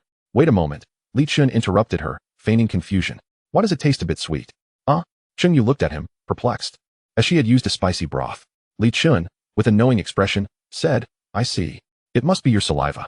Suddenly, Chen Yu realized that the chopsticks she had used to serve Li Chen were her own. Wasn't he that akin to an indirect kiss? She stammered, unsure of how to respond. Li Chen frowned and asked, Did you eat some candy? Why is it so sweet? No, you're talking nonsense. She retorted. Chen Yu-chan lightly tapped Li Chen in annoyance. I don't believe you, show me. Li Chen set down his chopsticks and lifted Chen Yu's chin with his right hand, saying, Open your mouth, Chen Yu rolled her eyes at Li Chen but eventually, with a hint of reluctance, parted her lips slightly. Li Chen glanced back and forth, slowly leaning in, continuing, It really seems like there's nothing there. Could it be that I'm mistaken? I already said Chapter 57, The Shock of Parents. Uncertain hours later, Chen Yu was perched on Li Chen's lap, her head resting against his chest. Li Chen picked up a piece of cold beef tripe, dipped it for a few moments, and then brought it to Chen Yu's lips. Chen Yu obediently opened her mouth to take the tripe. Nestled in Li Chen's embrace while enjoying hot pot, she felt an overwhelming sense of happiness. After finishing their meal, Li Chen escorted Chen Yu back to the study room. They began studying, pausing only after completing 4 full hours of study. The first subject could only be studied for a maximum of 4 hours a day, allowing for the completion of the exam registration within 3 days. As the night wore on, Li Chen hailed a taxi to take Chen Yu home. They halted at the foot of the building, where Chen Yu gazed at Li Chen with reluctance. Unable to resist, Li Chen leaned in for another kiss, to which Chen Yu shyly responded. After a long moment, they finally parted, and Li Chen smiled, saying, I'll come to pick you up tomorrow. All right. After bidding farewell to Chen Yu, Li Chen took a taxi directly home. Upon arriving, he found Wei Chunhe had prepared dinner, and both she and Li Yuping were waiting for him. At the dinner table, Li Yuping inquired, Where did you go with your classmate today? Li Chen had only mentioned spending time with classmates in the morning, deliberately omitting the detail that it was a female classmate to avoid a torrent of questions. After pondering briefly, he felt it was time to reveal his identity as a stock market prodigy. He replied, Actually, today I went to a driving school in Jiangyin with a classmate to register and then spent the day studying. Li Chen's family was also from Jiangyin County, but they lived on the outskirts, so they typically referred to Jiangyin when speaking of the county center. Upon hearing Li Chen's words, both parents were taken aback. Li Yuping nodded, saying, It's best to learn to drive as early as possible. Just look at your mother. She took ages to finally get her license. Wei Chunhe, somewhat exasperated, continued eating. This had been mentioned by Li Yuping countless times. Suddenly, she remembered something and asked, Getting a driver's license costs money. Why didn't you ask us for it? Li Chen chuckled, I have my own money. Li Yuping, half amused and half bewildered, remarked, Just keep your little sum for yourself. How much did you spend today? I'll cover it after I finish eating. Li Chen smiled. Actually, I've started earning money. Earning money? Both parents thought they misheard and stared at Li Chen. Seeing him nod, Li Yuping frowned. You just got home. How much could you possibly earn? Wei Chunhe chimed in. If you're looking for summer work, you could come to my workplace and wrap scarves. It's 2 dimes each. Li Chen rolled his eyes, thinking that he could wrap 8 scarves in a second. After a moment's contemplation, he declared, I've actually made quite a bit. The couple laughed, feeling as though their child, despite finishing the college entrance exam, still behaved like a little kid. Li Yuping casually asked, How much? Noticing their disbelief, Li Chen feigned a sigh. Oh, not much, just over 600,000. What? Seeing their astonished expressions, Li Chen felt a surge of satisfaction, maintaining a calm demeanor. Just over 600,000. Realizing Li Chen was not joking, both parents were left dumbfounded. Li Yuping swallowed hard and stammered, Did you rob a bank? Li Chen retorted, What bank would you rob for 60,000? That kind of bank has long since gone bankrupt. Wei Chunhe, her expression laced with concern, said, Chen, you mustn't engage in illegal activities. She scrutinized Li Chen, secretly wondering if her son had ventured into such things. The more she thought about it, the more plausible it seemed. His looks and physique met the criteria, with little time but plenty of money, a perfect fit. Li Chen, sensing her misinterpretation, quickly clarified. I earned the money through stock trading. After saying this, he worried that they might not believe him and pulled out his phone to show them. Stock trading? They exchanged glances and leaned in to look. then beheld the staggering figure of 636,340. Huh. As they stared, mouths agape, Li Chen chuckled. I started trading after turning 18. And I've had some good fortune with a few impressive stocks. Even with his explanation, they still found it hard to believe. Li Chun's initial investment was merely a few thousand, and he had made over 600,000 in less than half a year. Of course, the primary reason for their skepticism was that they had never traded stocks. They only understood the profit displayed beside them. Had they been able to calculate, they would have realized that Li Chen's stock was valued at over 1,500,000. Li Yuping bore a bitter expression. He toiled tirelessly for a year and barely earned 100,000, while Li Chun had effortlessly made over 600,000. Wei Chunhe laughed and asked, Chen, should I help you save this money? Li Chen quickly dismissed the notion. This stock still has room to grow. I can't sell it now. Oh, Wei Chunhe said reluctantly, but if you continue trading, you might incur losses. If you place it in the bank now, it would make buying a house much easier. In contrast to Wei Chunhe, Li Yuping had a much longer-term perspective. He understood that if Li Chun could earn 700,000, he could also earn 7 million. He advised, depositing it in the bank won't yield much anyway. After all, it's Chun's money, so let him manage it as he sees fit. With father and son united in agreement, Wei Chunhe could say no more, albeit feeling a bit sullen as she continued her meal. Li Chun recognized that his mother had always held the family's financial reins, but this sum of money could not be entrusted to her. However, he could buy a few gifts to make up for the previous Mother's Day. Additionally, Father's Day was approaching, and he needed to prepare for that as well. Chapter 58, Genuine Emotions Revealed. Clothing, gifts, furniture, housing. After calculating, there were numerous areas where money was needed. Although he currently earned 14,000 a day, this opportunity was too rare. Most of the funds still needed to be invested in the stock market. Alas, he felt too impoverished. Yet, there was no alternative. The current frustrations were for the sake of a happier life in the future. Li Chen knew his mother had a penchant for gold. He checked the navigation and discovered that there wasn't even a Chow Tai Fook in the county. He promptly ordered a 4-leaf clover gold necklace from Chow Tai Fook online, spending 6,000. He even paid extra for expedited shipping to ensure it arrived by the next day. Early the following morning, Li Chen set out again. Chen Yu donned an outfit similar to yesterday's, her clothing appearing somewhat inexpensive. Li Chen mused, just because I can't afford Hermes doesn't mean I can't shop at RT Mart. When they met, they wasted no time and immediately shared a quick kiss. Li Chen then led the way to the study room they had visited the day before. Today, they didn't need to register. Instead, they tackled the medical examinations and other miscellaneous tasks, and by noon, they had nearly completed their goals. At lunchtime, Li Chen brought Cheng Yu to a nearby barbecue restaurant. Each took a plate and tongs, heading to the fridge for ingredients. Noticing the oysters, Li Chen wisely refrained from taking any. His temper was already quite high, better to stick with squid and beef. He ordered a few more side dishes, including lobster and snails, then settled down to chat with Cheng Yu. The striking couple drew the attention of many patrons, though most eyes were on Cheng Yu. Li Chen pondered when he would enhance his own appearance. While he understood that he was more of a talent-based individual, others could not perceive it. Each of them bore an expression akin to flowers blooming amidst cow dung, which greatly displeased him. After a brief conversation, dishes began to arrive one after another, and Li Chen immediately seized a skewer of squid to indulge in. After taking a bite, he suggested, "Let us visit the RT Mart later." Cheng Yu's eyes sparkled with excitement as she nodded vigorously.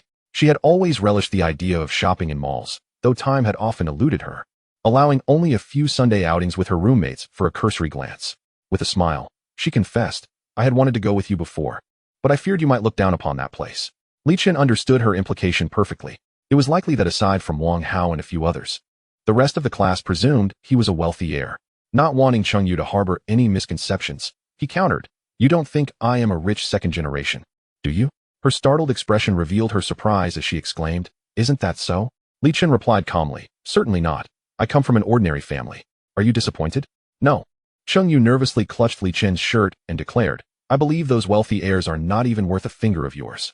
Shyly, she added, "I should be able to get into Hang University this time, and my graduation salary will be quite high, so I could support you then." Li Chen was taken aback and somewhat touched by her words. He realized his objective had been met. Cheng Yu had indeed fallen for him. Yet, amidst his joy, he felt a twinge of guilt.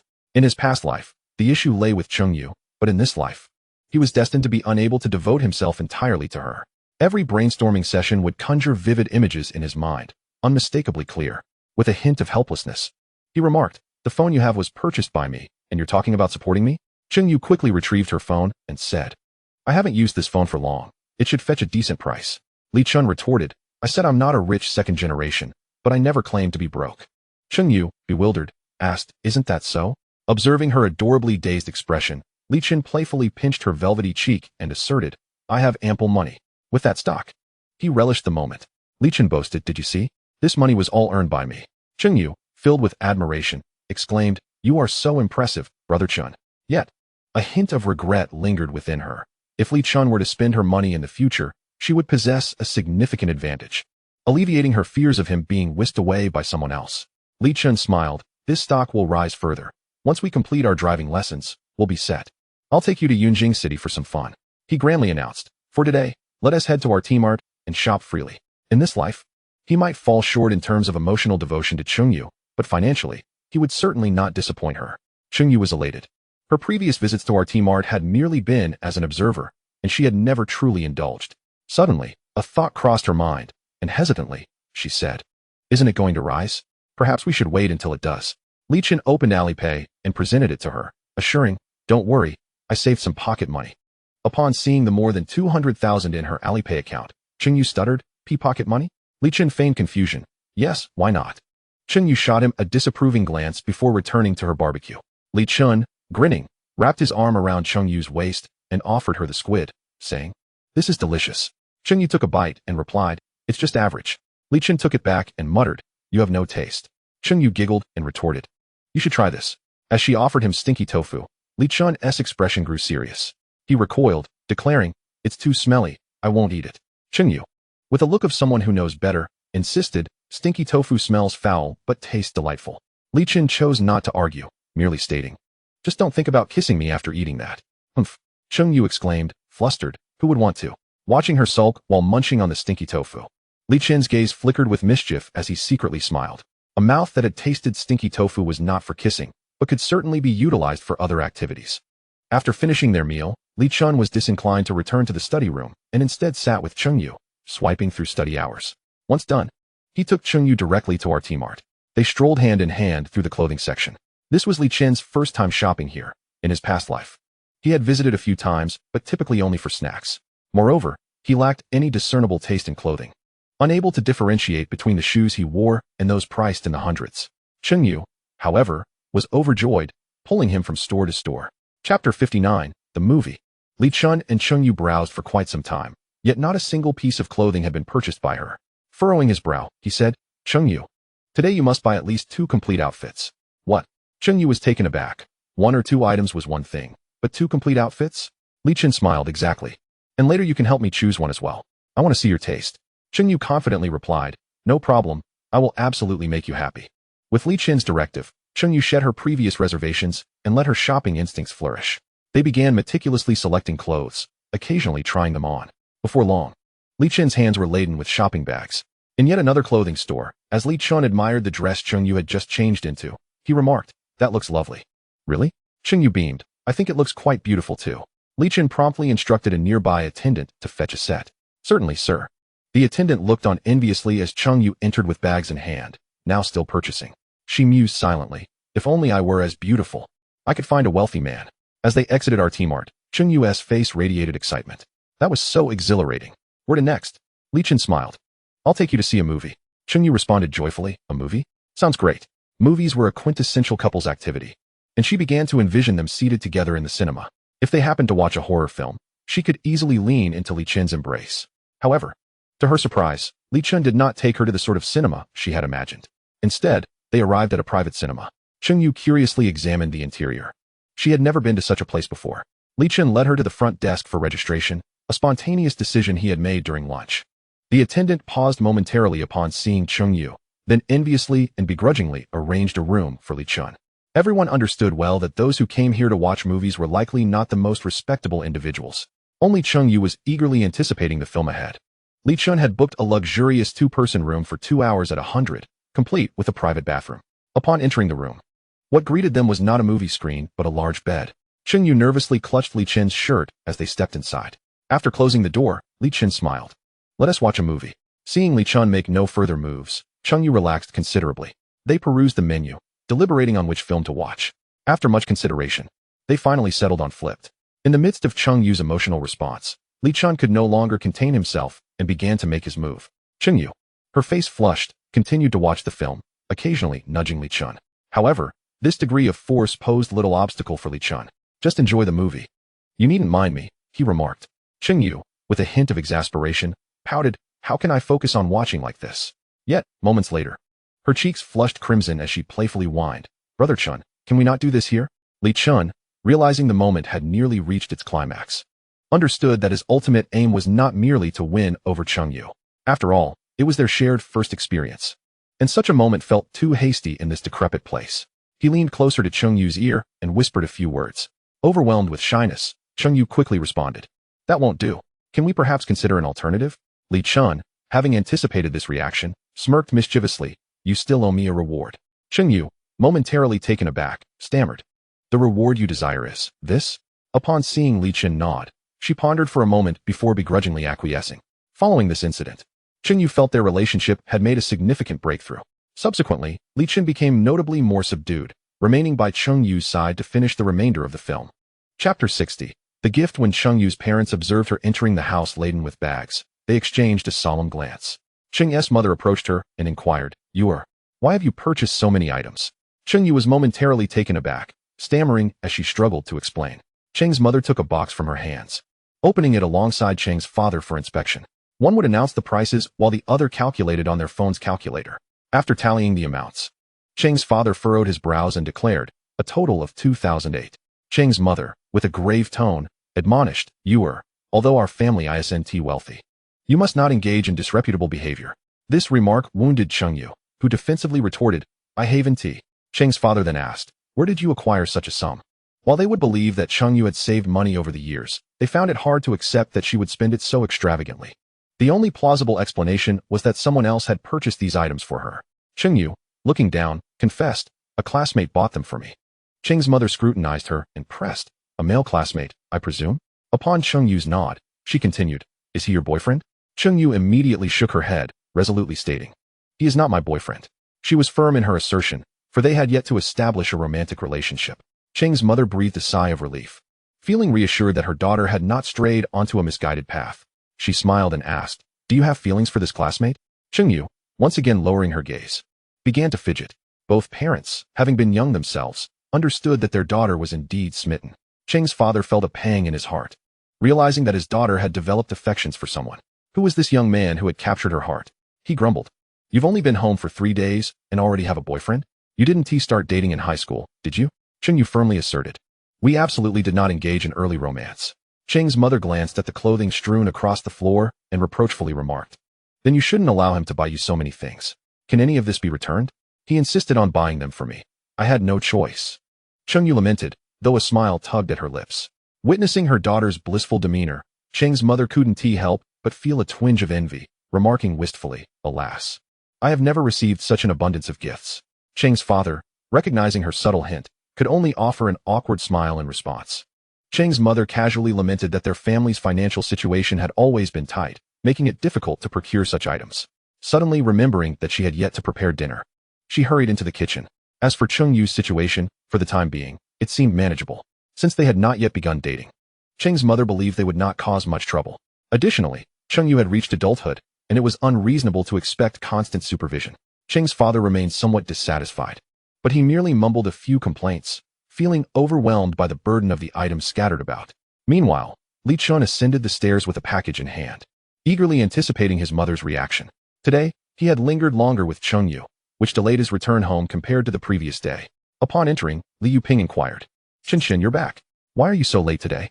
Li Chun, feeling a bit sheepish, replied, I was watching a movie with a classmate and lost track of time. You could have started dinner without me. Wei Chun, he smiled, no worries. It hasn't been long. Let us eat. Li Chen's practice of learning to drive had certainly alleviated some responsibilities for his parents. Previously, during holidays, he would lounge at home, while Wei Chun he would return to prepare meals. The couple believed that takeout was unhealthy, and every time Li Chun ordered, they would remind him to consider his choices. Li Yuping noticed the package Li Chun had placed on the table and asked, did you buy something online?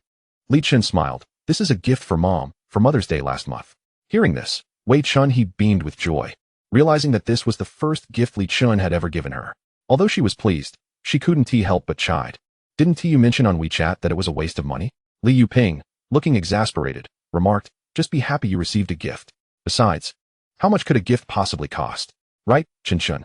Li Chen nodded awkwardly. It wasn't too expensive. Oh, by the way, Dad. Father's Day is in a week. You'll get something too. Li Yuping chuckled but still protested. What do I need? Just prepare something for your mother. Li Chen could not concede. He understood the importance of balance. After dinner, Wei Chun he was eager to see her gift. Li Yuping also watched as she unwrapped it. Li Chen chuckled quietly to himself, knowing that while his mother claimed it was wasteful, she was genuinely delighted. Upon opening the package, they discovered a luxurious red gift box that exuded sophistication. Wei Chun he carefully lifted it and gradually opened the lid. A gleaming gold necklace emerged before their eyes. Ah! Wei Chun he exclaimed in surprise, then turned to Li Chen, asking, Chen, is this real gold? Li Chen replied, it's pure gold. Pure gold? Wei Chun he gasped again. She examined the necklace in the box, hesitating for a moment before suppressing the urge to take a bite. Li Yuping stood beside her, equally astonished, as he had never given such an exquisite gift. He inquired, how much did this cost? Li Chen replied nonchalantly, 6,000. 6,000? Both parents stared at the necklace in disbelief. Wei Chun he remarked, this is far too expensive. Perhaps you should return it? Observing his mother's fixation on the necklace, Li Chen chuckled, no worries. You know I'm doing well now. This is merely a small expense. With Li Chen's reassurance, Wei Chun he ceased her protests, genuinely enchanted by the necklace. Li Yuping began to anticipate the upcoming Father's Day, considering what kind of gift he might receive. Given Li Chen's generosity, Wei Chun he carefully adorned herself with the necklace and inquired, do I look good? The other two immediately praised her, bringing her immense joy. She then wandered to the bathroom, admiring herself in the mirror and playfully twirling. Seeing his mother so pleased with his gift, Li Chen felt a sense of relief as he retreated to his room. Once he retrieved his phone, he noticed a message from Chengyu. Chengyu, my parents found out about us. Li Chen, so what if they did? Li Chen remained unperturbed. For both he and Chengyu had graduated from high school and reached adulthood. Chengyu remarked, my parents still believe I am being kept. Li Chen retorted, isn't that the case? Chengyu responded with confusion. Li Chen playfully declared, I shall support you for a lifetime. Soon, a video call came through. Upon answering, Li Chen queried, didn't you mention that your home has poor sound insulation? Chengyu, in a playful tone, responded, I don't care, I just want to talk to you. With a look of indulgence, Li Chen replied, all right, I shall keep you company.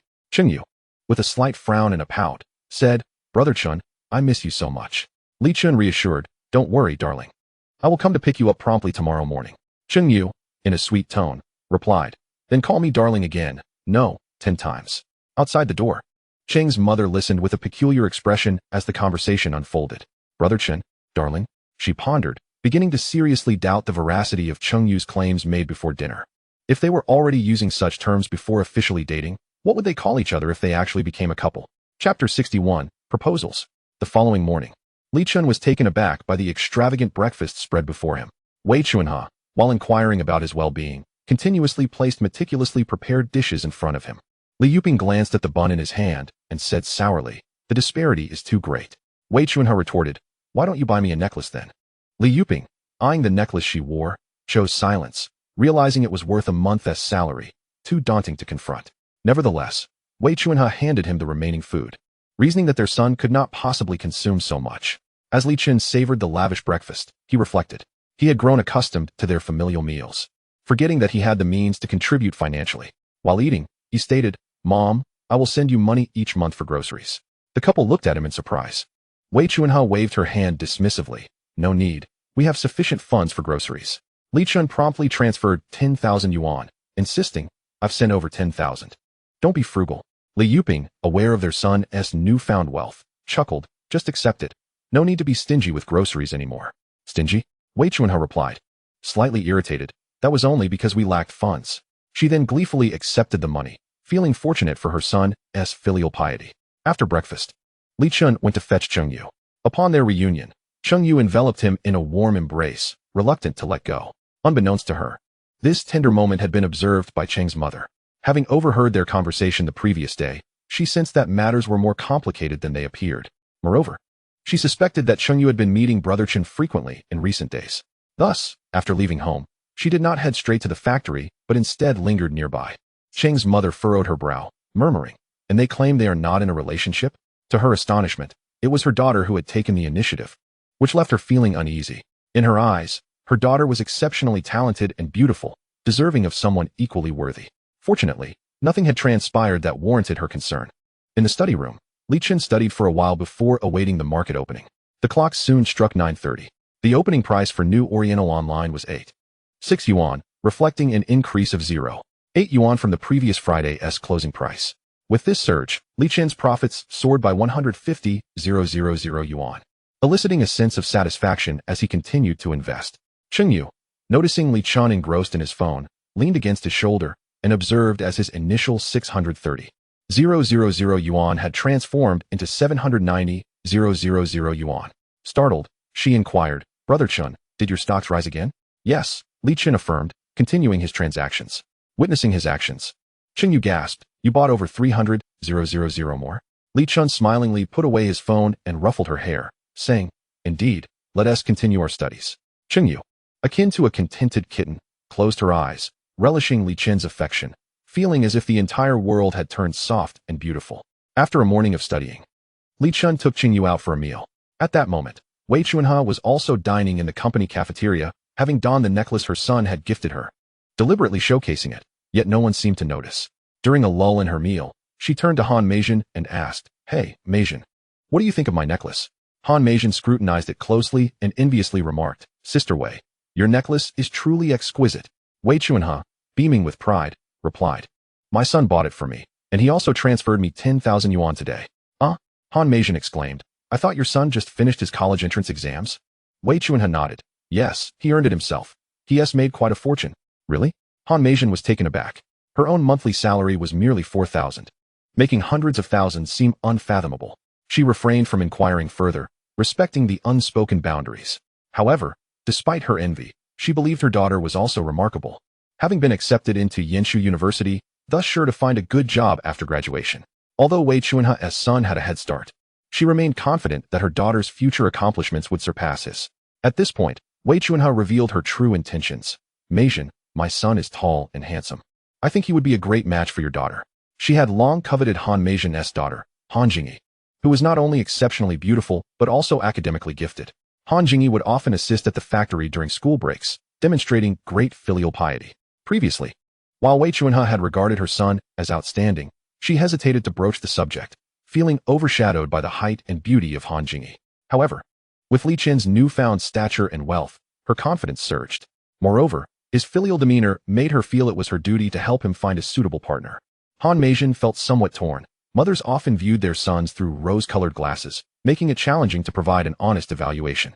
Many suitors had come forward, showering her with flattery, only to fall short upon meeting.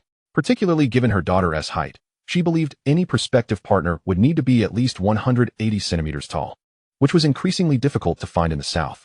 Nevertheless, the necklace was a clear indication of Wei Chunhe's son's devotion, which was commendable, and his financial acumen was a significant advantage.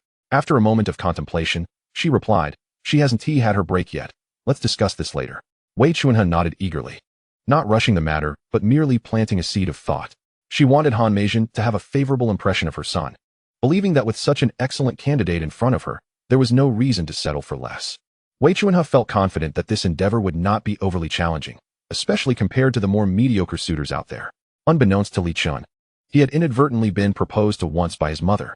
While enjoying lunch with Chen Yu, he occasionally glanced at the lively chat in their dormitory group. New Oriental had received support from Douyin, with their live stream viewership surpassing 100 million. By the time the market closed for the morning session, the stock had risen to 11.5 yuan. Yang Quan remarked, "This is too outrageous. It's skyrocketing." Zhang Yishuan, "I have been watching since 9 o'clock, and it has been utterly delightful." Wang Hao, "Fortunately, I made my purchase early today. I've already profited 300 from my new investment." Yang Quan, "Following Chen Gu means there's always something to gain. I've made over 1,000. Zhang Yishuan, "I've earned 1,500. Hee. Lu Heng, "I've made 4,003. Just enjoying the spectacle, enjoying the spectacle, enjoying the spectacle." Lu Heng's sudden appearance drew all the ire towards him, and the other three resumed their focused assault. After a brief exchange with Li Chen, the group returned to their meal with Chen Yu. Chapter 62, Billiards. Having completed today's study hours, he took Chen Yu to a nearby billiards club. It was Chen Yu's first time playing. She struggled to control the cue and often missed the ball entirely. In his previous life, Li Chen had played with Lu Heng a couple of times, but he was only marginally better than Chen Yu. At least he could hit the ball, though where it went was beyond his control. After half an hour, Chen Yu managed to sink one ball, while Li Chen succeeded in 3. Nevertheless, both played with great enthusiasm, exchanging playful banter before each shot. Li Chen bent over, positioned the cue, and calmly aimed, aligning everything perfectly. Just wait, this shot will be impressive. Bang! Chen Yu cheered. Yay! I made my shot. Coughing slightly, Li Chen awkwardly admitted, I see there is too great a disparity between us. I'll assist you this once, but there won't be another opportunity. Thank you. Brother Chen. Chen Yu smiled warmly at Li Chen, choosing not to expose his modesty. She had long realized that her brother Chen was just as inexperienced as she was. However, this made the game more enjoyable. If she were constantly outmatched, it would lose its charm. A few tables over, onlookers watched enviously, whenever it wasn't their turn. They focused on Li Chen's table. They grumbled to themselves, why is it that with my superior skills, I don't have such a beautiful girlfriend? In just half an hour, they had played several games, while Li Chen's table remained relatively inactive. Those who had ordered female assistants were no longer basking in their previous triumph. The heavily made-up faces and the plump legs of the assistants paled in comparison to the naturally elegant Cheng Yu. At that moment, a group of young men entered. Upon seeing Cheng Yu poised to strike, they couldn't help but stop and watch, only to witness her miss her shot and flirt with the boy beside her. One of the young men snapped back to reality and hurriedly inquired at the front desk, is that a teaching assistant? How much per hour? The other's eyes lit up at this question, readying themselves for a financial splurge. The front desk attendant smiled and replied, I'm sorry, sir, but that young lady is also a customer. The young men sighed deeply, realizing such fortune was unlikely. Nonetheless, they still ordered a teaching assistant, a decision that had not been in their original plans. They simply couldn't resist. The attendant cheerfully helped them find someone, aware that she would receive a commission. She glanced at Li Chen and Cheng Yu, secretly wishing this couple would visit every day, as it would significantly boost her business. After more than an hour of play, it was no surprise that Li Chen emerged victorious. Cheng Yu, still somewhat dissatisfied, sought to challenge him again but was turned down. Li Chen took Cheng Yu by the hand and led her outside, saying, there is something more important to attend to. Cheng Yu, puzzled, asked, something more important? Li Chen grinned and replied, I'm taking you to see a movie. Recalling the events of the previous day, Cheng Yu's cheeks flushed. Moreover, seeing the expression on Li Chen's face, she understood he was thinking of something rather embarrassing. She pouted, there's only one reward, no more after this. Li Chen casually agreed, all right. Regardless of Cheng Yu's protestations, he would acquiesce for now. Once they reached the cinema, he would be the one to call the shots. They decided to watch Moonrise Kingdom. We love each other, and we just want to be together. What is wrong with that? Cheng Yu nestled against Li Chen, affectionately saying, Brother Chen, if our parents disapprove of our relationship, would you elope with me? Li Chen continued to move his hands comfortingly, assuring her, silly girl, this isn't a feudal society anymore. We will always be together. Cheng Yu understood this. Yet she couldn't shake her fears of losing Li Chen in the future. She wanted to say more, but suddenly gasped. Quickly grasping Li Chen's hand and shaking her head pitifully, Li Chen chuckled, then help me like you did yesterday. In her moment of hesitation, Li Chen employed his charm, using endearing terms until she gradually lost herself in the moment. Once she agreed, she realized his smug expression and felt a mix of irritation and amusement. Li Chen comfortably reclined on his bed. It was then he opened his phone, discovering that the dormitory group chat was buzzing with excitement. Wang Hao, the stocks keep rising. It's insane. Zhang Yishuan, I've never had this much money before. It's pure bliss. Wang Hao, I truly hope this stock continues to soar. Yang Quan, I've already made 1,500, haha. Wang Hao, alas, I'm the one earning the least in our dorm. Yang Quan, you're only 80 behind me. Lu Hong, triumphant. Wang Hao, damn Lu Hong, you've really hit the jackpot this time. After skimming through the messages, he noted that the stocks had stabilized, closing at 13 yuan. Just then, Cheng Yu emerged from the bathroom. She lay beside Li Chen, wrapping an arm around him and said, you must never abandon me, otherwise, I'll never find a husband. Li Chen embraced Cheng Yu gently, replying, don't worry. I've promised to take care of you for life. Although he had sent this message on WeChat the previous day, hearing it spoken aloud made Cheng Yu feel even more touched. She clung tightly to Li Chen, initiating a kiss.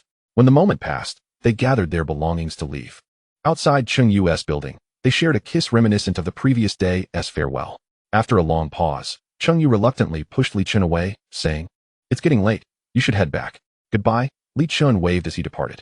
Cheng Yu watched him leave until he was out of sight. Stop looking. He's already gone. A sudden voice startled Cheng Yu. She turned to find her mother standing behind her, having approached unnoticed. Flustered, she stammered, Mom, what are you doing here? In her haste, she quickly explained, that's the classmate I mentioned yesterday. Her mother, with a resigned expression, said, no need for explanations. I've seen everything. Chen Yu felt a wave of embarrassment wash over her, lowering her head in shame. Her mother sighed, "Let us go home. We need to have a serious talk." Chapter 63, A Heart-to-Heart Between Mother and Daughter. Upon returning home and discovering her father was absent, Chen Yu felt a sense of relief. Her mother, skipping any preamble, directly asked, "Have you two been intimate?" Chen Yu shook her head vigorously. However, her mother remained skeptical, suspecting Chen Yu had deceived her the day before. Attempting to sound casual, she remarked, "It's all right. I'm not that old-fashioned. Just be honest with me." Chen Yu continued to deny, "I really haven't tea." Her mother sighed inwardly, relieved that the situation hadn't escalated to the worst outcome. After a moment of contemplation, she advised, You're still young and prone to impulsiveness. You will encounter many more exceptional individuals in college. Make sure to consider your choices wisely." This time, Chen Yu did not acquiesce to her mother's advice. She firmly stated, "No one is more exceptional than him." Upon hearing this, her mother felt that her daughter was simply infatuated, lost in the throes of emotion. She chuckled and retorted, "On what grounds do you hold such a belief? By the time you attend Yinshu University, there will be an abundance of exceptional individuals." Chen Yu hesitated for a moment before stating, "Mom, I might actually be going to Hangda this time." "Really?" Cheng's mother widened her eyes in disbelief. Based on Chen Yu's previous academic performance, she considered Yinshu University a safe bet, yet the disparity with Hangda was substantial. Hearing Chen Yu's declaration unsettled her, causing her to momentarily set aside her earlier concerns. After all, Hangda was a prestigious institution, one that might not see a graduate from their county for several years. If even one were to emerge, their family's threshold would be shattered. Chen Yu nodded, "Yes, and it's all thanks to Chen Ge." Cheng's mother, disregarding the specifics of Chen Ge, urged, "You must tell me everything in detail." Consequently, Chen Yu recounted the events that transpired during the college entrance exams. Throughout the narrative, Cheng's mother gasped in astonishment. It was indeed terrifying, and no wonder her daughter was so captivated. After a moment's contemplation, she declared, "Given the circumstances, I want to interfere for the time being." Before Chen Yu could rejoice, her mother continued, "However, you must take care of yourself. Even if you are accepted into Hangda, it doesn't guarantee he will be as well. You must consider this." Although she refrained from expressing her doubts outright, she held little faith in Li Chen's chances. In such a small county, having one exceptional student was remarkable. How could there possibly be two? Chen Yu nodded in silence, her spirits dampening slightly as she acknowledged that, based on Li Chen's grades, hope seemed scarce. Would they really be in a long-distance relationship during college?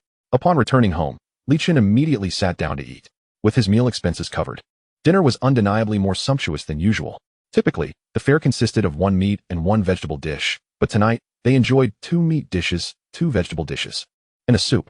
Aware that his mother might still be adjusting to such indulgence, Li Chen refrained from commenting. He believed that as their financial situation improved, she would naturally ease up on her frugality, just as he had transformed himself after acquiring wealth. In his past life, he pondered over buying shoes worth a few hundred, whereas now he was inclined towards Hermes. Upon returning to his room, Li Chen discovered a message from Chen Yu. "Chen Yu, Chen Ge, will we be in a long-distance relationship for college?" "Li Chen, rest assured, we won't." Chen Yu cheered upon reading his message. "Chen Yu, will you also attend university in Yinling City?" Li Chen, "Yes." "Chen Yu, you are so kind to me, a kiss." Li Chen, "Mua." Li Chen recognized that Chen Yu had misunderstood, yet he chose not to clarify. Even if he did, she likely wouldn't believe him, and he preferred to surprise her later. Chen Yu genuinely thought that Li Chen had chosen Yinling City for her sake, which touched her deeply. Besides those with exceptionally high scores, others applying to such developed cities faced significant disadvantages. She had estimated Li Chen's scores, projecting around 650 based on his third mock exam results and the practice questions. This score could secure him a decent program at a 985 university in another province, but in Yinling City, he would only be eligible for the least prestigious 985, a university ranked lower than some non-double first-tier institutions. Attending a 211 university with a score of 650 would be a considerable loss. However, all of this awaited the official results. If necessary, she could accompany Li Chen to stay within the province. While Yinshu University might not match those two, it still ranked among the top few. The next morning, the two sat for subject 1 of the exam, with 2 academic stars at the helm. A successful outcome was assured. Upon submission, Li Chen's score instantly displayed as 100, allowing him to leave early and prepare for stock trading. At 9:30, the stock market opened punctually. Today's opening price exceeded last night's closing price by 0.4 yuan, prompting Li Chen to continue purchasing shares. Following the completion of Subject 1, the second subject awaited, which required a 10-day interval before registration. Subject 2 involved practical skills, such as reversing into parking spaces and parallel parking. Li Chen, having taken the test in his previous life, was undoubtedly confident. Although he did not own a car, he had driven the family vehicle on several occasions. Hence, his primary task for the next 10 days was to supervise Chengyu as she learned to drive. Imagining her flustered demeanor, Li Chen couldn't help but smile mischievously. Chengyu, sensing his playful intentions, cast a suspicious glance his way, wondering if he harbored some mischievous thoughts. Her face flushed slightly. With no pressing matters in the morning, Li Chen took Chengyu for a stroll in a nearby park for over an hour. During this time, their dormitory group chat buzzed with activity. The chat had gradually transformed into a stock trading discussion forum. In the morning, stock prices continued to rise, reaching 16 yuan per share by 11 o'clock. Approaching noon, he led Chengyu to Haidaleo, where several of his roommates were already assembled. Upon seeing Chengyu linked arm in arm with Li Chen, smiles spread across their faces. As Li Chen drew closer, Wang Hao called out, "Chenggu." Then eyeing Chengyu, he added with a grin, "Should I call you sister-in-law?" Hearing this, Chengyu blushed and smiled shyly, eagerly looking at Li Chen. Naturally, Li Chen would not disappoint her, responding with a smile, "If you wish to call her that, go ahead." This was followed by a chorus of sister-in-law from the group, which delighted Chengyu immensely. Once seated, Wang Hao eagerly declared, "Chenggu, it's my turn to order this time, right?" Li Chen nodded in agreement. The girls watched Wang Hao curiously, puzzled by the situation. Noticing Wu Fang's confusion, Yang Quan quickly explained, "Last time, Wang Hao was the first to recite his composition, so this is his reward." To conclude, he added, "Mainly, we didn't know in advance. Otherwise, I would have recited it faster than him." Wang Hao, holding the tablet to place an order, couldn't be bothered to argue with Yang Quan. Upon hearing this, the other girls erupted in laughter. Their amusement left Yang Quan and the others puzzled, particularly Wang Hao, who sensed they were laughing at him. Feeling somewhat disgruntled, he asked, "What are you all laughing at?" Tang Mengqi chuckled. "Did you know that Chengyu received a reward for reciting her composition too?" Her previous rivalry with Wang Hao had ended in her defeat, but she had not forgotten. Now, she finally seized the opportunity to poke fun at him. Wang Hao quickly understood the source of their laughter. It was evident that Chengyu's reward was quite enticing. However, as Li Chen's girlfriend, the so-called reward was essentially akin to a gift. With shoes costing over 10,000, how could one expect inexpensive gifts? Feeling a bit anxious, he inquired, "What is it?" Tang Mingxi enunciated deliberately, "iPhone 13 Pro Max, 1 terabyte. Her tone was filled with pride, as if the phone were her own prize. Chapter 64, The Team Grows. Hiss. Even though Wang Hao and the others had anticipated the extraordinary nature of the gift, they were still taken aback by the revelation of a phone valued at 13,000 yuan. Witnessing Tang Mingxi's smug expression, Wang Hao clenched his teeth in frustration. Suddenly, a light bulb went off in his head, and he grinned. "Do you think we only received this little benefit?" Tang Mingxi retorted, "Isn't it?" Wang Hao first sought Li Chen's approval.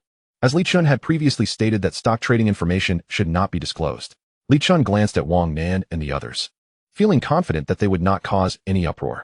With Li Chen's permission, Wang Hao showcased his stocks to Tang Mingxi. "What is this?" Tang Mingxi inquired, peering at the phone screen, where a figure of 2,680 appeared. Although it appeared to be income, she still didn't quite grasp Wang Hao's point. Wang Hao chuckled and remarked, "In recent days, I've been trading stocks with Brother Chen, investing 2,400, and now it has already doubled." "What?" exclaimed Wang Nan and her companions, astonished that such a feat could be achieved in just a few days. Among the girls, only Chengyu remained composed, as she was already aware of Li Chen's prowess in stock trading. Noticing Wu Fang's wide-eyed surprise, Yang Quan quickly interjected, "Me too. I invested 100 less than him." Upon seeing Yang Quan's screenshot, the girls felt a surge of envy. They could easily afford to invest as well, if they had joined in. Wouldn't they have made over 2,000 too? Observing Yang Quan attempting to steal his thunder, Wang Hao expressed his dissatisfaction, stating, "We're the ones who earned the least. Lu Heng invested over 2,000 and has already made more than 7,000. With this revelation, the group could no longer remain seated. The total was nearing 10,000. With a little more saving, they could directly purchase a top-of-the-line iPhone. Lu Heng, noticing the astonished looks from the girls, felt a secret satisfaction. He smiled and said, "We're just following Brother Chen for a taste. He asked the one feasting on the meat." At this remark, Wang Nan and the others suddenly realized they had momentarily overlooked the main figure. Wang Nan looked at Li Chen with eager anticipation and asked, "Brother Chen, could you show us what you've earned?" Li Chen leisurely sipped his plum juice before revealing his gains. Upon seeing the figures on the screen, the girls were left utterly dumbfounded. They had never encountered such a sum before, and they doubted they would ever see that kind of money again in the future. It took a while for Wang Nan to regain her composure, exclaiming, "Over 2 million. Chengyu, who had been somewhat prepared, was also taken aback and quickly inquired, "Wasn't it just 800,000 yesterday?" Just? Wang Nan looked at Cheng Yu with disbelief, feeling a strange distance from her. The two sisters had once hesitated for ages over a piece of clothing, often ultimately giving up. Yet now, 800,000 seemed almost trivial. Cheng Yu, feeling a bit embarrassed, waved her hand. That's not what I meant, but the change is simply astounding.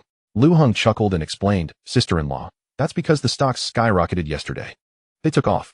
Wang Hao chimed in, and it's still soaring today. Just an hour ago, it was 16 yuan, and by noon, it had risen to 17. Upon hearing this, Wang Nan and the others gasped in amazement. They had heard that stock trading could yield quick profits. But to see 800,000 leap to over 2 million in a single day was utterly unbelievable. Moreover, from the tone of these two, it seemed the stock prices were still climbing. Wang Nan's eyes sparkled as she sweetly asked, Brother Chen, could we possibly join in? With this question, the other girls instantly perked up, showering Li Chun with flattery and charm. The sight left Wang Hao and the others utterly stunned. Yang Quan felt a pang of sorrow upon seeing Wu Fang's sycophantic demeanor, although he knew Li Chun wasn't interested in her. Wang Hao then realized that even the domineering Tang Mingqi could exhibit such a countenance. Cheng Yu smiled gently at her friend's behavior. Li Chun had anticipated this situation. The rapid potential for wealth was alluring to anyone. By allowing Wang Hao to mention this, he had implicitly consented to the inclusion of the others. He nodded and said, You can join, but this stock has already risen significantly, and it's uncertain when it will decline, so be prepared. Upon hearing Li Chen's agreement, the girls eagerly nodded in excitement. Even if their gains were modest, it was still better than working summer jobs. Subsequently, Li Chun added Wang Nan and the others to the group, which officially became a stock trading chat. While adding members, he stated, First, check the group announcement. These are the important notes. After chatting for a bit, dishes began to arrive one after another. Wang Nan and her friends applied for their trading accounts while eating. Wu Fang, glancing down, asked, How long will it take for the application to be approved? Yang Quan quickly explained, You should be able to catch the afternoon market closure. We applied even later than you. Hearing this, the girls felt relieved, as it was somewhat reassuring. If their applications took days to process, and the stocks began to decline by then, it would be disastrous. Once the meal concluded, the group dispersed, ensuring not to disrupt the intimate world of Li Chun and Cheng Yu. Wang Nan and her friends were aware that Cheng Yu had been learning to drive with Li Chun. Initially, they had planned a trip after their exams, but now they had to postpone. They needed to maintain a good relationship with Li Chun and couldn't abandon Cheng Yu. After lunch, Li Chun strolled around with Cheng Yu to help digest their meal. Then, he took her to their usual spot. He had grown fond of daily exercise, finding it beneficial for both body and mind. This time, they watched Whisper of the Heart. For you, I am willing to become a better person, not wanting to be a burden, thus striving diligently, merely to prove that I am worthy of you. Cheng Yu blushed and said somewhat dejectedly, Brother Chen, I feel that even if I go to the finance department at Hangda, I won't earn that much money after graduation. Li Chun casually replied while exploring. Just choose the major you like. I have money. Cheng Yu understood that Li Chun was quite wealthy, yet like in the movies, she wished to prove herself worthy of him. After a moment's hesitation, she said, I think I might have some hope if I pursue a master's degree. Li Chun knew that if Cheng Yu dedicated herself, upon graduating with a master's, she might have the chance to work at Huajin. Given Huajin's high remuneration, with an average annual salary of 1 million, it was indeed an attractive prospect. Yet, for Li Chun, that amount was merely a few days' earnings. And he couldn't bear to see Cheng Yu exhaust herself. To dissuade her, he bluntly stated, Even if you work tirelessly, it'll take years to reach 1 million annual salary. I achieved that in just a few days. With that, he placed his stock profits before Cheng Yu's eyes. At that moment, the stock price continued to rise, reaching 18.2 yuan. His earnings had officially surpassed 3 million. Chapter 65, Level 6 System. Upon seeing this figure, Cheng Yu fell into complete silence. In just a few hours, he had gained an additional 300,000. The notion of catching up with Li Chun felt utterly impossible. Li Chun chuckled and continued his actions, saying, You needn't worry about money. Just focus on being beautiful. Cheng Yu resigned herself, leaning against Li Chun, feeling utterly drained. While being supported was undeniably comfortable, earning her own money brought a sense of accomplishment. Li Chun teased, Regardless of your major, you need to help me out first. Cheng Yu knew that every time Li Chun came, he would ask this, and she found it hard to refuse him. Li Chun contemplated taking her to Yunjing City once she passed her driving test. They would continue to nurture their relationship while also honing Cheng Yu's skills. Most importantly, he intended to wait until his physical attributes reached 70 before fully committing to Cheng Yu. Although he was already quite strong, he needed to establish his supreme family dominance from the very beginning. Meanwhile, Wang Nan and the others had their applications approved and were actively seeking advice in the group. Under Yang Quan's enthusiastic guidance, they all began purchasing stocks. Among them, Tang Mingqi invested the most, buying 3 shares, while the others only acquired 1 each. After making their purchases, the girls began chatting in the group. Li Chen, after observing for a while, set his phone aside and engaged in sweet nothings with Cheng Yu. She thoroughly enjoyed the atmosphere, nestled in his embrace, continuously nuzzling against his chest. As time passed, Li Chen escorted Cheng Yu back home. The following morning, he went to pick her up for driving school. Starting from today, it's time to embark on the journey.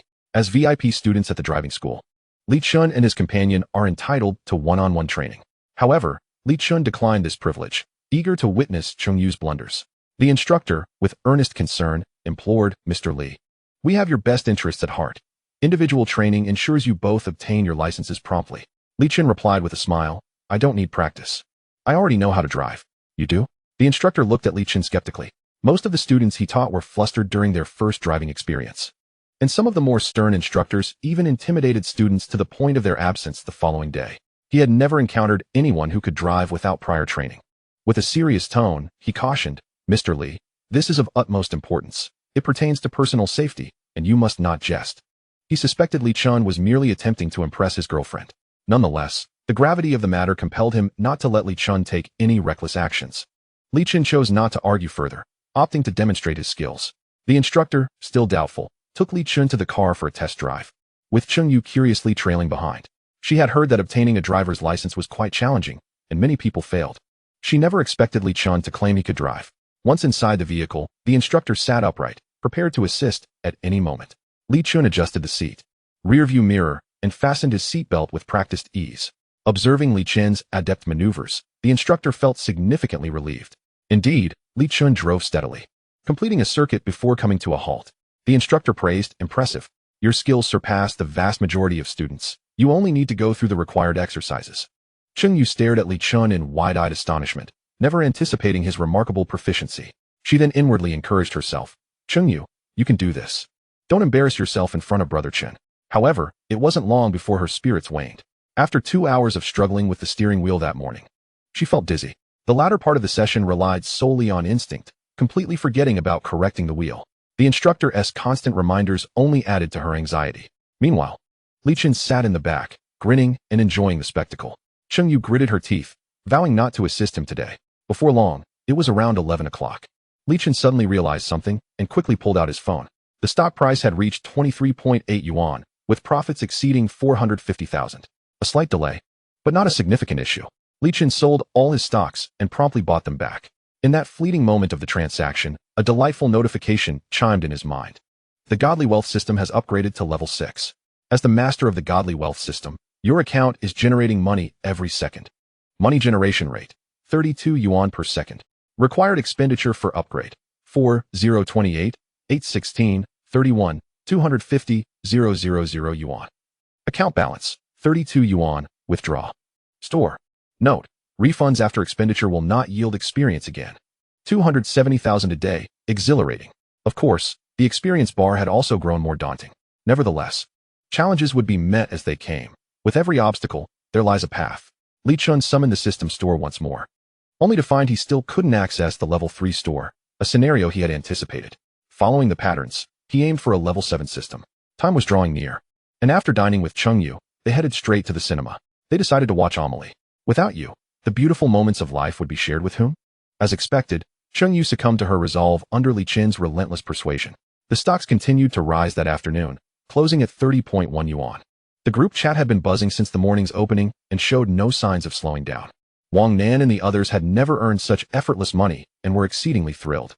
Particularly, Tang Mingqi, who had invested the most, had already made over 3,000 that day.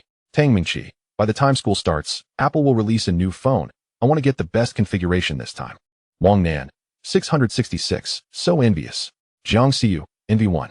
Wu Fong, envy 1. Wang Hao, I've already earned nearly 7,000. Feeling proud, feeling proud. Tang Mingqi, you had the chance, but you missed it. If I had bought then, I would have made 10,000. Wang Hao glared at the messages on screen, gritting his teeth. What is there to be proud of? My money surpasses yours now. He too planned to buy a new phone before university, but he certainly wouldn't indulge as extravagantly as Tang Mingqi. Wang Hao scoffed. Why not just buy a Xiaomi? Excellent cost-performance ratio. Truly, some people pretend to be wealthy. In stark contrast to the excitement of the group, Li Chen wore a serious expression. Based on his recollections, This stock was poised for a sharp decline following several significant increases. The current trend aligned perfectly with his memories. He needed to be cautious in the coming days and act swiftly at the first sign of trouble. Chapter 66, A Transformation. Time swiftly passed, and 3 days elapsed. On the second day, the stock's growth began to slow considerably. Having anticipated this, Chen notified the group to sell before the market closed. Given the meager growth rate, even if his predictions were incorrect, the losses would be minimal. It was a prudent choice. As it turned out, Chen's vigilance was justified.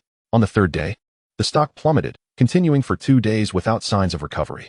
The group felt a wave of relief. Had it not been for Chen's warning, they might not have incurred losses, but their profits would have been significantly diminished. Consequently, Chen's stature among them soared even higher. On June 19th, Father's Day, Chen had just stepped out of a taxi. His account balance had surged to over 9 million. In just 2 days, he would ascend to millionaire status. However, he had no intention of waiting for his balance to surpass 10 million. He still had attributes to allocate. After collecting a package, Chen headed upstairs. Upon seeing him enter with a large box, Li felt a surge of anticipation. He had never paid much attention to Father's Day before. But after Chen mentioned it, it lingered in his mind. Given how splendid Weichuan's gift was, he believed his own offering wouldn't fall short. Weichuan, huh? Noticing the large box, exclaimed, Chen, what have you bought that's so big? Chen, naturally, kept it a secret, smilingly saying, let us eat first. Let Dad open it himself. Li cheerfully added, yes, let us eat. That's the most important thing. Chen noticed that while his father maintained an outwardly composed demeanor, his eating pace had noticeably quickened. Just as Chen finished one bowl of rice, Li had already devoured 2, occasionally glancing at the package. Amused, Chen said, Dad, you can go ahead and open it. Li nodded and promptly approached the eagerly awaited delivery. Weichuan chuckled, teasing Chen, your dad knows how to put on a facade. But he is actually dying of curiosity. Chen couldn't help but smile, knowing his father valued his pride. Upon seeing the contents of the package, Li let out an ecstatic exclamation. What is it? Weichuan inquired, moving closer with her bowl. Upon reading the label on the box, she too gasped, Matai? Indeed. This is a box of 53-degree Feitian Matai, containing a total of 6 bottles, valued at 14,000. There are even pricier options, with 10-year age varieties reaching 30 or 40,000. But Chen feared his father would hesitate to indulge.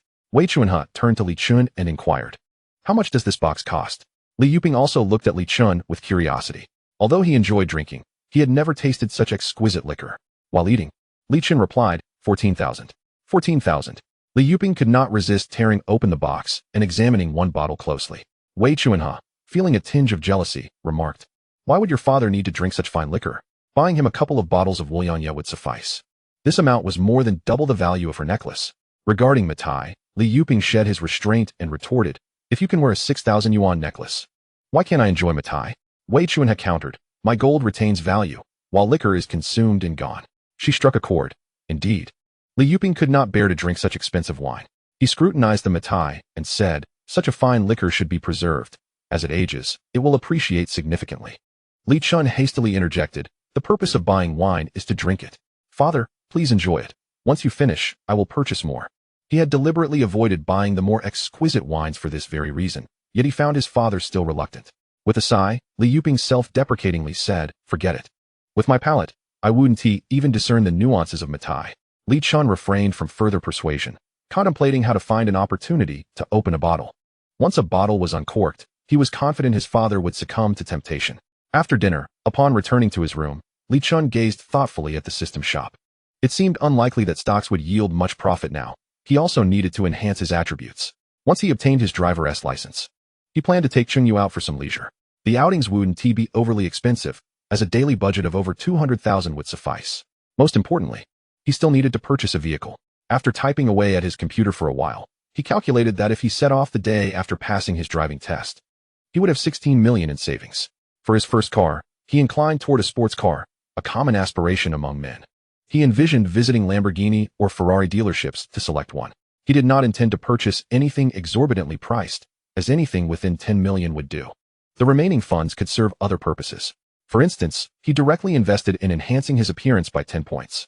The warmth on his face intensified, accompanied by a slight itch, which he resisted the urge to scratch. After roughly a minute, the peculiar sensation dissipated. Chen hurriedly exited his room and made his way to the bathroom.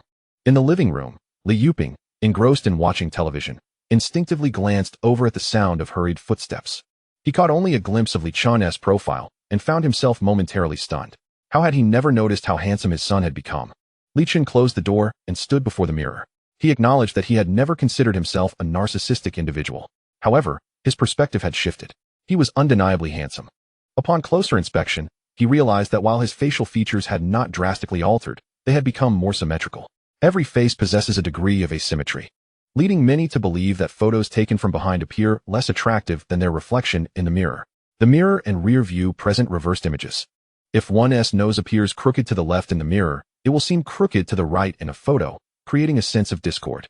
With his features now more symmetrical, he felt an extraordinary charm emanating from within. It was this allure that significantly heightened his self-acceptance regarding his appearance. Remarkably, he had feared the system might impose drastic alterations, yet this transformation felt entirely reasonable. Li Chun praised the system internally before investing another 2 points into his height. Soon, he would stand at an impressive 180 centimeters. Subsequently, he elevated his strength, agility, and physique, each to 70 points. Li Chun felt his body ablaze, akin to the legendary Sun Wukong in a cauldron of alchemical refinement. Only then did he comprehend his initial attributes. Although there was no attributes panel, it would presumably resemble this: height, 174 centimeters, appearance, 58, intelligence, 50, strength, 45, agility, 55, constitution, 47. Now, they stood as follows: height, 180 centimeters, appearance, 70, intelligence, 70, strength, 70, agility, 70, constitution, 70. At last, he sensed that the transformation of his body was complete. He stretched his limbs, producing a series of deep cracking sounds. His clothes were drenched in sweat, revealing a sculpted physique. He quickly shed his shirt and gazed into the mirror, utterly mesmerized. A perfect physique, complete with 8-pack abs. The muscle mass was not exaggerated, hence he had not felt uncomfortable while clothed. Yet, every muscle brimmed with strength. He felt capable of delivering a punch powerful enough to fell a bull. In that brief span, he had expended over 5 million, but it was undoubtedly worth it. Chapter 67, Remarkable Effects. The following morning, as Li Chun sat down at the table, his parents were taken aback. Although Li Yuping had caught a fleeting glimpse of his profile the day before, seeing his full face today was a revelation. Wei Chunha's astonishment was even greater, exclaiming, "Chen, why do I feel like you've suddenly become much more handsome?" Li Yuping echoed, "Indeed, I never realized my son was this handsome. It must be my excellent genes." Wei Chunha shot him an exasperated glance and retorted, "Chen resembles me a bit more. Everyone says so." Li Chen swiftly intervened to halt the pointless rivalry. He smiled and said, "Regardless of who he resembles, it is the combined merit of both parents." Of course, he also acknowledged the system's influence. Upon hearing this, the couple nodded in satisfaction. Wei Chunha, gazing at Li Chun's handsome visage, felt that the previous issue was no longer a concern. She contemplated when to invite Han Meizhen over for dinner. After breakfast, Li Chun, as usual, went to pick up Cheng Yu. Their class reunion was scheduled for that afternoon, and they naturally intended to attend. However, they still had to attend driving school in the morning, as Li Chun feared that if he took a leave of absence, Cheng Yu might fail her course. The reunion's itinerary involved a group lunch followed by karaoke, with the earlier timing chosen due to the predominance of female attendees. Upon meeting, Cheng Yu stood frozen in place. He chuckled and asked, "What's the matter? Don't you recognize me?" Cheng Yu, in disbelief, replied, "Brother Chun, I almost didn't recognize you. What happened?" The changes to his face were secondary. The primary allure stemmed from the charm radiating from him, which was undeniably captivating. Li Chun was thoroughly pleased with Cheng Yu's reaction and opened his arms wide. Cheng Yu, exhilarated, rushed forward and embraced Li Chun tightly. Previously, Li Chun had already been quite remarkable. If one were to nitpick, it was merely that his looks had not reached an extraordinary level. However, the current Li Chun was objectively striking, rivaling celebrities. Moreover, the unique charm he possessed was often lacking in many handsome men. In Li Chun's embrace, Cheng Yu felt a new sensation. Instinctively, she placed her hand on Li Chun's torso and felt the distinct outline of his abs. Cheng Yu looked up at Li Chun, her expression one of disbelief. "Brother Chun, is this an abdominal muscle? When did you develop abs?" Li Chun smiled slightly and replied, "I've always had them. You just never noticed." "Really?" Cheng Yu regarded Li Chun with a hint of skepticism. However, there exists no superior explanation at present. She could only attribute it to her previous carelessness. She could scarcely entertain the notion that such a transformation had occurred overnight. Li Chun casually remarked, "Indeed. But I have recently seen some progress in my fitness endeavors." This left Cheng Yu with no further doubts. Regardless of the circumstances, this was undeniably a positive development. Previously, her roommates had often discussed the allure of male abdominal muscles, their words tinged with longing. Now that her brother Chen also possessed such muscles, she felt a surge of excitement. Chen Yu chuckled and said, "Let me have a look." Li Chen promptly declined, somewhat exasperated, stating, "I'll show you when we're in a more private setting." Chen Yu persisted, playfully pleading, "Just a quick glance, please." Upon witnessing Chen Yu's eager expression, Li Chen's eyes gleamed mischievously as he replied, "That could be arranged, but it requires a reward in return." Chen Yu's mind immediately drifted to the reward she had previously promised him. It was precisely because of that reward that she now accompanied Li Chen to the movies daily. What began as a singular reward had transformed into a routine expectation. Nevertheless, Li Chen had not yet made any excessive demands, which deeply touched her. Their relationship had been advancing rapidly, and she was indeed prepared for it. Especially now that Li Chen had become so handsome and had developed abs. She could only imagine how envious the girls in their class would be. She found herself eager to deepen their relationship without delay. Thus, without much hesitation, she agreed to Li Chen's terms.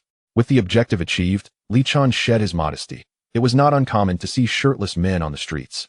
After all, those sporting beer bellies had no qualms about going shirtless, so what was there to fear? Li Chen rolled up his shirt, revealing his flawless physique.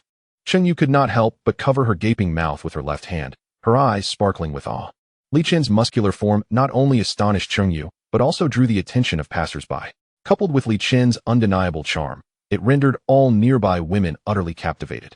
Some, as their boyfriends attempted to pull them away, cast lingering glances back, while others found themselves unable to tear themselves away, causing their male companions to wear expressions of annoyance. In their hearts, they envied and resented.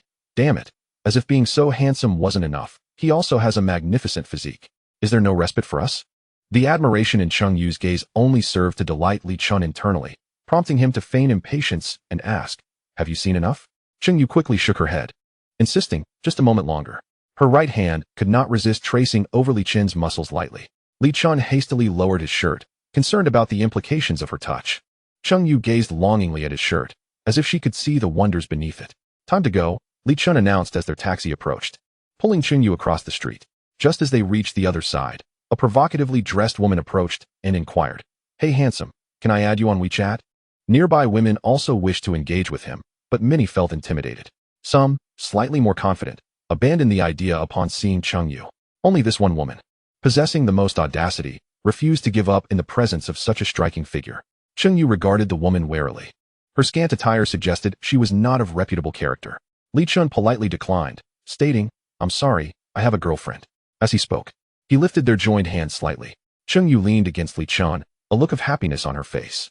It was the first time she had heard him acknowledge their relationship. The woman, somewhat unwilling to concede, replied, "I don't mind." At that moment, their taxi arrived. Li Chen said nothing further, simply ushering Chen Yu into the vehicle. The woman, growing impatient, urged, "Just add me on WeChat. Next time I'll treat you to dinner." Li Chen, somewhat speechless, closed the car door, incredulous that he could be so desirable. Chen Yu rested her head on Li Chen's shoulder, pouting slightly as she remarked, "Brother Chen's charm is truly immense." Li Chen teased, "It's your fault for insisting on a look. Now you're upset that others want my WeChat." Chen Yu let out a playful huff, her voice laced with happiness as she replied, "I knew Brother Chen only had eyes for me." Li Chen responded with a slightly guilty acknowledging that it was true for now, but uncertain of what the future held. The pair, after clocking in at driving school, proceeded directly to the venue for their class reunion. Chapter 68, Class Reunion, Part 1. They arrived at a restaurant and, following the room number provided in the group chat, were led by a server to a private dining room. The number of attendees for this reunion was quite substantial, exceeding 30 individuals, with only a few unable to attend. Remarkably, apart from the subjects that had been rotated, all 5 teachers were present, making this a rare occasion. Typically, only the homeroom teacher would attend such gatherings. The reason for this gathering, of course, was Li Chen.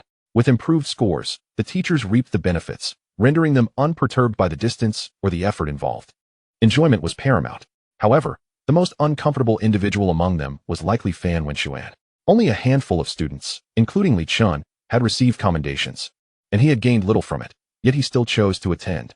The 4 adjoining private rooms were numbered from 205 to 208. The couple entered room 205, where 5 teachers and representatives from various subjects were seated. The Chinese literature representative was absent, leaving a total of 8 individuals. Seated at the head of the table was Fang Ziki, who looked expectantly at the door as it opened. Indeed, Li Chun and Chen Yu stepped inside. Upon seeing Li Chun, Fang Ziki momentarily froze before warmly greeting them. We were just waiting for you two. We saved 2 seats for you. One was the perennial top student in the class and the English class representative, while the other was the class's soul, making them undoubtedly the most significant attendees. The others turned to the entrance, only to behold the exceedingly handsome Li Chun. In that instant, everyone was taken aback. How had they not noticed Li Chen's striking looks before? Was it the school uniform that had suppressed his allure? Zhang Yixuan and Tang Mingqi, who had seen Li Chun just days prior, were particularly puzzled. Fang Ziki chuckled. Li Chun looks even more handsome without the school uniform. No wonder so many students prefer not to wear it. Laughter erupted among the group, and several teachers also greeted the couple warmly. As they settled in, dishes began to arrive one after another. In a jubilant mood, several male teachers indulged in a bit of alcohol. Among the students, only Li Chun could hold his liquor, so he accompanied a few teachers in drinking. Upon hearing of Li Chen's arrival, students from other rooms flocked over, offering him drinks. Almost everyone raised their glasses to toast Li Chun first before acknowledging the teachers. The teachers, unfazed, responded with smiles. Truly, it was a blessing for everyone present to be in the same class as Li Chun. His transformation had naturally garnered the attention of other classmates, who admired him with increasingly bright eyes. However, upon noticing Cheng Yu by his side, their gazes dimmed slightly. Lin Mei, being a woman, understood the implications of their expressions and sighed inwardly. Encountering someone extraordinarily stunning at a young age is both a fortune and a misfortune. At that moment, Fang Ziki jovially suggested, I believe we teachers should raise a glass to Li Chun as well. With that, he stood up, holding his glass and smiling at Li Chun. Li Chun promptly raised his glass and stood to respond. The other teachers followed suit, raising their glasses as well. The students, witnessing this exchange, were filled with envy. It was indeed impressive for teachers to take the initiative to toast their students. Sun Hua smiled as he remarked, Li Chun has always been my favorite student. The other teachers couldn't help but chuckle. Flustered, Sun Hua hurriedly clarified, it's true, among our class, Li Chun and Zhang Yixuan excelled the most in mathematics. His words held merit, and the other teachers felt a bit sheepish for their misunderstanding. Fang Ziki laughed and added, I was unaware of that, but from now on, Li Chun will be my favorite student as well. The teachers looked at Fang Ziki with envy. He truly had the upper hand this time. The bonus was secondary. His standing in various evaluations for outstanding teachers and titles was undoubtedly secure. Where's Brother Chen? I have arrived. Wang Hao bellowed as he entered, only to close his mouth upon seeing the teachers. Li Chun and Cheng Yu, the residents of the dormitory, were all present. These individuals had not only received assistance in the college entrance examination, but had also made considerable profits alongside Li Chun. Lu Heng earned 17,000, Zhang Yixuan 10,000. Wang Hao and Yang Quan over 7,000, and Tang Mingqi more than 4,000, with several other girls earning around 1,000. Thus, they felt compelled to raise a few toasts in honor of Li Chun. After toasting Li Chun, they proceeded to toast the teachers. When it was Lin Mei's turn, Wang Hao's emotions became somewhat complex. As the lowest achiever in the class who often lacked seriousness, he had frequently found himself penalized by Lin Mei during lessons. In the dormitory, he had been the most vocal in disparaging her. However, those negative feelings had dissipated, and he respectfully raised his glass. Lin Mei, instead of her usual stern demeanor, responded with a warm smile. This sentiment was echoed by all the students. With high school behind them, all previous grievances vanished the moment they stepped out of the examination hall. After the toasts, the dishes were nearly served. Everyone returned to their seats to indulge in the feast. The restaurant was relatively affordable, with reasonable prices and decent food. Conversations flowed freely, touching on embarrassing anecdotes and desired universities, with spirits running high. Thanks to Li Chun, each student was able to apply to schools of significantly higher prestige. At this point, Fang Ziki suddenly realized that while everyone was focused on Li Chun, they had overlooked Cheng Yu. With anticipation, he inquired, Cheng Yu, do you feel confident about gaining admission to those 2 universities? Upon hearing this, the group instinctively turned their attention to Cheng Yu. They all knew her previous academic performance had been exceptional, and with Li Chen's guidance on the exam, there was a genuine possibility. It had been years since their high school had produced students for Yin University or Hung University.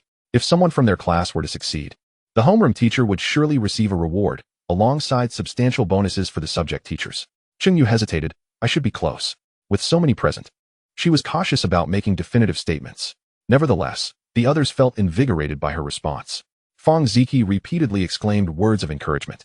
The presence of both Li Chun and Cheng Yu in the same class truly felt like a fortunate occurrence. The teachers present were assured of a bright future in their careers. Even Wang Jie was unlikely to be hindered by his relatively short experience.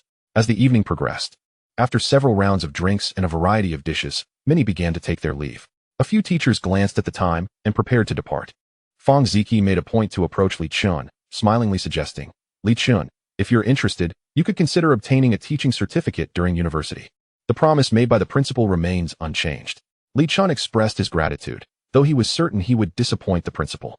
Fang Ziki noticed Li Chun's lack of interest but did not press the matter, believing that there would be ample opportunities in the future, especially given the current job market. Ultimately, there remained about 20 individuals.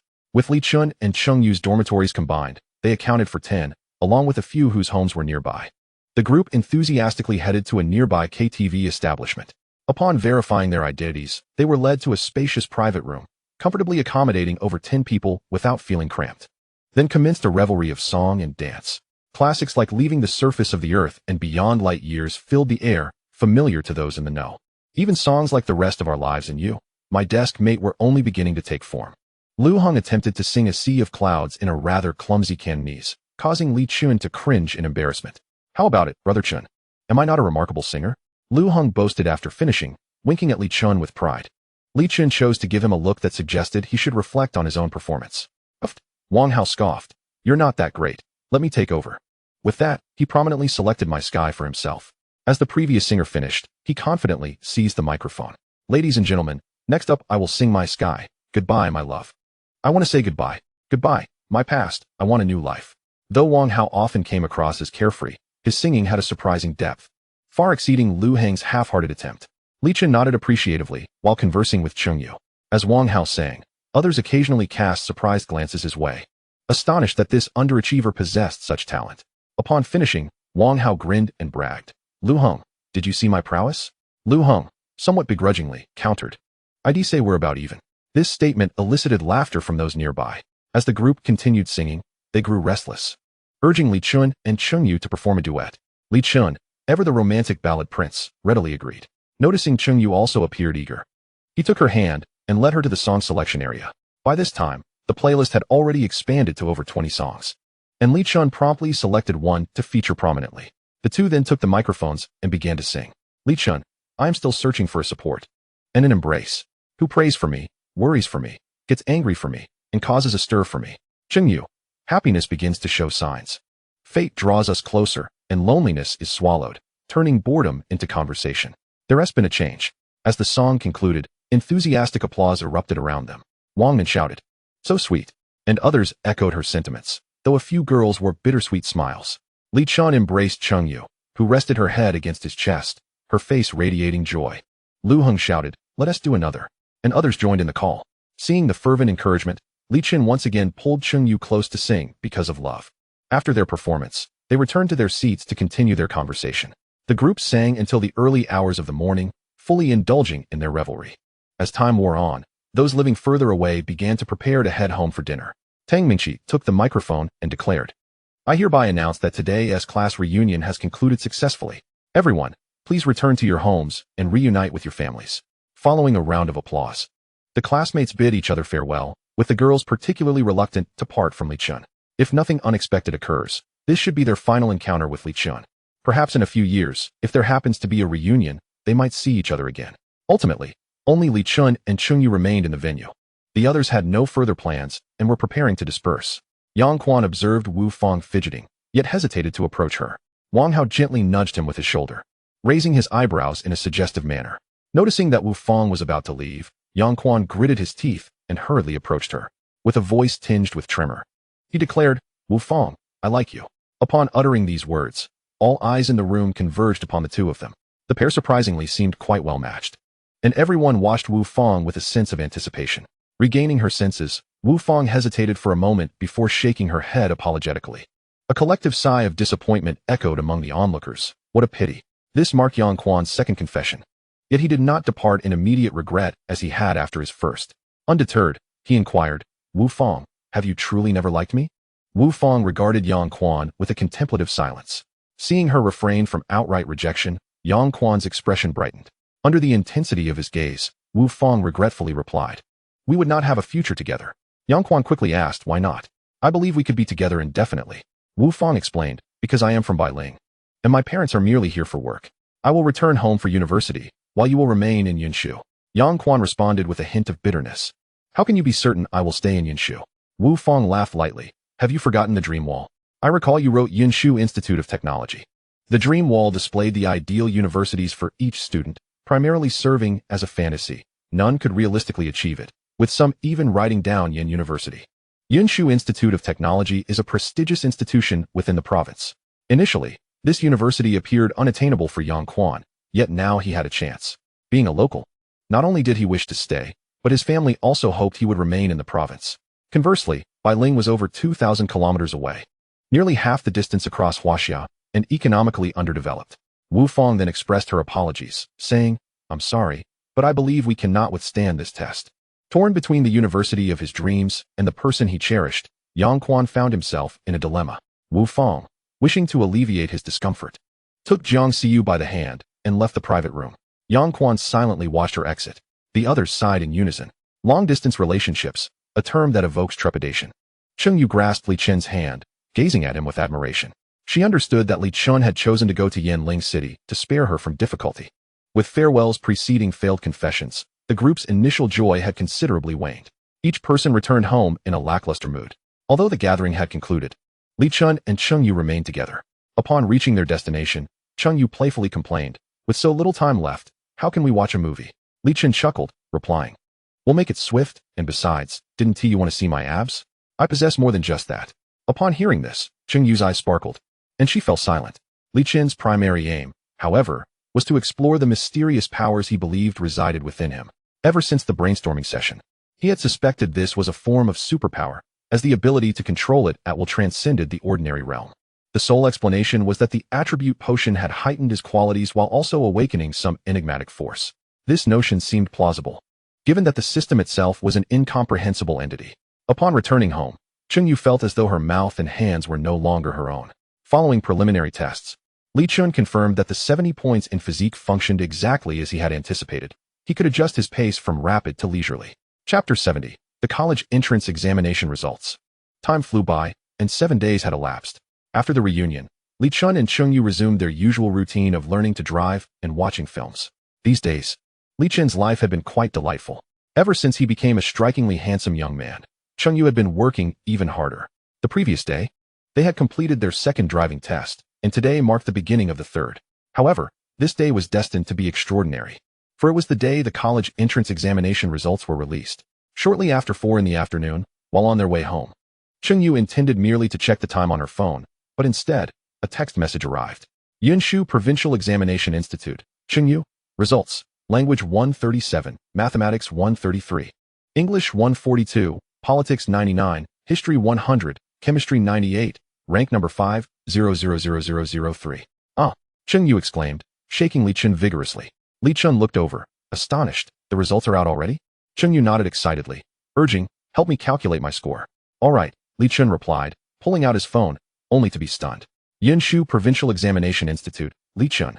Results. Language 115, Mathematics 150, English 147, Physics 100, Chemistry 100, Politics 98, Rank number 5, 0000002. Language 137, Mathematics 133, English 142. After reporting her scores, Cheng Yu waited for Li Chen to respond, only to find him staring blankly at his phone. Brother Chen, what are you looking at? Curious. Cheng Yu leaned against his shoulder to glance at the screen. Ah! Cheng Yu pointed at Li Chen in disbelief. You. Coming back to his senses, Li Chen winked at Cheng Yu and smugly said, what do you think? He already had a premonition that his scores would be impressive. Yet the ranking still left him astounded. After all, his highest score had previously been just over 600 in the mock exams, placing him within the top 100 in the school. Now, he had catapulted to second in the entire province, truly like a dream. Cheng Yu felt utterly embarrassed. She had always thought that Li Chen had gone to Yanling City for her sake, only to discover he was aiming for Yin University and Hung University, and ultimately, her score was lower than his. Playfully, she bit his shoulder and pouted, you big rascal, why didn't you tell me in advance? You made me look foolish. Li Chen chuckled. It was an unexpected surprise, a performance beyond expectations. Cheng Yu shot him a disapproving glance, retorting, I don't believe your nonsense. Who suddenly performs better by 40 or 50 points? They proceeded to tally their scores. Li Chen achieved 710 points, while Cheng Yu garnered 709. Cheng Yu exclaimed, Brother Chen, we can still be together in university. Li Chen pondered for a moment before hesitantly replying, I might go to Yen University. Chen Yu, undeterred, declared, then I will go to Yen University too. Li Chen chuckled, but didn't you want to major in finance? If you go to Yen University, you might not be able to pursue that. Chen Yu, brimming with confidence, retorted, that was before. Now that my ranking is so high, I can certainly try for finance at Yen University. Li Chen cleared his throat and said, actually, I want to pursue finance at Yen University. What? Chen Yu was taken aback. The finance program at Yen University only admitted one student from Yanshu province, and if Li Chen applied, she would undoubtedly be unable to compete with him. The saying that a single point can thwart a hero applies not only to lower scores, but also holds true at higher levels. Ultimately, it would depend on the top scorer. If they applied, Li Chen would have no chance. Chen Yu leaned against Li Chen, saying, if worse comes to worst, I'll study history. After all, you promised to take care of me. At this moment, the students in the class group were utterly anxious. The Examination Institute disseminated information based on rankings, leading many to eagerly await their results. Lu Jinjin, has anyone received their scores yet? Wang Nan, not yet. But it should be soon. Tang Mingqi, what about Cheng Yu? Has there been any news from Cheng Yu? Cheng Yu had always been the top of the class, so it was certain she would be among the first to receive her results. Moments ago, Cheng Yu and Li Chen were busy calculating their scores, leaving them no time to check the group chat. Now, upon seeing the messages, Cheng Yu smirked mischievously. She snapped a photo of Li Chen's score and shared it in the group. The sight of his second place in the entire province dazzled her classmates. Particularly, his perfect score of 150 in mathematics elicited exclamations of disbelief. Wang Hao, no way. Brother Chen. Yang Quan, Brother Chen, forever legendary. Wang Nan. Zhang Yishuan, a perfect score in math, truly deserving of praise. Lu Jinjin, why is it Cheng Yu who is sharing this? Cheng Yu, what about your score? At that moment, the students realized that this stunning image was indeed sent by Cheng Yu. The sheer magnitude of the information in the picture had momentarily stunned them into silence. Cheng Yu. Image. Wang Hao, no way. 1 second place, 1 third place. Wang Nan. They are truly a match made in heaven. Tang Mingqi. You've both become unbeatable, smashing the school records. Jiang Siyu. The teachers will be overjoyed. Wu Fang. The second and third places are out so quickly, while my results remain a mystery. Yang Quan. Don't worry, Wu Fang, mine hasn't arrived either. The driver in the front seat overheard and understood the situation, exclaiming, you've both been accepted to Yen University? Li Chen replied, yes, sir. The driver, astonished, exclaimed, incredible. Are you from Jiangyin County? Li Chen smiled, yes. The driver was utterly shocked, saying, it's been years since Jiangyin has produced a student for Yen University. And now two at once.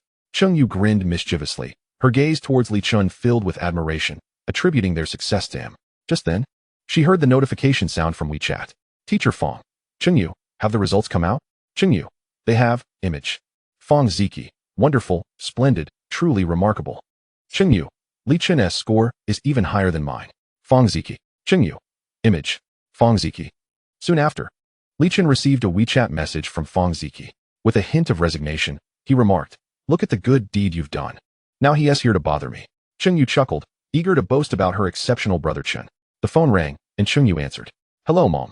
Where? When will you be back? The teacher from Hang University is almost at our house. So soon? Yes. All right, I'll be there shortly.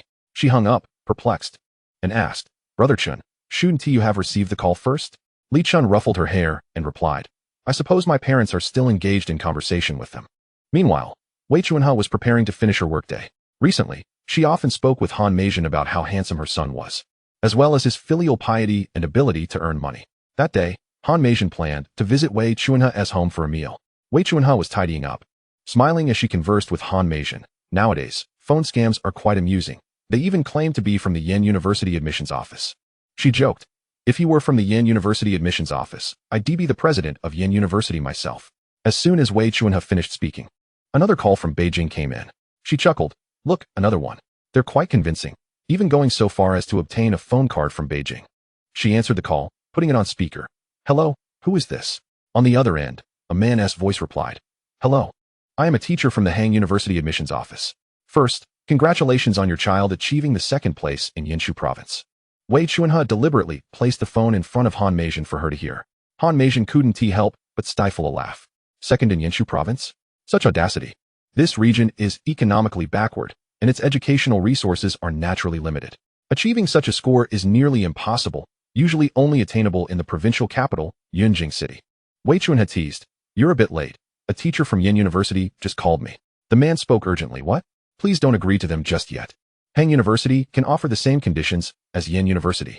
He proceeded to enumerate the advantages of Hang University before listing the disadvantages of Yen University. Finally, he, somewhat parched, concluded, therefore, I believe your child is better suited for Hang University. They can choose any major they desire. Wei Chuanhe held back laughter. In the future, you ought to conduct some research before calling. Am I not aware of my son's scores? On the other end, the man fell silent for a moment, then quickly checked the phone number. He furrowed his brow and said, no problem. He hastily inquired, is your son named Li Chen? Wei Chuanhe was taken aback, incredulously asking, how do you even know my son's name? The man sighed, I'm truly not a scammer. Li Chen scored 710 points in this year's college entrance examination, placing second in the province. The man spoke so confidently that Wei Chuanhe was almost convinced. She quickly hung up and told Han Meizhen, scammers have become quite sophisticated. The key point is that he even knows my son's name. Han Meizhen looked apprehensive, genuinely feeling a sense of vulnerability. Suddenly, she recalled, today is indeed the release of the college entrance examination results. Isn't it? Is that so? Wei Chuanhe exclaimed in surprise. Chen didn't he even mention it to me. Neither my husband nor I are well versed in this matter. Han Meizhen hesitated. Perhaps I should come another time. Today might not be convenient. Having finally persuaded Han Meizhen, Wei Chuanhe was determined not to let her go easily. She insisted, what is inconvenient about it? It's fine, my son's scores are decent, just not as stellar as your daughter's. Han Meizhen laughed softly. Her daughter had always been her pride. At that moment, another call came in. This one was from Yenshu province. Although unfamiliar, Wei Chuanhe answered it. A woman's voice came through. Hello, may I speak to the parent of Li Chen? Wei Chuanhe responded. Yes, who are you? On the other end, the woman launched into a lengthy pitch. Oh, I'm from the Yenshu University admissions office. I understand your first choices might be Yen University or Hang University. But our institution is also quite formidable. This year, our ranking is third, not much different from the first two. If you apply to our university, there will be a scholarship of 500,000 yuan and an additional 500,000 yuan for international exchange programs. The former is awarded upon enrollment, while the latter is for study abroad. Moreover, studying within the province is far more convenient. You can return home during breaks, unlike Yinling City, which is over 1,000 kilometers away, making it quite exhausting to return. Wei Chuanhe was left dumbfounded. Could it be that the scammers have adopted such similar scripts today due to the release of the examination results? She quickly hung up, bewildered, and asked, what on earth is going on, Meizhen? Han Meizhen joked, perhaps your son really did score second in Yenshu province. Wei Chuanhe chuckled heartily and remarked, I would be overjoyed if he could manage to get into a first-tier university. Shortly thereafter, several prestigious universities across China began to call. Reluctantly, Wei Chuanhe had no choice but to switch her phone to airplane mode, seeking to evade the ensuing commotion. As Li Chun and Cheng Yu exited the vehicle, they were greeted by the sounds emanating from inside. Hello, dear wife. Today I managed to recruit 2 students from Yen University. Truly, why would I deceive you? They are from Jiangyin County, and they are exceptionally attractive, handsome young men and beautiful young women. Upon hearing this, Li Chun and Cheng Yu exchanged amused glances. Upon returning home, Cheng Yu found not only her parents, but also a middle-aged woman seated within. Cheng Yu's mother joyfully exclaimed, You are back. This is Teacher Su from Hang University. Before Teacher Su could utter a word, Cheng Yu, with a hint of remorse, interjected, I'm sorry, Teacher Su, but I intend to apply to Yen University. Teacher Su, alarmed, realized the significance of securing this student before Yen University could lay claim to her. She hastily replied, think carefully. Choosing a major is a profoundly important decision that requires thorough contemplation. She proceeded to enumerate the various benefits, including scholarships and preferential educational resources. However, Cheng Yu remained unfazed. In an attempt to redirect the conversation, Teacher Su engaged with Cheng Yu's parents. The couple responded with cheerful smiles, indicating that they were content with either institution and did not wish to interfere with Cheng Yu's choice. With years of experience, Teacher Su discerned their subtle tactics. She then turned to Cheng Yu and inquired, Cheng Yu, may I ask what major you are considering at Yen University? Cheng Yu hesitated, admitting, actually, my foremost desire is to study finance. Teacher Su's expression brightened, seizing the opportunity. Cheng Yu, if you apply to Guanghua at Yen University, your chances are slim. In past years, this slot has always been filled by the top 2 scorers. She confidently continued, our business management program at Hang University is also among the finest. I believe you should give it serious thought. Cheng Yu sighed and said, never mind, I'll just apply for history. Teacher Su quickly countered, Cheng Yu, why do you insist on attending Yen University, even at the cost of your preferred major? Cheng Yu faltered, unable to articulate her thoughts. Sensing something amiss, Teacher Su promptly questioned Cheng Yu's parents. who also appeared puzzled. To them, both Hang University and Yin University were of equal standing. Why would she not choose her desired field of study? Cheng Yu's mother, observing her daughter's somewhat bashful demeanor, was struck by a troubling suspicion. She asked Yuer, "How did your classmate perform on the exam?" Cheng Yu proudly replied, "He scored 701, second in the province." "What?" The others gasped in astonishment. Teacher Su quickly asked, "Is he named Li Chen? He also attends Jiangyin High School." Hearing this, Cheng Yu's mother realized the connection. Chapter 72, The Battle for Talent, Part 2. Cheng Yu's mother hurriedly inquired, "Is that Li Chen planning to go to Yin University?" Cheng Yu nodded. "Yes, he intends to major in finance at Yin University." Cheng Yu's parents exchanged disapproving glances, dismayed that their daughter would sacrifice her preferred major for a boy. Teacher Su also perceived the budding romantic relationship. Realizing that the second-place candidate at Hang University was likely out of the running, though the third place still remained a possibility, Teacher Su advised, "Cheng Yu, if your classmate applies to Guanghua and you choose our business management, it's a win-win situation. The two schools are merely a few kilometers apart. Moreover, you should be aware of the significant salary disparity between a history degree and business management. You should not abandon your aspirations for someone else, even if he is your boyfriend. Setting aside whether you will remain together, if your salary is higher, your influence will also be considerably greater. I trust you remember the poem To the Oak Tree from your literature textbook. Would you rather be a bird on the oak tree or a kapok tree beside it?" Teacher Su's words struck a chord with Cheng Yu. This was precisely her previous line of thought, only she had relinquished it upon witnessing Li Chen's astonishing earning potential. Cheng Yu's parents, initially reluctant to intervene, began to reconsider as they realized their daughter was willing to attend Yin University for the sake of a boy. Particularly Cheng Yu's father, who had held a long-standing disdain for Li Chen, was certain that Li Chen had been pursuing his daughter throughout high school. Now, with Cheng Yu spending all her time with Li Chen under the guise of learning to drive, he felt powerless to intervene. As the saying goes, a daughter is a father's treasured little cotton-padded jacket. Now that this jacket seemed to be slipping away, Cheng Yu's father naturally harbored no goodwill toward Li Chen. As the three of them discussed, Cheng Yu felt overwhelmed and decided to contemplate her decision further. At that moment, Teacher Su received news that the top scorer had already signed with Yin University for mathematics. She inwardly lamented, realizing that with the top scorer secured, the second-place candidate would likely be heading to Guanghua, leaving only the third place in contention. The enrollment office had issued a directive, spare no effort to secure the second and third spots.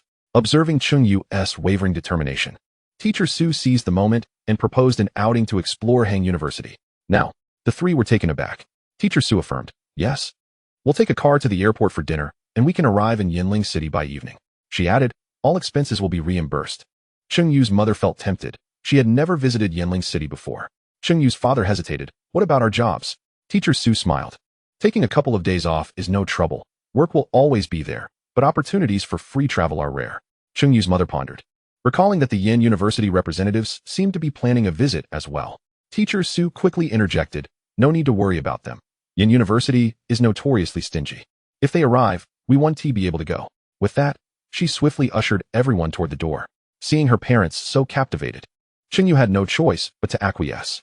Teacher Su was elated and hurriedly led them to the car. Approximately 10 minutes later, a vehicle pulled up outside. A middle-aged man quickly disembarked and ascended the stairs, following the address on his phone. He knocked on the door for several minutes, but no one responded. When he called, the call was abruptly ended. Upon trying again, he found the number unreachable. Meanwhile, Teacher Su had already blocked this number using Cheng Yu's mother's phone. Cheng Yu's mother expressed concern. "Isn't this a bit inappropriate?" Teacher Su reassured her, "It's fine. In the past, Yin University was even more ruthless than us." She then proceeded to regale them with tales of Yin University's most detestable practices. The middle-aged man was oblivious to the ongoing disparagement of his institution. He was only aware that he had arrived too late. He was acutely aware of Hang University's tactics and knew he would not meet this family before a contract was signed. Cursed be it. How could they have arrived so swiftly? With no other option, he could only turn and leave. On the other side, Wei Chunha returned home with Han Meijin. Upon entering, she noticed Li Yuping animatedly conversing with two strangers. Curiously, she approached. "Yuping, who are these two?" Seeing her return, Li Yuping hurriedly introduced. "This is Teacher Tao from Yin University's admissions office, and this is Teacher Yin from Hang University's admissions office. This is my wife, Wei Chunha." Both Wei Chunha and Han Meijin were taken aback. Teacher Yin smiled. "We just spoke on the phone." Recalling their earlier conversation, Wei Chunha offered an awkward smile. However, it is too late to ponder these matters now. She hurriedly inquired, "What brings you here?" Teacher Tao replied with a smile. Your son scored 710 on the college entrance examination, ranking second in Yanshu province. We are here to discuss your preferences for university. 710? Wei Chuanhe felt a wave of dizziness wash over her. Could it be that those calls from the schools were indeed genuine, and the 1 million was real as well? Nonetheless, no amount of money could rival Yin University or Hung University. Han Meijin widened her eyes in astonishment at Wei Chuanhe. Didn't you say your son would only score enough for a first-tier university?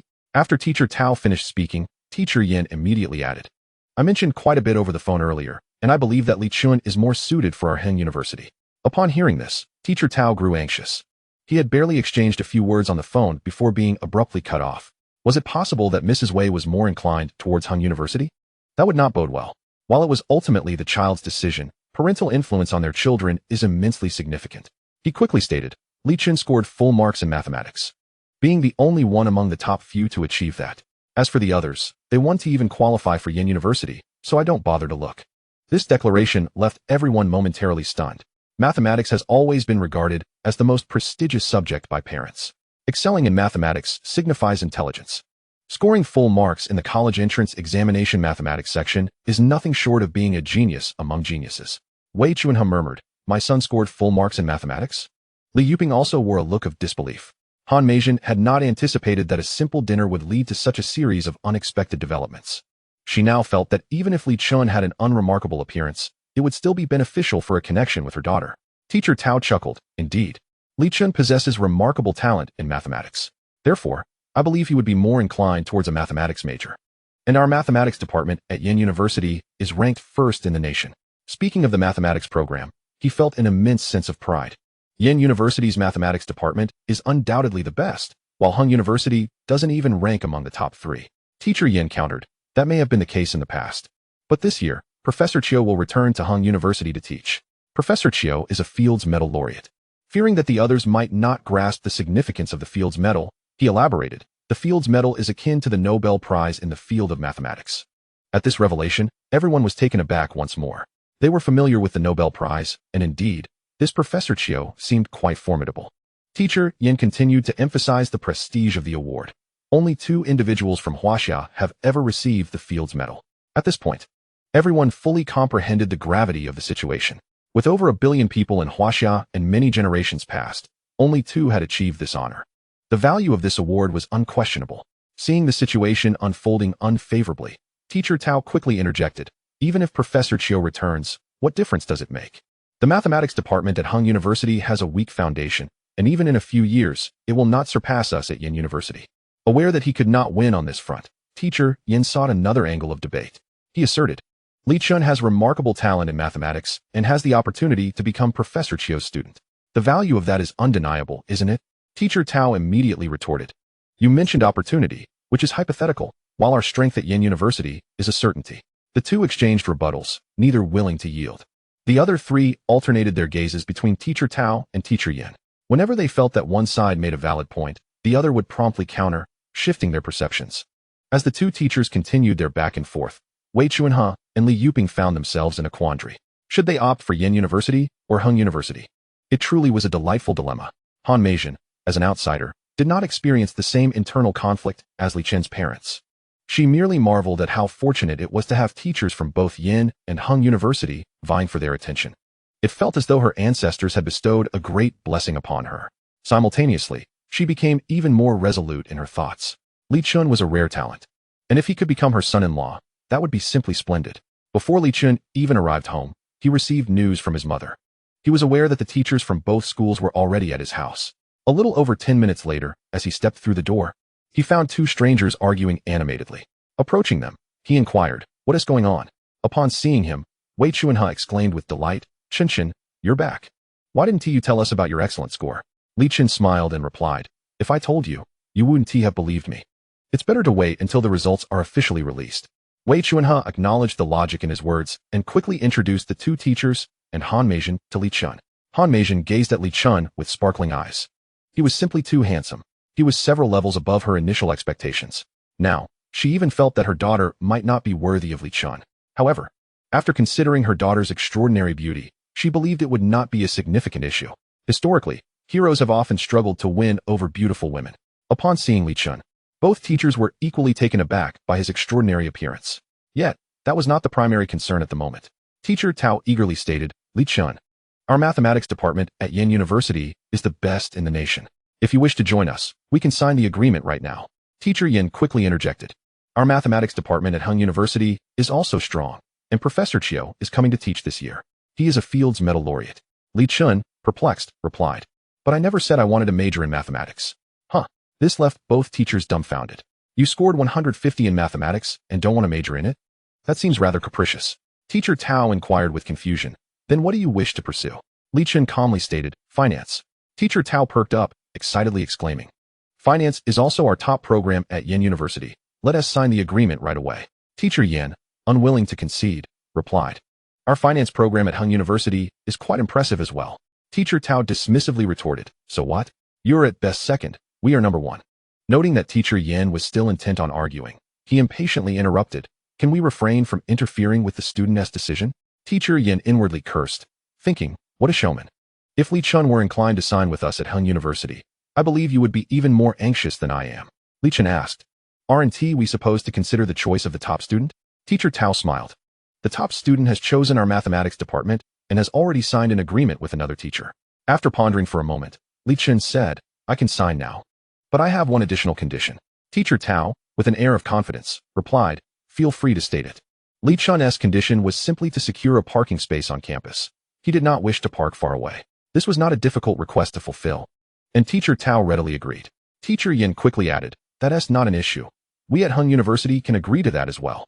Teacher Tao, eager to finalize matters, pulled the agreement from his bag. Li Chen promptly signed up for Yen University's Guanghua School of Management. This school offers 6 specializations: finance, financial economics, accounting, marketing, data science, and business administration. For the first 2 years, students do not have to choose a major and can select courses freely according to the curriculum plan, with the option to choose their desired specialization starting in the 3rd year. With Li Chen having made his choice, Teacher Yen could only watch in silent frustration. After signing the agreement, Teacher Tao felt a weight lifted off his shoulders. He remarked, I never expected the only student to achieve full marks in mathematics would choose the mathematics department. However, that top student is quite impressive, scoring 148. Teacher Yen, with a hint of bitterness, replied, this year, both the 1st and 2nd places have been snatched away by your Yen University. Snatched? Teacher Tao retorted, somewhat irritated. Student's judgment is undoubtedly discerning. He expressed with a hint of regret, Li Chen, your main shortcoming lies in your Chinese language skills. If only you had scored 102, the top position would have surely been yours. Typically, during admission seasons, he could hardly secure a position in the provincial capital, often settling for just a dozen or 20 students. This time, however, clinching the 2nd spot truly filled him with a sense of ease. The thought of signing off on the top position was something he dared not even entertain. Li Chen smiled, content with the score he had achieved in Chinese through diligent memorization of essays. As for the top spot, it was merely a cherry on top. At that moment, Wei Chunha exclaimed, oh no, I forgot to prepare dinner. Teacher Tao chuckled and replied, no need for that. Let us dine out. It's on me. Li Yuping quickly interjected, that's too generous. We should treat you instead. Teacher Tao waved his hand dismissively, saying, it's all right. This can all be reimbursed. With a glint in his eye, Li Chun suggested, Dad, let us bring a bottle of wine. Li Yuping was momentarily taken aback, then readily agreed, yes. We should celebrate properly. He then went to retrieve a bottle of Moutai from the room. The group set off towards a nearby restaurant. Although Teacher Yen had faced a setback, he too decided to tag along for the feast. At the restaurant, the group joyfully sipped Moutai and savored their meal. Teacher Tao remarked, to be frank, neither Teacher Yen nor I anticipated such remarkable results from Jiangsu City this year. Teacher Yen, equally incredulous, added, indeed. When I was assigned to this city, I felt there was little hope, and ultimately, it didn't turn out as expected. Teacher Tao continued, who would have imagined that the top 3 spots wouldn't be from Yunjing City, with even the top scorer hailing from this city? Teacher Yen chuckled. Those assigned to Yunjing City must be regretting it. Teacher Tao laughed heartily, but we shouldn't overlook the fact that the majority still lies in Yunjing City. Teacher Yen enviously remarked, no one can compare to Li Chun. Teacher Tao, reveling in the joy of securing his 2nd place, felt a sense of satisfaction. The other attendees listened to their banter, feeling a shared pride. Although they hailed from Yunshu province, the rivalry among the cities was palpable, with districts within those cities often viewing one another as competitors. This time, however, they had clinched the top 3 spots. As for the rest, did it truly matter? The titles of top scorer, 2nd, and 3rd were indeed prestigious. Suddenly, Teacher Yin recalled something, saying, "Ah, the third place is also from Jiangyin County." "Really?" The group was taken aback once more. Teacher Yin beamed. "Yes, it's a girl. A colleague of mine happened to be nearby and has already arrived at her home." As he said this, he checked his phone and, with a shocked glance at Li Chun, stammered, "Li Chun, is that girl your girlfriend?" "What?" Everyone turned their gaze towards Li Chun in unison. Han Meijin, astonished, nervously glanced at Wei Chuanha. "What is going on?" Wei Chuanha shook her head lightly. "I have no idea." She patted Li Chun and asked, Chen, what is happening? Are you in a relationship?"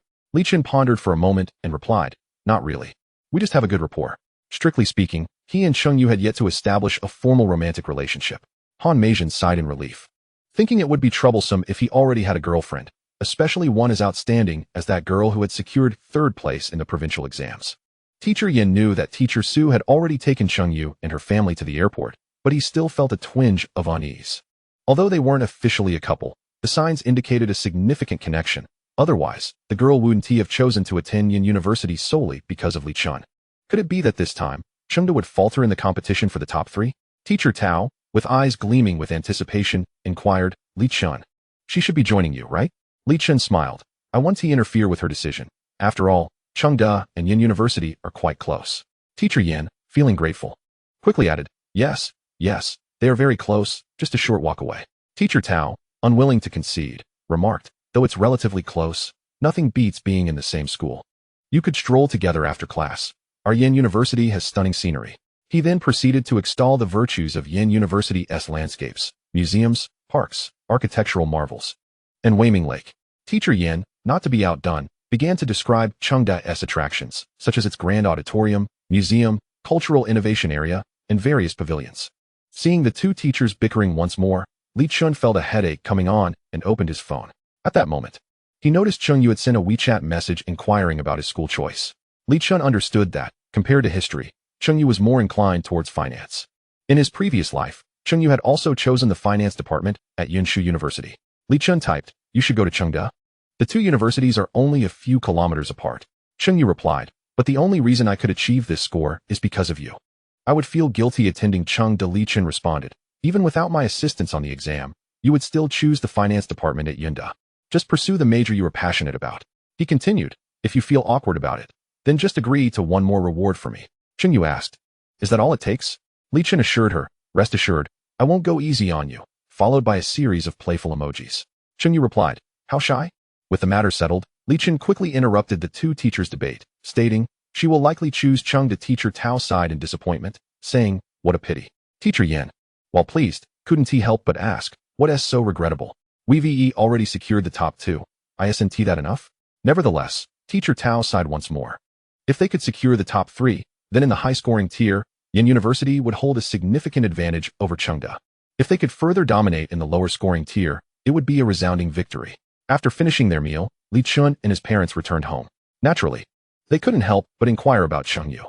Earlier, amidst the crowd, they had hesitated to ask too many questions, but now that the door was closed, they felt no reservations. Li Chun simply stated that she was a classmate with whom he shared a close friendship. Wei Chuanha, skeptical, questioned, "You haven't been going out with her, have you? It wouldn't take an entire day just for driving practice." Li Chun nodded. With this, they began to realize that their son's relationship with the girl was indeed special.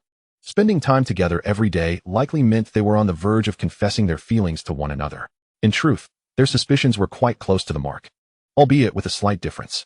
They were indeed on the verge of a breakthrough, but it was not merely a matter of breaking through a thin veil. Wei Chuanha lamented, "I had intended to introduce you to someone, you know, the daughter of Aunt Meijin. She is quite beautiful and very filial." Since Li Chun had someone he liked, she wouldn't stand in the way of their romance. Moreover, that girl was undeniably exceptional, being the third best in the province. However, Wei Chuanha felt a tinge of regret, as she truly liked Han Meijin's daughter. Upon hearing this, Li Chun was somewhat taken aback. Initially, he thought it was merely a casual dinner with a colleague of his mother's, unaware that there were such expectations. He smiled and said, "Mom, you don't need to worry about my romantic life. I have it all figured out." Li Yuping chimed in, "Exactly, Chen is so outstanding. He could have any girl he wants. And I think that girl is quite wonderful." Though he had never met Cheng Yu, Li Yuping held a very favorable impression of her. After all, achieving third place in the province is an immense advantage for parents who prioritize education. Wei Chuanha acknowledged the validity of their words, but still felt a pang of regret. Indeed, some exceptionally talented individuals are merely fortunate to be discovered. Even possessing a combination of the top 1% in appearance and the top 1% in academic credentials amounts to merely 1 in 10,000. Not to mention, some individuals are exceptionally stunning, akin to the rarest of beauties. These remarkable individuals are scattered among the masses like a needle in a vast ocean, and some may never cross paths with them in a lifetime. This is precisely why Li Chun did not abandon Chen Yu. In comparison, a minor flaw is akin to a beauty mark on a fair visage, much like a certain wealthy individual who, claiming to be facially challenged, chose the milk tea girl, whose romantic history is far less pristine than that of Cheng Yu. After a brief conversation with his parents, Li Chun retreated to his room. Wei Chuanhe and Li Yuping were in separate rooms, each engaged in a flurry of phone calls. The sounds were audible even to Li Chun in his room. 710 points, 150 in mathematics. Yes, a perfect score. Quite commendable, securing second place in the province. The teacher mentioned that only the Chinese language score was slightly lacking. Otherwise, it could have been the top scholar. The teachers from Yin University and Hung University had specifically traveled from the city to dine with them. Oh, whether or not one becomes the top scholar is of little consequence. Contentment is key. A contract has already been signed with the finance department of Yin University. Oh, and by the way, the one who placed third in the province is my son's girlfriend. Meanwhile, Cheng Yu had already signed an agreement with teacher Su, who felt utterly reassured. However, she did not break her promise. She still took Cheng Yu's family to Yinling City. The failure to secure the top 2 was not her fault. The crucial point is she managed to secure third place, effectively averting disaster. In the room, Li Chen was also busy responding to messages.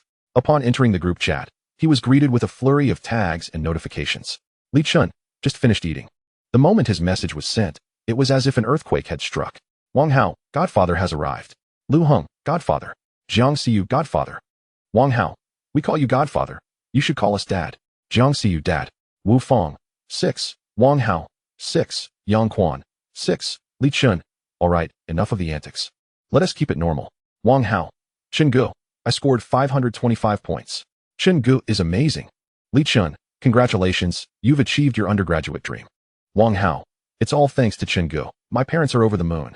This year, the first tier line in Yinshu province was announced as 592 points, and the second tier line as 497 points. Wang Hao surpassed it by nearly 30 points. Second tier is definitely within reach. Lu Heng, I scored 624 points. Chen Gu is phenomenal. Li Chun, choose your major wisely. Many 211 universities are within your grasp. Lu Heng, yes, Chen Gu. Zhang Yishuan, I scored 642 points. Chen Gu is incredible. I almost cried upon receiving my results. Wang Hao, same here, I'm just too excited. Li Chun, that's good, but if only it were a bit higher. With this score, only a few 985 universities are attainable, and the majors are rather average. Zhang Yishuan, I've decided to prioritize institutions. I can change my major in college. Li Chun, that's a sound idea. You must continue to strive in university. Zhang Yishuan, yes. Now that I can attend a 985, my desire to study has intensified remarkably. Yang Quan, Chen Gu, I scored 592 points. I'm on the line. Li Chun, congratulations.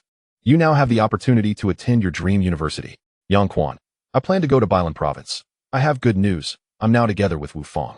The moment this news broke, the group chat exploded with messages filled with 99.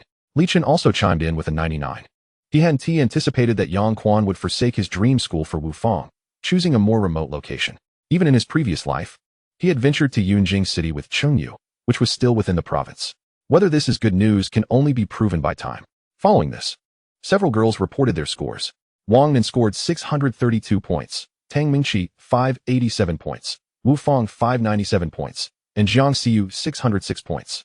As for Cheng Yu, she had not joined this group since she didn't engage in stock trading. Li Chun took the time to congratulate each of them. Among them, Tang Mingqi and Jiang Xiyu intended to remain in the province, while Wang Nin planned to head to Yinling City. She chose to join her close friend Cheng Yu. Even though it was likely that she wouldn't even secure a 211 university due to not selecting physics, she felt that following Li Chun would lead to better prospects. At this moment, the class scores had been compiled. Fang Ziki was beaming with joy at the results, as the average score had risen by over 10 points, an extraordinary feat. Particularly, Li Chun and Cheng Yu had secured second and third place in the province.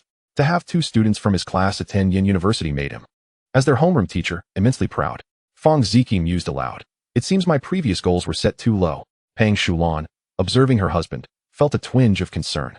Since their meal, Fong Ziki had been grinning like a fool, occasionally muttering to himself. Fong Ziki picked up the phone and dialed Li Chun. Hello, Li Chun. Have you finished eating? Yes. Have you signed your contract? The finance department at Yin University? Good. Good. This is Yin University's flagship program. So, what is the situation with you this time? You startled me. Exceptional performance? All right, stop pretending. I suspect you had more than just a few questions prepared. You're quite clever. No need to explain. I understand. You're keeping a trick up your sleeve. Don't worry, I won't tell anyone. As for the scholarship, the principal has already started working on it. As soon as the results were released, it should be forthcoming. Fong Ziki hung up the phone, beaming. Meanwhile, Li Chun helplessly set his phone down. Why couldn't they trust in his abilities?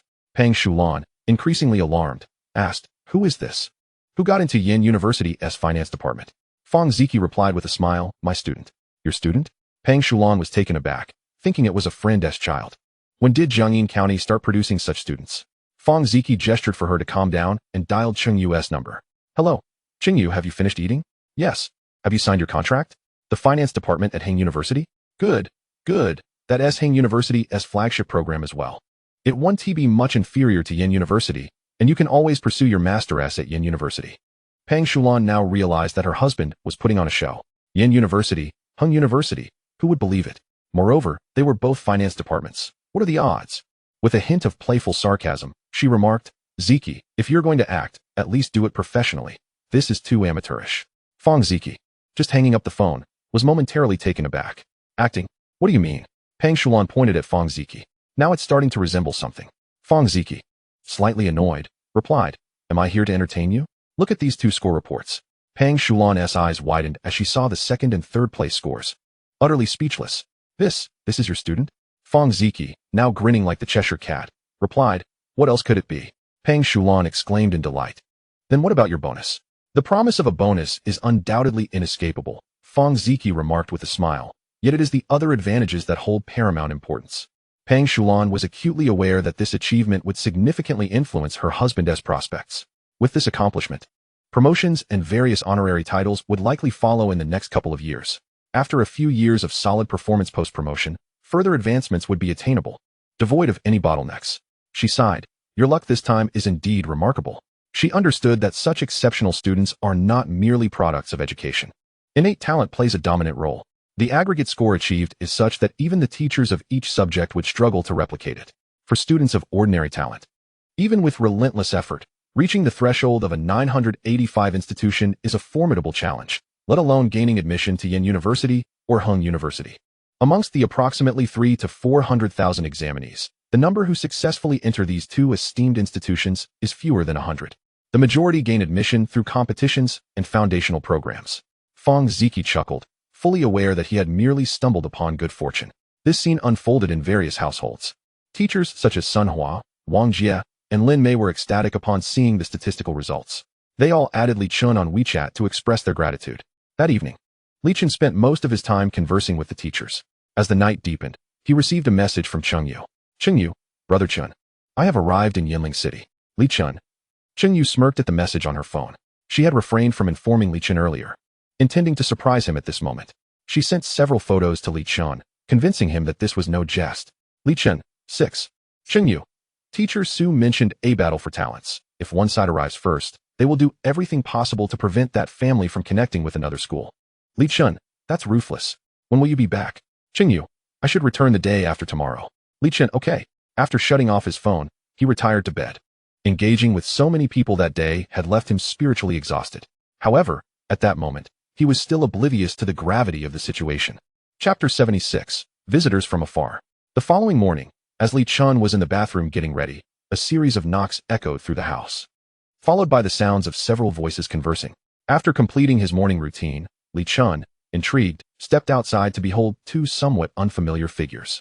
Upon seeing him emerge, the two women's faces lit up. One, a plump middle-aged woman, exclaimed dramatically, Chuanhe, your son has grown so handsome. Chen, do you still remember me? Li Chun hesitated before responding. You are. Ansong. Ansong joyfully affirmed. Ah yes. The memory of a top scorer is indeed impressive. Wei Chuanhe interjected. Not the top scorer, merely the second place. Another middle-aged woman chimed in. It's all the same. What is the difference between first and second? Chen, do you still recall me? After pondering for a moment, Li Chun replied, Aunt Yuan. Aunt Yuan beamed with delight, turning to the others and proclaiming, "So clever. Just look at how prosperous he appears." Wei Chunha responded with a hearty laugh. After chatting for a while, she informed Li Chun, "Chen, these two aunts have come specifically to see you." Aunt Song, smiling, inquired, "Has Chen found a girlfriend yet? If not, I could help you find one." Li Chen quickly waved his hands. "No need, Aunt Song. It's still too early." Wei Chunha concurred. "Let us discuss this after Chen has entered university. Besides, love nowadays is all about freedom. Parents can't be of much assistance." Aunt Song lamented, "That's true. With Chen's good looks and his enrollment at Yin University, taking him out for matchmaking would certainly be a point of pride." After exchanging pleasantries, Li Chen sat down for breakfast. To his surprise, the two aunts joined him at the table. Just then, Li Yuping emerged and exchanged a few words with the visitors. As the two aunts enjoyed their meal, they quickly became a chorus of flattery. "Chunha, your son is truly handsome. Even his dining posture is remarkably graceful. Chunha, this porridge is extraordinary. How did you prepare it? You two are so fortunate to have such a wonderful son. How do you educate him at home? Please share your experiences with us." Hearing these compliments, Wei Chunha and Li Yuping couldn't help but chuckle. Li Chun, while eating, occasionally nodded and smiled in response, still feeling somewhat unaccustomed to this kind of attention. As he neared the end of his meal, the two aunts set down their utensils. Aunt Yuan produced a red envelope, smiling, "Chen, this is a gift for you." Simultaneously, Aunt Song also retrieved a red envelope. Wei Chunha hastily set down her breakfast and pushed Aunt Yuan's hand back, frowning. "It's not even New Year. Why give a red envelope?" Aunt Yuan insisted on not retracting her offering, stating earnestly, "Chen has done so well. This is a reward. You must accept it." Aunt Song added her support. Indeed, after such an impressive performance, giving a little something is only appropriate. Li Yuping also joined Wei Chunha in persuading the two women. Without further argument, Aunt Song and Aunt Yuan placed the envelopes on the table and hurried out the door. Li Chen stared at the envelopes on the table, perplexed. "What should I do with these?" Wei Chunha sighed. "They insisted on giving, so just accept it." Li Yuping inquired, "How much is it?" After Wei Chunha counted, she gasped, "2 envelopes of 2,000 each. That's quite generous." Li Chun was equally astonished. These two women were not even his relatives, merely friends of his mother. People like them seldom give red envelopes during the new year, and if they do, it's typically a meager amount. Li Chen wondered aloud. Why did the two aunts come so early in the morning? He had encountered people dining together for lunch or dinner, but this was his first experience with breakfast. Wei Chunha chuckled, "Because you're going to learn to drive and want to have time later, they decided to come in the morning." Li Yuping explained. "The ones who had dinner with you have already scheduled for 2 weeks from now." What? Li Chen's expression turned sour. This meant he would have to endure this type of gathering for over 2 consecutive weeks? Wei Chunha understood that Li Chun was not particularly fond of these social obligations. She sighed. "There's no choice. Some relatives may be distant, but they are still family, and we cannot refuse their visits." Li Yuping smiled. "During the holiday, you'll also need to return to your hometown. There are some elderly relatives who cannot come here. You should pay them a visit." At this, Wei Chunha interjected, "Yes. Your grandparents and grandparents are overjoyed." Li Chen quickly replied, "I also plan to go out and have some fun during the holiday." "That's fine," Wei Chunha casually remarked. "You can play for a few days before going." Li Chen sighed. It seemed he could not escape this fate. A perfectly good holiday was about to be squandered. With Cheng Yu away for the next few days, Li Chun had no intention of going to driving school, as he didn't need to learn. However, he couldn't express this to his parents, or he would be obliged to socialize every afternoon. But as they say, one can avoid the first day of the lunar month, but not the 15th. Before he could even evade the first day, his parents whisked him away in the afternoon. The first day was spent with a few recent relatives, Uncle Li Yugua's family, and Uncle Li Yuqing's family. Li Chun's grandmother had 3 children, with Li Yuping being the youngest. At the restaurant, Uncle Li Yugua boisterously proclaimed, "Chen has truly excelled this time. Your uncle is proud of you." He gave Li Chen a thumbs up. Li Yuqing praised, "Chen is indeed promising, unlike Ying, who can't even secure a decent job." Li Ying listened with a cheerful demeanor. Having long grown accustomed to her father's disparagement, Li Chen comforted her, saying, "The economy isn't doing well right now. Finding a job is indeed challenging. So we can't place the blame solely on my cousin. It is not just Li Ying, a vocational graduate. Even he, with a second-tier university degree in his past life, struggled to find employment. Moreover, it is said that even graduates from non-prestigious first-tier universities are facing similar difficulties." Li Ying cast a grateful glance at Li Chun, surprised that her previously quiet cousin would stand up for her. Li Yuqing sighed. "The main issue is lack of education. If only she had a bachelor's degree, things would be much better." Li Yugua chuckled. "Let's not dwell on unhappy matters today. Let's enjoy a pleasant meal together." At the dining table, Although the two families were not as exaggerated as the two aunts from the morning, they nonetheless exchanged compliments generously. This time, Li Yuping was genuinely pleased. The three brothers, while maintaining a decent relationship, inevitably engaged in subtle rivalry. As the youngest, he often found himself overshadowed by the other two. With Li Chen's admission to Yin University, it was safe to say that the other two could no longer compare to Li Yuping. This was a remarkable achievement, being the second best in Yinshu province, warranting a separate page in the family genealogy. After a sumptuous meal, both uncles presented a large red envelope to Li Chen. Seeing his parents unable to decline, he had no choice but to accept it. Li Yubo remarked, "That's more like it. Although you've been accepted into Yin University, you'll still need funds during your studies." Li Yuqing added with a smile, "If you ever find yourself short on cash, don't hesitate to ask us. After all, you have our contact information." Li Yingying gazed at Li Chen with envy. Her father had never been this generous with her. Unbeknownst to her, Li Chen found the situation rather troublesome. 2 red envelopes, each containing 6,000, were quite substantial for a small county like theirs. Chapter 77, The Scholarship.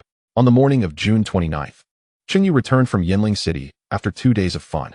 Li Chen stepped out to meet her, having just finished dealing with distant relatives he rarely saw. This was only the beginning of the 3rd day. According to Wei Chuanha, the festivities would continue for over 2 weeks. Only now did he realize the extent of his relatives. Brother Chen. Upon their meeting, Chen Yu excitedly leaped into Li Chen's embrace. 2 days apart felt like an eternity. Although they often video called, it was merely a superficial connection. Li Chen smiled and inquired, "How was your time at Hang University?" Chen Yu nodded earnestly, replying, "It was magnificent and vast, and the academic atmosphere is incredibly vibrant." Li Chen chuckled. In this regard, Chen Yu truly seemed better suited for Hang University. Yin University's philosophy promotes freedom of thought and inclusivity, while Hang University emphasizes rigor, practicality, and efficient execution. Chen Yu is the type who thrives in a competitive environment, where her potential can be fully realized. Chen Yu chimed in, "I also visited Yin University. The two schools are really close." Li Chen gently patted her head, grinning. "How could I ever deceive you?" Chen Yu linked her arm with Li Chen, beaming with joy. They took a car to the driving school, resuming their interrupted studies. After lunch, Li Chen whisked Chen Yu off to the cinema. After 2 days of confinement, it was a torment for Li Chen, whose stamina was only rated at 70. He didn't want to resolve it by himself, for transitioning from extravagance to frugality is no easy feat this time. They watched Titanic. The 2 days apart had made Chen Yu even more enthusiastic than before. Additionally, Li Chen's willingness to let her choose Hang University deeply touched her. Li Chen looked at Chen Yu with surprise and asked, "What's the matter?" Chen Yu blushed and retorted, "Don't you like it?" With that, she took a couple of sips from her water bottle and headed to the restroom. Li Chen chuckled as he watched her retreating figure. How could he not relish such a gratifying experience? Before they could linger in each other's warmth for long, Li Chen received a phone call. "Yes. Will you be coming over later? Around 3 o'clock? All right." After hanging up, Chen Yu curiously asked, "Who was that?" As he gathered his belongings, Li Chen replied, "It's about the scholarship. I need to take you home now." Chen Yu sighed reluctantly. After 2 days apart, they had only spent a little over 2 hours together today, including driving lessons, the movie, and lunch. Li Chen playfully pinched Chen Yu's puffed cheek, teasing, "The holiday is still long. Once you have your driver's license, we'll go on adventures." "Yes," Chen Yu exclaimed, her face filled with anticipation. When Li Chen returned home, it was only 2:30, and the guests had yet to arrive. It wasn't until 2:50 that he heard a knock on the door. Upon opening it, he was greeted by a middle-aged man and woman. The man smiled and said, "Hello, Li Chen. You can call me Uncle Ji. This is Aunt Zhang." Li Chen greeted them in turn. Aunt Zhang smiled, remarking, "What a handsome young man you are, excelling in your studies. Do you have a girlfriend?" Before Li Chen could respond, Uncle Ji interjected with a hint of annoyance. "Do you think Li Chen is your son? Can one achieve such grades while in a relationship?" Li Chen merely smiled and remained silent. The three of them then sat on the sofa and began to chat. The couple continued to praise Li Chen. After days of bombardment from friends and relatives, Li Chen had developed a degree of immunity. Observing his composed demeanor, Uncle Ji's admiration for him grew stronger. In reality, he didn't need to shower Li Chen with compliments, as he was merely there to deliver the scholarship, with no direct connection to him. Even if Li Chen ranked second in the province, it held no significance for Uncle Ji. What truly astonished him was the sheer generosity of this scholarship, something he had never encountered before. Previously, scholarships were only dispersed after the admission results were announced. This time, even before the application process began, an order had been issued from above. Even with a pre-signing with Yin University, such treatment was unheard of. There was another individual in the county who had signed with Hang University, and that person's scholarship was distributed as per the norm. The most critical aspect was the directive to keep this low-key, which inevitably led Uncle G to speculate. People often say that a fortune can buy a horse's bones. Why? Then, was such a substantial reward shrouded in secrecy? The only plausible explanation was that someone intended to funnel money to Li Chun through this channel. Li Chun's parents were ordinary, and Uncle G concluded that Li Chun must be acquainted with some influential figure with a significant bond between them. Hence, he had flattered Li Chun for so long to establish a friendly rapport. With a warm demeanor, he said, "Li Chun, since you call me Uncle G, I can't let you call me that for nothing. If you ever need anything, feel free to ask me. I have some knowledge to share." He then added Li Chun on WeChat. Li Chun was quite pleased. Although he might not need it, his parents could potentially benefit. More friends mean more opportunities. Aunt Zhang also seized the moment to add Li Chun on WeChat. She had come along due to a slight connection and was aware of the unique nature of this task. After exchanging WeChat information, Uncle G retrieved a document from his bag. Li Chun picked it up and found it to be a property transfer agreement. Uncle G smiled, saying, "This is a county-owned property, 150 square meters, and it is one of your rewards." Li Chun was taken aback. This property was worth at least over $1 million. This was merely one of the rewards, indicating that the principal had truly gone above and beyond this time. The house indeed serves as a suitable residence for my parents, thus alleviating the need for me to purchase one myself. Uncle G continued, "Then there's the cash reward. $1 million. He transferred the funds to Li Chen's card, marking the conclusion of today's task. Upon learning of Li Chen's reward, Chengyu was rendered speechless. However, once Li Chen clarified that it was a prize for exam preparation, her astonishment dissipated. In fact, she felt that these rewards were rather modest. Li Chen chuckled, stating, "After all, it's under the guise of a scholarship. $2 million is already substantial, with $1 million being allocated in the form of a property." Chengyu suddenly mused. "Why not gift a few more houses?" Li Chen laughed heartily. When Wei Chunha returned home from work, she heard sounds emanating from Li Chen's room. She opened the door and inquired, "Chen Shun, why are you back so early today?" Li Chen replied with a smile, "Yes, there's a surprise coming up. I'll share it once Dad returns." "A surprise?" Wei Chunha pondered as she headed to the kitchen to prepare dinner. At the dining table, Wei Chunha brought up the matter of the surprise. Li Yuping, curious, asked, "What surprise?" Li Chun then disclosed his scholarship to both of them. $1 million. And a house. Such a magnitude of reward was akin to a seismic event for them. Li Yuping exclaimed, "Indeed, there are treasures within the pages of books." Li Chen refrained from elaborating on the specifics, but urged his parents to keep it confidential. Wei Chunha nodded in agreement, saying, "If others find out, it's likely someone will come borrowing money."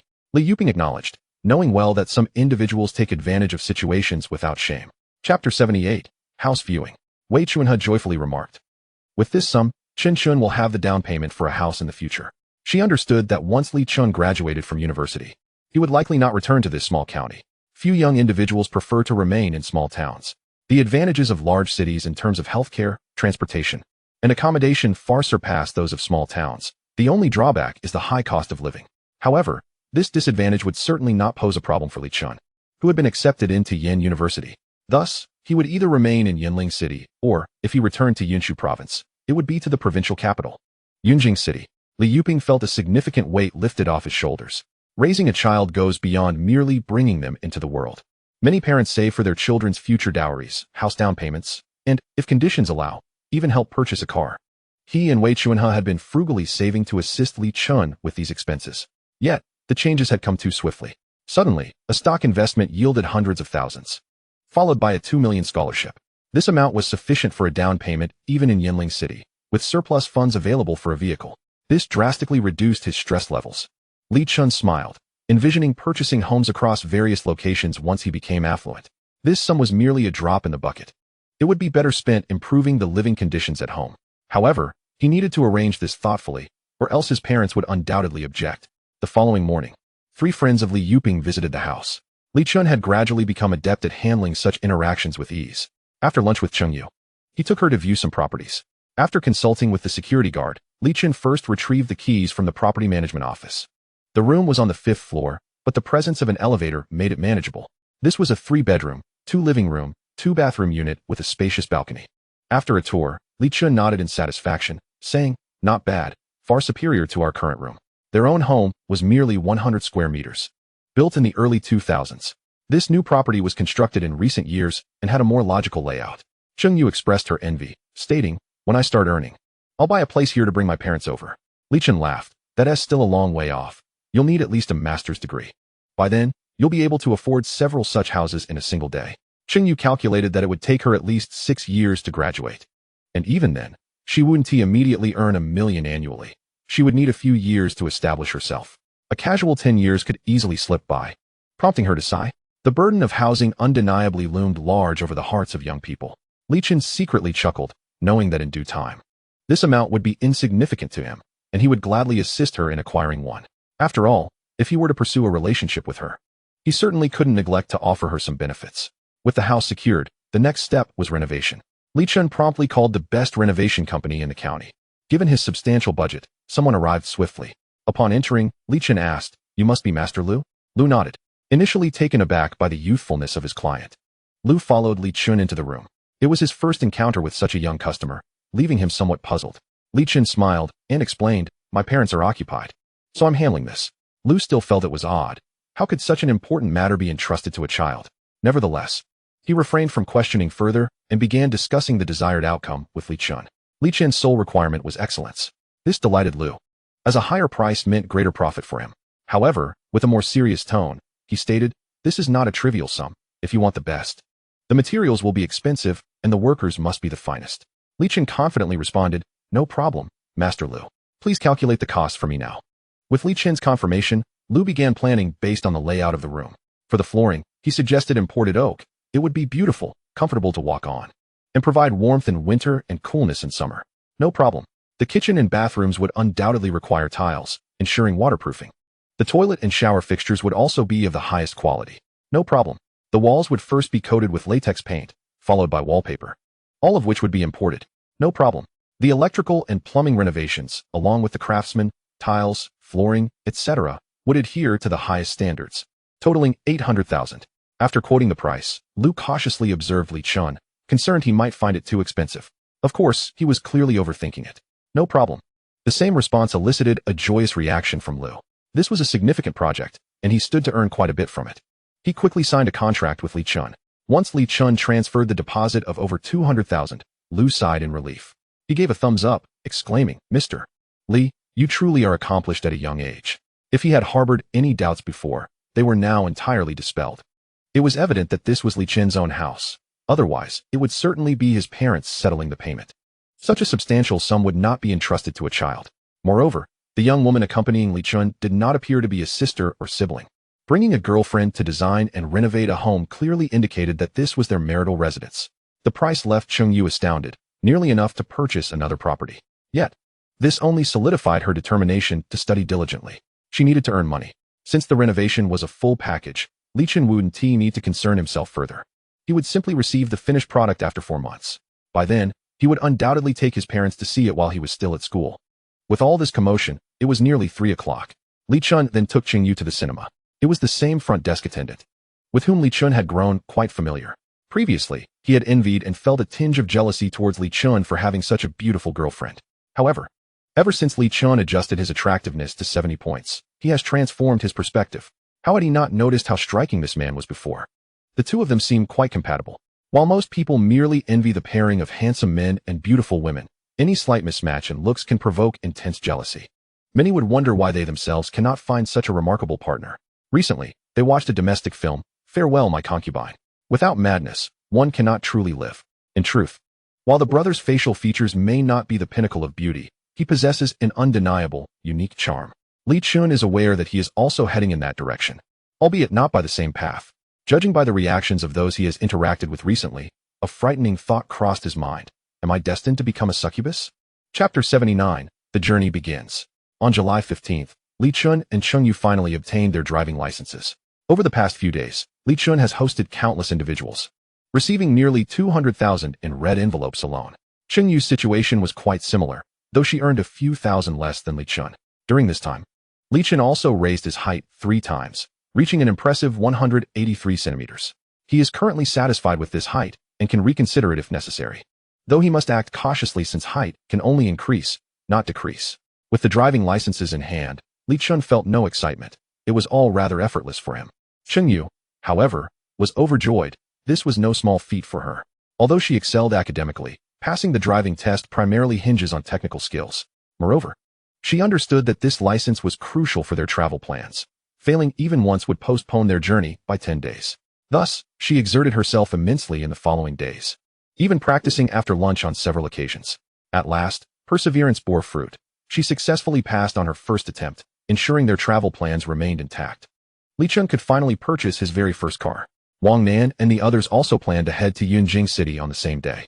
They had longed to go out and have fun, but had postponed their plans due to Cheng Yu's driving test.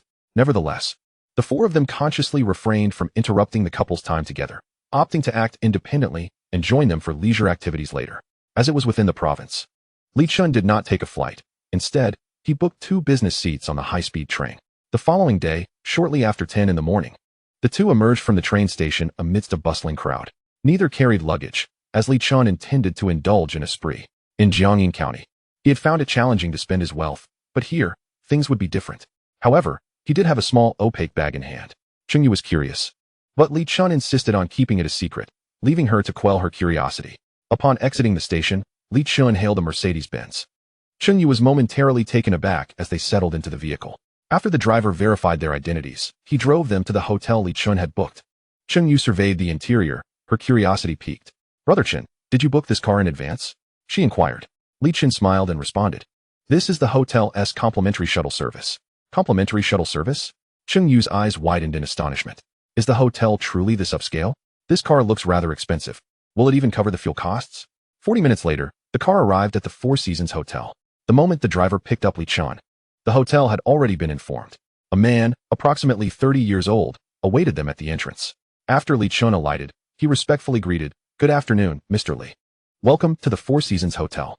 Your private villa with a swimming pool is ready. I am your dedicated butler, Kevin." Cheng Yu was taken aback.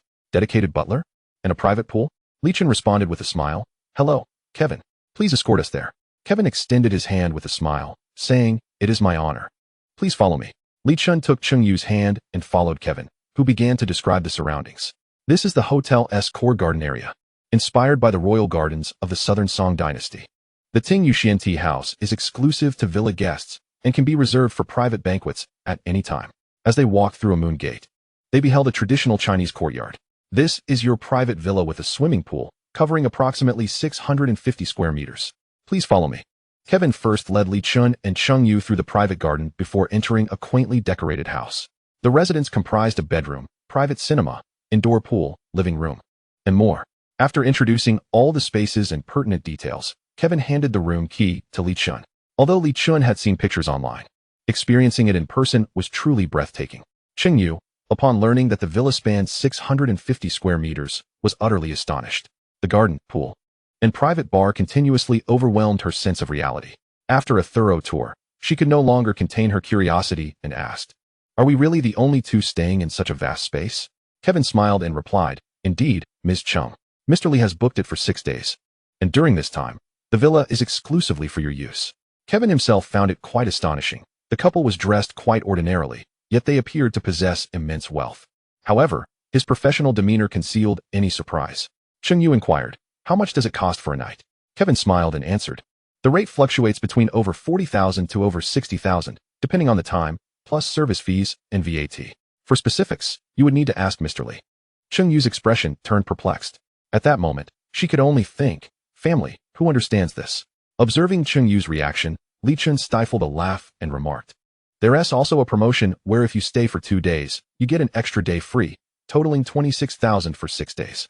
Cheng Yu gasped, "Why did you book such an expensive place?" Li Chun chuckled, "Because I want a Kevin. Let's go eat." He knew he would recoup that amount within a day, so he intended to enjoy himself thoroughly. In fact, the Four Seasons Hotel offered villas costing nearly 100,000 per night, but those were already occupied. Kevin could barely contain his amusement and said, "Very well, I will now take you both to the Golden Sands Hall for dining." The Golden Sands Hall is the only Michelin-starred restaurant in Yunjing City, renowned for its exquisite culinary offerings. Li Chun naturally ordered the signature dishes, crispy Golden Sands chicken, Longjing tea steamed milk, and Hongbang braised pork, followed by seafood delicacies like monkfish belly and the finest chicken. It was indeed evident why the Golden Sands Hall ranked first in Yunjing City. The dishes were visually stunning and bursting with flavor. After dining, Li Chun praised, "I'm glad we came here." Cheng Yu, savoring every bite, exclaimed, "This is absolutely delicious." Once Cheng Yu finished her meal, Li Chun guided her back to the villa to rest. Although his stamina was invigorated by his 70-point physique, he worried Chen Yu might be too fatigued. Considering they had spent the morning traveling and had important activities scheduled for later in the afternoon and evening. However, Chen Yu appeared utterly unfazed, bouncing around energetically. The thought of spending the next 6 days here filled her with an unreal sense of happiness. As they moved from the outdoor to the indoor areas, she snapped photographs along the way. After capturing several photos, she promptly shared them in the dormitory group chat. Wang Nan, such a beautiful garden. Where did Chen Ge take you for a stroll? Jiang Siyu. This mansion is truly majestic. Is it a historical site? Tang Mingqi. It doesn't seem like it though. Historical sites usually have a bit of wear and tear. Wu Fang. We just finished our meal and returned to the hotel. Qing Yu. Have you all started having fun? Qing Yu. Image. Qing Yu. This is where we're staying. Hee. Wang Nan. Tang Mingqi. Are you joking? Jiang Siyu. It's fine to tease the girls, just don't fool yourself in the process. Wu Fang. What a massive swimming pool. Qing Yu. Chen Ge booked a mansion. This entire area is private for us. Jiang Siyu. Let's communicate in Huaxiao literature. Wu Fang. At this moment, for individuals are flabbergasted. I want to disclose who they are. Wang Nan. This is too extravagant. Tang Mingqi. How much does it cost to stay here for a night? Just tell us so we can let it go. Qing Yu. Chen Ge mentions 6 nights for 260,000. Wang Nan. 6. Jiang Siyu. You're invincible. Tang Mingqi. I underestimated Chen Ge's prowess after all. Wu Fang. Chapter 80. Shopping, Part 1. Before long, these photos were shared in the stock exchange group chat. Wang Hao. Where are you all traveling? Yang Quan. The environment looks quite pleasant. Zhang Yishuan. Why is there a television? It feels somewhat out of place. Lu Heng. Indeed. It's more typical for such a house to have a couple of Buddha statues. Wang Nan. I'm speechless. That SA temple. Tang Mingqi. This is where Chen Ge and Cheng Yu are staying. Wang Hao. What do you mean? Wu Fang. This vast area belongs to their private domain. Lu Heng. Jiang Siyu. I just checked online. The private pool villa at the Four Seasons Hotel is 650 square meters. Yang Quan. 650? That could rival my entire house multiple times over. Zhang Yishuan. Staying here for a night wouldn't cost several thousand, would it? Jiang Siyu. Several thousand? Are you joking? Wu Fang. Chen Ge said 6 nights for 260,000. Wang Hao, huh? Yang Quan. That money could buy several cars. Zhang Yishuan. Over 40,000 a day? My future ideal monthly salary is only 20,000. Lu Heng. I'd be overjoyed with just 10,000. Wang Hao. I feel like I could earn 10,000 a month delivering takeout. Yang Quan. Then what is the point of striving for a bachelor's degree? Wang Hao. I don't know either. Li Chun and Cheng Yu walked into the bedroom. The single-bedroom villa, as the name suggests, contains only one bedroom, featuring an oversized bed. Upon seeing this bed, Cheng Yu appeared to have a sudden thought, her face slightly flushed. Li Chun, noticing her bashful demeanor, couldn't resist teasing her. He plopped down on the bed and, as he wobbled slightly, he looked at Cheng Yu with a mischievous grin and said, "This bed has quite the bounce, rather sporty." Cheng Yu's face reddened further as she playfully scolded Li Chun. Li Chun chuckled, "Why don't you take a nap? I'll take you out to play in the afternoon." Cheng Yu glanced at the large bed, hesitating. I'm afraid I might dirty this bed. After all, they had been on the go all morning, and she wished to shower before climbing into bed at night. Li Chun casually replied, "It's fine. It'll get dirty anyway later." Nevertheless, Cheng Yu opted to rest on the sofa for a while. Around 1 in the afternoon, Cheng Yu slowly awoke. Li Chun got up and said, "Let us get going." He planned to take Cheng Yu shopping for some clothes. Cheng Yu inquired, "Are we going shopping? Should we invite Wang Nan and the others?" Having more company wouldn't affect Li Chun, so he left the decision to Cheng Yu. Cheng Yu quickly asked in the dormitory group chat if anyone wanted to join. Tang Mingqi, sure. We thought you weren't going out today. Cheng Yu, I just took a nap at the hotel. Wang Nan, where are you going? We can catch a cab right now. Li Chun replied nonchalantly, Yunjing Building. Yunjing Building is located in the heart of the largest commercial district in Yunjing City. It features not only various exclusive international luxury brand stores, but also showcases some luxury car brands. Wu Fang, got it, we're heading out now. Upon exiting the hotel, Li Chun had already arranged for a private car through Kevin. The Yunjing Building was just a few kilometers from the Four Seasons Hotel, so they arrived quickly. As soon as they got out of the car, Cheng Yu was awestruck by the architecture before her. The Yunjing Building consists of 4 towers, with a total floor area of nearly 140,000 square meters. It was hard for her to fathom such a vast shopping mall. After all, the largest she had ever seen was a hypermarket, which was utterly incomparable. Cheng Yu, we're over here. Wang Nan waved, her keen eyes spotting Li Chun and Cheng Yu disembarking from a vehicle from a distance. She approached and asked, Cheng Yu, how come your cab is so upscale? Cheng Yu laughed, That's the hotel's private car. Upon hearing this, the others were initially surprised but soon came to terms with it. After all, it was reasonable for a hotel costing tens of thousands a night to provide a private car. Let us head inside. Li Chun took Cheng Yu's hand as they walked in, with the others accompanying Cheng Yu. As they entered, the girls were immediately dazzled. The grand logos of luxury brands like Chanel, Hermes, LV, and Gucci adorned the exterior of the building. The first floor was primarily filled with high-end boutique stores. Except for Tangmingqi, the rest had never been to such an opulent place before. Although Tangmingqi had visited similar shopping centers, like the Vientiane City, it was only once, and it didn't compare to Yunjing Building. Notably, in terms of luxury brands, Yunjing Building boasts the only Chanel boutique in Yunshu province. Hence, she was anything but calm. Li Chun, on the other hand, was relatively unfazed, mainly because he had a general lack of interest in such items. He casually asked, "Darling, which brand do you like? Hermes? Chanel? LV?" At this, the others stared at him in disbelief. Was he being so direct? Cheng Yu stammered, I'm fine with any. Then let us go to this one. Li Chun led Cheng Yu to the nearest Hermes. It was the brand he was most familiar with, having purchased 2 pairs of shoes from them. The store was bustling with customers, creating a lively atmosphere. As they entered, no one approached them, as they didn't quite look like typical shoppers. Li Chun followed Cheng Yu and the others as they browsed. The girls excitedly discussed various items, though none of the products displayed price tags, leaving them unaware of the costs. At that moment, the girls were engrossed in a conversation about a dress they were admiring. Noticing Cheng Yu's interest, Li Chun remarked, "This one does look quite lovely. If you like it, just buy it." Cheng Yu's eyes lit up instantly, her surprise evident as she looked at Li Chun and exclaimed, "Really?" She didn't doubt Li Chun's financial capacity. After all, he was someone who could afford a hotel costing tens of thousands a night. Her feelings toward luxury items were rather complex. The thought of spending tens of thousands on a single item made her both eager and hesitant, fearing Li Chun might think she was extravagant. However, with Li Chun bringing it up, those concerns dissipated. Li Chun smiled and said, "We came in to buy things anyway. We need several sets." Several sets? The girls couldn't help but gasp in astonishment. Wang Nan and the others looked at Cheng Yu with envy. These items were merely objects of admiration for them. Yet to everyone's astonishment, Cheng Yu boldly declared her intention to don them one after another. Li Chun beckoned to a nearby female sales associate. Although his attire was rather unremarkable, his striking appearance commanded attention, prompting the attendant to approach swiftly. She stood before Li Chun and inquired, "Good day. How may I assist you?" Li Chun gestured towards a dress and stated, "I wish to purchase this dress."